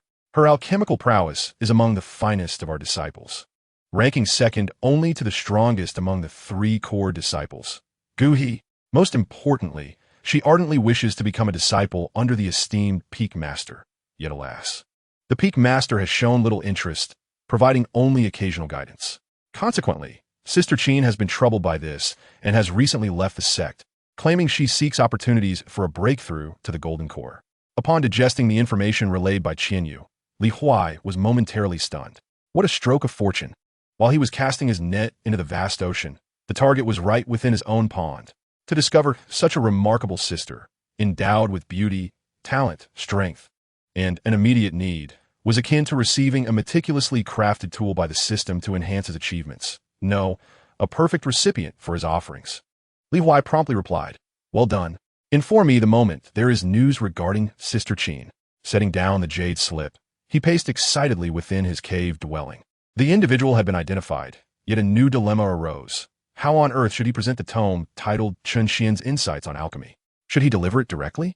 Li Huai's mind began to simulate various scenarios. He approached Qin Shiyao, a look of deep affection on his face as he produced a secret manual. "Senior sister, this is my master's personal alchemy notes. His failure to accept you as his disciple is indeed his loss. I present this gift to you to aid you in transcending to the golden core stage and ascending to the pinnacle of life." But what then? Qin Shiyao would likely gaze at him with the incredulity reserved for fools, and in a swift motion, report him for theft of a treasured artifact of the sect. Alleging ulterior motives. At that point, not only would he be unable to reclaim anything, but he might also find himself lamenting behind bars on Tianqing Peak. No. This approach was far too reckless. The risks were insurmountable. Li Huai scratched his head, sensing that the situation had grown more complicated. He needed to devise a method for her to willingly, reasonably, and gratefully accept this grand gift. Meanwhile, on Tianqing Peak, a realm steeped in malevolence and strict discipline. Within an opulently adorned cave dwelling, a corpulent young man, his face marred by excess, listened with a sullen expression to a disciple's report before him. This individual was none other than Zhao Qian, grandson of the head of the law enforcement hall, and an inner Sect disciple. You mean to say that my subordinate was publicly humiliated by a core disciple at the 10th level of Qi refinement in Tianshu Square? Zhao Qian's voice was frigid, his small eyes gleaming with a venomous light. The trembling disciple replied, reporting to senior brother Zhao, not only was Song Shimi slapped in the face, but she was also publicly shamed by that fellow, namely Huai. She is now weeping in her residence. Li Wei, Zhao Qian squinted, pondering how such an individual had emerged from Danding Peak. A core disciple at the 10th level of Qi refinement? I hear he's a recent addition, the disciple cautiously added.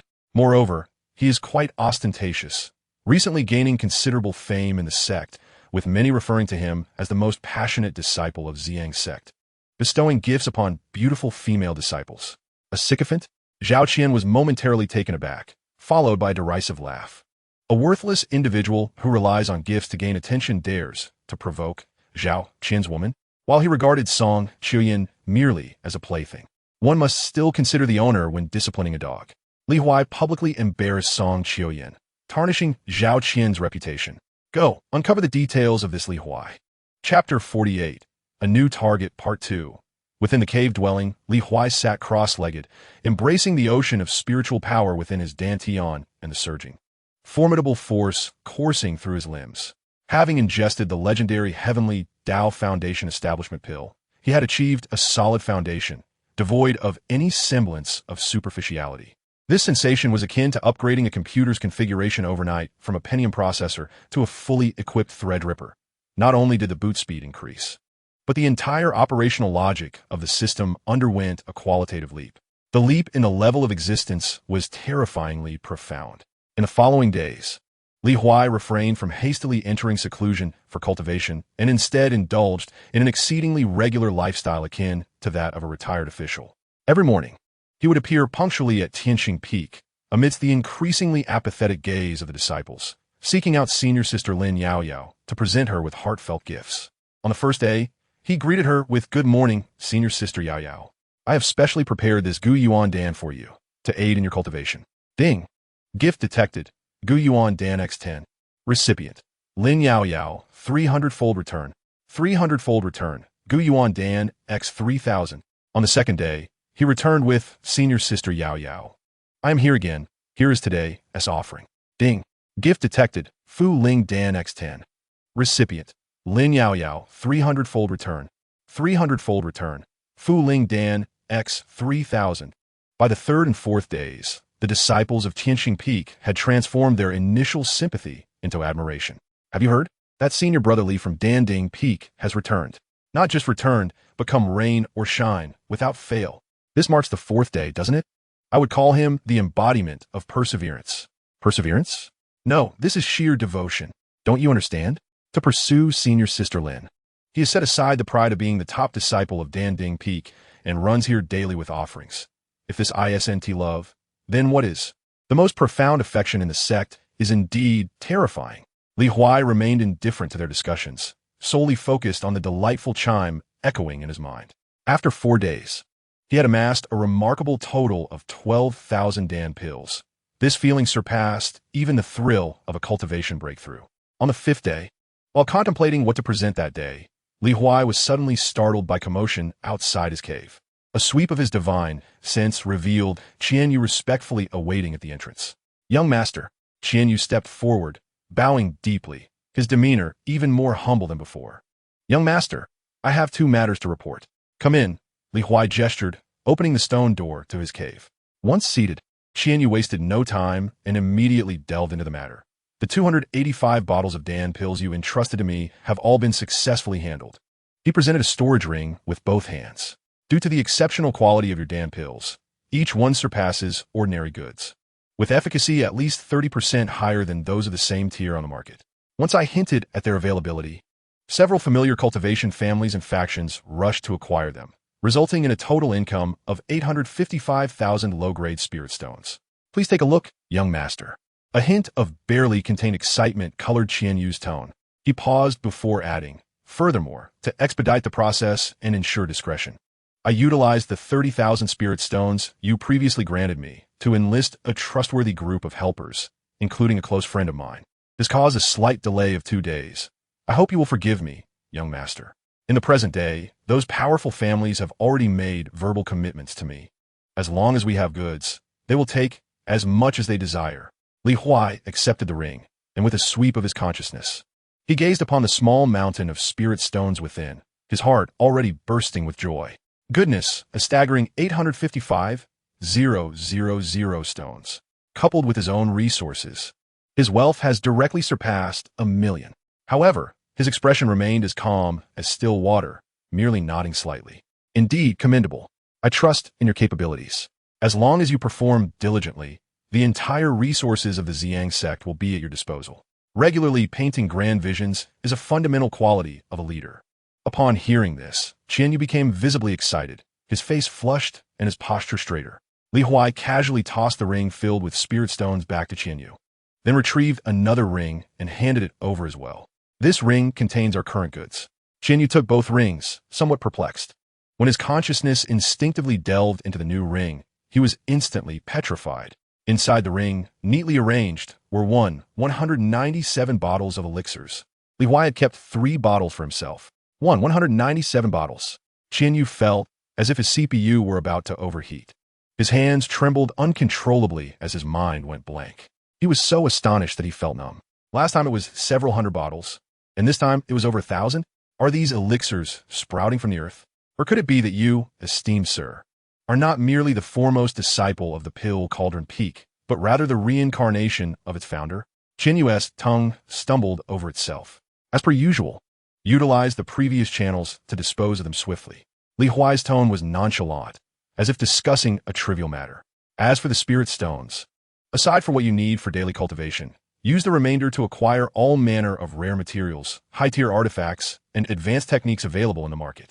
Remember, as long as the quality is sufficient, no matter what it is, procure it. Money is not an issue. Qianyu's mind raced as he forced himself to regain composure. He envisioned his master transforming an immense fortune into resources for enhancing strength. I understand, my lord. Qianyu nodded emphatically, suppressing the shock that could overturn the entire cultivation world. There is another matter. Qianyu adjusted his breathing and spoke. The sister, Qin Shiyao, whom you instructed me to keep an eye on, has been located. Someone has spotted her in Ziyang City. She seems to have returned from her training expedition and is likely to return to the sect within a day or two.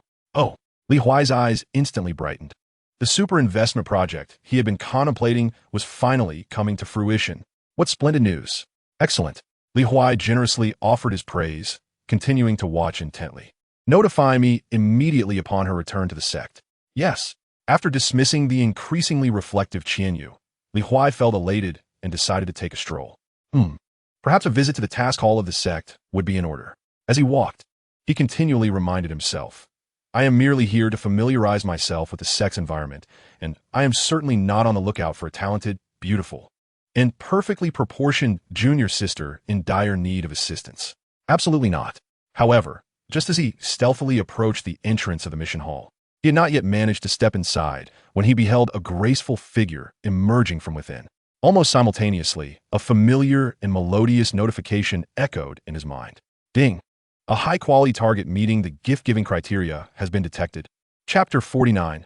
The Legacy of a Nascent Soul Expert. Ding! Matching target detected. Target, Qin Shiyao. Cultivation level, peak of foundation establishment stage. Return rate, 150 times. Possessing a wood attribute, heavenly root. Core disciple of the Danding Peak of the Ziyang sect. Daughter of the Qin family in Ziyang City. The most gifted individual of the Qin family in a century. Good heavens! This familiar formula, this enchanting notification. Li Huai's footsteps felt as if they were nailed to the ground. His gaze fixated on the figure stepping out of the mission hall. The young woman donned a flowing moon-white sect robe, her tall stature accentuating her exquisite curves. Her long hair cascaded like a waterfall, held back by a simple jade hairpin, and her countenance was strikingly beautiful. Though a hint of unshakable melancholy and fatigue lingered in her eyes, as if some monumental dilemma plagued her.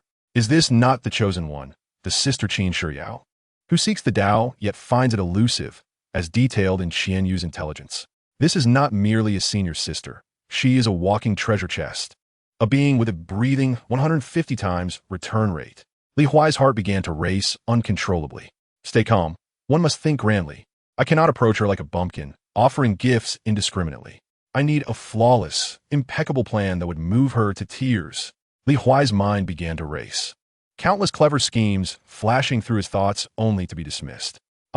He took a deep breath, straightened his robe, and instantly donned an expression of sincere respect, tinged with youthful apprehension, as he quickly made his way forward. Senior Sister Qin, please hold on. Qin Shiyao paused upon hearing his voice, casting a cold gaze toward the slightly unfamiliar junior brother before her. She did not recognize Li Huai, but politely halted, noting the attire of a core disciple. Junior brother, do you require something? Senior sister, my name is Li Huai, a disciple of the Danding Peak under Master Qin Xian. Li Huai introduced himself, then appropriately displayed a hint of entanglement and difficulty. My master has always taken an interest in you. Qin Shiyao's body trembled slightly, and a ripple of emotion crossed her previously calm face. Qin Xian, the master of Danding Peak, the alchemist she had longed to apprentice under? My master once remarked that your talent in the path of alchemy is exceedingly rare within the sect, and your determination is unparalleled. Li Huai's tone was imbued with utmost sincerity, as if he were reciting a sacred decree. Yet, his esteemed master, known for his reclusive disposition, had long resolved to refrain from accepting disciples, which explained the prolonged silence. However, the elder could not bear to see a gem like Mingzhu tarnished, nor wish to witness his senior sister remain stranded outside the Golden Core Gate due to a single misstep. As he spoke, Li Huai solemnly retrieved the tome Insights on Chun Xian's alchemical path from his storage ring and presented it with both hands. This manuscript represented his master's lifelong dedication. He was instructed to bestow it upon his senior sister, in the hope that it would aid her in dispelling the fog of confusion and enable her to form the Golden Core, thus paving the way for the Great Tao. His master had explicitly stated that this matter must remain between the two of them.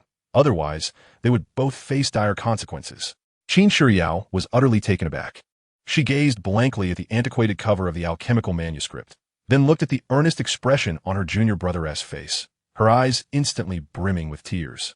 So, the esteemed peak master had been watching over me all along? His reluctance to take me as a disciple stemmed from his own burdens?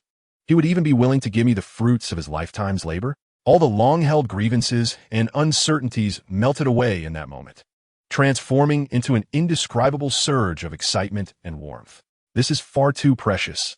I cannot accept it, she said, her voice trembling as she repeatedly gestured to decline. Senior sister, Li Huai's demeanor grew serious. This is a command from the master. I dare not disobey. If you refuse, I would be unable to explain myself to my master. Do you wish for me to incur punishment? With such an imposing accusation, Qin Shiyao could no longer find a valid reason to refuse. She extended her slightly trembling hands and accepted the manuscript that carried all her hopes. Ding. Gift action detected. Insights on Chun Xian's alchemical path X1. Recipient: Qin Shiyao 150-fold critical return. Congratulations, host. Super critical hit triggered. Critical return reward. Complete understanding and inheritance of a nascent soul-grade alchemy master. Boom. An unimaginably vast torrent of information surged into Li Huai's mind, akin to a celestial river cascading from the heavens. Countless esoteric formulas, unfathomable alchemical techniques, and the comprehensive insights of a nascent soul adept regarding the principles of alchemy and the interrelation of all things were indelibly etched into the depths of his soul. Li Huai felt utterly dazed. Complete insights from a nascent soul master? This was a leap into the cosmos. He forcefully stifled the tempest of emotions within, maintaining a facade of relief and completion. Since senior sister has accepted it, I shall take my leave and not interrupt your profound meditation. Li Huai clasped his hands in a salute and turned to make his escape, eager to find a secluded spot to revel in his newfound fortune. However, just as he prepared to rise, an audacious voice from not far away shattered the poignant atmosphere. Ah, who do we have here? It is our newly appointed, deeply affectionate junior brother Li. Li Huai furrowed his brows and turned towards a voice. Approaching him was a corpulent figure, his face adorned with excess flesh, accompanied by 7 or 8 sycophants, all wearing mockery on their faces, clad in the garb of an inner disciple from the Tianxing Peak. His small eyes gleamed with unmasked malice. It could only be Zhao Qian. Zhao Qian sauntered up to Li Huai, scrutinizing him with his beady eyes. As though Li Huai were an ant, he could crush at will. I hear you are the wild offspring that the old man Qian you picked up from outside. What a stroke of luck that allowed you to become a core disciple. His entourage erupted in laughter at his words. Before Li Huai could respond, Qin Shiyao, standing beside him, furrowed her delicate brows and spoke coldly. Zhao Qian, this is the mission hall, not your Tianxing Peaks dungeon. Mind your words. Zhao Qian cast a sidelong glance at Qin Shiyao, a lewd smirk forming on his face. Sister Qin, this matter does not concern you. However, since you have spoken, I shall grant you a modicum of respect. He shifted his focus back to Li Huai, his tone turning icy.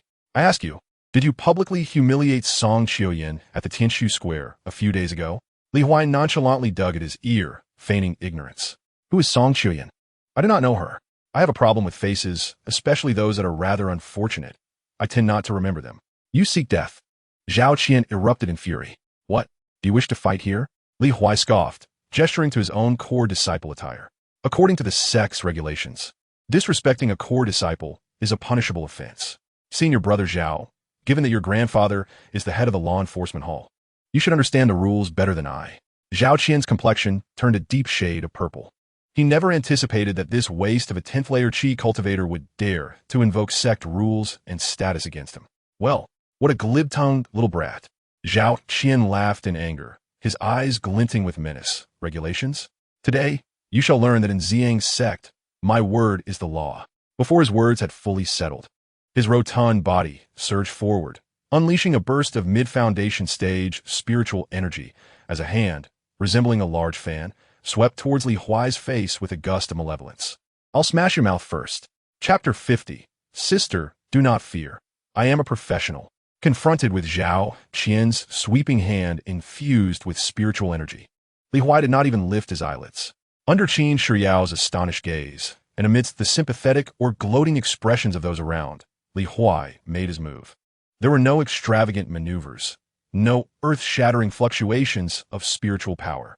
He simply raised his right hand. Slap!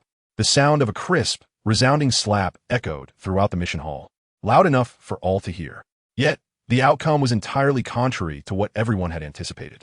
It was not Li Huai who flew away, but rather the imposing figure of the rotund Zhao Qian. His corpulent body tumbled through the air like a ragged sack, tracing a clumsy parabolic arc, accompanied by a bloodied tooth that struck the ground a good 8 meters away, stirring up a cloud of dust. Simultaneously, a surge of spiritual energy far exceeding the Qi refinement stage flickered from Li Huai. Mid-foundation establishment, the arena fell into a profound silence. Everyone appeared to be ensnared by an immobilizing spell, staring blankly at the youth who still held his hand aloft, then glancing at Zhao Qian, who was struggling to rise from the ground. This script was all wrong. Wasn't the narrative supposed to depict a bully oppressing a junior disciple? How could the antagonist be dispatched so effortlessly at the outset? In Qin Shiyao's cold, clear eyes, a profound shock surfaced for the first time. She had failed to perceive Li Huai's movement. All she sensed was a fleeting blur before Zhao Qian was sent flying. This junior disciple, who had just sincerely shared alchemical insights with her, had concealed his cultivation. Moreover, he was at the mid-foundation establishment stage. Zhao Qian shook his buzzing head and took a considerable time to rise, half of his face visibly swelling like that of a pig. He spat out a mouthful of blood, incredulously pointing at Li Huai. You are not at the 10th level of Qi refinement? He abruptly turned and delivered a resounding slap to the face of a nearby sycophant. Crack! Another crisp sound reverberated through the air. Is this the background check you conducted for me? You call this the 10th level of Qi refinement? Can someone at that stage send me flying with a single slap? The sycophant, dazed from the blow, clutched his face in silence. Zhao Qian then redirected his attention to Li Huai, his facial flesh quivering as he forced out a smile that was more ghastly than a cry. Yet, the resentment in his small eyes threatened to overflow. You little rascal. You got some guts. I was careless just now and didn't T-dodge. If you have the courage, stand still and let us do this again. I would be more than happy to oblige, Li Huai said, shaking his wrist with an innocent expression. This time I'll use my left hand. I promise to deliver a symmetrical blow, which will look celebratory. You. Zhao Qian was nearly choked with rage. Li Shidi. Qin Shiyao hurried forward, lowering her voice. Zhao Qian's grandfather is the head of the law enforcement hall. Let us not escalate this to an irretrievable state. Although she was astounded by Li Huai's prowess, she understood well the formidable influence behind Zhao Qian, which could not be easily navigated by mere core disciple status. Yet, Li Huai flashed her a bright smile, revealing a row of white teeth. Sister, rest assured, I am a professional. I can handle such trivial matters. Observing Li Huai, Isa, Kirfridaman. Zhao Qian's reason was entirely consumed by fury. He pointed at Li Huai and bellowed to the group of sycophants, who were already trembling with fear. What are you all standing around for? Charge, all at once. Whoever can incapacitate him, I shall reward with 10,000 spirit stones. With such a generous bounty, valiant souls would surely emerge.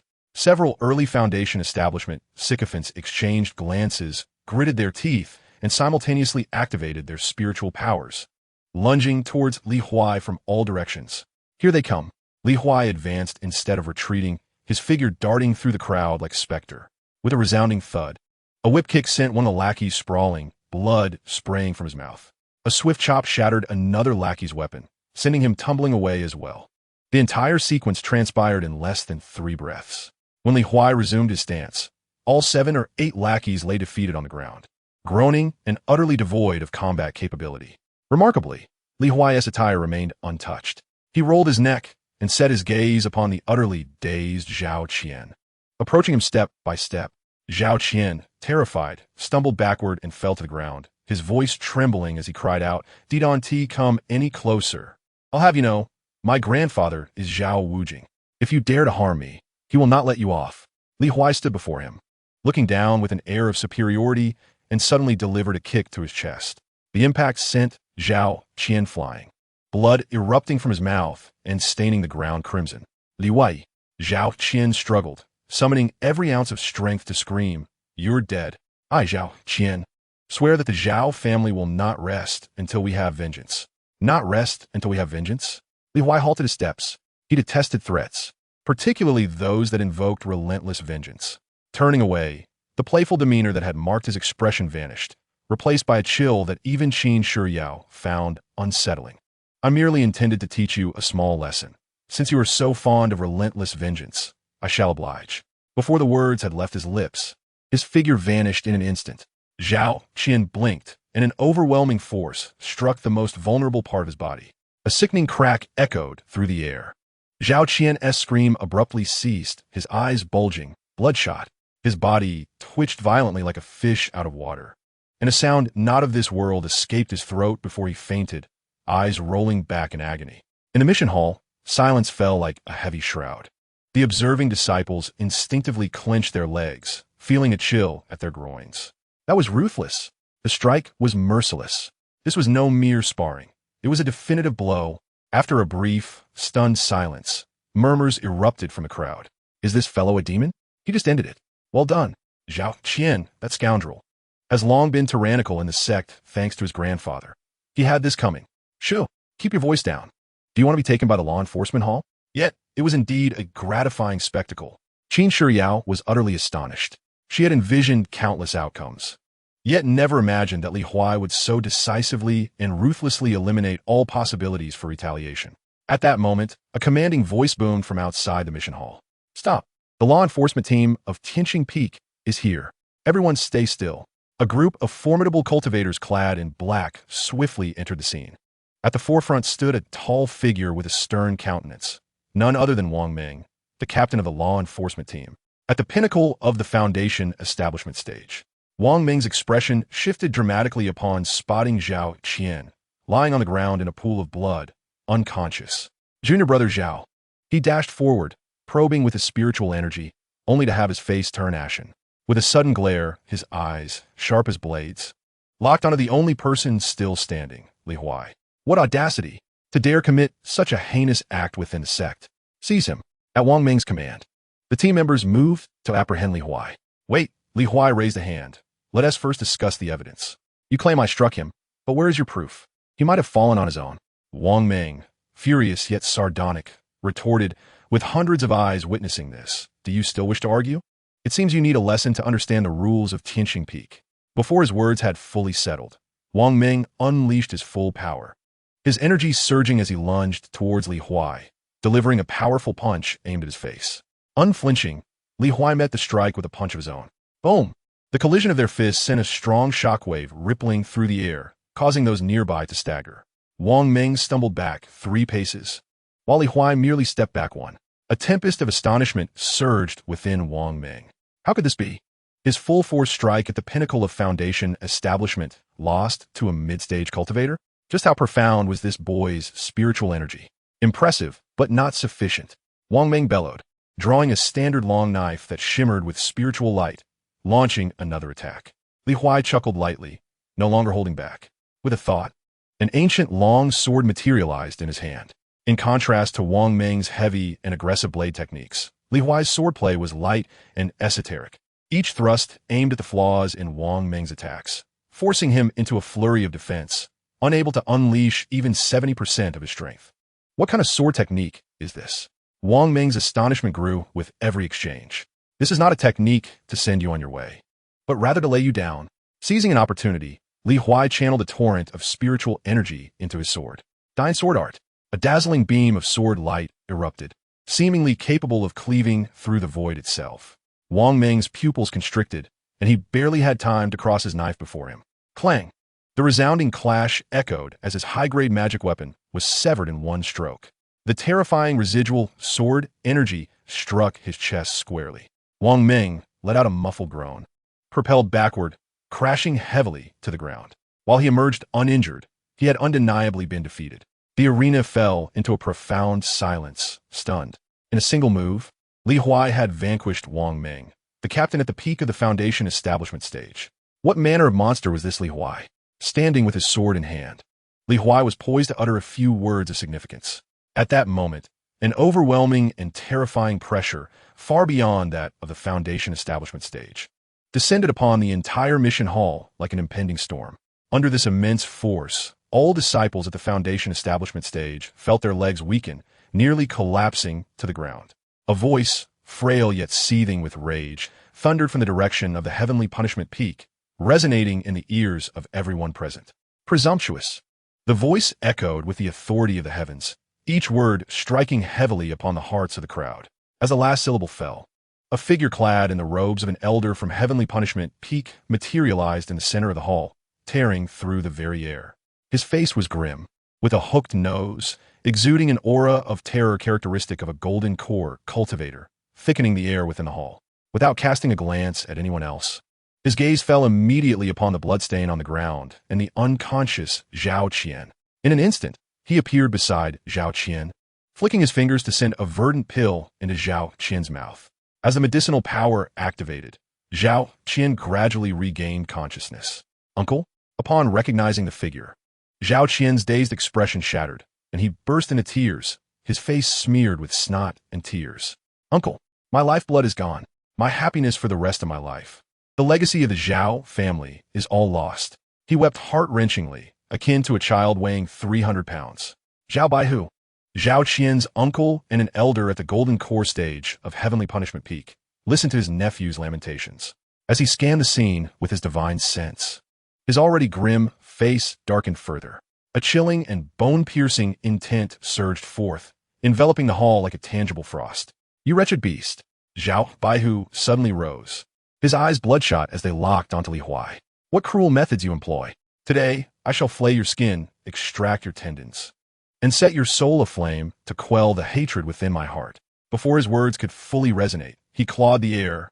A massive claw of spiritual energy coalescing in his grasp, descended upon Li Huai with the ferocity to rend all asunder. Qin Shiyao's heart tightened, her fingers surreptitiously shattering a communication jade talisman. She wished to intervene, yet under the pressure of the golden core cultivator, even opening her mouth became a daunting task. Faced with this lethal strike, Li Huai did not retreat. Instead, he advanced, his sword emitting a clear, melodious chime. Great Yin sword technique. Once again, he unleashed that very strike. Yet this time, the sword light was even more refined and resplendent than before. It sliced through the darkness with the precision of a lightning bolt, targeting the weakest point of the spiritual claw. With an explosive sound, the spiritual claw shattered into fragments. Li Huai grunted, the tremendous backlash forcing him to stagger back 7 or 8 steps before regaining his footing. Although Zhao Baihu's attack had been thwarted, he remained unmoved. However, the turmoil within him was more intense than anyone else's. A mid-foundation establishment cultivator had actually withstood a blow from his early golden core stage? How could this be possible? What had this boy consumed to grow so formidable?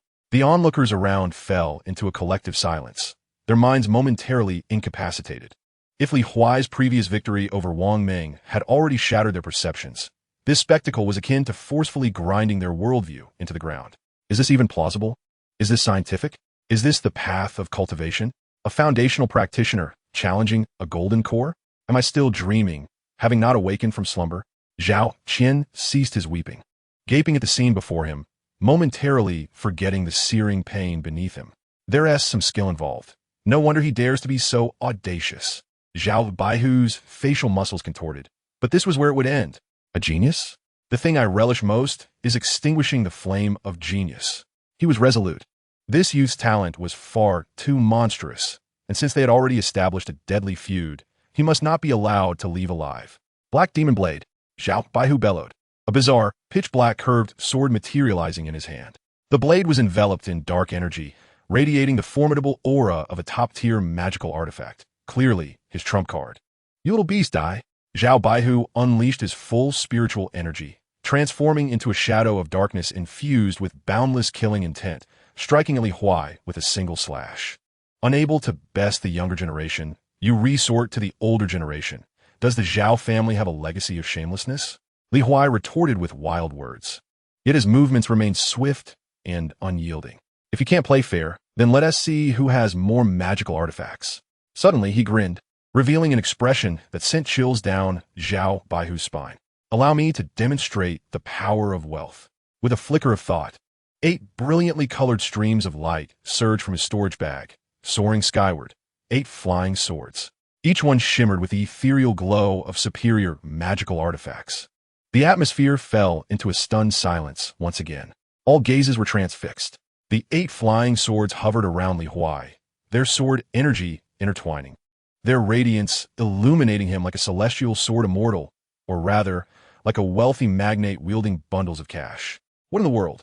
8 superior magical artifacts? Did this fellow just empty the treasure pavilion of its flying swords? This is no disciple of the Dan Ding Peak. He is clearly a walking vein of spiritual stones. Sword formation of extermination, arise. Li Huai formed intricate hand seals, his complexion paling slightly. The 8 flying swords hummed in unison, instantly aligning in a profound configuration, transforming into a fearsome sword formation brimming with murderous intent, advancing toward Zhao Baihu's black demon blade. Clang! The deafening clash of metal resounded.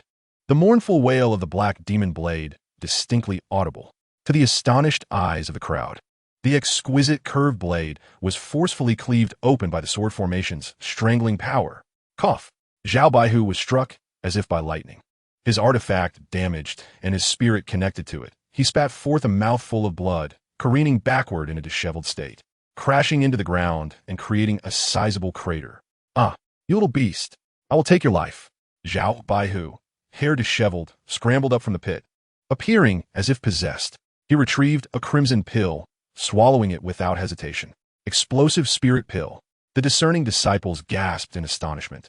That was a forbidden elixir, capable of igniting one's blood and potential, temporarily enhancing one's strength by a remarkable 30%. Elder Zhao was indeed risking everything. As anticipated, Zhao Baihu's injuries healed at a visibly rapid pace, his aura surging to an even greater height, now thrice as formidable as before. He roared, transforming once more into a shadow, charging forward. Li Huai felt his body being drained of vitality and hastily shoved a restorative pill into his mouth.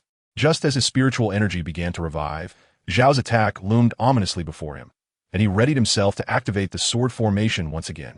At that critical moment, an enormous hand, seemingly crafted from azure crystal, emerged unexpectedly from the void, striking Zhao Baihu with an ethereal grace. The sound of the impact was a sharp crack, echoing with a clarity that far surpassed the earlier slap Li Huai had delivered to Zhao Qian. The once mighty golden core Elder Zhao Baihu was sent hurtling backwards, akin to a fly swatted by a hand, crashing back into the pit with greater speed than he had approached, remaining incapacitated for a considerable time. Then a voice, laced with languor and irritation, resonated from the direction of Danding Peak, reverberating throughout the sect. At your age, bullying a mere chi refinement. No, a foundation establishment, child. Is that not shameless? Chapter 52. Chun Xian makes his move. The voice carried a tone of annoyance, as if disturbed from a pleasant dream. Yet it was imbued with an undeniable authority, reminiscent of the heavens complaining about a noisy neighbor in their own garden. Within the task hall, all actions came to a standstill. The owner of that azure crystal hand, Chun Xian, the peak master of Danding Peak, had seemingly appeared out of nowhere. Clad in a faded robe of Danding Peak, his attire was as ordinary as that of an outer disciple, while he casually held a half-eaten spiritual fruit, looking as if he had just roused from a recliner. Yet this seemingly disheveled old man rendered the hall utterly silent. Even the act of breathing became a cautious whisper. All eyes converged on the pit, where Zhao Baihu had just been slapped back into submission. At that moment, Zhao Baihu, once invigorated by the elixir, now lay defeated. His formidable aura dissipated, his body sprawled in disarray, hair disheveled as he lay embedded in the pit, only exhaling, with no breath returning, his gaze vacant, clearly stripped of any combat capability. With a single slap, a golden core elder, enhanced by forbidden drug, was vanquished in an instant. This was not merely a clash of worldviews. It was as if one's entire perception had been tossed into a washing machine, set to a spin-dry cycle with a sanitizing function. Chun Xian, without sparing a glance at the pit where Zhao Baihu lay, casually discarded the fruit pit and summoned forth a resplendent alchemical furnace, shimmering in hues of purple and gold. Upon its appearance, the temperature within the task hall seemed to rise, the furnace etched with profound runes that flickered in and out of visibility, subtly vibrating as if it possessed a life of its own. An artifact of spirit, a legendary spiritual treasure. The perceptive disciple shouted out, his voice trembling. Go! Chun Xian waved his hand nonchalantly, as if tossing a stone. The purple-golden alchemical furnace transformed into a towering mountain, exuding an air of dominance as it thunderously descended upon Zhao Baihu, who lay in the pit below. Chun Xian, how dare you? Zhao Baihu roared in despair, summoning the last vestiges of his strength. I am an elder of the heavenly punishment peak. My father is Zhao Wujia. If you dare to suppress me, the heavenly punishment peak will not spare you. Chun Xian feigned indifference, casually inspecting his ears, a hint of disdain flickering across his face.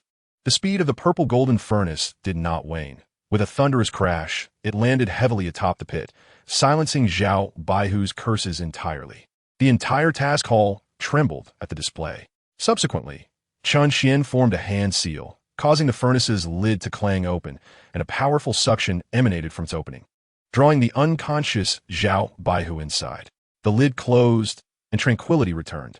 With another wave of his hand, the imposing purple-golden furnace swiftly diminished in size, transforming into a streak of light that flew back into his sleeve. From his appearance to the suppression of a golden core elder, the entire process unfolded seamlessly in just a few breaths. Li Huai, watching nearby, felt his eyelids twitch, his mind racing with thoughts. Oh my goodness, Master, your prowess is no mere boast. This combat strength, this flair, you are simply a walking powerhouse, especially the earlier purple-golden furnace. Li Huai was certain it transcended the realm of mere magical tools, an artifact only a nascent soul ancestor could possess.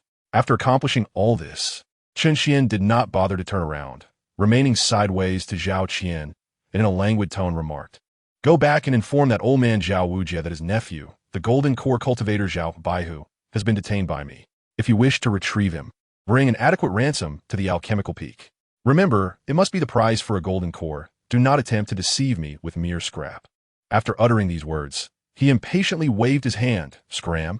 Don't linger here and impede my disciples from completing their tasks. Zhao Qian, already pale with fear, felt warmth spreading in his pants, forgetting even the agony below. Upon hearing Chun Xian's words, he felt as if a weight had been lifted and, crawling and rolling, hurried away with several disciples from the heavenly punishment peak, not daring to utter a single threat. The onlooking disciples, roused from their stupor, erupted into discussion. The alchemical peak's master is terrifying. He dismissed a golden core with a mere wave and suppressed him effortlessly. What a display of skill. Today, I truly gained insight into how the prominent figures of the alchemical peak operate. From a nearby mountain, a few figures conversed, speculating that Zhao the old ghost would be in for a substantial loss this time. Amidst the chatter, the impatience on Chun Xian's face vanished. replaced by a radiant smile akin to blooming chrysanthemums as he turned to Li Huai. Master. Li Huai and Qin Shiyao stepped forward, bowing respectfully. Well done, my good disciple. Excellent work.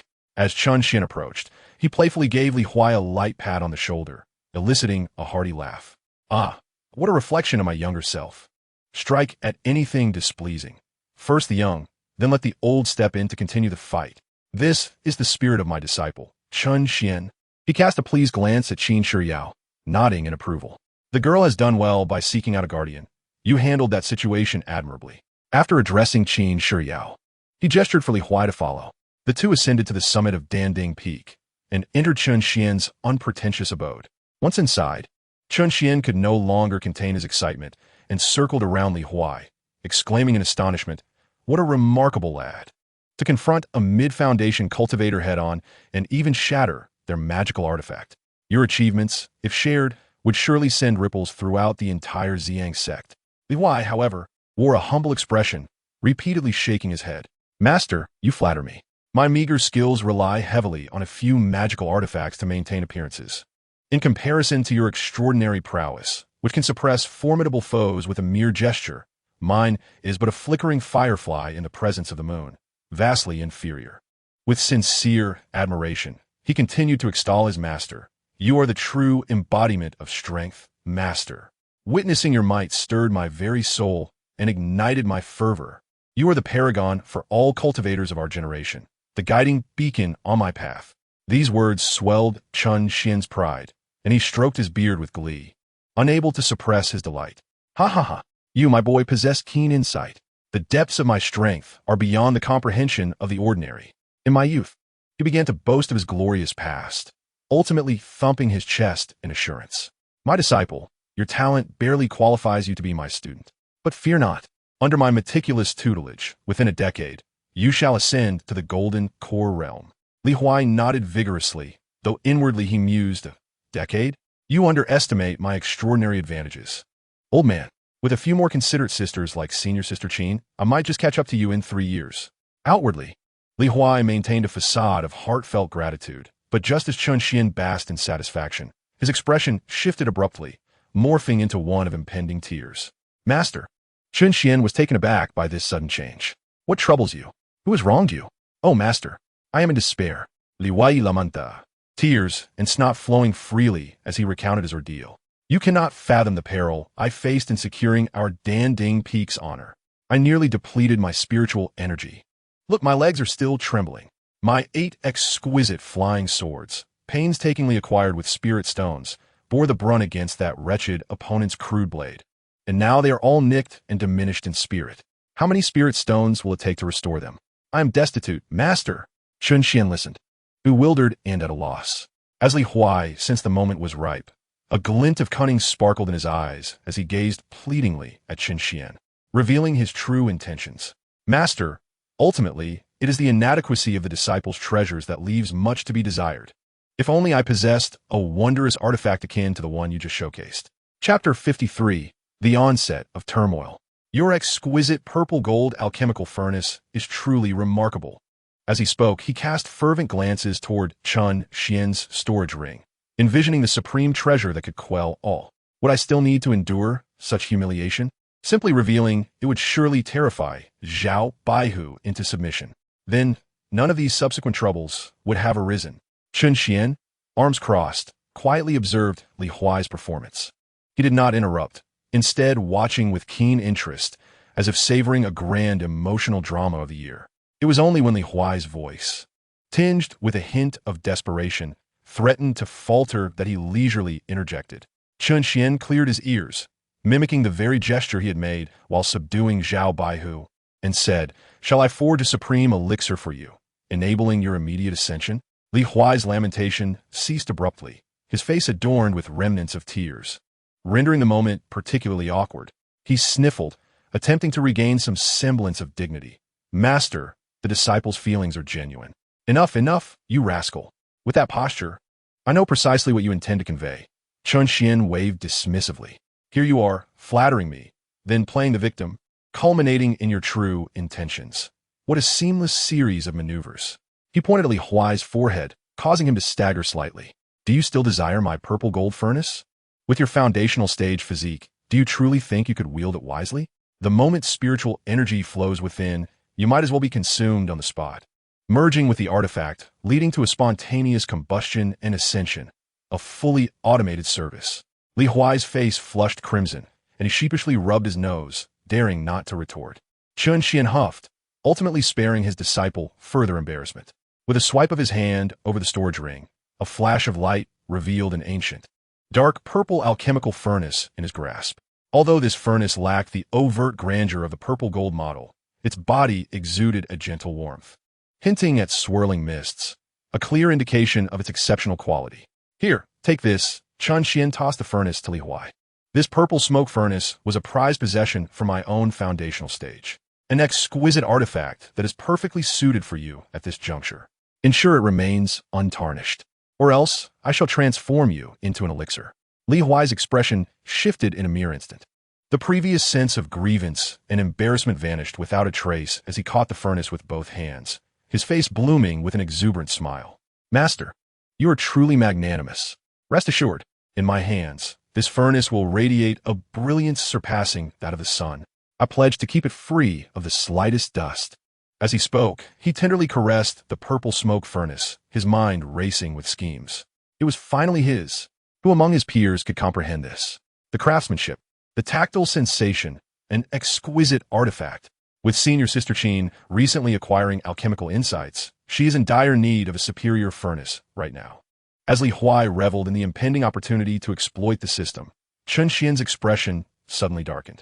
Enough with the foolish merriment. Chun Xian's tone took on a serious note.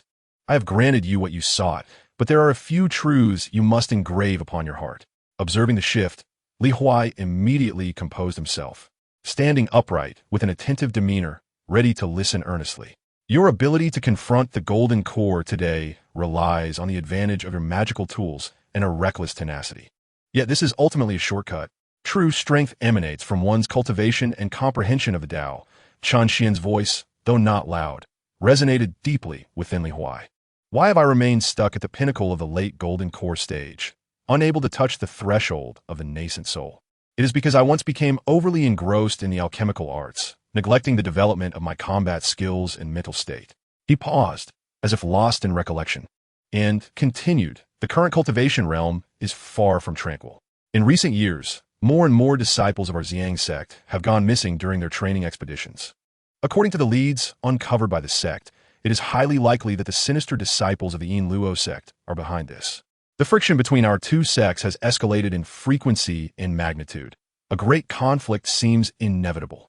This is why our sect has spared no effort in expanding its ranks, preparing for the impending upheaval. Chun Xian's gaze deepened, understanding that in the face of impending chaos, one's own strength is the only reliable support.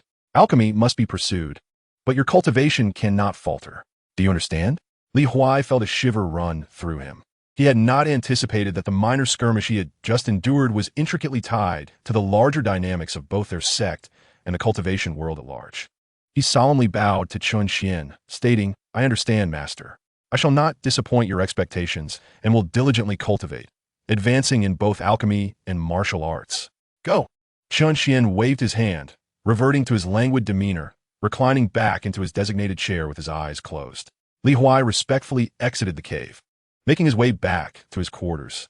Upon entering, he immediately set up protective barriers and placed the newly acquired purple smoke cauldron on the table.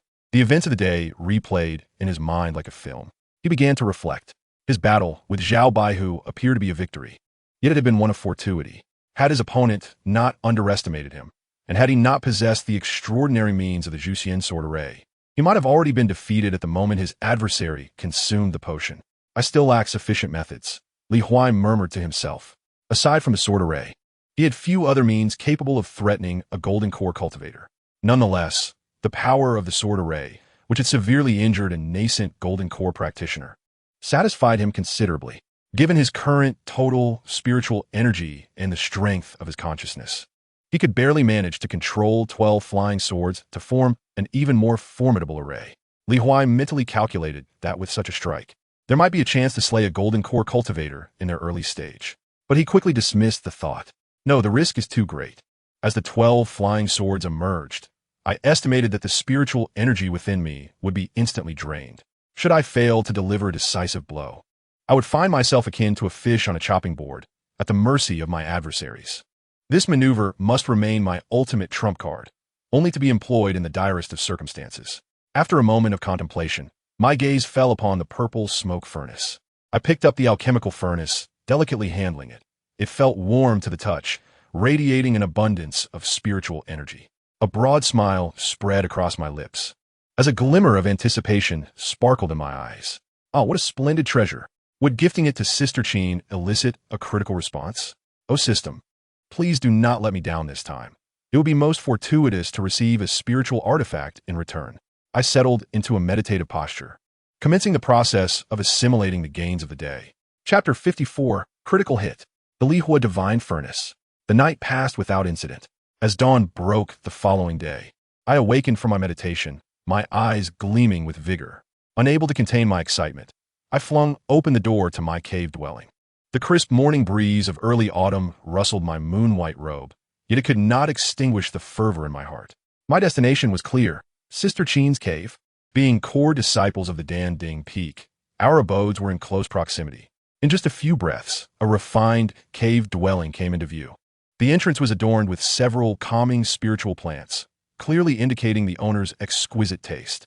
I adjusted my robe and cleared my throat, calling out, "Sister Cheen, are you present?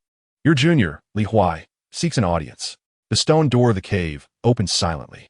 Cheen Shuyao appeared at the threshold, clad in a moon-white robe that accentuated her breathtaking curves. Her delicate visage bore traces of sleep, lending her an enchanting allure. Upon meeting my gaze, memories of the previous day surged forth. My mid-foundation stage clashing with a golden core, the sword formation composed of 8 flying swords, the resolute determination to face death, and finally, the composed demeanor of Uncle Master Chen Xian as he made his entrance. All these moments had left an indelible mark in her heart. Thump, thump, thump. Cheen Shuyao felt her heart race uncontrollably, her cheeks flushing slightly. She quickly stepped aside, creating a path, her voice softer than usual. "Junior brotherly, please come in." "Thank you, sister."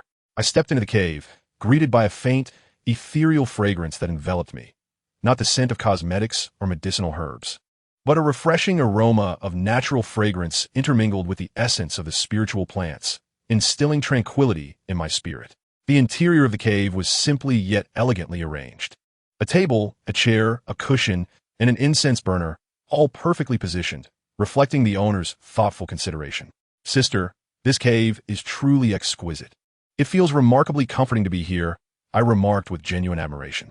Cheen Shuyao, slightly bashful from the compliment, poured me a cup of spiritual tea and gently inquired, "Junior brother, what brings you here today? Is there something of significance?" Indeed, there was a matter of importance. Huai took a sip of tea and, without any preamble, delved straight into the subject. Master's teachings on the insights of Chun Xian Dan Dao. I spent the entire night contemplating them yesterday. I have gleaned some understanding, yet there remain several obscure passages that elude me. After much consideration, I believe the only one on Dan Dao who can enlighten me is you, senior sister. Upon hearing this, Cheen Shuyao's interest was piqued. The insights of Chun Xian Dan Dao. "You flatter me, junior brother. It is not guidance, but rather mutual exchange that we engage in." Her curiosity was thoroughly ignited. "Then allow me to share my insights," Huai said candidly, recounting his newfound understanding of several alchemical techniques. What he articulated was not merely his own interpretation, but a direct transmission of the complete insights from a renowned alchemist at the nascent soul stage. What does this entail? It is akin to standing atop a mountain, surveying the scenery far below, perceptive and incisive. Initially, Cheen Shuyao listened with a mindset of exchange, yet as Huai spoke, her expression morphed into one of increasing astonishment. The viewpoints he proposed completely overturned her previous understanding, yet they incisively addressed the core of the matter, imparting to her a feeling akin to enlightenment. Many alchemical dilemmas that had long perplexed her were suddenly unraveled by Huai's elucidation, as if a key had unlocked a previously impenetrable door. So, this fire condensation seal can be employed in such a manner? Goodness, I had always thought the essence of the liquid separation technique lay in the control of spiritual energy, only to realize the guidance of consciousness is of paramount importance. Qin Shiyao's enchanting eyes sparkled with newfound brilliance as her gaze toward Li Huai transformed entirely. This junior brother not only possessed of extraordinary combat prowess, also exhibited an astonishing understanding of alchemy. Was this truly the same unassuming disciple who once trailed behind Lin Yaoyao? What other secrets might he be concealing? Unbeknownst to her, as Qin Shiyao gazed at Li Huai's handsome profile, her heart skipped a beat once more. As their exchange concluded, a brief silence enveloped the cave. Their eyes met, and the atmosphere suddenly turned subtly awkward. Li Huai thought to himself, the moment has arrived. With a flick of his wrist, a dark purple cauldron appeared in his hand. Senior sister, this cauldron is called the Purple Smoke Furnace, and it is a gift for you. Qin Shiyao gazed at the ancient cauldron, its body swirling with ethereal mist and radiating potent spiritual energy, her pupils dilating in surprise. This is a premium magical artifact? Junior brother, this is far too precious. I cannot accept it. She shook her head vehemently, her tone resolute. However, Li Huai insisted, placing the cauldron firmly in her hands. His expression earnest. Senior sister, hear me out. This cauldron was bestowed by the Peak Master, but my current cultivation is too shallow to utilize it effectively. You, with your exceptional alchemical skills and the insights of Chun Xiandan Dao, would find a good cauldron to be like wings to a tiger, a treasure bestowed upon a hero, a beauty graced with a gift. Only in your hands can this purple smoke furnace realize its true value. Consider it an advance investment from your junior brother. Once you have attained the status of a golden core master, do take good care of your junior disciple. Li Huai delivered a series of heartfelt words, eloquently articulated with a touch of humor. Qin Shiyao, cradling the exquisite purple smoke furnace, felt the pure spiritual energy emanating from it, stirring a tempest within her heart. She had longed to possess a supreme-grade alchemical furnace. Among artifacts of the same rank, alchemical furnaces were already several times more expensive than offensive weapons like flying swords, let alone a supreme-grade artifact. Her monthly allowance from the Sect, supplemented by her family support and the spirit stones she earned through missions, had dwindled significantly after crafting her own life-bound flying sword, leaving her with insufficient resources to replace her furnace. This had always been a lingering regret in her heart. To her astonishment, Li Huai seemed to know of her need for a fine alchemical furnace. Her thoughts became tumultuous. Previously, she had only heard of his fervent pursuit of Lin Yaoyao from Tianxing Peak, yet since their return from the secret realm, he had not sought her out even once, instead bestowing upon her such precious gifts in succession. First, it was insights from Chun Xian's alchemical path, and now this invaluable purple smoke furnace. A bold thought flickered in her mind. Could it be that he harbors feelings for me? It appears that my charm surpasses that of Lin Yaoyao. As this notion took root, an inexplicable joy surged within Qin Shiyao, causing her cheeks to heat up and bloom with a lovely blush. Observing the transformation of her expression, now flushed and shy, Li Huai's heart skipped a beat. What is this situation?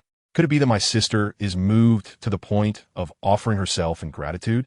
Just as Li Huai's thoughts wandered, Qin Shiyao ultimately succumbed to the overwhelming temptation and gently nodded, accepting the gift. Almost simultaneously, a celestial melody resounded in Li Huai's mind. Gift behavior detected.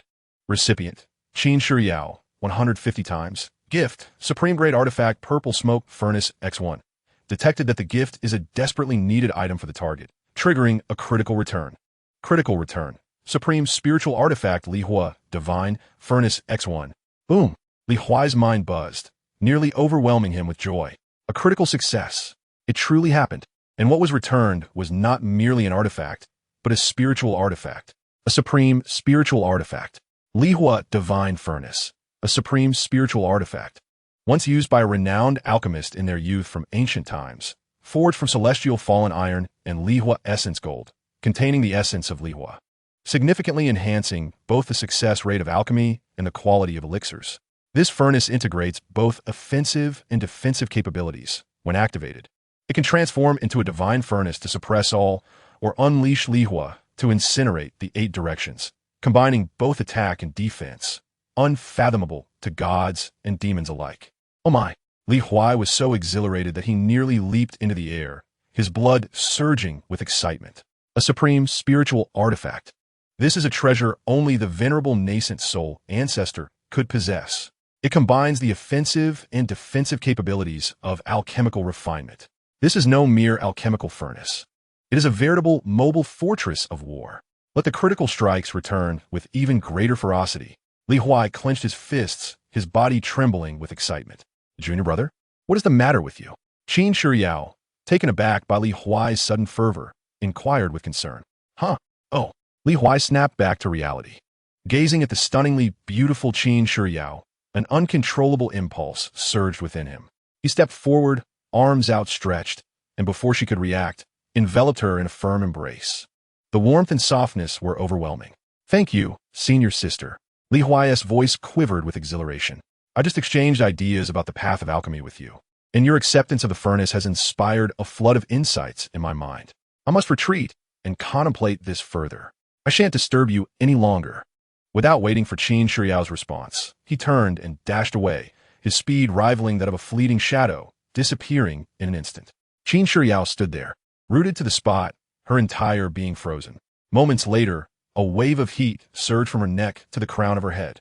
In an instant, her cheeks flushed a deep crimson, resembling ripe apples, radiant and enticing. Her heart raced as she instinctively touched the spot where he had embraced her, still warm with his masculine scent and fervent heat. I didn't feel any inclination to reject him. In fact, I felt a twinge of delight. Qin Shiyao covered her burning face, her heart racing like a startled fawn. Unable to remain, she bolted toward the depths of her cave dwelling, swiftly casting a spell to slam the door shut behind her. Deep within the cave, a spirit spring enveloped in mystical formations awaited, its waters crystal clear and rich with spiritual energy. With a splash, Qin Shiyao leaped into the spring, the cool water enveloping her heated form. The ripples danced, revealing her alluring silhouette, a figure that could drive any man to madness. For a moment, the cave was alive with vibrant colors, enchanting and limitless. Regrettably, the instigator of this delightful scene had long since vanished without a trace.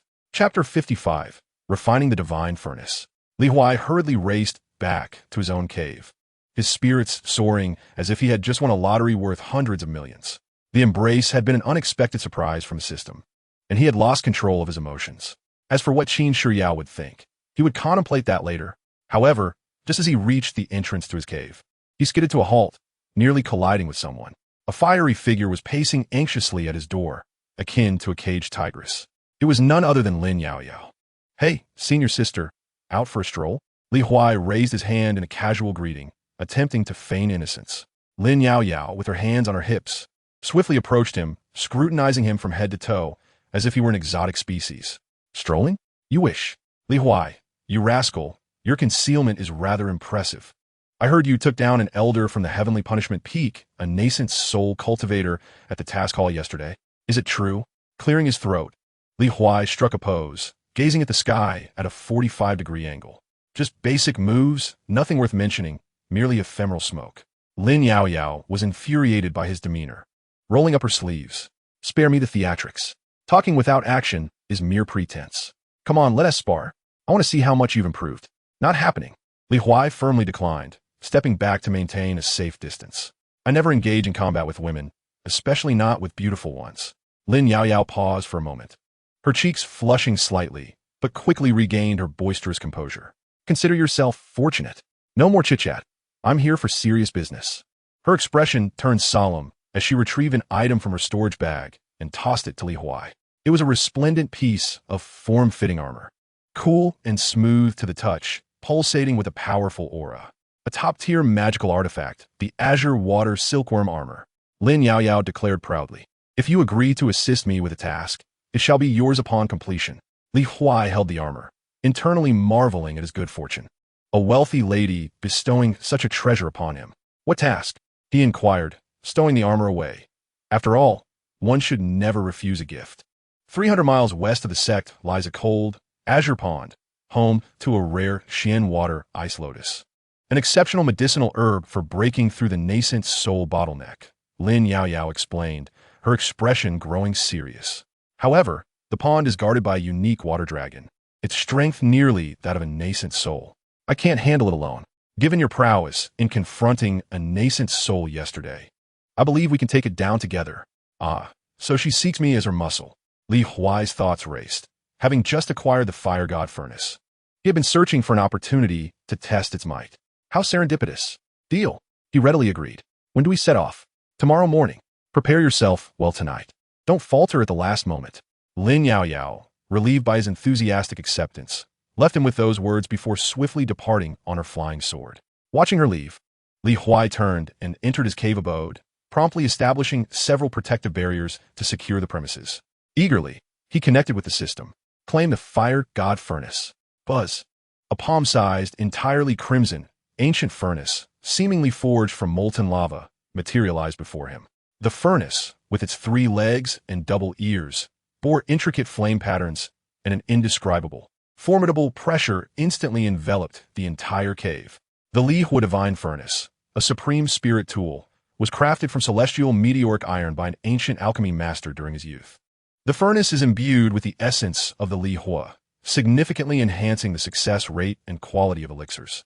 This furnace embodies both offensive and defensive capabilities. When activated, it can suppress all beings or unleash the Li Huai to incinerate the vast expanse, seamlessly merging attack and defense, shrouded in enigma.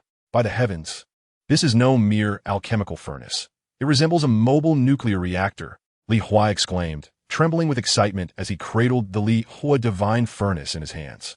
A supreme spirit tool.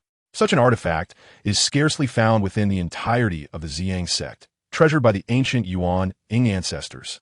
However, a pressing concern arose. How could he, a practitioner at the mid-stage of Foundation establishment, wield such a magnificent device? Surely, should he channel his spirit energy, he would be drained before he could even begin. At that moment, a flash of inspiration struck him. He recalled the complete insights returned by the system from a Yuan Ying-level alchemy master. Within those notes was a peculiar technique known as the 10,000 fires returning to origin method. The essence of this method teaches one to transcend their limitations, employing unique incantations and divine consciousness to refine and manipulate fire attribute treasures that far exceed one's own level, particularly alchemical furnaces. Fortune favored him.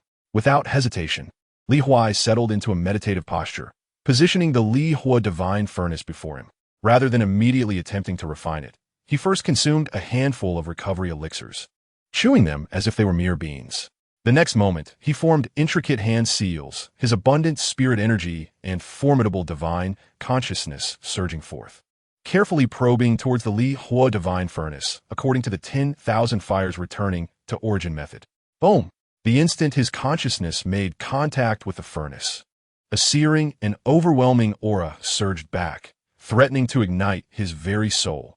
Li Huai groaned, feeling as though his head had been struck by a searing iron hammer. Undeterred, he gritted his teeth, transforming his consciousness into fine threads, braving the terrifying pressure as he advanced, attempting to penetrate the furnace's interior. This was an exceedingly taxing endeavor, consuming both mental acuity and spirit energy. An hour passed, then another. Li Huai's complexion had turned ashen, veins protruding on his forehead, his body drenched in sweat. The vial of recovery elixirs by his side lay empty. Had it not been for his extraordinary divine consciousness, far surpassing that of his peers, coupled with his 5 elements body and astonishing spirit energy recovery speed, he would have long been reduced to a mere husk. Just as he felt on the brink of collapse, his consciousness finally broke through the final barrier. Buzz! The Li Huai Divine Furnace emitted a melodious resonance. A brilliant crimson light radiating forth, the flame patterns upon its surface seemingly coming to life, dancing joyously. A profound sense of bloodline connection surged from the furnace into Li Huai's spirit. Success! Li Huai exhaled deeply, feeling as if he had emerged from the depths of water, collapsing onto the ground. Yet his face bore an extraordinarily radiant smile. With a mere thought, the Li Fire Divine Furnace spun rapidly, transforming into a streak of crimson light that vanished into his brow, as he felt the tranquil yet formidable artifact floating within his dantian. Amanix milagrosa liwais lips. The unicorn water jiao? The Xian water ice lotus? Tomorrow, I shall unveil to you the sublime fusion of technology and ruthless prowess. Chapter 56. The cold pool of azure waves. The process of refining the divine furnace was akin to an all-night gaming session, followed by a grueling 5-kilometer run, leaving both body and spirit utterly drained. He gazed at the moonstone embedded in the ceiling of his cave abode, pondering deeply. The appearance and aura of the Li Fire Divine Furnace were nothing short of a Lamborghini in the realm of celestial artifacts, imposing and domineering. Yet, the issue lay in its exorbitant energy consumption. His mid-foundation stage spiritual energy reserves felt like a shared power bank before it plugged in, and it instantly turned red. If a conflict arose and he brandished the furnace, he might be drained of vitality before he even had the chance to utter a command, leading to utter calamity. He rummaged through his storage ring and retrieved a vial of solidifying essence pills, pouring several into his mouth as casually as one might snack on sunflower seeds. Then, he settled into a cross-legged position, commencing his meditation and cultivation. The pills dissolved upon entry, flowing through him as warm currents that surged into his dantian. At that moment, Li Huai detected a strand of unfamiliar spiritual energy coursing through his meridians. A filament, thinner than a hair, yet exquisitely pure. Of crimson gold, fire, attribute energy gradually melded with his spiritual force. Boom! Li Huai felt as if a deep water bomb had been dropped into his dantian, causing his previously steady spiritual energy to boil over. This fire attribute energy was domineering and pure, carrying an ancient essence capable of incinerating all. Yet it obediently began to cleanse his meridians under his guidance. The dantian, which had suffered a slight deficit from the forced refinement of the furnace, not only swiftly replenished, but also grew denser under the nurturing of this refined spiritual essence. What? A buy one get one free deal? And with after-sales service? Li Huai's heart soared with joy. This sensation was akin to purchasing a top-tier computer at a hefty price, only to discover upon startup that the manufacturer had pre-installed a suite of premium software along with a plethora of blockbuster games. An absolute windfall.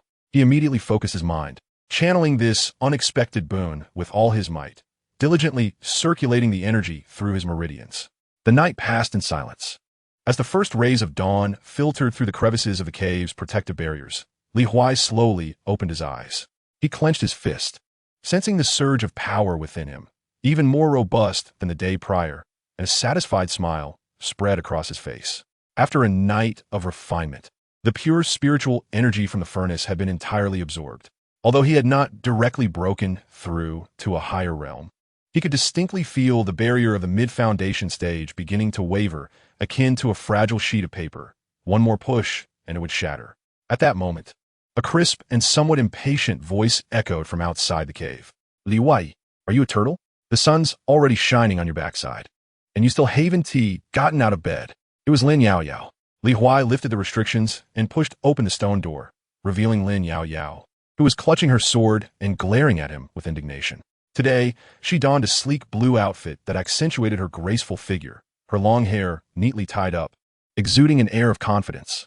Good morning, senior sister, Li Huai yawned, stretching leisurely. Why the rush? Professional competitors always make their entrance last. Lin Yao Yao shot him a disapproving glance and muttered, such a lot of nonsense. However, when she noticed Li Huai's vibrant energy, even more stable than the previous day, a flicker of surprise crossed her eyes. All right, since you seem to be in good shape, let us not waste time. Let us go. With a wave of her hand, a water blue flying sword hovered beneath her feet, and she leapt onto it, urging him to follow. Li Huai smiled and summoned his own sword, trailing closely behind. Two streaks of light sliced through the sky, racing toward the western side of the Sect. As they traveled, Lin Yao Yao transformed into a mobile briefing device. The Bibo cold pool is perpetually shrouded in cold air. The deeper you go, the more oppressive the chill becomes, capable of eroding spiritual energy and freezing consciousness. Guard your mind carefully.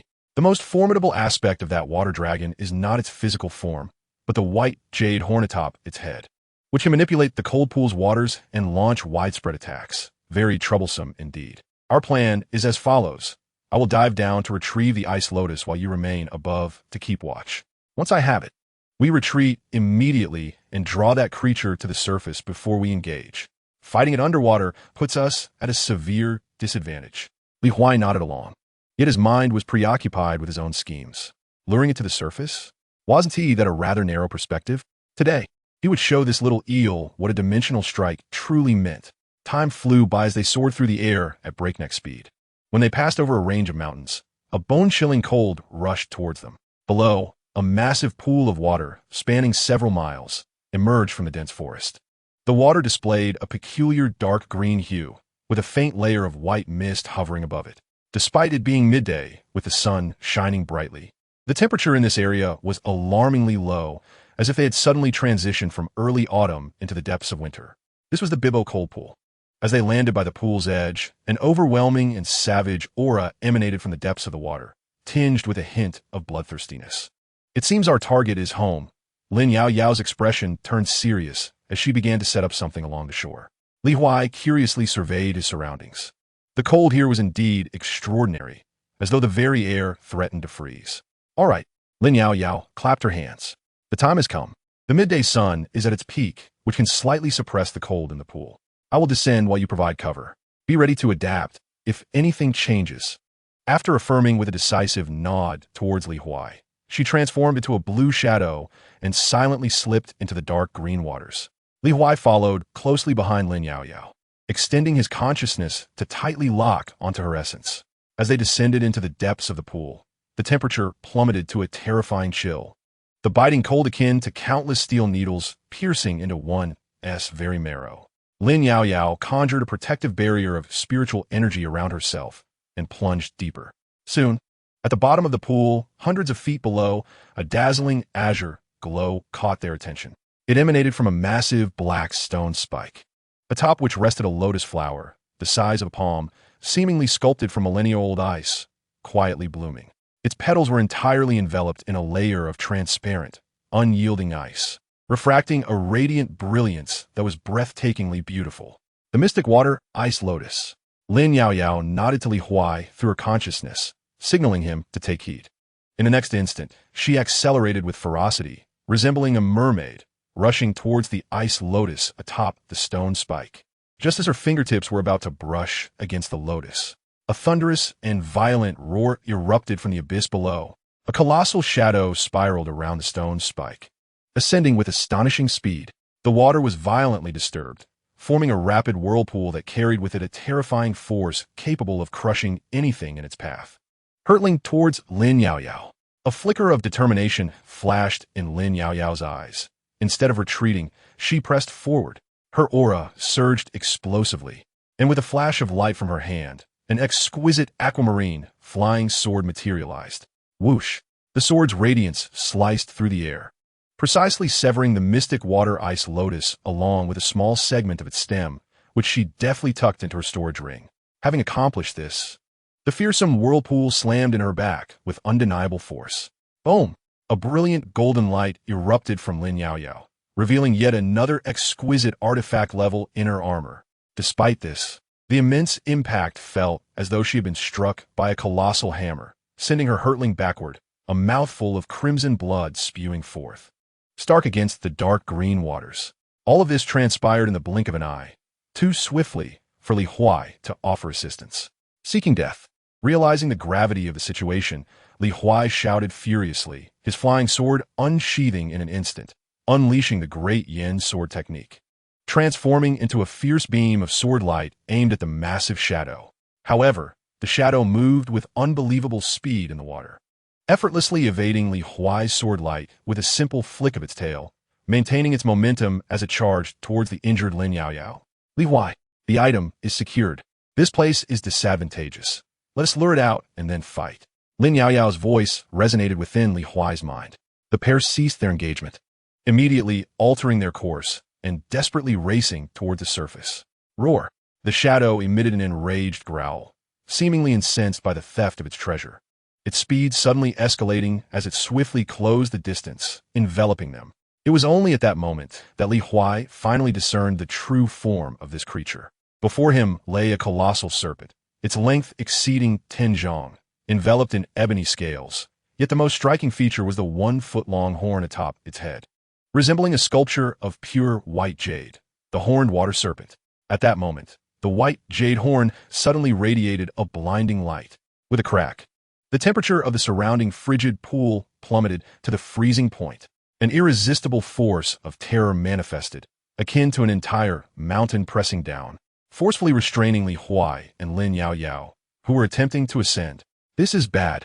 Quick-witted, Li Huai summoned his 8 flying swords, which swiftly converged to form an intricate sword formation. Exterminate the Immortal's sword formation. Break for me. The 8 swords transformed into a streak of flowing light, imbued with unparalleled sharpness, striking the glowing horn of the horned water serpent with pinpoint accuracy. Clang! A resounding clash echoed, akin to the ringing of metal. The white light on the horn dimmed instantaneously, and the overwhelming pressure dissipated like mist. There was a glimmer of hope in Li Huai's heart as he swiftly communicated with Lin Yao Yao. Senior sister, you must leave. I will hold it back. Lin Yao Yao, witnessing the effectiveness of Li Huai's sword formation against the serpent's innate abilities, exhibited a brief flicker of astonishment in her eyes. Yet, she understood that hesitation was not an option at that moment. With a determined nod, she propelled herself towards the water's surface with all her might. Seizing the opportunity, Li Huai executed another powerful sword technique, striking fiercely at the serpent's neck. Clang! Sparks flew. The sword light struck the ebony scales, leaving merely a shallow white mark. How formidable! Li Huai was utterly astonished. The serpent's defenses were akin to being enhanced by divine intervention. In that moment of shock, the horned water serpent suddenly opened its cavernous maw. Roar! An invisible wave of dragon-like sound surged towards Li Huai, who was within arm's reach. Buzz! Li Huai felt his head ensnared as though filled with a beehive, instantaneously suffering from tinnitus and dizziness, his consciousness momentarily stagnating. In rapid succession, an indescribable force slammed into him from the side, propelling him downward like a high-speed truck collision, plunging straight into the inky depths of the pool. Chapter 57. When the divine furnace sounds, parents have raised you in vain. Uncertain of how long he had been falling into the abyssal darkness, Li Huai's consciousness was abruptly awakened by a chilling sensation that could freeze the soul. Shivering, he realized he was in a realm of absolute zero. The surrounding water was as viscous as mercury, and the biting cold transformed into tangible blades, relentlessly penetrating his bones. A thick layer of frost had formed on his surface, and even the flowing spiritual energy began to sluggishly wane. Had he awoken just a few seconds later, he feared he would become the first time-traveling guest in the history of Xiang's sect to perish from freezing, his remains perhaps to be displayed as a relic for future generations to behold. Goodness, at this temperature, even penguins would require down jackets. Li Huai inwardly cursed. Hastily channeling his energy as a protective barrier of spiritual force surged forth, isolating the chilling aura from encroaching upon him. As he expanded his consciousness, he realized he was perilously close to crashing into the bottom of the pool.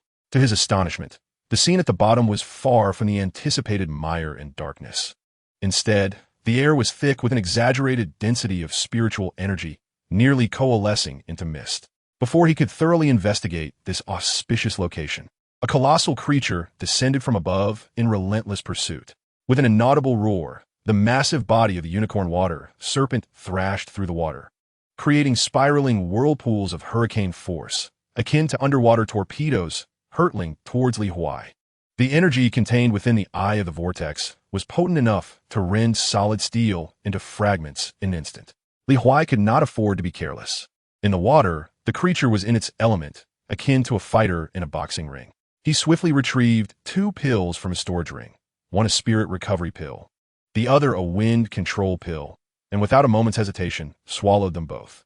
As the pills took effect, a warm current surged through his limbs, swiftly replenishing his depleted spiritual energy.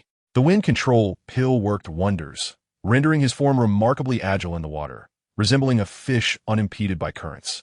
With a swift twist of his body, he narrowly evaded the edge of the swirling vortex. The whirlpool crashed against the rocky bottom, erupting into a massive cloud of murky water that reverberated throughout the pool. Soon after, a second and third whirlpool followed in rapid succession. The unicorn water serpent was evidently determined to crush this audacious thief who had stolen its treasure and wounded it in its own lair. Within the confines of this small pool, Li Huai executed a balletic display of aquatic agility. He somersaulted, halted abruptly, and performed backflips, each time narrowly avoiding the vortex, while simultaneously regaining his spiritual energy. After dodging 7 or 8 times, the unicorn water serpent seemed to grow impatient, intensifying its assault.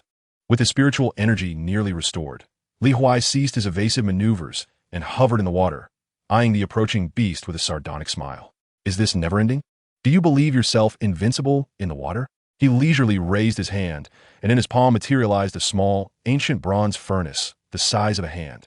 Indeed, the Li Fire Divine Furnace. Upon its appearance, the cold waters of the pool reacted as if scorched by a red-hot iron, hissing as vast expanses of water evaporated into nothingness, creating a bizarre vacuum zone. The unicorn water serpent sensed the deadly threat for the first time, its eyes betraying a flicker of fear as its massive form abruptly halted its advance. Now you wish to flee? Too late. Li Huai Shukulat, eager to demonstrate the convergence of technology and sheer power. As his thoughts stirred, the spiritual energy within him surged forth like a torrent unleashed from a dam, wildly cascading into the Li Hua Divine Furnace. With a resonating hum, the furnace swelled in size, transforming into a small mountain. The ancient runes inscribed upon its body ignited one by one, unleashing a terrifying aura capable of incinerating the heavens and boiling the seas. At that moment, the waters of the Bai Bo Han Tan rose several inches in unison. Open the lid. Serve a dish. With a commanding shout from Li Huai, the lid of the Li Hua Divine Furnace erupted skyward, creating a massive hole in the surface of the pond above. In the next instant, an endless torrent of crimson gold divine flames surged forth from the furnace's mouth like a volcanic eruption. Wherever the divine fire swept through, the very fabric of space twisted, and the pond's waters were instantaneously obliterated, disintegrating into the most primordial molecules before any vapor could even form. The entire bottom of the Bai Bo Han Tan was forcibly cleared, revealing a vast circular expanse, as though it had never been submerged, but rather existed as a parched desert. The once mighty water dragon, proud and arrogant, could not even emit a cry before being completely consumed in the deluge of divine flames. Its formidable scales and its innate ability to command the waters of the pond were rendered as fragile as paper in the face of such overwhelming power. In the aftermath of the flames, only a fist-sized black inner core remained, radiating pure water, elemental spiritual energy, quietly suspended in the air. Li Huai felt his body weaken, as if all his strength had been drained, nearly collapsing to the ground. The recoil from this endeavor was staggering. He hastily swallowed a few solidifying elixirs to regain his breath. Gazing at the inner core, trepidation filled his heart.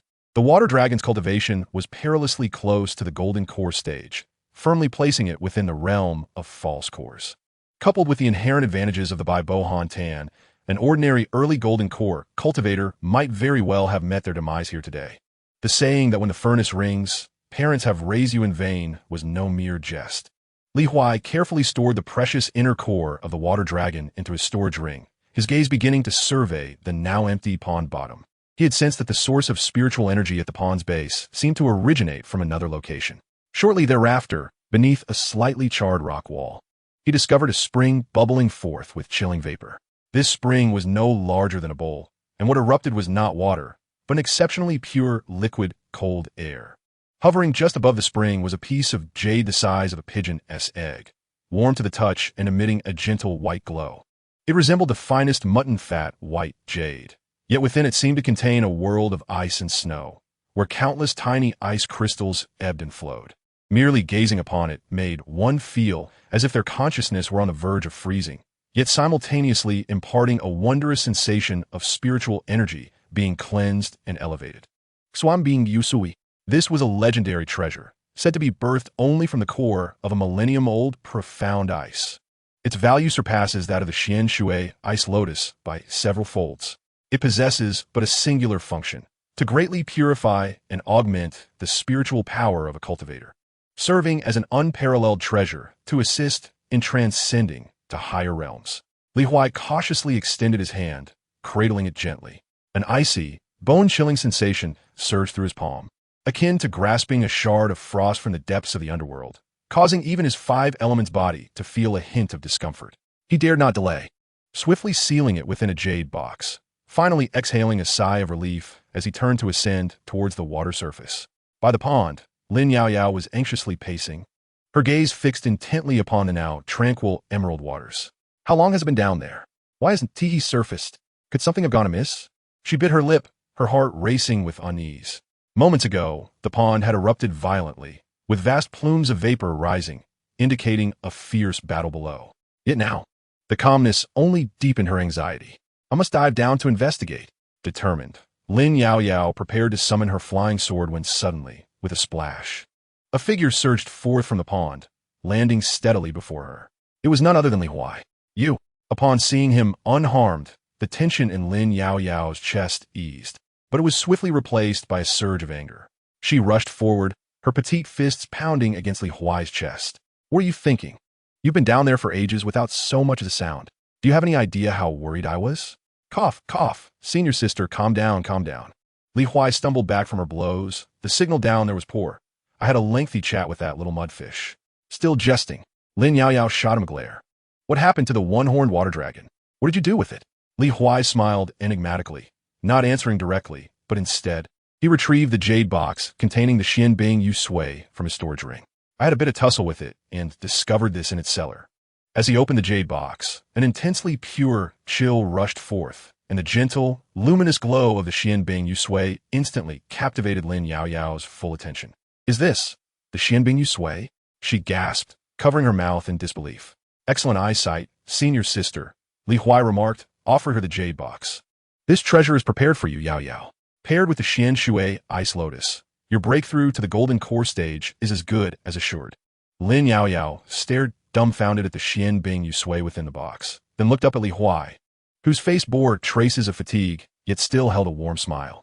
She realized that he must have faced unimaginable dangers below, yet upon his escape, his first thought was to seek treasures for her. A wave of warmth surged within her, dispelling all the chill by the pond. Her eyes glistened with unshed tears as she suddenly stepped forward, arms outstretched, enveloping Li Huai in a firm embrace. You rascal, don't do that again next time. The soft form of the maiden and the fragrant scent wafting from her hair momentarily startled Li Huai. He heard her whisper sincerely in his ear, You are truly wonderful. Chapter 58, The Young Master of Inluo Sect. The gentle embrace and the delicate aroma enveloping him caused Li Huai to momentarily lose his composure, leading him to silently exclaim in his mind, what a surprise. Was he being awarded a good person card? Nevertheless, the sensation of having such a beauty in his arms was undeniably delightful. He could even feel Lin Yaoyao's softly trembling eyelashes and her heart racing with excitement. This embrace did not last long. Lin Yaoyao soon released her hold, her cheeks flushed with a charming rosy hue. Feeling slightly embarrassed, she turned her head aside, clutching the jade box tightly to her chest, as if fearing Li Huai might retract his affection. Well, I shall accept this, she declared, clearing her throat in an effort to sound composed, though the slight upward curve of her lips betrayed her inner joy. You naughty boy, at least you still possess a shred of conscience.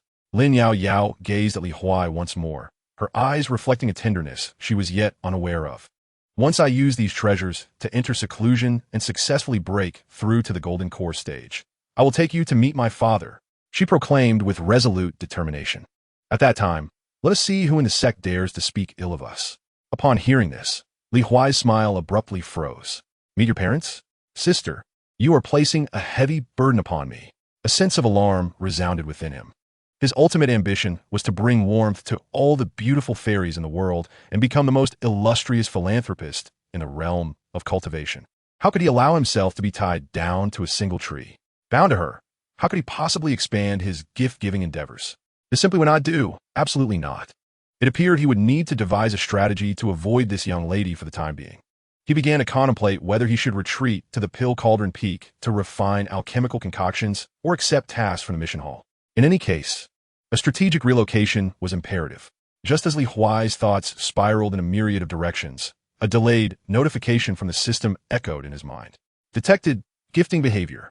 Gifting target. Lin Yaoyao, 300 times. Gift, Xianbing Yu Sui 1. Detected a significant emotional fluctuation in the recipient, and this item is critical for a breakthrough. Satisfying the critical condition. Triggering quality critical return. Congratulations, host, you have acquired Taininghua 1. Li Huai's eyes widened instantaneously. Taininghua? What on earth is this? Before he could ponder further, a torrent of information surged into his mind. Taininghua, a primordial treasure formed from the convergence of the essence of the utmost Yin and the power of the Tain star. Crystallized over millennia in an extreme cold desolation. Effects: refines spiritual power, transforms the physical body, and condenses the divine soul. It can assist the host in reshaping their foundation and has a probability of additionally awakening the Tying ice root. Goodness, Li Huai's heart skipped a beat. Awakening a new spiritual root, perhaps one of the ice attribute. Although his understanding of these high-grade celestial materials and earthly treasures was limited, he had heard his master, Chen Xian, mention them. Most ordinary cultivators possess one or several of the 5 elemental spiritual roots: gold, wood, water, fire, and earth. Beyond these 5, there exist even rarer and more potent exotic spiritual roots, such as wind, thunder, ice, light, and darkness. Those who possess such roots are few and far between, each a paragon among their peers, wielding combat prowess that far exceeds that of ordinary individuals. The Tying condensed essence could actually allow him to awaken an ice spiritual root. This was beyond impressive. It was akin to a celestial ox soaring through the skies, a marvel of unparalleled magnitude. Li Huai forcefully suppressed the overwhelming joy within him, daring not to reveal a trace of it on his countenance. He cast a glance at Lin Yaoyao, who was foolishly grinning while holding the jade box, and decided to make a discreet exit to find a place to thoroughly study the Tying condensed essence. Ahem, senior sister, since the item has been delivered, I shall take my leave. Before he could finish his sentence, a melodious yet eerily sinister laughter resounded unexpectedly behind them. The sound, akin to silver bells ringing, was accompanied by an unsettling chill that caused the temperature near the pond to drop significantly. I didn't expect someone to arrive before me. What a pity. You've seen something you shouldn't have. Therefore, the item must remain, and so must you. The moment her words fell, a terrifying pressure descended from the heavens. Li Huai and Lin Yaoyao's expressions changed dramatically as they swiftly turned to face the source of the voice.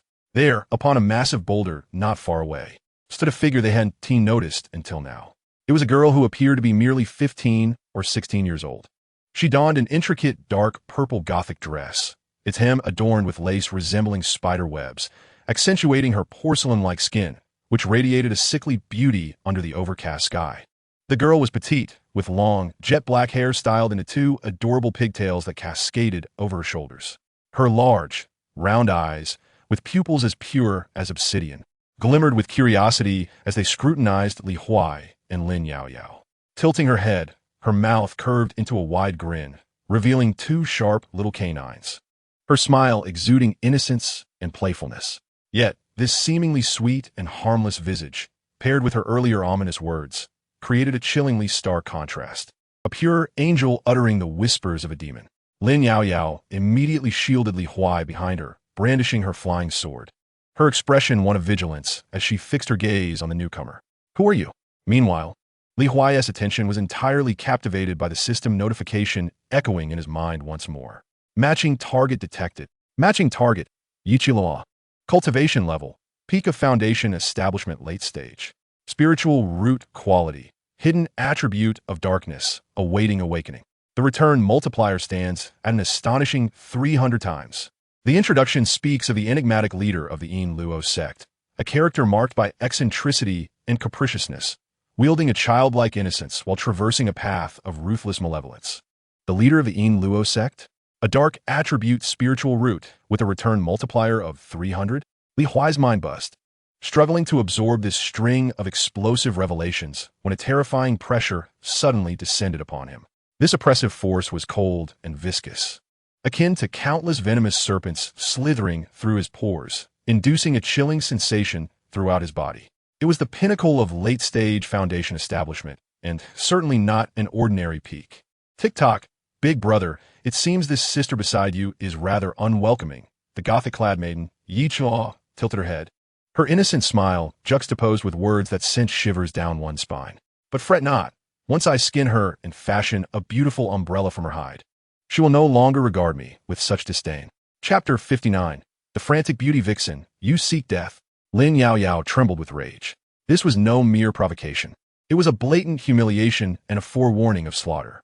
The flying sword in her hand emitted a clear, resonant cry as azure water attribute spiritual energy coiled around it. Its tip aimed directly at Yi Chilua. Bad guy, step back. I will handle her. Lin Yaoyao fervently sheathed Li Huai. Het tonerisolute. In her eyes, Li Huai was merely at mid-foundation establishment. Albeit possessing some minor tricks, he stood no chance against such a fiendish sorceress. Li Huai remained still, his gaze narrowing slightly.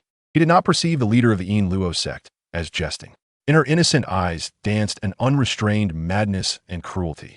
Moreover, she had set her sights on the mysterious ice jade that Lin Yaoyao cradled.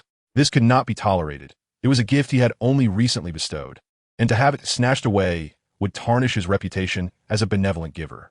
How could he continue to navigate the realm of cultivation under such disgrace? Little sister, you may be young, yet your words carry considerable weight. Li Huai peered out from behind Lin Yaoyao, a jovial smile adorning his face. As he spoke, he subtly gestured to Lin Yaoyao, urging her to remain composed and not act impulsively. Lin Yaoyao instantly grasped his intent, her confidence bolstered as she straightened her posture. Indeed, Vixen, my father is the master of the divine weapon cliff, a crafting master at the late stage of golden core. I advise you to leave immediately. Otherwise, when my father arrives, he shall ensure your soul is extinguished, condemning you to eternal oblivion. However, to her astonishment, Yi Chua, far from displaying any fear, laughed even more joyfully, clapping her hands as if she had heard the most delightful tale. Late-stage golden core? Wow, how impressive! She exaggeratedly widened her eyes, only for her smile to abruptly vanish, her gaze deepening with a sinister intensity. But if I simply eliminate you both, who would ever know it was I who did it? I delight in slaying the talented heirs of righteous sects. Their blood must be exceptionally sweet. No sooner had her words vanished into the air than Yi Chilua's figure inexplicably disappeared from the boulder. In the next instant, a shadow as dark as ink, accompanied by a piercing sound that cleaved the air, materialized above Lin Yaoyao's head, aiming directly for her crown. This shadow was enveloped in a bizarre black aura, corroding the very air it traversed, producing a hissing sound. It was too swift. Lin Yaoyao's pupils constricted sharply, and she barely managed to position her flying sword above her head. Clang! A jarring clash of metal echoed, and Lin Yaoyao felt as if struck by lightning, letting out a muffled groan as she staggered back several steps, her vital energy surging chaotically.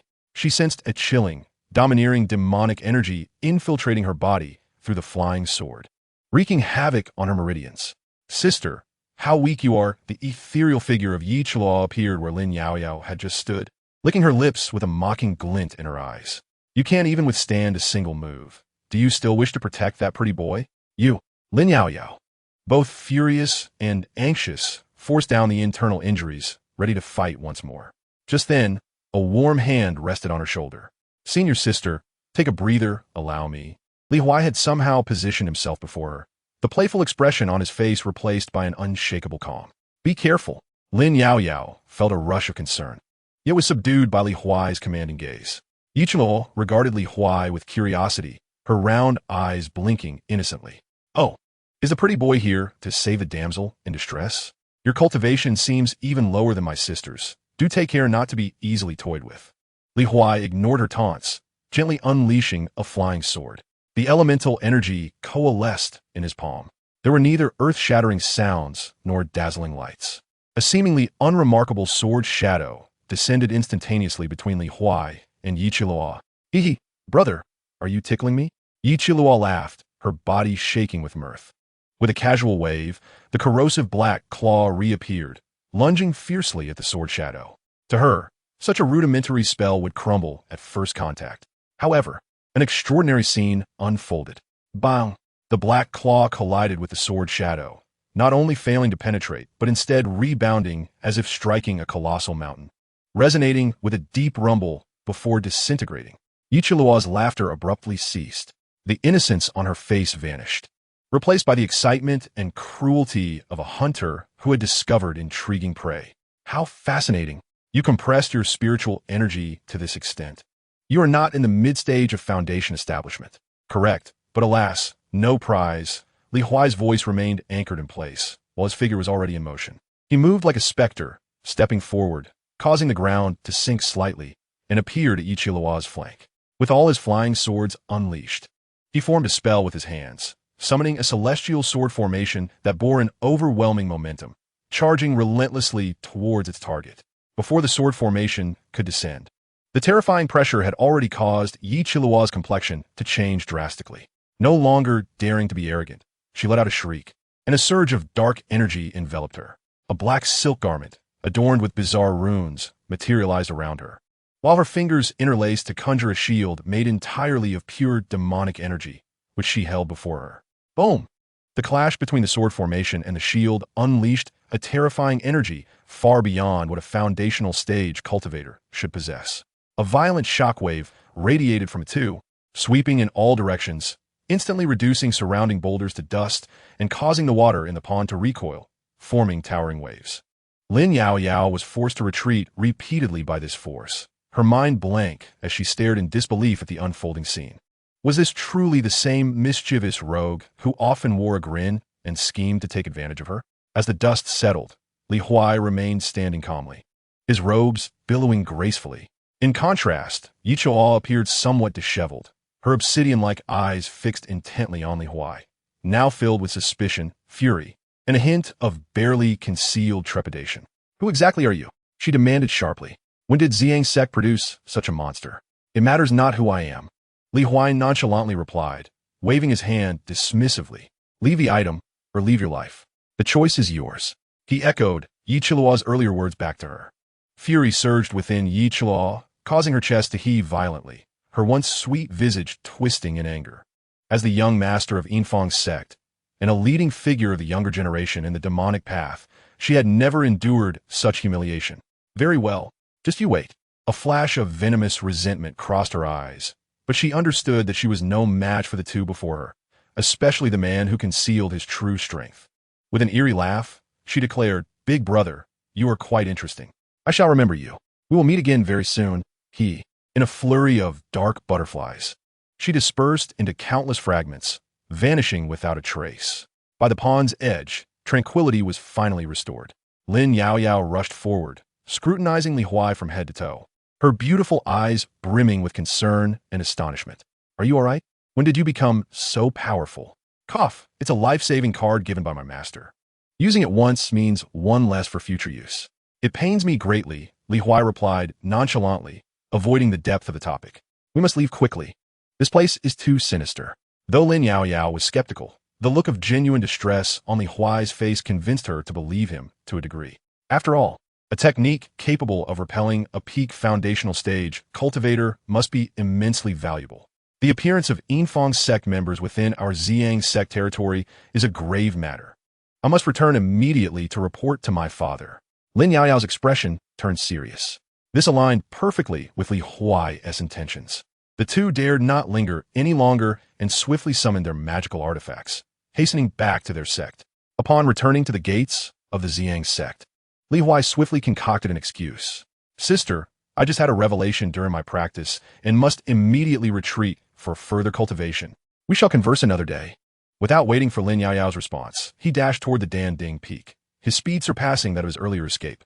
Meanwhile, at the Divine Weapon Cliff, within the main hall, Lin Yaoyao's father, the formidable and imposing middle-aged man Lin Pejun, furrowed his brow upon hearing his daughter's account, forming a deep crease. The young master of the Yin Luo sect, Yi Chuo, he murmured, a glint of cold light flashing in his eyes.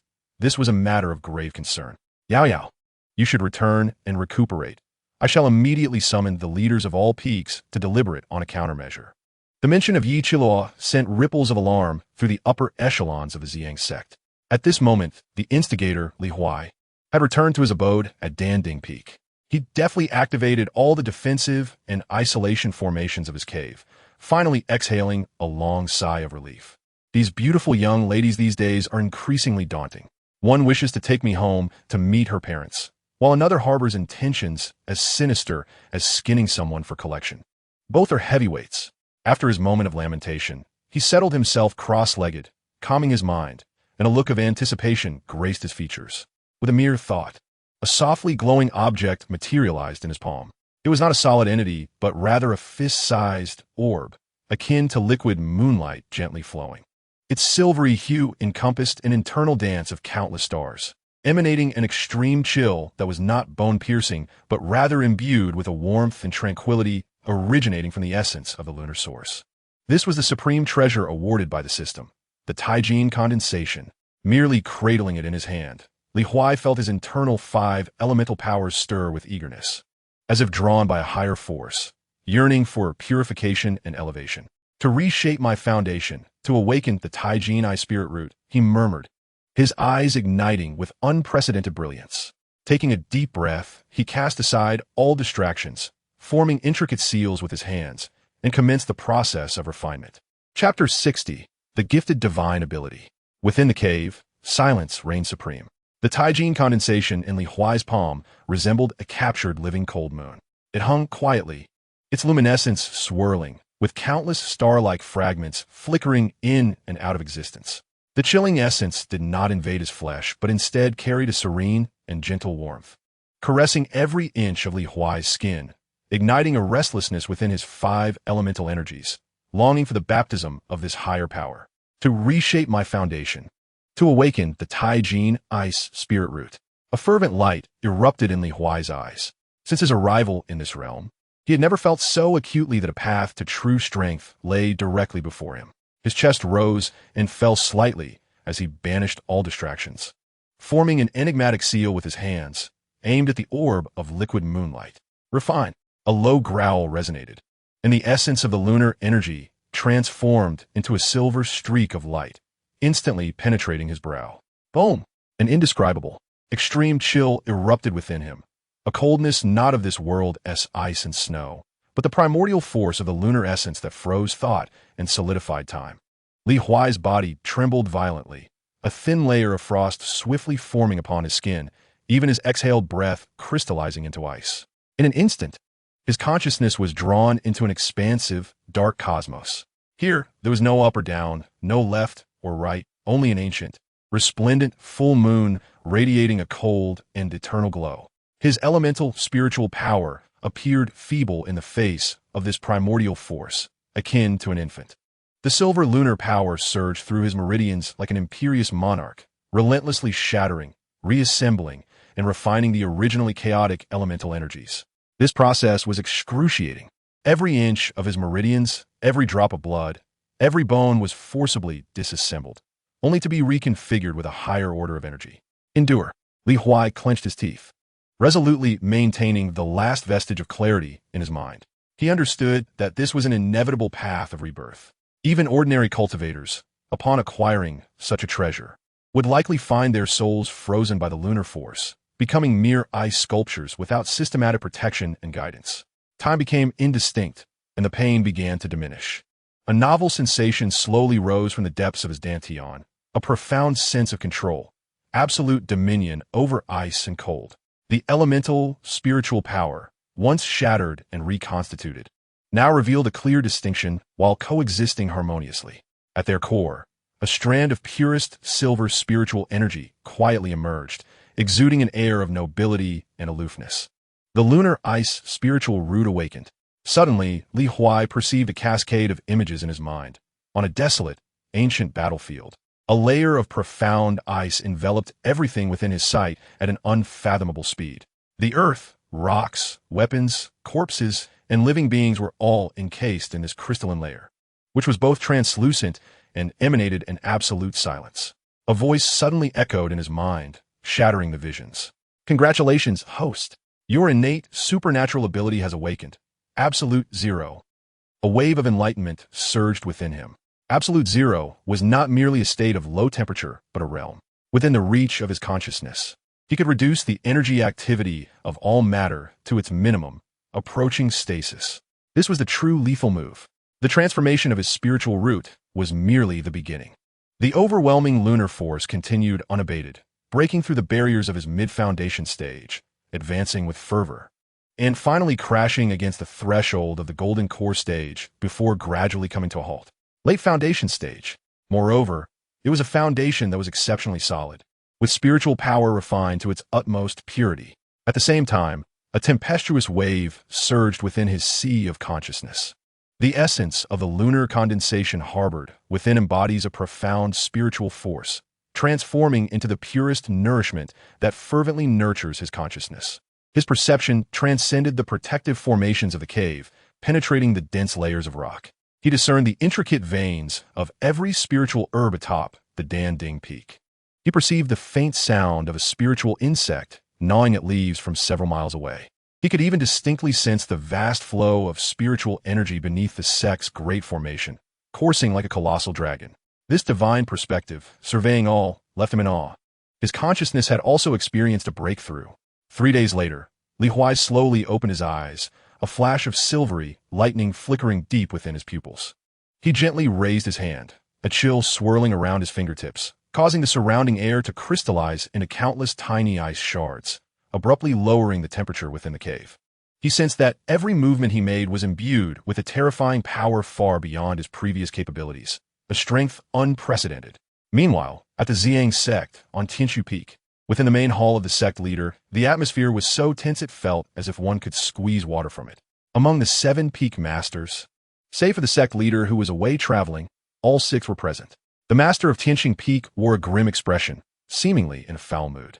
Just days prior, the conflict at the mission hall had cost Zhao Wujing dearly to rescue his nephew, Zhao Baihu. Lin Pejuan, the master of Shunbing Cliff, recounted Lin Yaoyao's report verbatim, his countenance resolute and his voice steady and powerful. Brothers, this is the situation. The young master of Yinluo sect, Yi Qiluo, infiltrated our sect's heart with her disciples. This matter is anything but ordinary. The master of Yuling Peak furrowed his brow. I have heard of Yi Qiluo. She is said to be a prodigy of the demonic path who has not emerged for a millennium, known for her erratic behavior and ruthless heart. Her leading the team suggests her intentions are significant. Oof. This demonic enchantress dares to venture so deeply into our Xiang sect's territory, clearly underestimating our strength. In my opinion, we should promptly gather our forces and eliminate these demonic wretches. Calm yourself, brother. The master of Tianxing Peak waved his hand, his thoughts more meticulous as he oversaw external affairs. This situation is suspicious.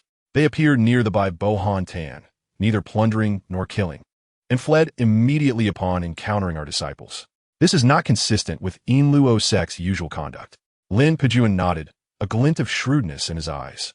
Indeed, I have dispatched individuals to investigate covertly for several days and discovered that Yinluo sect has a contingent of elite members operating around the Fallen Dragon Slope at our boundary. Their movements are enigmatic, seemingly searching for something. The Fallen Dragon Slope? The master of Winda Peak mused. That area is rife with chaotic spiritual energy and rampant beasts. Records indicate it is the site of a powerful being's downfall from ancient times. Could it be that an ancient cave is about to emerge? At these words, the breath of everyone in the hall momentarily halted. Ancient cave? These 4 words represented boundless opportunity. Lin Pejuan's gaze swept across the assembly, sealing their resolve with a decisive tone. Regardless of the circumstances, we must not allow the Yinluo sect to succeed. With the sect master absent, this matter shall be decided collectively. I propose that we immediately organize the elite disciples of our sect to venture to the Fallen Dragon Slope to investigate, ostensibly for training, but covertly, we must uncover the machinations of the demonic sect. Should an opportunity arise, it must be seized by our Xiang sect. Seconded. Soon, a clandestine mission targeting the entire sect was firmly established. In the depths of the Danding Peak, Huai rose to his full height, feeling the surging power within him, nodding in satisfaction. With a wave of his hand, he dispelled all formations within the cave. The transmission jade slip at his waist glimmered with a faint light, harboring several accumulated messages. He picked up the slip and probed with his consciousness. The first message was from Su Wan, her gentle voice expressing concern. Huai felt warmth in his heart. The second message came from Lin Yaoyao, her tone urgent and excited. Huai, have you emerged from seclusion? The sect is undertaking a significant operation regarding the Yinluo sect, concerning my father and the others. The third message was from senior sister Qin Shiyao, her voice relatively composed yet unable to conceal her excitement, also addressing the matter of the Fallen Dragon Slope. Huai raised an eyebrow. It seemed that his encounter with Yi Qiluo had stirred quite a commotion. As he pondered, his consciousness brushed against the final message. This one was from Qianyu, his tone laced with joy and enthusiasm. Young master, good news. The items you instructed me to collect have yielded results. No, not just results, but a tremendous harvest. Young master, please emerge from seclusion. Li Wei's Gaza, sharpenat instantly. The sect's mission and the ancient cave were indeed important. But Qianyu's findings were the true foundation for him, the first step in establishing his own influence. Without hesitation, he promptly inscribed a brief command into the transmission jade slip. Qianyu, come to me at once. Chapter 61. Qianyu's discovery. Outside the cave, the autumn wind howled, Shortly after, a somewhat hurried figure rode a flying sword, approaching with precision and landing deftly at the cave entrance. It was none other than Qianyu. He straightened his slightly disheveled robes, took a few deep breaths, and respectfully stood at the entrance, bowing, "Young master, I am Qianyu, here by your command. Enter." Li Huai's voice resonated as the cave door slid open soundlessly, revealing his presence. Qianyu stepped inside swiftly, the door closing behind him. He glanced up at Li Huai, his heart racing. The young master before him exuded an even deeper and more restrained aura than before his seclusion, and the gaze directed at him instilled a pressure that penetrated his very soul, leaving him with a singular thought: unfathomable. "Sit." Li Huai gestured to a nearby stone bench. "I dare not." Qianyu bowed even lower. Li Huai did not press the matter further and directly inquired, "The transmission mentioned a significant discovery?" "Indeed, young master." As soon as the matter was broached, a flush of excitement illuminated Qianyu's face. "My lord, the batch of elixirs you entrusted to me last time has been completely processed." He cautiously produced a storage ring from his bosom and presented it with both hands. The majority was sold to several large mercenary groups through trusted channels, while a small portion was divided and sold to various cultivation families in need. Qianyu spoke with a hint of pride. "These factions demand a substantial quantity and are quite generous, never inquiring about the origins. Ultimately, we garnered a profit of 345,000 low-grade spirit stones." Even with prior preparation, Li Huai's eyelids twitched upon hearing this figure. Over 300,000. Such wealth could not be amassed even by a late-stage golden core cultivator liquidating all their assets. "Very good." Li Huai nodded, his expression calm, refraining from taking the ring. This only deepened Qianyu's reverence. The composure displayed in the face of such immense wealth was truly beyond his comprehension. "And what are the items you were to collect?" Li Huai inquired, more interested in this aspect. "Indeed, I have procured them. Moreover, it is a monumental acquisition." Qianyu's voice trembled with excitement as he extracted another, seemingly more ancient storage ring from his robe. "My lord, I have nearly exhausted the previous 1,000,000 spirit stones, yet it was undoubtedly worth every bit. Through an exceedingly clandestine underground auction, I obtained 2 treasures." He paused, seemingly organizing his thoughts to avoid sounding incoherent. "The first is a soul cultivation technique known as the Soul Refinement Sutra. Sur cultivation technique, Li Huai's gaja sharpanat suddenly." This was indeed a rare find. In the realm of cultivation, countless techniques exist, yet those specifically aimed at soul cultivation are exceedingly scarce. Any that were revealed would incite a storm of bloodshed. "Precisely." Qianyu nodded vigorously. "Though what is a fragment, it has been appraised to allow cultivation up to the nascent soul stage. It will enable one's spiritual consciousness to surpass that of peers." Li Huai understood well. This item held little utility for him, as his spiritual perception was already extraordinary. However, for others, it would be an irresistible temptation. "And what is the second item?" Li Huai Karia. Mentioning the second treasure, Qianyu's breathing grew heavy. His eyes filled with fervor and struggle, yet ultimately subdued by profound awe. Trembling, he carefully extracted a pearl, pure white and emanating a gentle, ethereal light from the ancient ring. The moment the pearl appeared, a serene, meditative aura enveloped the cavern. This is a Bodhi seed." Qianyu's voice was hoarse, each word seemingly forced through clenched teeth. "Bodhi seed?" Li Huai raised an eyebrow. "Indeed," Qianyu exclaimed. "It is formed from the ancient Bodhi tree, which resonates with the essence of heaven and earth, yielding only 9 seeds per tree.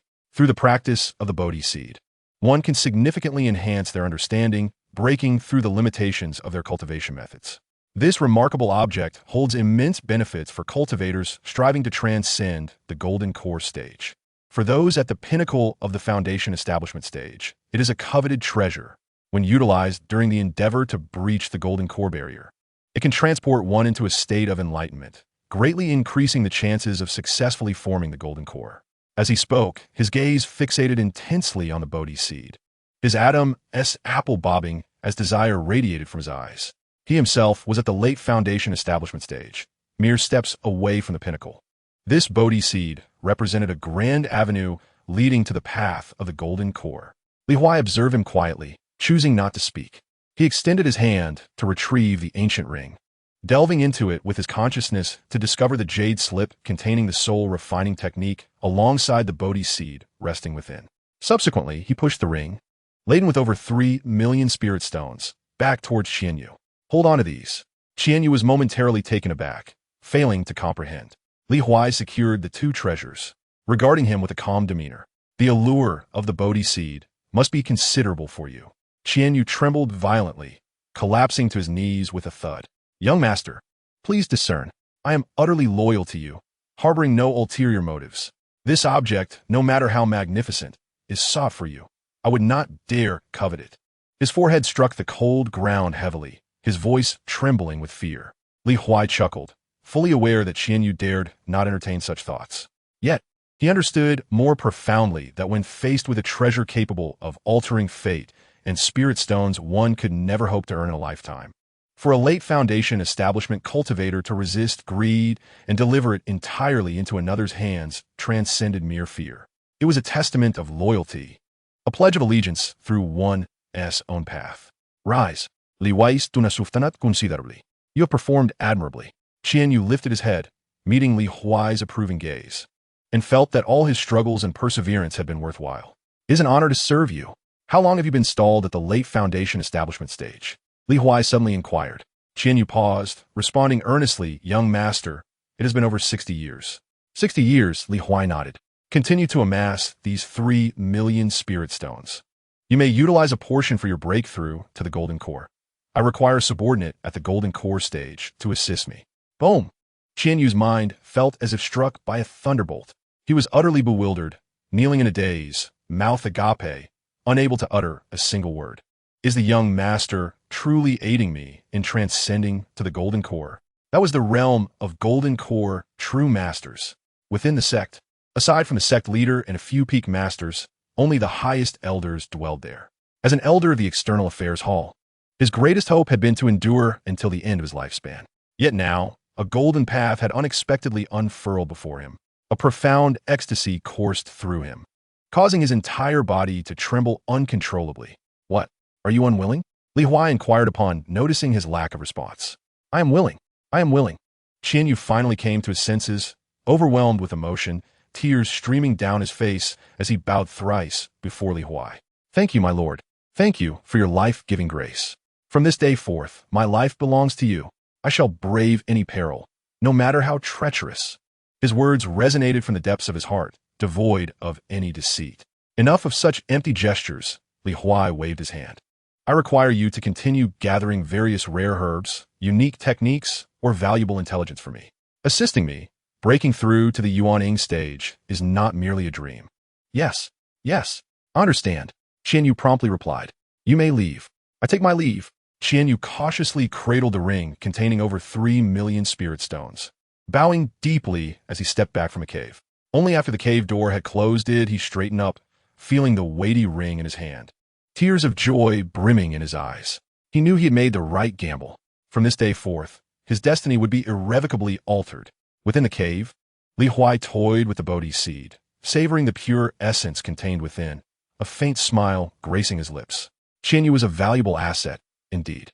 His gaze shifted to the soul refinement technique, both items of moderate utility for himself. But what if they were bestowed upon another? Gift return system activated. An exceptional candidate immediately sprang to mind. Senior sister Qin Shiyao, currently at the pinnacle of the Foundation establishment stage. She was desperately seeking a breakthrough to the Golden Core stage, almost to the point of obsession. This Bodhi seed was precisely what she urgently needed. The probability of triggering a critical return was exceedingly high. Meanwhile, the soul refinement technique was a rare treasure that could address her shortcomings in spiritual awareness. With both treasures combined, surely she would be unable to resist. It was settled. Li Huai stowed away the two items and stood up, striding purposefully out of the cave. Chapter 62. Sister, I bring you great news. At the core disciple area of Danding Peak, Li Huai's figure appeared before a tranquil cave entrance, Qin Shiyao's abode. He had barely settled when the stone door of the cave suddenly swung open with a resounding crash. A presence, sharpened to a level far beyond before, emanated from within.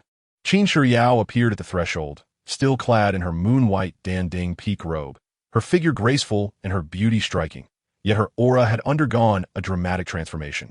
If the previous Qin Shiyao was a sword sheathed, now this sword had unsheathed itself, its brilliance unmistakable.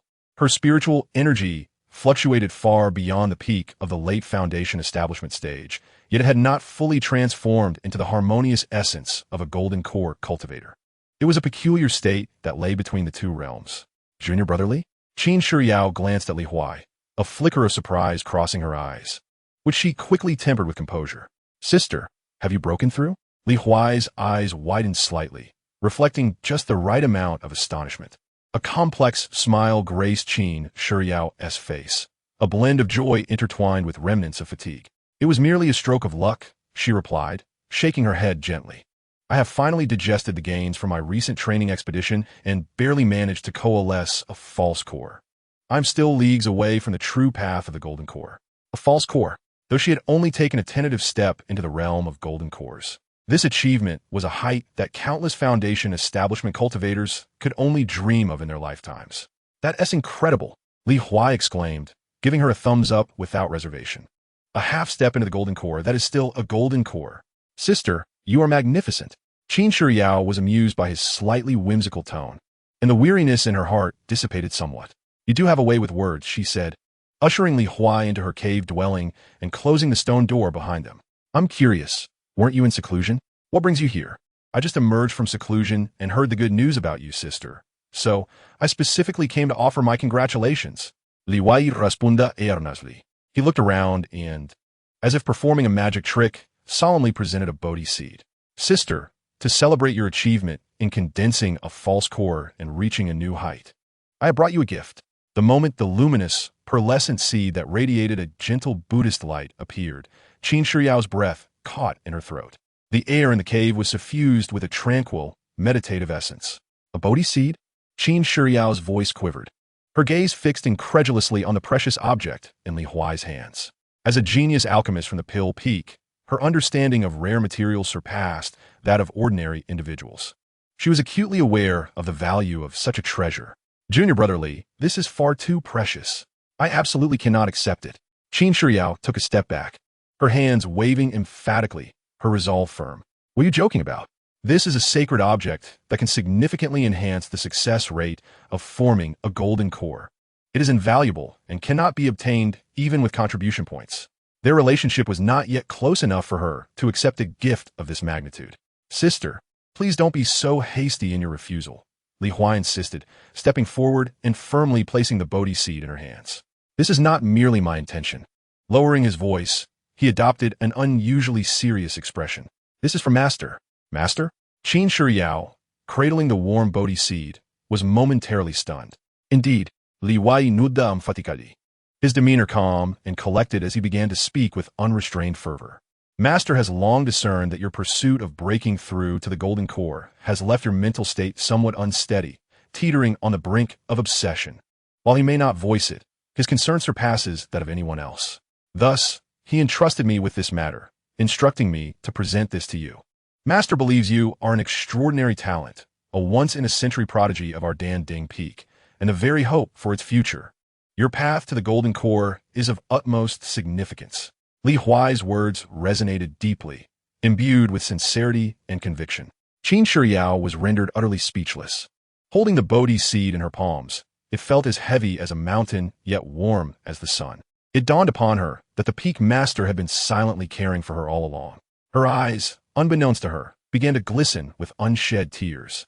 Taking a deep breath, she clutched the Bodhi seed tightly, bowing solemnly to Li Huai. Junior brother, I shall forever remember Master's kindness. She accepted the gift. Li Huai's heart swelled with elation, though he maintained an air of nonchalance. Success. Gift detected. Recipient. Qin Shiyao, 150x. Gift. Bodhi seed, x1. Critical return triggered. Critical return. 9 Orifice True Dragon Blood Bodhi, x1. 9 Orifice True Dragon Blood Bodhi. A sacred fruit birthed from the site of a dragon's fall. An unparalleled treasure for forging the golden core, enhancing comprehension of the great path, and imbuing one's bloodline with dragon might to suppress demonic beasts. It significantly strengthens the physical body, comparable to that of an ancient juvenile dragon. Boom! Li Huai's mind erupted as if a nuclear bomb had detonated within. 9 Orifice True Dragon Blood Bodhi. One extraordinary item. Merely hearing its name felt as though it eclipsed the previous Bodhi seed by several magnitudes. This system truly is my benefactor. Junior brother? Junior brother? Qin Shiyao's voice pulled Li Huai back from his stupor of astonishment. Huh? Oh, I'm fine. He regained his composure, clearing his throat to mask his earlier lapse in demeanor. Sister, now that you have condensed your false core, your mastery over spiritual power must be more refined, correct? Lately, I have been feeling somewhat stuck in my alchemical endeavors. He seamlessly transitioned into a topic he had prepared in advance. Upon mentioning alchemy, Qin Shiyao instantly perked up, and the two began to exchange insights from the art of fire control to the purification of medicinal liquids, culminating in the final techniques for condensing pills. After an engaging discussion, while Li Huai appeared to seek guidance, he subtly imparted numerous unique insights that broadened Qin Shiyao's perspective. Junior brother, I never anticipated your understanding of alchemy had reached such profound depths, she remarked sincerely. Li Huai chuckled, shifting the conversation's direction. You see, I've discovered that in the latter stages of alchemy, spiritual power becomes secondary. The paramount factor is one's consciousness. The subtle changes in fire control and the intricate interactions of medicinal properties require an extraordinarily powerful consciousness to perceive and manipulate. Without a sufficiently strong consciousness, one can only ever produce ordinary pills, never attaining the status of a true master alchemist. These words struck a deep chord within Qin Shiyao. She nodded emphatically, her face radiating agreement. You are absolutely right. The essence of all intricate operations lies within the divine consciousness. Alas, the cultivation of divine consciousness is the most arduous endeavor, and methods specifically designed to refine it are as rare as phoenix feathers, exceedingly difficult to find. Her tone was imbued with a blend of yearning and resignation. Success. The bait had been taken. Li Huai felt a profound sense of certainty within, knowing the moment had come. He chose not to prolong the discussion, but instead rose to take his leave. Senior sister, you have just stabilized your realm and require rest. I shall not intrude further. Very well. Qin Shiyao made no effort to retain him, rising to escort him out of her cave dwelling. Upon returning to his own abode, Li Huai immediately activated all the protective barriers. Eagerly, he settled into a meditative position, directing his mind into the system space. Rewards awaited. In the next moment, a fist-sized, entirely crimson orb materialized before him. This orb was a stark contrast to the previous pearly Bodhi seed. Its surface was adorned with vivid golden dragon patterns, as if countless miniature true dragons were weaving through its surface.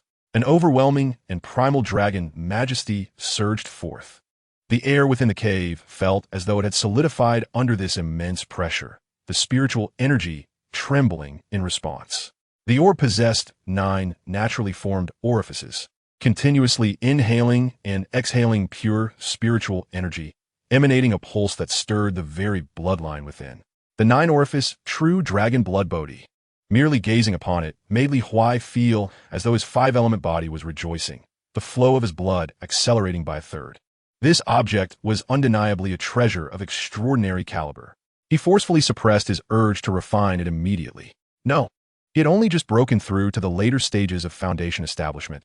His foundations were not yet stable. To utilize such a formidable treasure to push towards golden core must be executed with a state in perfect harmony, without a hint of flaw. Otherwise, it would be a gross waste. First, cultivation.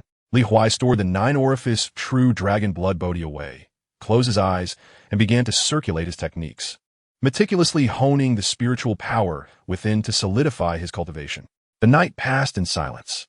As the first rays of sunlight pierced through the clouds on the following morning, Li Huai abruptly opened his eyes. After a night of cultivation, he felt not the slightest trace of fatigue. Rather, he was invigorated and full of spirit. It was time. He rose, adjusted his robes, and without hesitation dashed out of his cave, making his way straight to Qin Shiyao's dwelling. Even before his arrival, his voice carried through the air, brimming with urgency and excitement. Senior Sister Qin, open the door, quickly. I have marvelous news to share. Chapter 63. Truly, Senior Sister Qin is my lucky star. The stone door of the cave swung open with a resounding thud. Qin Shiyao stood at the entrance, clad in a moon-white robe, her exquisite features illuminated by a hint of unmasked curiosity. Junior brother, why are you in such a hurry? What has transpired? She gazed at Li Huai, who was panting and flushed, her delicate brows furrowing slightly. Hadn't she just presented him with the significant gift of the Bodhi seed yesterday? What was this sudden urgency about? Before she could usher Li Huai into the cave, He dashed forward, grasping her shoulders with both hands, his eyes gleaming with an extraordinary brightness. Senior sister. A momentous piece of news. His voice quivered with excitement, almost altering in pitch. After I returned home yesterday, I tossed and turned, unable to sleep. Your words about the issue of divine consciousness consumed my thoughts. Li Huai's expression was profoundly earnest, his performance in full swing. The more I contemplated, the more I sensed something was amiss. A weak divine consciousness for an alchemist is akin to a warrior devoid of weapons. This is a fundamental concern regarding your path to greatness. How can such a matter hinder you? Qin Shiyao was momentarily taken aback by his sudden outburst and relentless stream of words, unsure of how to respond.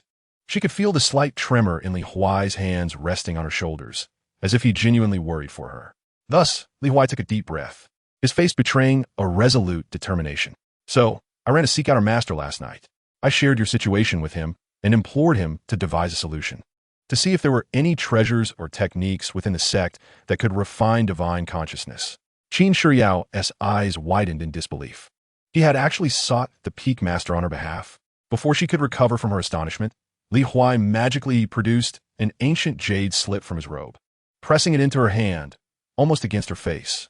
Senior sister, you must take a look. Hard work bears fruit. Our master truly possesses something extraordinary, which I managed to extract from him. Li Huai spoke in a asht, conspiratorial tone. This is the cherished treasure of our master, titled soul refinement technique. It is an unparalleled method for honing divine consciousness and expanding the sea of perception. I nearly wore my tongue out, and I was on the verge of kneeling to him before he finally relented and bestowed it upon me. Qin Shiyao stared blankly at the jade slip in her hand. The slip felt warm to the touch, still retaining Li Huai's body heat. Her heart inexplicably raced. Instinctively, she sent a strand of divine consciousness into the jade slip. Boom! A torrent of vast, profound, and intricate information surged into her sea of perception in an instant. Each ancient character seemed to encapsulate truths that spoke to the very essence of the soul. With just a cursory glance, she could sense the terrifying power and might of this technique. This was undoubtedly a soul scripture that could drive countless cultivators to madness. Its value surpassed even that of the Bodhi seed she had gifted yesterday. She suddenly lifted her gaze, looking at Li Huai with transformed eyes. This man, the disciple, always sporting a playful smile and appearing somewhat frivolous, has quietly accomplished so much for himself, from guiding alchemical practices to bestowing a furnace of Bodhi seeds. And now, in a quest to resolve his greatest dilemma, he even seeks the help of the peak master. This bond is profoundly significant, so much so that it leaves her breathless. An unprecedented wave of emotion surged forth, akin to a flood that breached its dam, instantly dismantling the fortified defenses she had built over the years. Qin Shiyao's eyes brimmed with tears. Biting her lip, she gazed at Li Huai's earnest yet slightly foolish face. And deep within her heart, she made a decision that astonished even herself. She accepted the jade slip, clutching it tightly in her palm, and solemnly expressed her gratitude, saying, "Junior brother, thank you." Detected a gifting action. Recipient, Qin Shiyao, 150X. Gift, Soul Refinement Technique Jade Slip, X1. The notification chime of the system echoed in Li Huai's mind, bringing him joy. It worked. However, the next moment, the system's alert soared to an exhilarating crescendo. Ding! Detected that the gift is an item desperately needed by the recipient. Detected a significant emotional surge from the target, overwhelming gratitude, and immense spiritual shock, triggering a supercritical hit. Quality critical return, Supreme Divine Ability Eternal Descent X1, Complete Understanding X1. What the heck? Li Huai nearly exclaimed in astonishment. A supercritical hit, and it returned a divine ability? Supreme Divine Ability? With a complete understanding included? He felt as if his heart might leap from his throat. Sister, you are truly my savior, my living bodhisattva. You always provide warmth exactly when I need it most. Who could withstand such kindness? This is not just a windfall. It feels as though I've plundered the treasury of fate itself. A sycophant? To hell with that. As long as I keep receiving supercritical hits, I could worship until the end of time. Li Huai's heart raged with fervor, yet he maintained a facade of sincerity, even showing a hint of bashfulness. Rubbing the back of his head, he chuckled, "Sister, why are you being so polite? We're like family. Your matters are my matters. Take this and go into seclusion to cultivate. The sooner you practice the soul refinement technique, the sooner your spiritual consciousness will strengthen, and your chances of breaking through to the golden elixir will increase. Qin Shiyao looked at him, her eyes glistening with tears. She opened her mouth. A multitude of words caught in her throat, yet ultimately, only a gentle and resolute statement emerged. Junior brother, I shall remember this kindness. In the future, should you ever need my assistance, I will not hesitate, no matter the cost. Li Huai's heart swelled with joy, yet he shook his head repeatedly. Alas, sister, you flatter me excessively. I eagerly await the day you transcend to the golden core stage, becoming the esteemed elder of our Dan Ding Peak. At that time, you must ensure the well-being of your junior disciple. He jested lightly, instantly lightening the atmosphere. Qin Shiyao, amused by his words, could not help but smile through her tears, her countenance resembling a delicate pear blossom, captivating Li Huai's heart. Very well, I shall retreat for now. Qin Shiyao nodded, turning back towards her cave dwelling. Just as the stone door was about to close, she cast a lingering, profound glance at Li Huai, her gaze imbued with complexity that left him bewildered, gratitude, admiration, reliance, and a hint of an indescribable sentiment. As he watched the stone door of Qin Shiyao's cave gradually shut, Li Huai could no longer contain the smile that spread across his face, his lips curving up to his ears. He turned and dashed away, his speed more than tripling as he swiftly returned to his own cave. With a resounding thud, he slammed the stone door shut and activated all protective formations without delay. Time to claim my reward, he eagerly chanted within his heart. In an instant, a torrent of indescribable and terrifying information erupted within his consciousness. It was neither text nor image, but a profound truth of a higher order.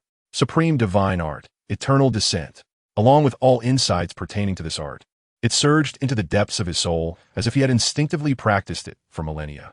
Eternal descent, supreme soul-type divine art. First level, soul annihilation. Directly obliterates the enemy's soul, leaving behind a perfect shell devoid of consciousness. Second level, soul enslavement. Imprints an indelible mark deep within the enemy's soul, transforming them into the most loyal of servants, their lives and deaths at your command. Third level, soul exile. Forcefully strips the enemy's soul from their corporeal form, banishing it to the endless void, condemning it to eternal descent, never to be reborn. The system's introduction continued to unfold. Li Huai merely skimmed through the functions of the first 3 levels, and he was utterly astounded. Is this truly a divine art that one can cultivate? Such powers are the domain of demonic gods. Soul exile, soul annihilation, soul enslavement. Each level is unfathomably tyrannical and astonishingly powerful. Li Huai felt his worldview drastically reshaped by the system once more. He was merely a late-stage foundation establishment cultivator. Yet now, he wielded a supreme divine art that even Yuan Ying ancestors and transcendent beings would envy to madness. This sensation was akin to a 3-year-old child holding a button that could detonate a nuclear bomb at any moment. Exciting, so exhilarating. Li Huai closed his eyes, meticulously savoring the complete insights swirling in his mind. The myriad intricate transformations of eternal descent and various methods of application flowed seamlessly, as if second nature. He was under the illusion that, with a mere flick of his will, he could extract the soul of any foundation establishment practitioner outside and kick it like a ball. Of course, he was acutely aware that, with his current level of consciousness in the late stages of foundation establishment, he could contend with practitioners of the same tier. However, if he were to encounter a formidable golden core ancestor, he would likely be crushed by the sheer pressure of their consciousness before he could even unleash his own powers. Nonetheless, this remained his most formidable and terrifying trump card. Sister Qin is truly my lucky star. Liwai Musa Sinsareli. The exchange of a soul refinement technique for an unparalleled divine ability was a transaction worth its weight in heaven-shattering glory. Now, he possessed not only the extraordinary treasure, the 9 orifices true dragon blood bodhi, which could propel him toward the golden core stage, but also the potent technique known as eternal descent, which could serve as his ultimate weapon. The future seemed to shimmer with promise. Golden core stage. A confident smile graced the corners of Li Huai's lips. To others, it might appear as an insurmountable chasm, yet for him, it seemed merely a matter of time. He even pondered how terrifying the power of eternal descent would be once he attained the golden core stage. Chapter 64. The Beauty's Confession. Within the cave dwelling, tranquility reigned. Li Huai sat cross-legged, his eyes firmly shut, immersed in an enigmatic state of being. Within his sea of consciousness, the supreme divine ability, known as eternal descent, had transformed from a chaotic torrent of information into countless intricate golden runes, constructing a complex and flawless palace of Tao, suspended in serene stillness. Soul annihilation, soul enslavement, soul exile. These unparalleled techniques now flowed effortlessly within him, their nuances and methods integrating seamlessly with his innate instincts. He was the creator of this divine ability. He embodied it entirely. In addition to these three formidable attacks, the technique harbored numerous astonishing auxiliary methods. For instance, it allowed him to forcibly sift through another's memories and conduct soul searching without inflicting harm upon their soul. Moreover, he could precisely erase or alter a segment of memory, rendering enemies utterly compliant or even transforming foes into beloved kin. Naturally, the execution of these techniques came with stringent conditions. Take soul enslavement. For example, the target must either completely lower their defenses and willingly accept the enslavement mark, or the practitioner's consciousness must possess an overwhelming superiority to forcibly breach defenses and imprint the mark. With a deep exhale, Li Huai released a heavy breath, slowly opening his eyes. Within the depths of his gaze, it was as if galaxies swirled, captivating the heart and soul. A technique that combined offense and defense, while also serving as an auxiliary method, was indeed an essential skill for all manner of endeavors. Li Huai smacked his lips, thoroughly satisfied with the divine ability. With his trump card in hand, he felt as though he could stride through life with unparalleled confidence. A flicker of thought ignited within him. He rose to his feet, dispelled the cave's restrictions, and walked directly down the mountain toward the Danding Peak. A moment later, an ancient pavilion appeared before him, its plaque adorned with the elegantly carved characters Treasure Pavilion. Esteemed senior brother, how may I assist you? A diligent attendant, upon noticing the core disciple's jade pendant at Li Huai's waist, adopted a respectful demeanor. One foundation establishment pill and one Tao spirit fruit. Li Huai replied succinctly. Very well. Esteemed senior brother, please wait a moment. The attendant, not daring to delay, hurriedly went to fetch the items. Soon, a jade box and a wooden box were carefully brought forth. Esteemed senior brother, the foundation establishment pill is 5,000 spirit stones, and the Tao spirit fruit 4,000 spirit stones, totaling 9,000 lower-grade spirit stones or Sect contribution points. Li Huai remained unperturbed, effortlessly producing 9,000 spirit stones from his storage ring, accepting the two items before turning to leave. The attendant, witnessing this scene, was left speechless. 9,000 spirit stones. Not even a blink. Is this the extravagance of a core disciple? In the outer Sect disciples' residential area, Li Huai adeptly approached a secluded courtyard, its door slightly ajar. Just as he was about to push it open, the door swung open from within. Su Wan, clad in a light blue outer Sect disciple's attire, appeared before him. Her exquisite visage slightly weary, yet upon seeing Li Huai, a captivating radiance illuminated her face. Li Huai, she exclaimed, her voice brimming with uncontainable delight. Vanya, are you heading out? Li Huai stepped forward, naturally taking her hand, which felt slightly cool to the touch. Today at Tianshu Square, an elder of the Golden Core stage is delivering a lecture. I wish to attend. As she spoke, Su-Wan tightened her grip on his hand, pulling him into the courtyard and shutting the door behind them. Bad person, I missed you so much. Her voice was gentle, tinged with a hint of grievance and profound reliance. Li Huai's heart softened as he embraced her, whispering, I missed you too. They stood silently entwined, savoring each other's heartbeat and warmth. After a moment, Li Huai released her, retrieving the foundation establishment pill and Tao spirit fruit from his storage ring. This is for you. Upon seeing the fragrant pill and the crystalline fruit, Su Wan's eyes widened in astonishment. Is this truly the foundation establishment pill? Her breath quickened, for her father had relied on this very pill to break through to the foundation establishment stage. For an outer Sect disciple at the Qi refinement stage, the efficacy of the foundation establishment pill was indisputable. Recently, the Sect has been unsettled, with members of the Yin Luo Sect active nearby. I may need to venture out. Li Huai did not answer directly, but elaborated. You are currently at the 9th layer of Qi refinement. Take this Tao spirit fruit first. It should suffice to propel you to the perfection of the 10th layer. Once your realm is stable, consume the foundation establishment pill. With your aptitude, you should be able to break through in one fell swoop. He paused, continuing, at the year's end, there will be a grand competition for outer sect disciples.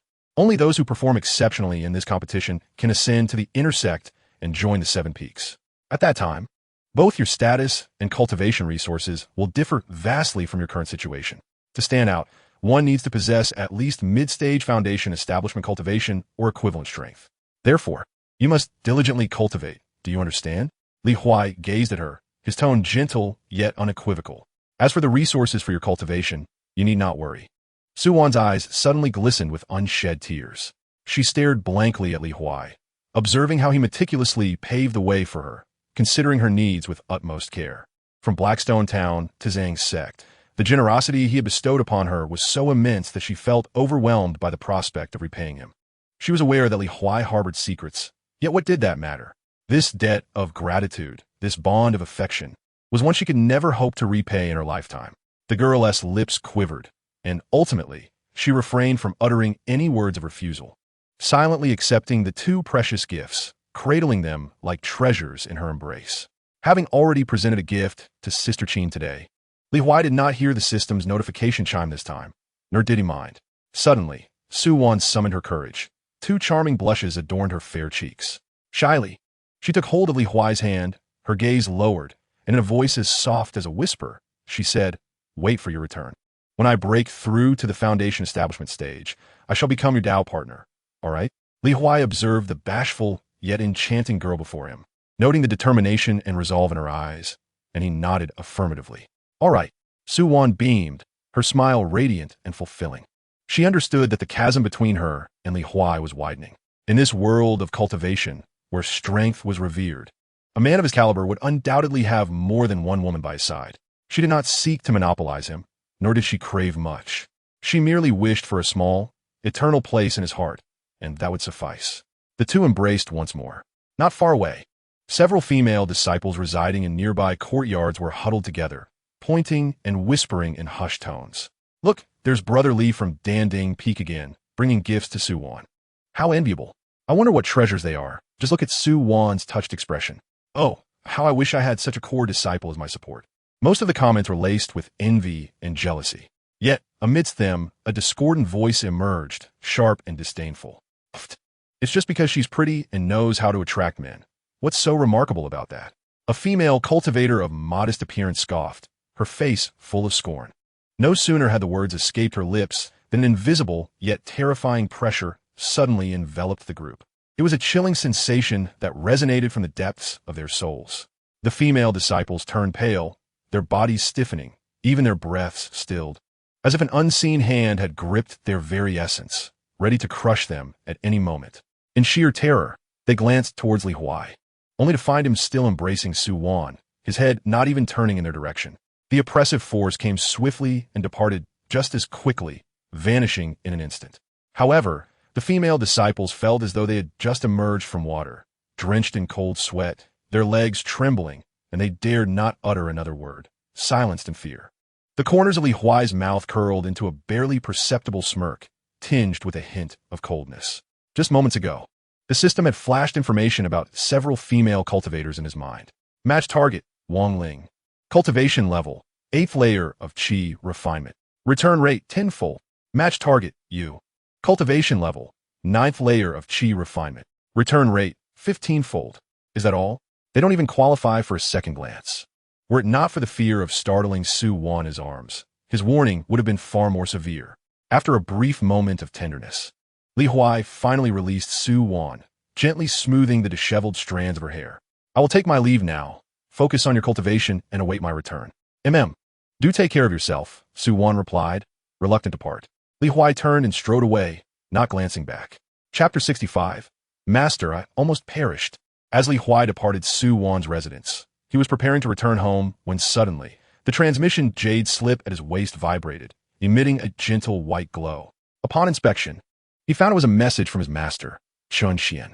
The content was simple, just 2 words, hurry here. Li Huai did not dare delay. He immediately rose, adjusted his robe, and sped towards the main hall of the Peak Master. At Danding Peak, within the Peak Master's Grand Hall, Chun Xian remained in his usual disheveled state, reclining in an expansive armchair, casually sipping from a wine gourd. Dressed in faded cloth garments, with his unkempt gray beard. He resembled a rustic farmer more than a master cultivator. Disciple Li Huai pays respects to master. Li Huai entered the hall respectfully, bowing deeply. Chen Xian lazily lifted his eyelids. As his gaze fell upon Li Huai, a sudden spark illuminated his previously murky eyes. He straightened abruptly. You have advanced to the late foundation establishment stage? Chen Xian scrutinized Li Huai from head to toe, his expression a mixture of surprise and skepticism. In just a few days? Have you been consuming the elixirs I provided as if they were mere meals? Li Huai chuckled sheepishly, scratching his head. It is all thanks to Master S' adept guidance and some fortunate insights during my trials that led to this unexpected breakthrough. Fortunate my foot. Chen Xian shot him a disapproving glare. Your foundation appears quite stable, showing no signs of superficiality. At least you possess some sense. He paused, his tone turning serious. However, in the path of cultivation, one must avoid hasty advancements. Surely, you understand the principle that haste makes waste? Disciplo understands, li Huai prumli raplia. Satisfied, Chen Xian nodded. But then his expression darkened. I have heard that recently you and Lin, the girl from Tianxing Peak, encountered members of the Yin Luo sect? Even the young master of the Yin Luo sect, Yi Qiluo? A spark of realization ignited in Li Huai's heart. He sensed an opportunity to exploit treasures and resources. His smile vanished in an instant, replaced by a visage laden with trepidation and profound sorrow. Master! Li Huai suddenly knelt halfway, his voice resonating with emotion as he lamented. You cannot possibly comprehend. That demoness named Yi Qiluo is utterly inhuman. Though she appears like a mere child, her ferocity surpasses that of an initial stage golden core cultivator. I nearly lost the chance to see you again. As he spoke, he contorted his face dramatically, nearly shedding tears on the spot. Chen Xian observed his exaggerated performance, his lips twitching slightly, yet upon hearing that she was more formidable than an initial stage golden core practitioner, his expression grew somber. It was rumored that Yi Qiluo possessed a rare and extraordinary spiritual root, a prodigy that the Yin Luo sect had not encountered in a century. It seemed the tales were not unfounded. To have escaped her clutches indeed speaks to your considerable prowess, he remarked. Master, what do you mean by considerable prowess? That was a matter of life and death. Li Huai pounded his chest, filled with indignation. To fend off that demoness lethal strike, the treasured alchemical furnace you gifted me bravely sacrificed itself to protect me.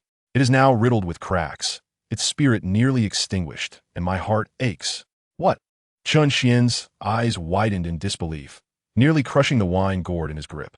He sprang up from his chair, pointing a trembling finger at Li Huai, his beard shaking with anger. My purple smoke furnace. You prodigal wretch. Just the other day, you promised to cultivate its greatness under your care, and in mere days, you used it as a shield. This infuriates me. This infuriates me. Chen Xian paced back and forth in the hall, radiating the demeanor of one ready to sever ties. Seeing that the moment was ripe, Li Huai promptly clung to Chen Xian's leg, deploying his ultimate tactic. Master, please quell your anger. Such words are unwarranted. The furnace may be gone, but we can refine another. However, if you were to lose your only direct disciple, where would you find another like me? So devoted, gifted, and filial. Wouldn't that tarnish your reputation? When people speak of Danding Peak, they would say that the peak master Chen Xian couldn't even protect his own disciple. Where would you hide your old face then? These words struck at Chen Xian's vulnerable spot. He halted, glaring down at the kneeling Li Huai, momentarily at a loss for words. Indeed, the loss of the furnace was painful, but the prospect of losing his disciple was far more grievous. Chen Xian let out a huff, giving Li Huai a light kick, though his strength was tempered. Go away. Go away. Do not flatter me. He grumbled as he returned to his grand chair, a pained expression crossing his face as he withdrew an item from his storage ring and tossed it to Li Huai. It was a piece of jet-black inner armor, covered in fine cracks and exuding an ancient aura, though its spirit had nearly faded away. This was one of the items that old ghost Zhao Wuji presented when he came to ransom his useless nephew, Zhao Baihu. A tattered low-grade spiritual armor, although devoid of its spiritual essence, possesses a unique material with defensive capabilities that surpass even those of high-grade magical artifacts. You should wear it, lest you once again use my treasured belongings to shield yourself from blades. Li Huai's eyes brightened as he eagerly accepted the armor, exclaiming with delight, Thank you, master. Suddenly, Chen Xian's expression turned grave, his tone imbued with utmost seriousness. Remember, That old specter Zhao Wuji is already aware of the enmity between you and Zhao Qian and Zhao Baihu. Within the sect, with me here, he dares not lay a hand on you. However, once you step outside the sect, he will undoubtedly seek to ensnare you. You must exercise caution. The disciple understands. Li Huai replied, his heart tightening as he committed this warning to memory. Chun Xian rummaged through his robes, producing 3 white jade porcelain vials and tossing them over. You, lad, have made rapid progress in your cultivation. I presume your alchemical skills have fully returned to me as well. Very well, take these 3 vials of elixirs. Li Huai secretly chuckled, deftly stowing both the armor and elixirs within his storage ring, his words dripping with sweetness. Master, you are truly too kind to me. I am at a loss for how to repay you, but I shall strive to honor you in the future. Enough of your prattle. Chun Xian waved his hand, finally addressing the main matter at hand. The reason I summoned you is due to an important matter. Our sect has discovered a significant presence of Yin Luo sect disciples near the Dragonfall slope at the border. Upon investigation, it appears that an ancient cultivator's cave, belonging to a being at the nascent soul stage or above, is on the verge of emerging. An ancient cultivator's cave? Li Huai's ears perked up instantly. However, due to the passage of time, the outer restrictions of the cave have deteriorated, yet the core defenses remain formidable, establishing a unique rule that permits only cultivators below the golden core stage to enter. Chun Xian regarded Li Huai with a glimmer of anticipation in his eyes. This is also the reason why the Yin Luo sect has dispatched a large number of disciples. The sect has decided to send a select group of elite disciples to explore the cave for opportunities. With your current strength, entering this cave will undoubtedly yield immense rewards. The cave is expected to open in the next couple of days, so prepare yourself well. Li Huai comprehended the situation. It aligned perfectly with his suspicions. The Yin Luo sect would not venture into Ziyang Sect's territory without cause. It was indeed for this ancient cave. The disciple obeys. He bowed respectfully before taking his leave. As he traversed the mountain path back to the cave, Li Huai's spirits soared. Not only had he achieved a breakthrough in cultivation, but he had also acquired the armor and elixirs from the old man. Now, an opportunity to explore an ancient cave lay before him. Truly a trifecta of good fortune. Yet, a figure flickered in his mind, that of a girl clad in a Gothic dress, her innocent smile belying a heart of ruthlessness. Yehido, surely, she too would venture into this cave. A prime client with a 300-fold return on investment, and from a rival sect no less. The risks of this investment are anything but trivial. Chapter 66. Lin Yao Yao's invitation as Li Huai emerged from the grand hall of the Peak Master. Dusk was approaching. The setting sun bathed the peaks of Danding in a resplendent crimson glow. With a buoyant step, he traversed the mountain path leading to his cave abode, his spirits soaring with elation. Upon returning to his dwelling, Li Huai swiftly cast a soundproof barrier, eager to contemplate his resources and strength. Late-stage foundation establishment. He clenched his fist, feeling the surge of spiritual energy within him. Now magnified several-fold compared to before, a sense of unprecedented power washing over him. This breakthrough brought benefits far beyond mere cultivation enhancement. A rare ice spirit root had awakened within him. Such a phenomenon was virtually unparalleled. More importantly, the ice spirit root bestowed upon him the innate divine ability of absolute zero, coupled with the supreme skill of eternal descent, acquired through a critical return from the system. A wild grin spread across Li Huai's face. Yi Chi Luo, the image of the girl clad in a Gothic dress, her innocent smile juxtaposed with her ruthless demeanor, resurfaced in his mind. Now, should I encounter that little lass again, Li Huai's eyes gleamed with confidence. Without even resorting to the fire god furnace, I could likely subdue her with my current prowess. However, he quickly regained his composure. The 300-fold return multiplier indicated her extraordinary nature. The system had described her as possessing a dark spirit root, another rare variant. Could she have awakened some hidden innate abilities as well? This was a consideration not to be taken lightly. As for the true dragon blood bodhi, Li Huai decided to refrain from using it for the time being. That treasure could facilitate a seamless and perfect breakthrough into the golden core stage.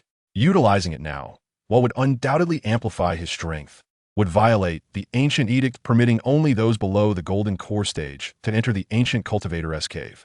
It was wise to first assess the situation.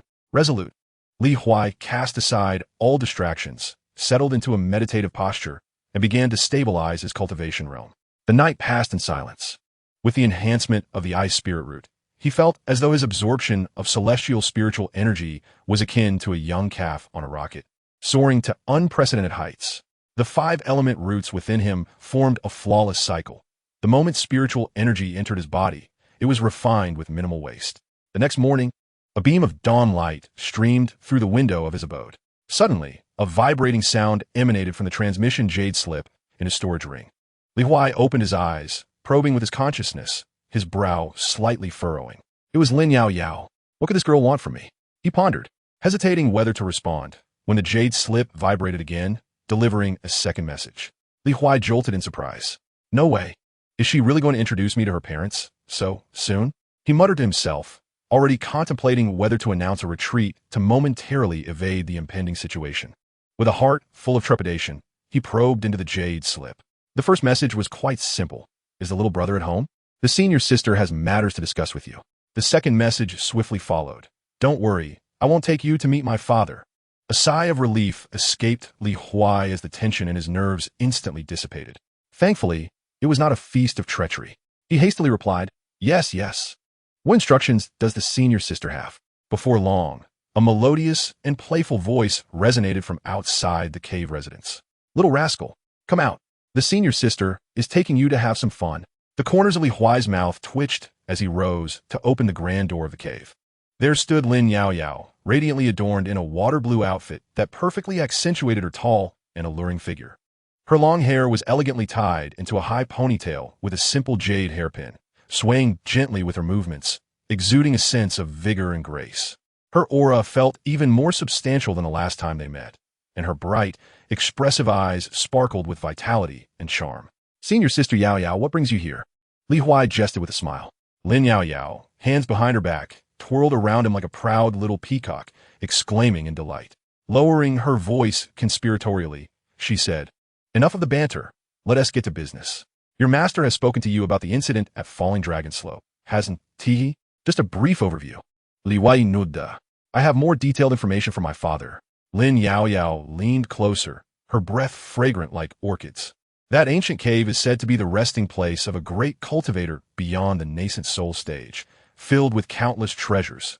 The most crucial part is that its restrictions are quite unique, only repelling spiritual energy fluctuations above the golden core stage.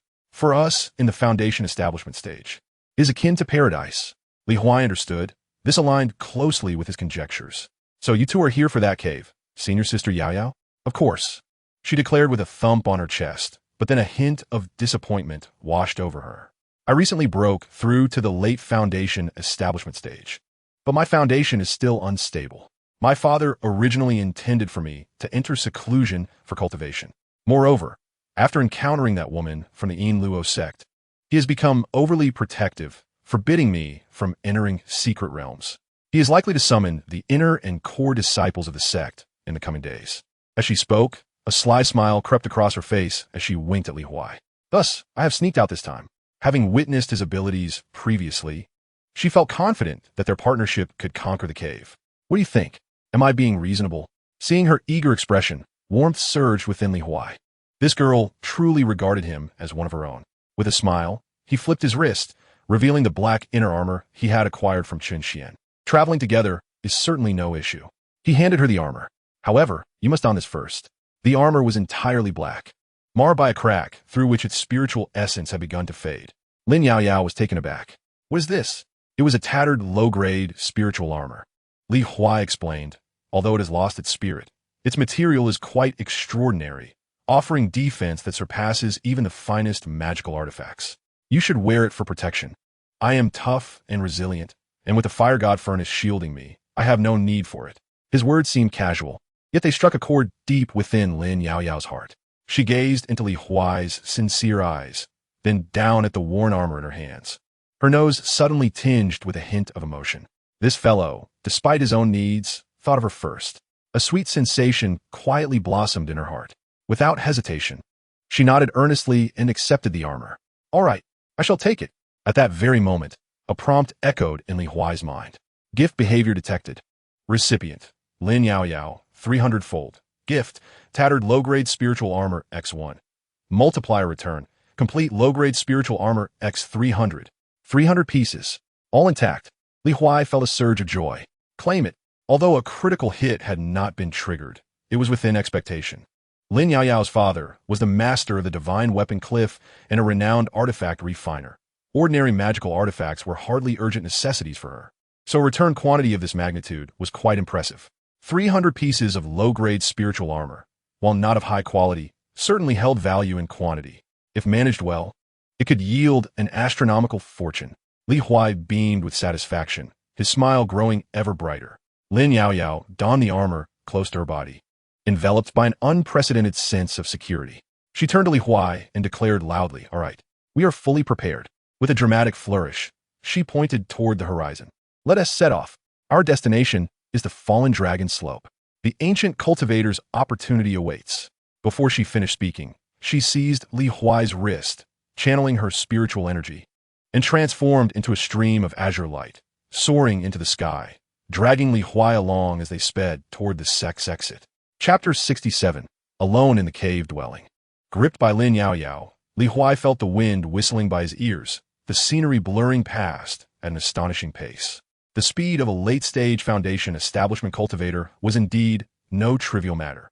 This girl, pulling him along like a bandit who had just kidnapped her groom, was quite the sight. "Sister Yaoyao, slow down. My little body can't withstand this kind of turmoil," Li Huai called out with a mix of laughter and exasperation. "Fear not," Lin Yaoyao replied, glancing back with a radiant smile, her high ponytail tracing lively arcs in the wind. "With me around, you are safe. This is what we call strategic retreat. Do you understand?" The journey of over 1,000 miles took them the better part of a day. As they concealed their presence and quietly landed atop a mountainside, the sky had gradually turned a soft twilight hue. The scene before Li Huai caused his brow to arch slightly. Before him lay the peerless Yulong slope.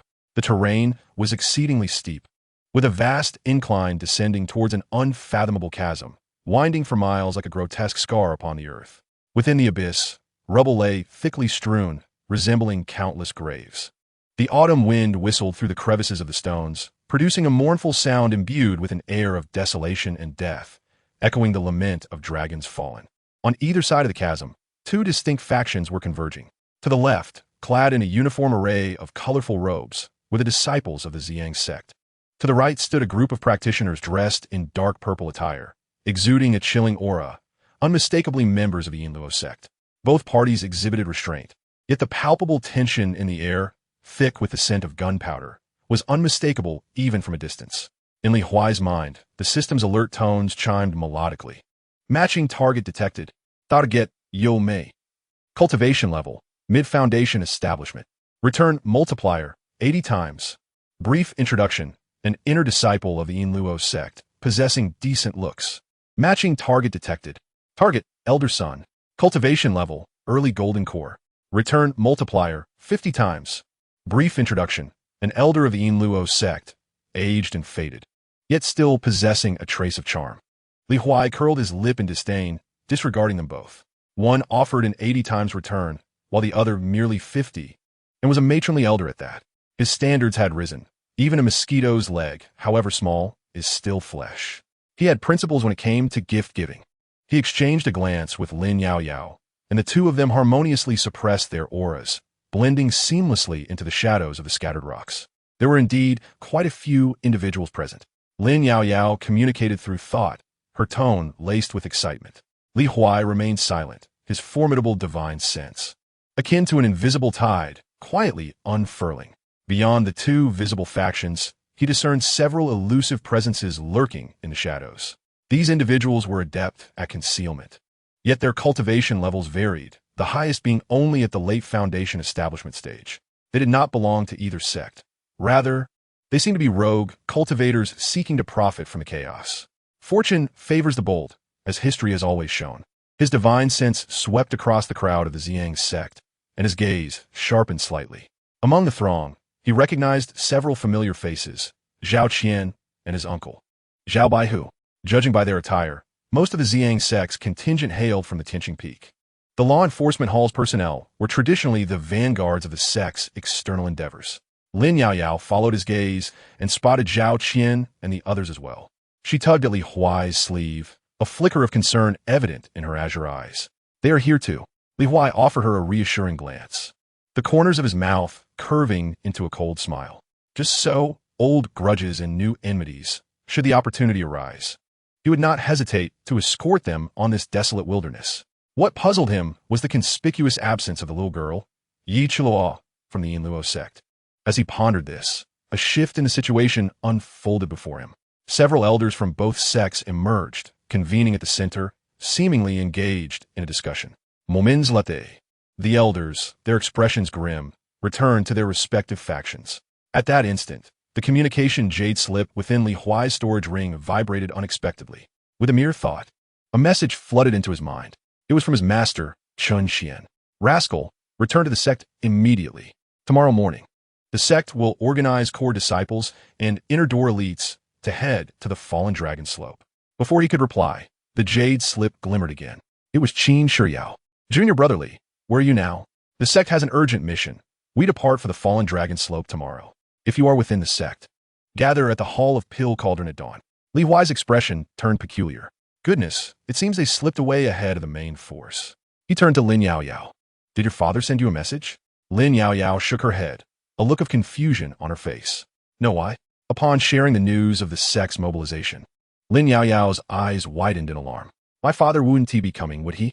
This is disastrous. She slapped her forehead. If he discovers I've run away, he'll surely break my legs. What to do now? She looked at Li Huai, somewhat at a loss. Fear not, Li Huai reassured her calmly. We arrived before them, which grants us an advantage. Let us find a place to hide tonight. When they engage in battle tomorrow, we shall act accordingly. The two reached a mutual understanding and quietly retreated, halting beneath a remote cliff several miles away. This location was sufficiently distant to evade the probing senses of those Golden Core elders. Li Huai drew his sword, its energy surging forth, and began to carve vigorously into the cliff face. Before long, a rudimentary cave was hollowed out. Done. Tonight's 5-star hotel, Li Huai declared, brushing the dust from his hands. Lin Yaoyao, observing his fluid movements, couldn't help but give a thumbs up. As night fell and the mountain winds grew chill, a campfire blazed alive within the cave, dispelling the cold. Li Huai produced a freshly prepared wild rabbit from somewhere, skewering on a stick and propping it over the flames. He did not hasten the cooking with spiritual energy, but instead, like an ordinary chef, patiently rotated the stick. These were skills honed from his previous life, a true advantage in this realm. Soon, an overpowering aroma enveloped the modest cave. Gurgle. Lin Yaoyao's stomach betrayed her with a resounding growl. Her eyes fixated on the rabbit, its skin golden and crispy, bubbling with juices, as drool threatened to spill over. All right, taste my culinary skills. Li Huai tore off a steaming rabbit leg and handed it over. Lin Yaoyao, unreserved, took it and took a bite. Her eyes instantly sparkled. The outer skin was crispy, while the inside was tender and juicy. Delicious, like the wind sweeping away clouds. A plump rabbit was almost entirely devoured by Lin Yaoyao. Satisfied, she let out a hearty burp, leaning against the cave wall, rubbing her round little belly. Li Huai, your culinary skills are exceptional, she exclaimed, her words slightly mumbled. If you were to open a restaurant, you would undoubtedly become the wealthiest in the world of cultivation. Li Huai chuckled softly and added another twig to the fire. However, after their meal, the atmosphere in the cave subtly shifted. The crackling campfire illuminated their faces, casting flickering shadows while outside the night wind howled. Inside, it was warm and tranquil. The confined space brought them closer together, and Lin Yaoyao suddenly felt a twinge of discomfort. This girl, who usually felt at ease with Li Huai, now found herself uncertain of where to place her hands and feet. In the air lingered an indescribable sense of intimacy. Stealing a glance at Li Huai from the corner of her eye, she noticed him focused on the fire, his profile softened by the flames, exuding a calmness that contrasted with his usual exuberance. His long eyelashes cast a delicate shadow on his cheeks. For no reason, her heart skipped a beat, then began to race uncontrollably. Thump, thump, thump. Each beat echoed in the stillness of the cave, loud enough to frighten her. Can he hear it? She felt her cheeks flush, unsure if it was from the fire or something else entirely. This fellow, despite being of lower cultivation, always managed to provide an inexplicable sense of security at critical moments. Just as she was lost in her thoughts, Li Huai suddenly looked up. What's wrong? His voice resonated in the quiet cave. Your face is so red. Have you caught a fever? As he spoke, he reached out to check her forehead. Startled like a frightened rabbit, Lin Yaoyao recoiled, her heart nearly leaping from her chest. "In nothing," she stammered, waving her hands, avoiding his gaze. "It's just a bit warm." "Yes. The fire is too strong. I am tired. I'll sleep first." With that, she hurriedly fled to the pile of hay Li Huai had prepared, turning her back to him and lying down, her head facing away. Li Huai watched her flustered demeanor with amusement, shaking his head. "This girl." He stood up and moved to the entrance of the cave, sitting cross-legged. "You sleep. I'll keep watch." Once more, silence enveloped the cave. Only the crackling of the dying campfire remained, accompanied by the increasingly thunderous beating of her heart. Lin Yaoyao tightly shut her eyes, her long eyelashes quivering slightly, as her mind became a chaotic whirlpool. Chapter 68. The Opening of the Secret Realm. The night breeze began to wane, and a pale light crept across the horizon.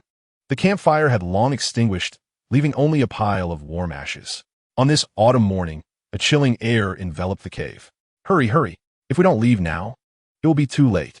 Lin Yaoyao dashed out of the cave, her steps betraying a hint of panic.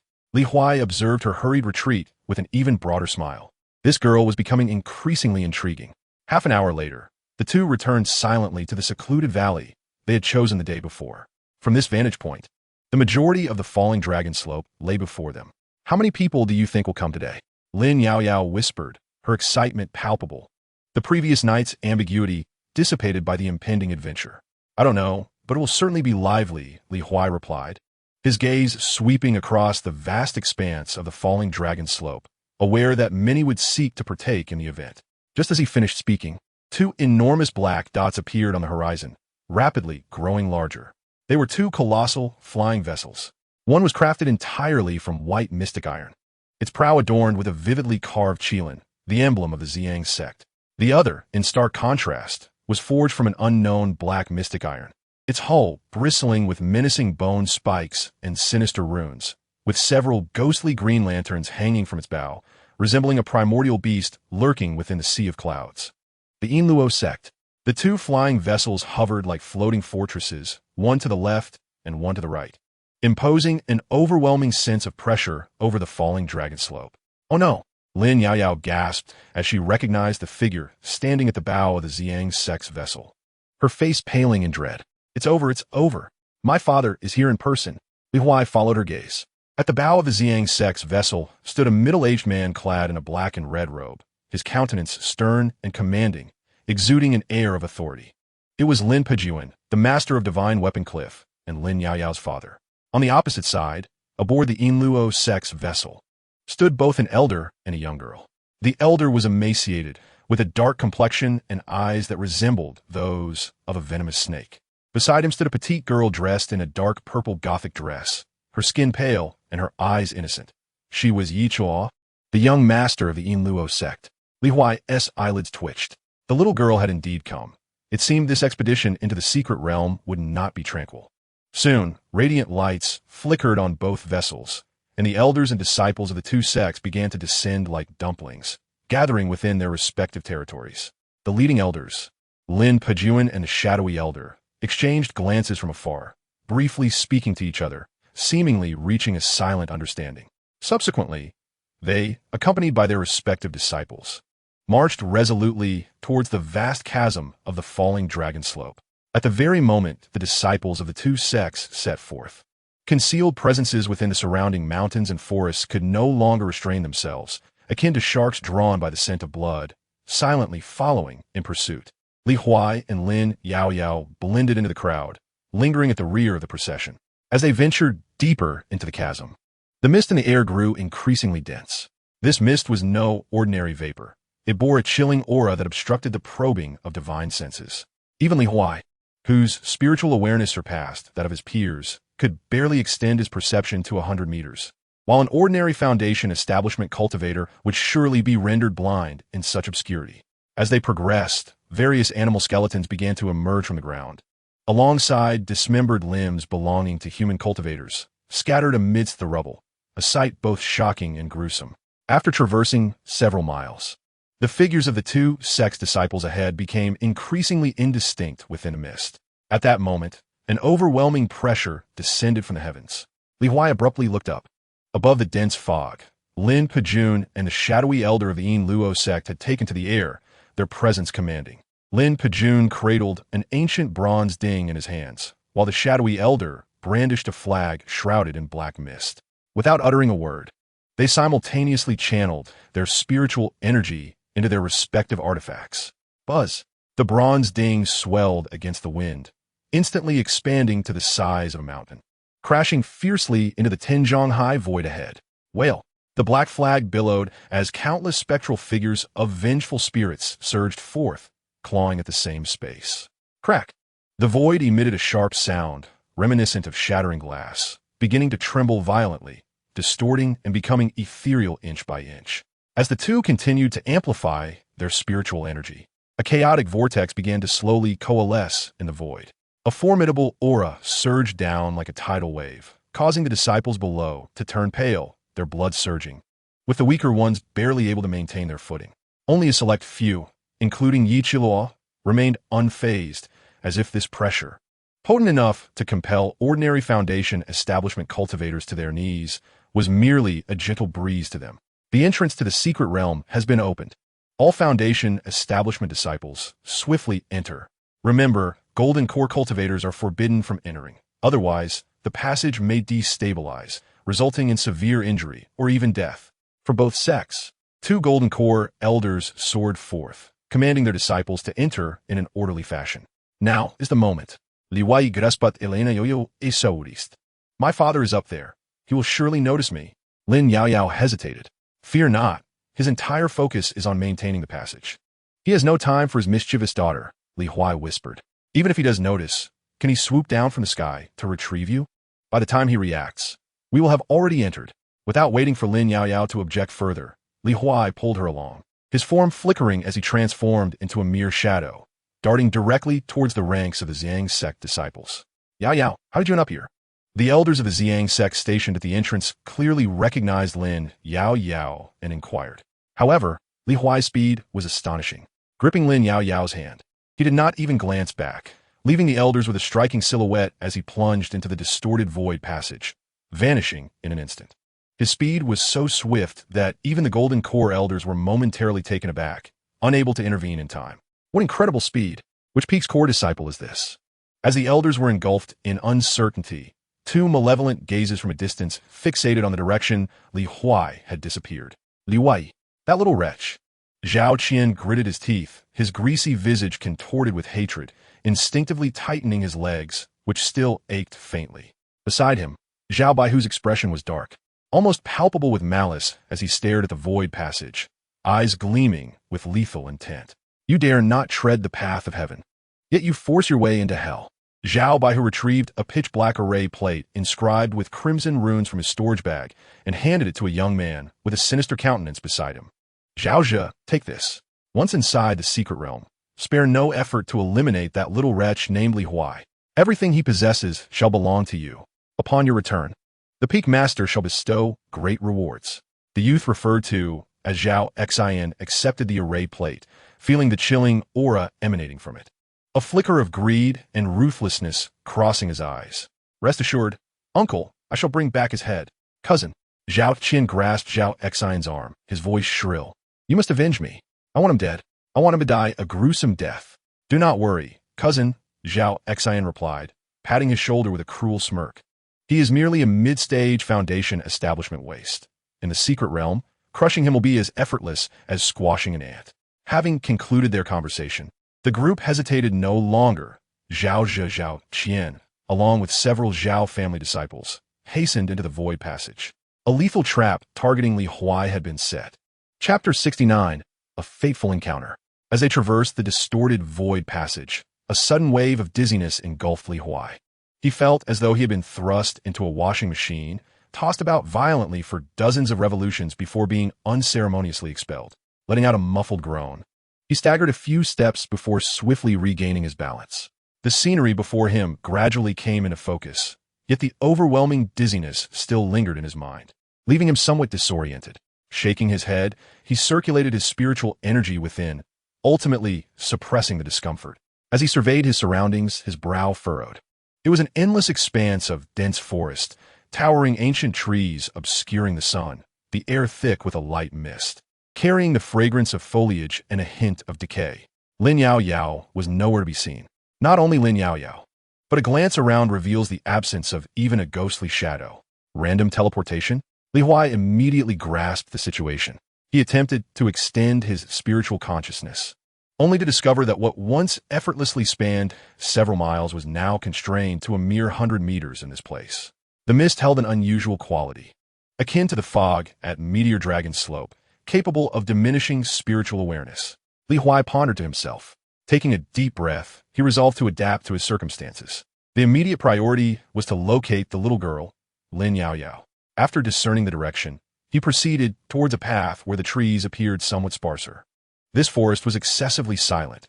Apart from the rustling leaves stirred by the wind, there was no sound of birds or insects. After approximately half an hour of walking, Li Huai Sudan Li Alta, within the range of his spiritual sense, he spotted a few clusters of grass, vibrant green and adorned with glistening, translucent fruits, swaying gently in the breeze near a low stone crevice. Shieling grass? Li Huai's eyes lit up. This was indeed a treasure. It served as the primary ingredient for crafting the Xianling pill, utilized by practitioners in the golden elixir stage, with each plant holding considerable value. He hurried forward, carefully uprooting the plants along with their soil, and meticulously stored them in his spatial ring. What a fortune! Li Huai felt a surge of delight. Yet, he soon sensed something amiss. Such precious spiritual herbs had no guardian beast nearby. Unusual occurrences often herald hidden dangers. It appeared he must proceed with greater caution. Li Huai steadied his mind and continued his exploration. After wandering for another half-day, aside from discovering a few relatively young, ordinary spiritual herbs, he found no further treasures, let alone any trace of Lin Yao Yao. Just as impatience began to set in, he suddenly heard the sound of rustling footsteps not far ahead in the forest. Someone was approaching. Li Huai's heart raced, and he swiftly concealed himself behind a massive tree, suppressing all his presence. Momins Latte. A group of 4 emerged from the nearby thicket. Upon recognizing the face of the leader, Li Huai's expression turned peculiar. Goodness, what a coincidence! The person was none other than Zhao Qian, the very individual he had incapacitated with a single kick. At that moment, Zhao Qian was flanked by 3 fellow disciples of the Zhao family, all clad in the attire of the Tianqing Peak, his face betraying a mix of relief and smugness after a narrow escape. At last, we are gathered together. This cursed place separated us during the teleportation, but thankfully, we have the family's sensing disc. Brother Qian, are you all right? One of the Zhao disciples asked, eager to please. Zhao Qian, evidently the center of their group, puffed up his chest, a hint of arrogance gracing his features. What could possibly be wrong with me? It's merely bad luck that I ended up near swamp. At that moment, a sharp-eyed young man in the group abruptly halted, his gaze fixated on the direction where Li Huai concealed himself. Who is there? Step out. With a thunderous shout, the other 3 immediately became alert, drawing forth their magical instruments. Realizing he had been discovered, Li Huai decided to reveal himself. Stepping out from behind the tree, with a playful smile gracing his features, clapping his hands. Li Huai. Upon recognizing his face, Zhao Qian's pupils constricted sharply, the color draining from his countenance as he instinctively took a step back, his legs trembling slightly. The scene from that day, when Li Huai had kicked him down, humiliating him publicly, surged back like a haunting nightmare. The bone-deep terror nearly compelled him to flee. Yet, upon glancing at the 3 clan brothers beside him, a newfound courage surged from within. Yes, what am I afraid of? I am not alone now. I have 3 clan brothers in the mid-stage of Foundation establishment with me. With this thought, Zhao Qian's bravery swelled, the initial fear swiftly supplanted by boundless resentment and hatred. He pointed a trembling finger at Li Huai, his voice piercingly shrill. You little beast. Truly, you have chosen to defy the heavens, barging into hell uninvited. It's him. This wretch has ruined me. Kill him. I want him dead. I shall have him torn to pieces.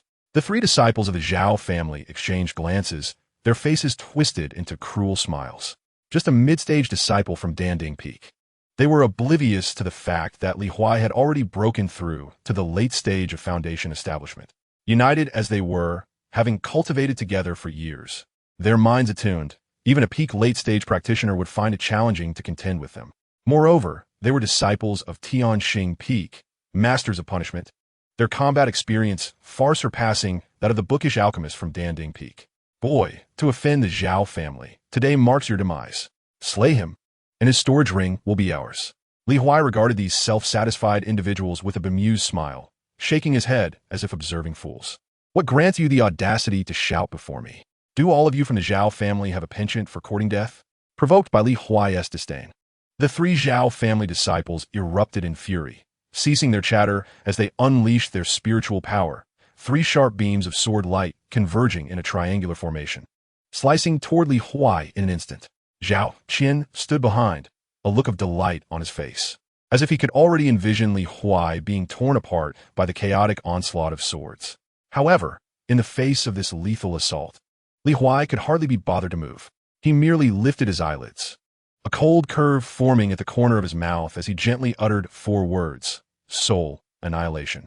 This was indeed one of the techniques from the eternal abyss. In an instant, an invisible yet terrifying force emanated from Li Huai, rapidly expanding outward. The 3 disciples of the Zhao family, who were charging towards him with all their might, suddenly froze, their malevolent grins abruptly vanishing. Their eyes became vacant and unfocused, as if their very souls had been forcibly extracted from their bodies. Thud, thud, thud. 3 muffled sounds echoed. The 3 bodies fell rigidly to the ground, devoid of life, their breaths extinguished. Throughout this ordeal, Li Huai had not even lifted a finger. The world fell into an eerie silence. Zhao Qian's ecstatic and resentful expression remained frozen on his face, yet his entire being seemed ensnared by an invisible force, immobilized. His eyes bulged in disbelief, fixated on the lifeless forms before him, then shifting incredulously towards the unharmed Li Huai. How is this possible? What has transpired? A ghost. There's a ghost. The ultimate terror shattered his psychological defenses, and Zhao Qian let out a piercing scream, turning to flee, tumbling in his haste. Alas, no matter how swiftly he ran, he could not outpace Li Huai. A fleeting shadow appeared before him, as Li Huai materialized like a specter, blocking his escape. Where do you think you're going? A chilling voice resonated in his ears. Zhao Qian's body stiffened as he looked up, meeting Li Huai's emotionless gaze. His legs buckled, and he collapsed to the ground, a warm wetness spreading in his trousers. No, do not kill me. Senior brother Li, Ancestoli, I was wrong. I truly was wrong. Zhao Qian wept profusely, desperately bowing his head in supplication. Spare my life. I implore you, spare my life. If you let me go, I will be your servant. Your dog. Li Huai regarded him from above, his face devoid of expression. You are not merely wrong. From the moment you threatened me, you became a dead man walking, granted a few extra days of existence.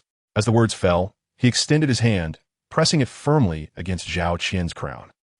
Zhao Qian's eyes widened in horror, bloodshot and frantic, emitting a scream that transcended human sound. His hands clawed at his scalp and cheeks, drawing blood, evidently enduring unimaginable agony. Li Huai's fingers tightened slightly. Crack! A soft sound echoed. Zhao Qian's screams abruptly ceased. His body jerked violently, his head tilted, and he fell silent forever. Li Huai casually flicked the blood from his hand, his gaze icy. At that moment, a copper disc rolled from Zhao Qian's embrace and clattered to the ground. Li Huai raised an eyebrow, beckoning it into his palm. The disc was inscribed with intricate array patterns, and at its center, a flickering red light darted towards him at an astonishing speed. So this is the object. Understanding dawned upon Li Huai instantly. He gazed at the approaching crimson, a cold smirk suddenly gracing his lips. It appeared that yet another soul was about to be offered up. Chapter 70. The Blood Shadow Array Disc. Li Huai pocketed the several storage rings, showing no inclination to depart. With great interest, he toyed with the copper disc in his hands, watching the ever-closer red dot without a hint of urgency. After all, time was of no consequence to him. He was eager to see what sort of individual had come this time. Moments later, a chilling aura drew near, and a figure emerged from the woods, coming into Li Huai's view. The newcomer was a shadowy-faced young man with piercing eyes. He surveyed the surroundings, his gaze sweeping over the corpses of Zhao Qian and the others without a flicker of emotion, finally settling on Li Huai. It's you? You killed them? Zhao Zhe's tone was flat, devoid of any discernible emotion. It is for the best that they are dead. Relying on being the direct descendant of that old fool Zhao Wujia, they spent their days stirring up trouble, wielding the family's abundant resources. Yet their cultivation progressed the slowest. Such a waste of space is hardly worthy of lamentation. His words seemed to be a soliloquy, yet they were directed at Li Huai. However, I fear that I shall not escape a reprimand upon my return." With a swift change in tone, Zhao Zhe's gaze turned frigid, a palpable killing intent locking onto Li Huai. But even a member of the Zhao family, regardless of how useless, is not someone that any random fool can slay. "Now, tell me, do you wish to end your life yourself? Or shall I take it upon myself to send you on your way?" He looked down on Li Huai, his words dripping with an air of superiority. Yet, contrary to his expectations of seeing Li Huai begging for mercy, all that awaited him was a light-hearted mockery. "You talk a big game, but I wonder if your strength can match your arrogance." Seeking death, Zhao Zhe's fury erupted, shattering his facade of pride. The aura of the false Dan realm surged forth, his fingers curling into claws as a tremendous surge of spiritual energy coalesced into a massive, dark claw. Lunging fiercely at Li Huai. Faced with this ferocious assault, Li Huai did not even raise his eyelids, simply lifting his hand to form a fist, a seemingly mundane punch. Boom! As the fist and claw collided, a violent wave of spiritual energy erupted, sending dust swirling through the air. The dark spiritual claw shattered inch by inch beneath Li Huai's punch, dissipating into countless glimmering motes. What? Zhao Zhe's face was etched with disbelief. That strike. Even a typical late-stage Foundation establishment cultivator would have been gravely injured or worse, yet his opponent casually shattered it with a single punch? This boy is peculiar. Alarm bells rang in Zhao Zhe's mind, and he discarded all notions of underestimating his foe. With a flick of his wrist, a blood-red, curved blade materialized in his hand, exuding a dense aura of bloodlust. "Blood spirit slash," he bellowed, channeling a torrent of spiritual energy into the blade as a blood-colored arc of light, stretching over 10 feet, instantly coalesced, descending upon Li Huai with deadly intent. Wherever the blade's aura passed, even the air seemed to be tinged with a shade of crimson, imbued with an unwavering resolve to annihilate all. At last, Li Huai stirred into action. He shaped his fingers like a sword, a wisp of pale golden sword energy swirling at his fingertips, and casually slashed at the oncoming blood-red blade aura. With a soft hiss, the seemingly delicate golden sword energy concealed an unparalleled sharpness. When the two forces collided, there was no cataclysmic roar, only the faint sound of a blade slicing through fabric. The ferocious blood-red blade aura was cleaved in two, grazing either side of Li Huai's body and leaving two unfathomable chasms in the ground. Zhao Zhe, as if struck by a heavy blow, suddenly spat out a mouthful of blood, staggering backward a few steps, his hand clutching the curved blade, trembling slightly. The look in his eyes shifted from shock to horror. "Who are you?" This strength is far beyond that of a late-stage Foundation establishment cultivator. "You seek my life," Li Huai declared, stepping forward, his figure vanishing in an instant. A wave of terror engulfed Zhao Zhe as the shadow of death loomed over him, without a moment's hesitation. He prepared to unleash his most formidable trump card. Yet, Li Huai's speed surpassed his wildest imagination. A fist rapidly magnified within his field of vision. Boom! Zhao Zhe felt an overwhelming force crash against his chest. His protective aura shattered in an instant, and he was sent hurtling backward like a kite severed from its string. Coughing violently, Zhao Zhe slid to the ground, struggling to rise, but another mouthful of blood erupted forth, leaving him breathless and weakened. With eyes filled with malice, he glared at the approaching Li Huai, his face twisted with madness. You have indeed underestimated me. No wonder Elder Zhao would entrust such a powerful formation disc to me for your demise."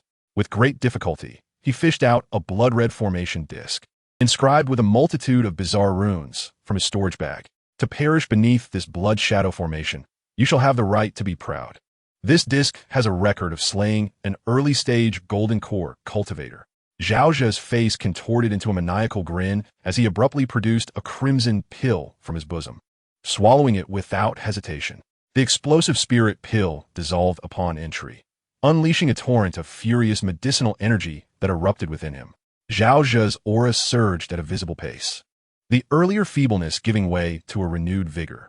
"Die for me," he bellowed, channeling all his spiritual energy into the formation disc. Buzz! The blood-red formation disc radiated a blinding light, and a crimson curtain of energy soared into the sky, enveloping a radius of 100 meters.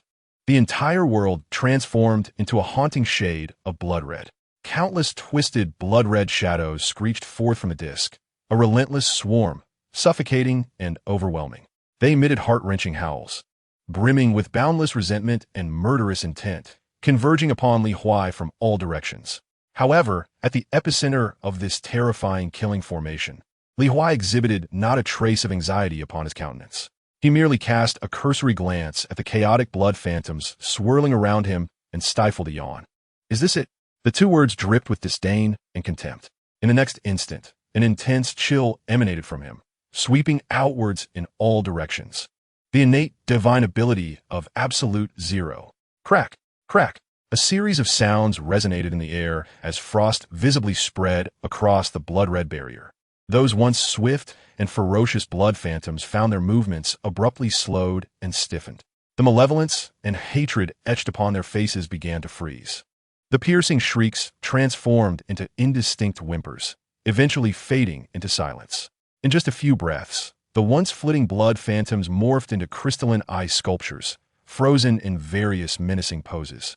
Suspended in midair, this bizarre and magnificent scene nearly caused Zhao, standing outside the formation, to have his eyes pop out in disbelief. "No, it's impossible. This cannot be," he shrieked, teetering on the brink of madness. Li Huai paid no heed to his hysteria. A dozen shimmering, flying swords materialized silently behind him, their tips aimed squarely at the frozen blood phantoms. The sword array of extermination, arise. Whoosh, whoosh, whoosh. The flying swords transformed into streaks of light, coalescing into an intricate sword formation, infused with the terrifying might to rend all asunder, and surged forth to obliterate the myriad ice sculptures. Bang, bang, bang, bang. A series of thunderous detonations ensued. Countless ice sculptures were instantaneously reduced to powder under the onslaught of the sword array, the sanguine ice shards mingling with dissipating resentment, coalescing into a thick blood mist in the air. The sword array, undeterred, crashed violently against the blood-red barrier. Boom! A deafening roar echoed. The blood-red barrier trembled violently, cracks spiderwebbing across its surface. "No!" Zhao let out a desperate scream. The blood phantom formation before him emitted a mournful wail, its radiance dimming in an instant. And with a sharp crack, it shattered into two halves. Puffed. With the formation obliterated, Zhao suffered yet another grievous blow under the strain. The blood he coughed up was mixed with fragments of his own entrails. A colossal shockwave hurled him away, tumbling him across the ground for several revolutions before he finally ceased moving, plunged into unconsciousness, his fate unknown. As the blood mist dissipated, the world regained clarity. Li Huai strolled over to Zhao, looking down upon the figure now unrecognizable as human. He extended his hand and pressed it against Zhao's crown. "Just right. Let's test my newly acquired soul-searching technique to see if I can alter your memories and transform you into my personal undercover agent." His consciousness delved into Zhao's sea of consciousness, beginning to sift through his memories. Scenes flashed through Li Huai's mind, predominantly depicting the internal machinations of the Zhao family and various cultivation scenarios, but lacking in value. However, just as Li Huai was poised to forcibly implant the soul slave mark, a deliberately sealed scene caught his attention. This was indeed intriguing.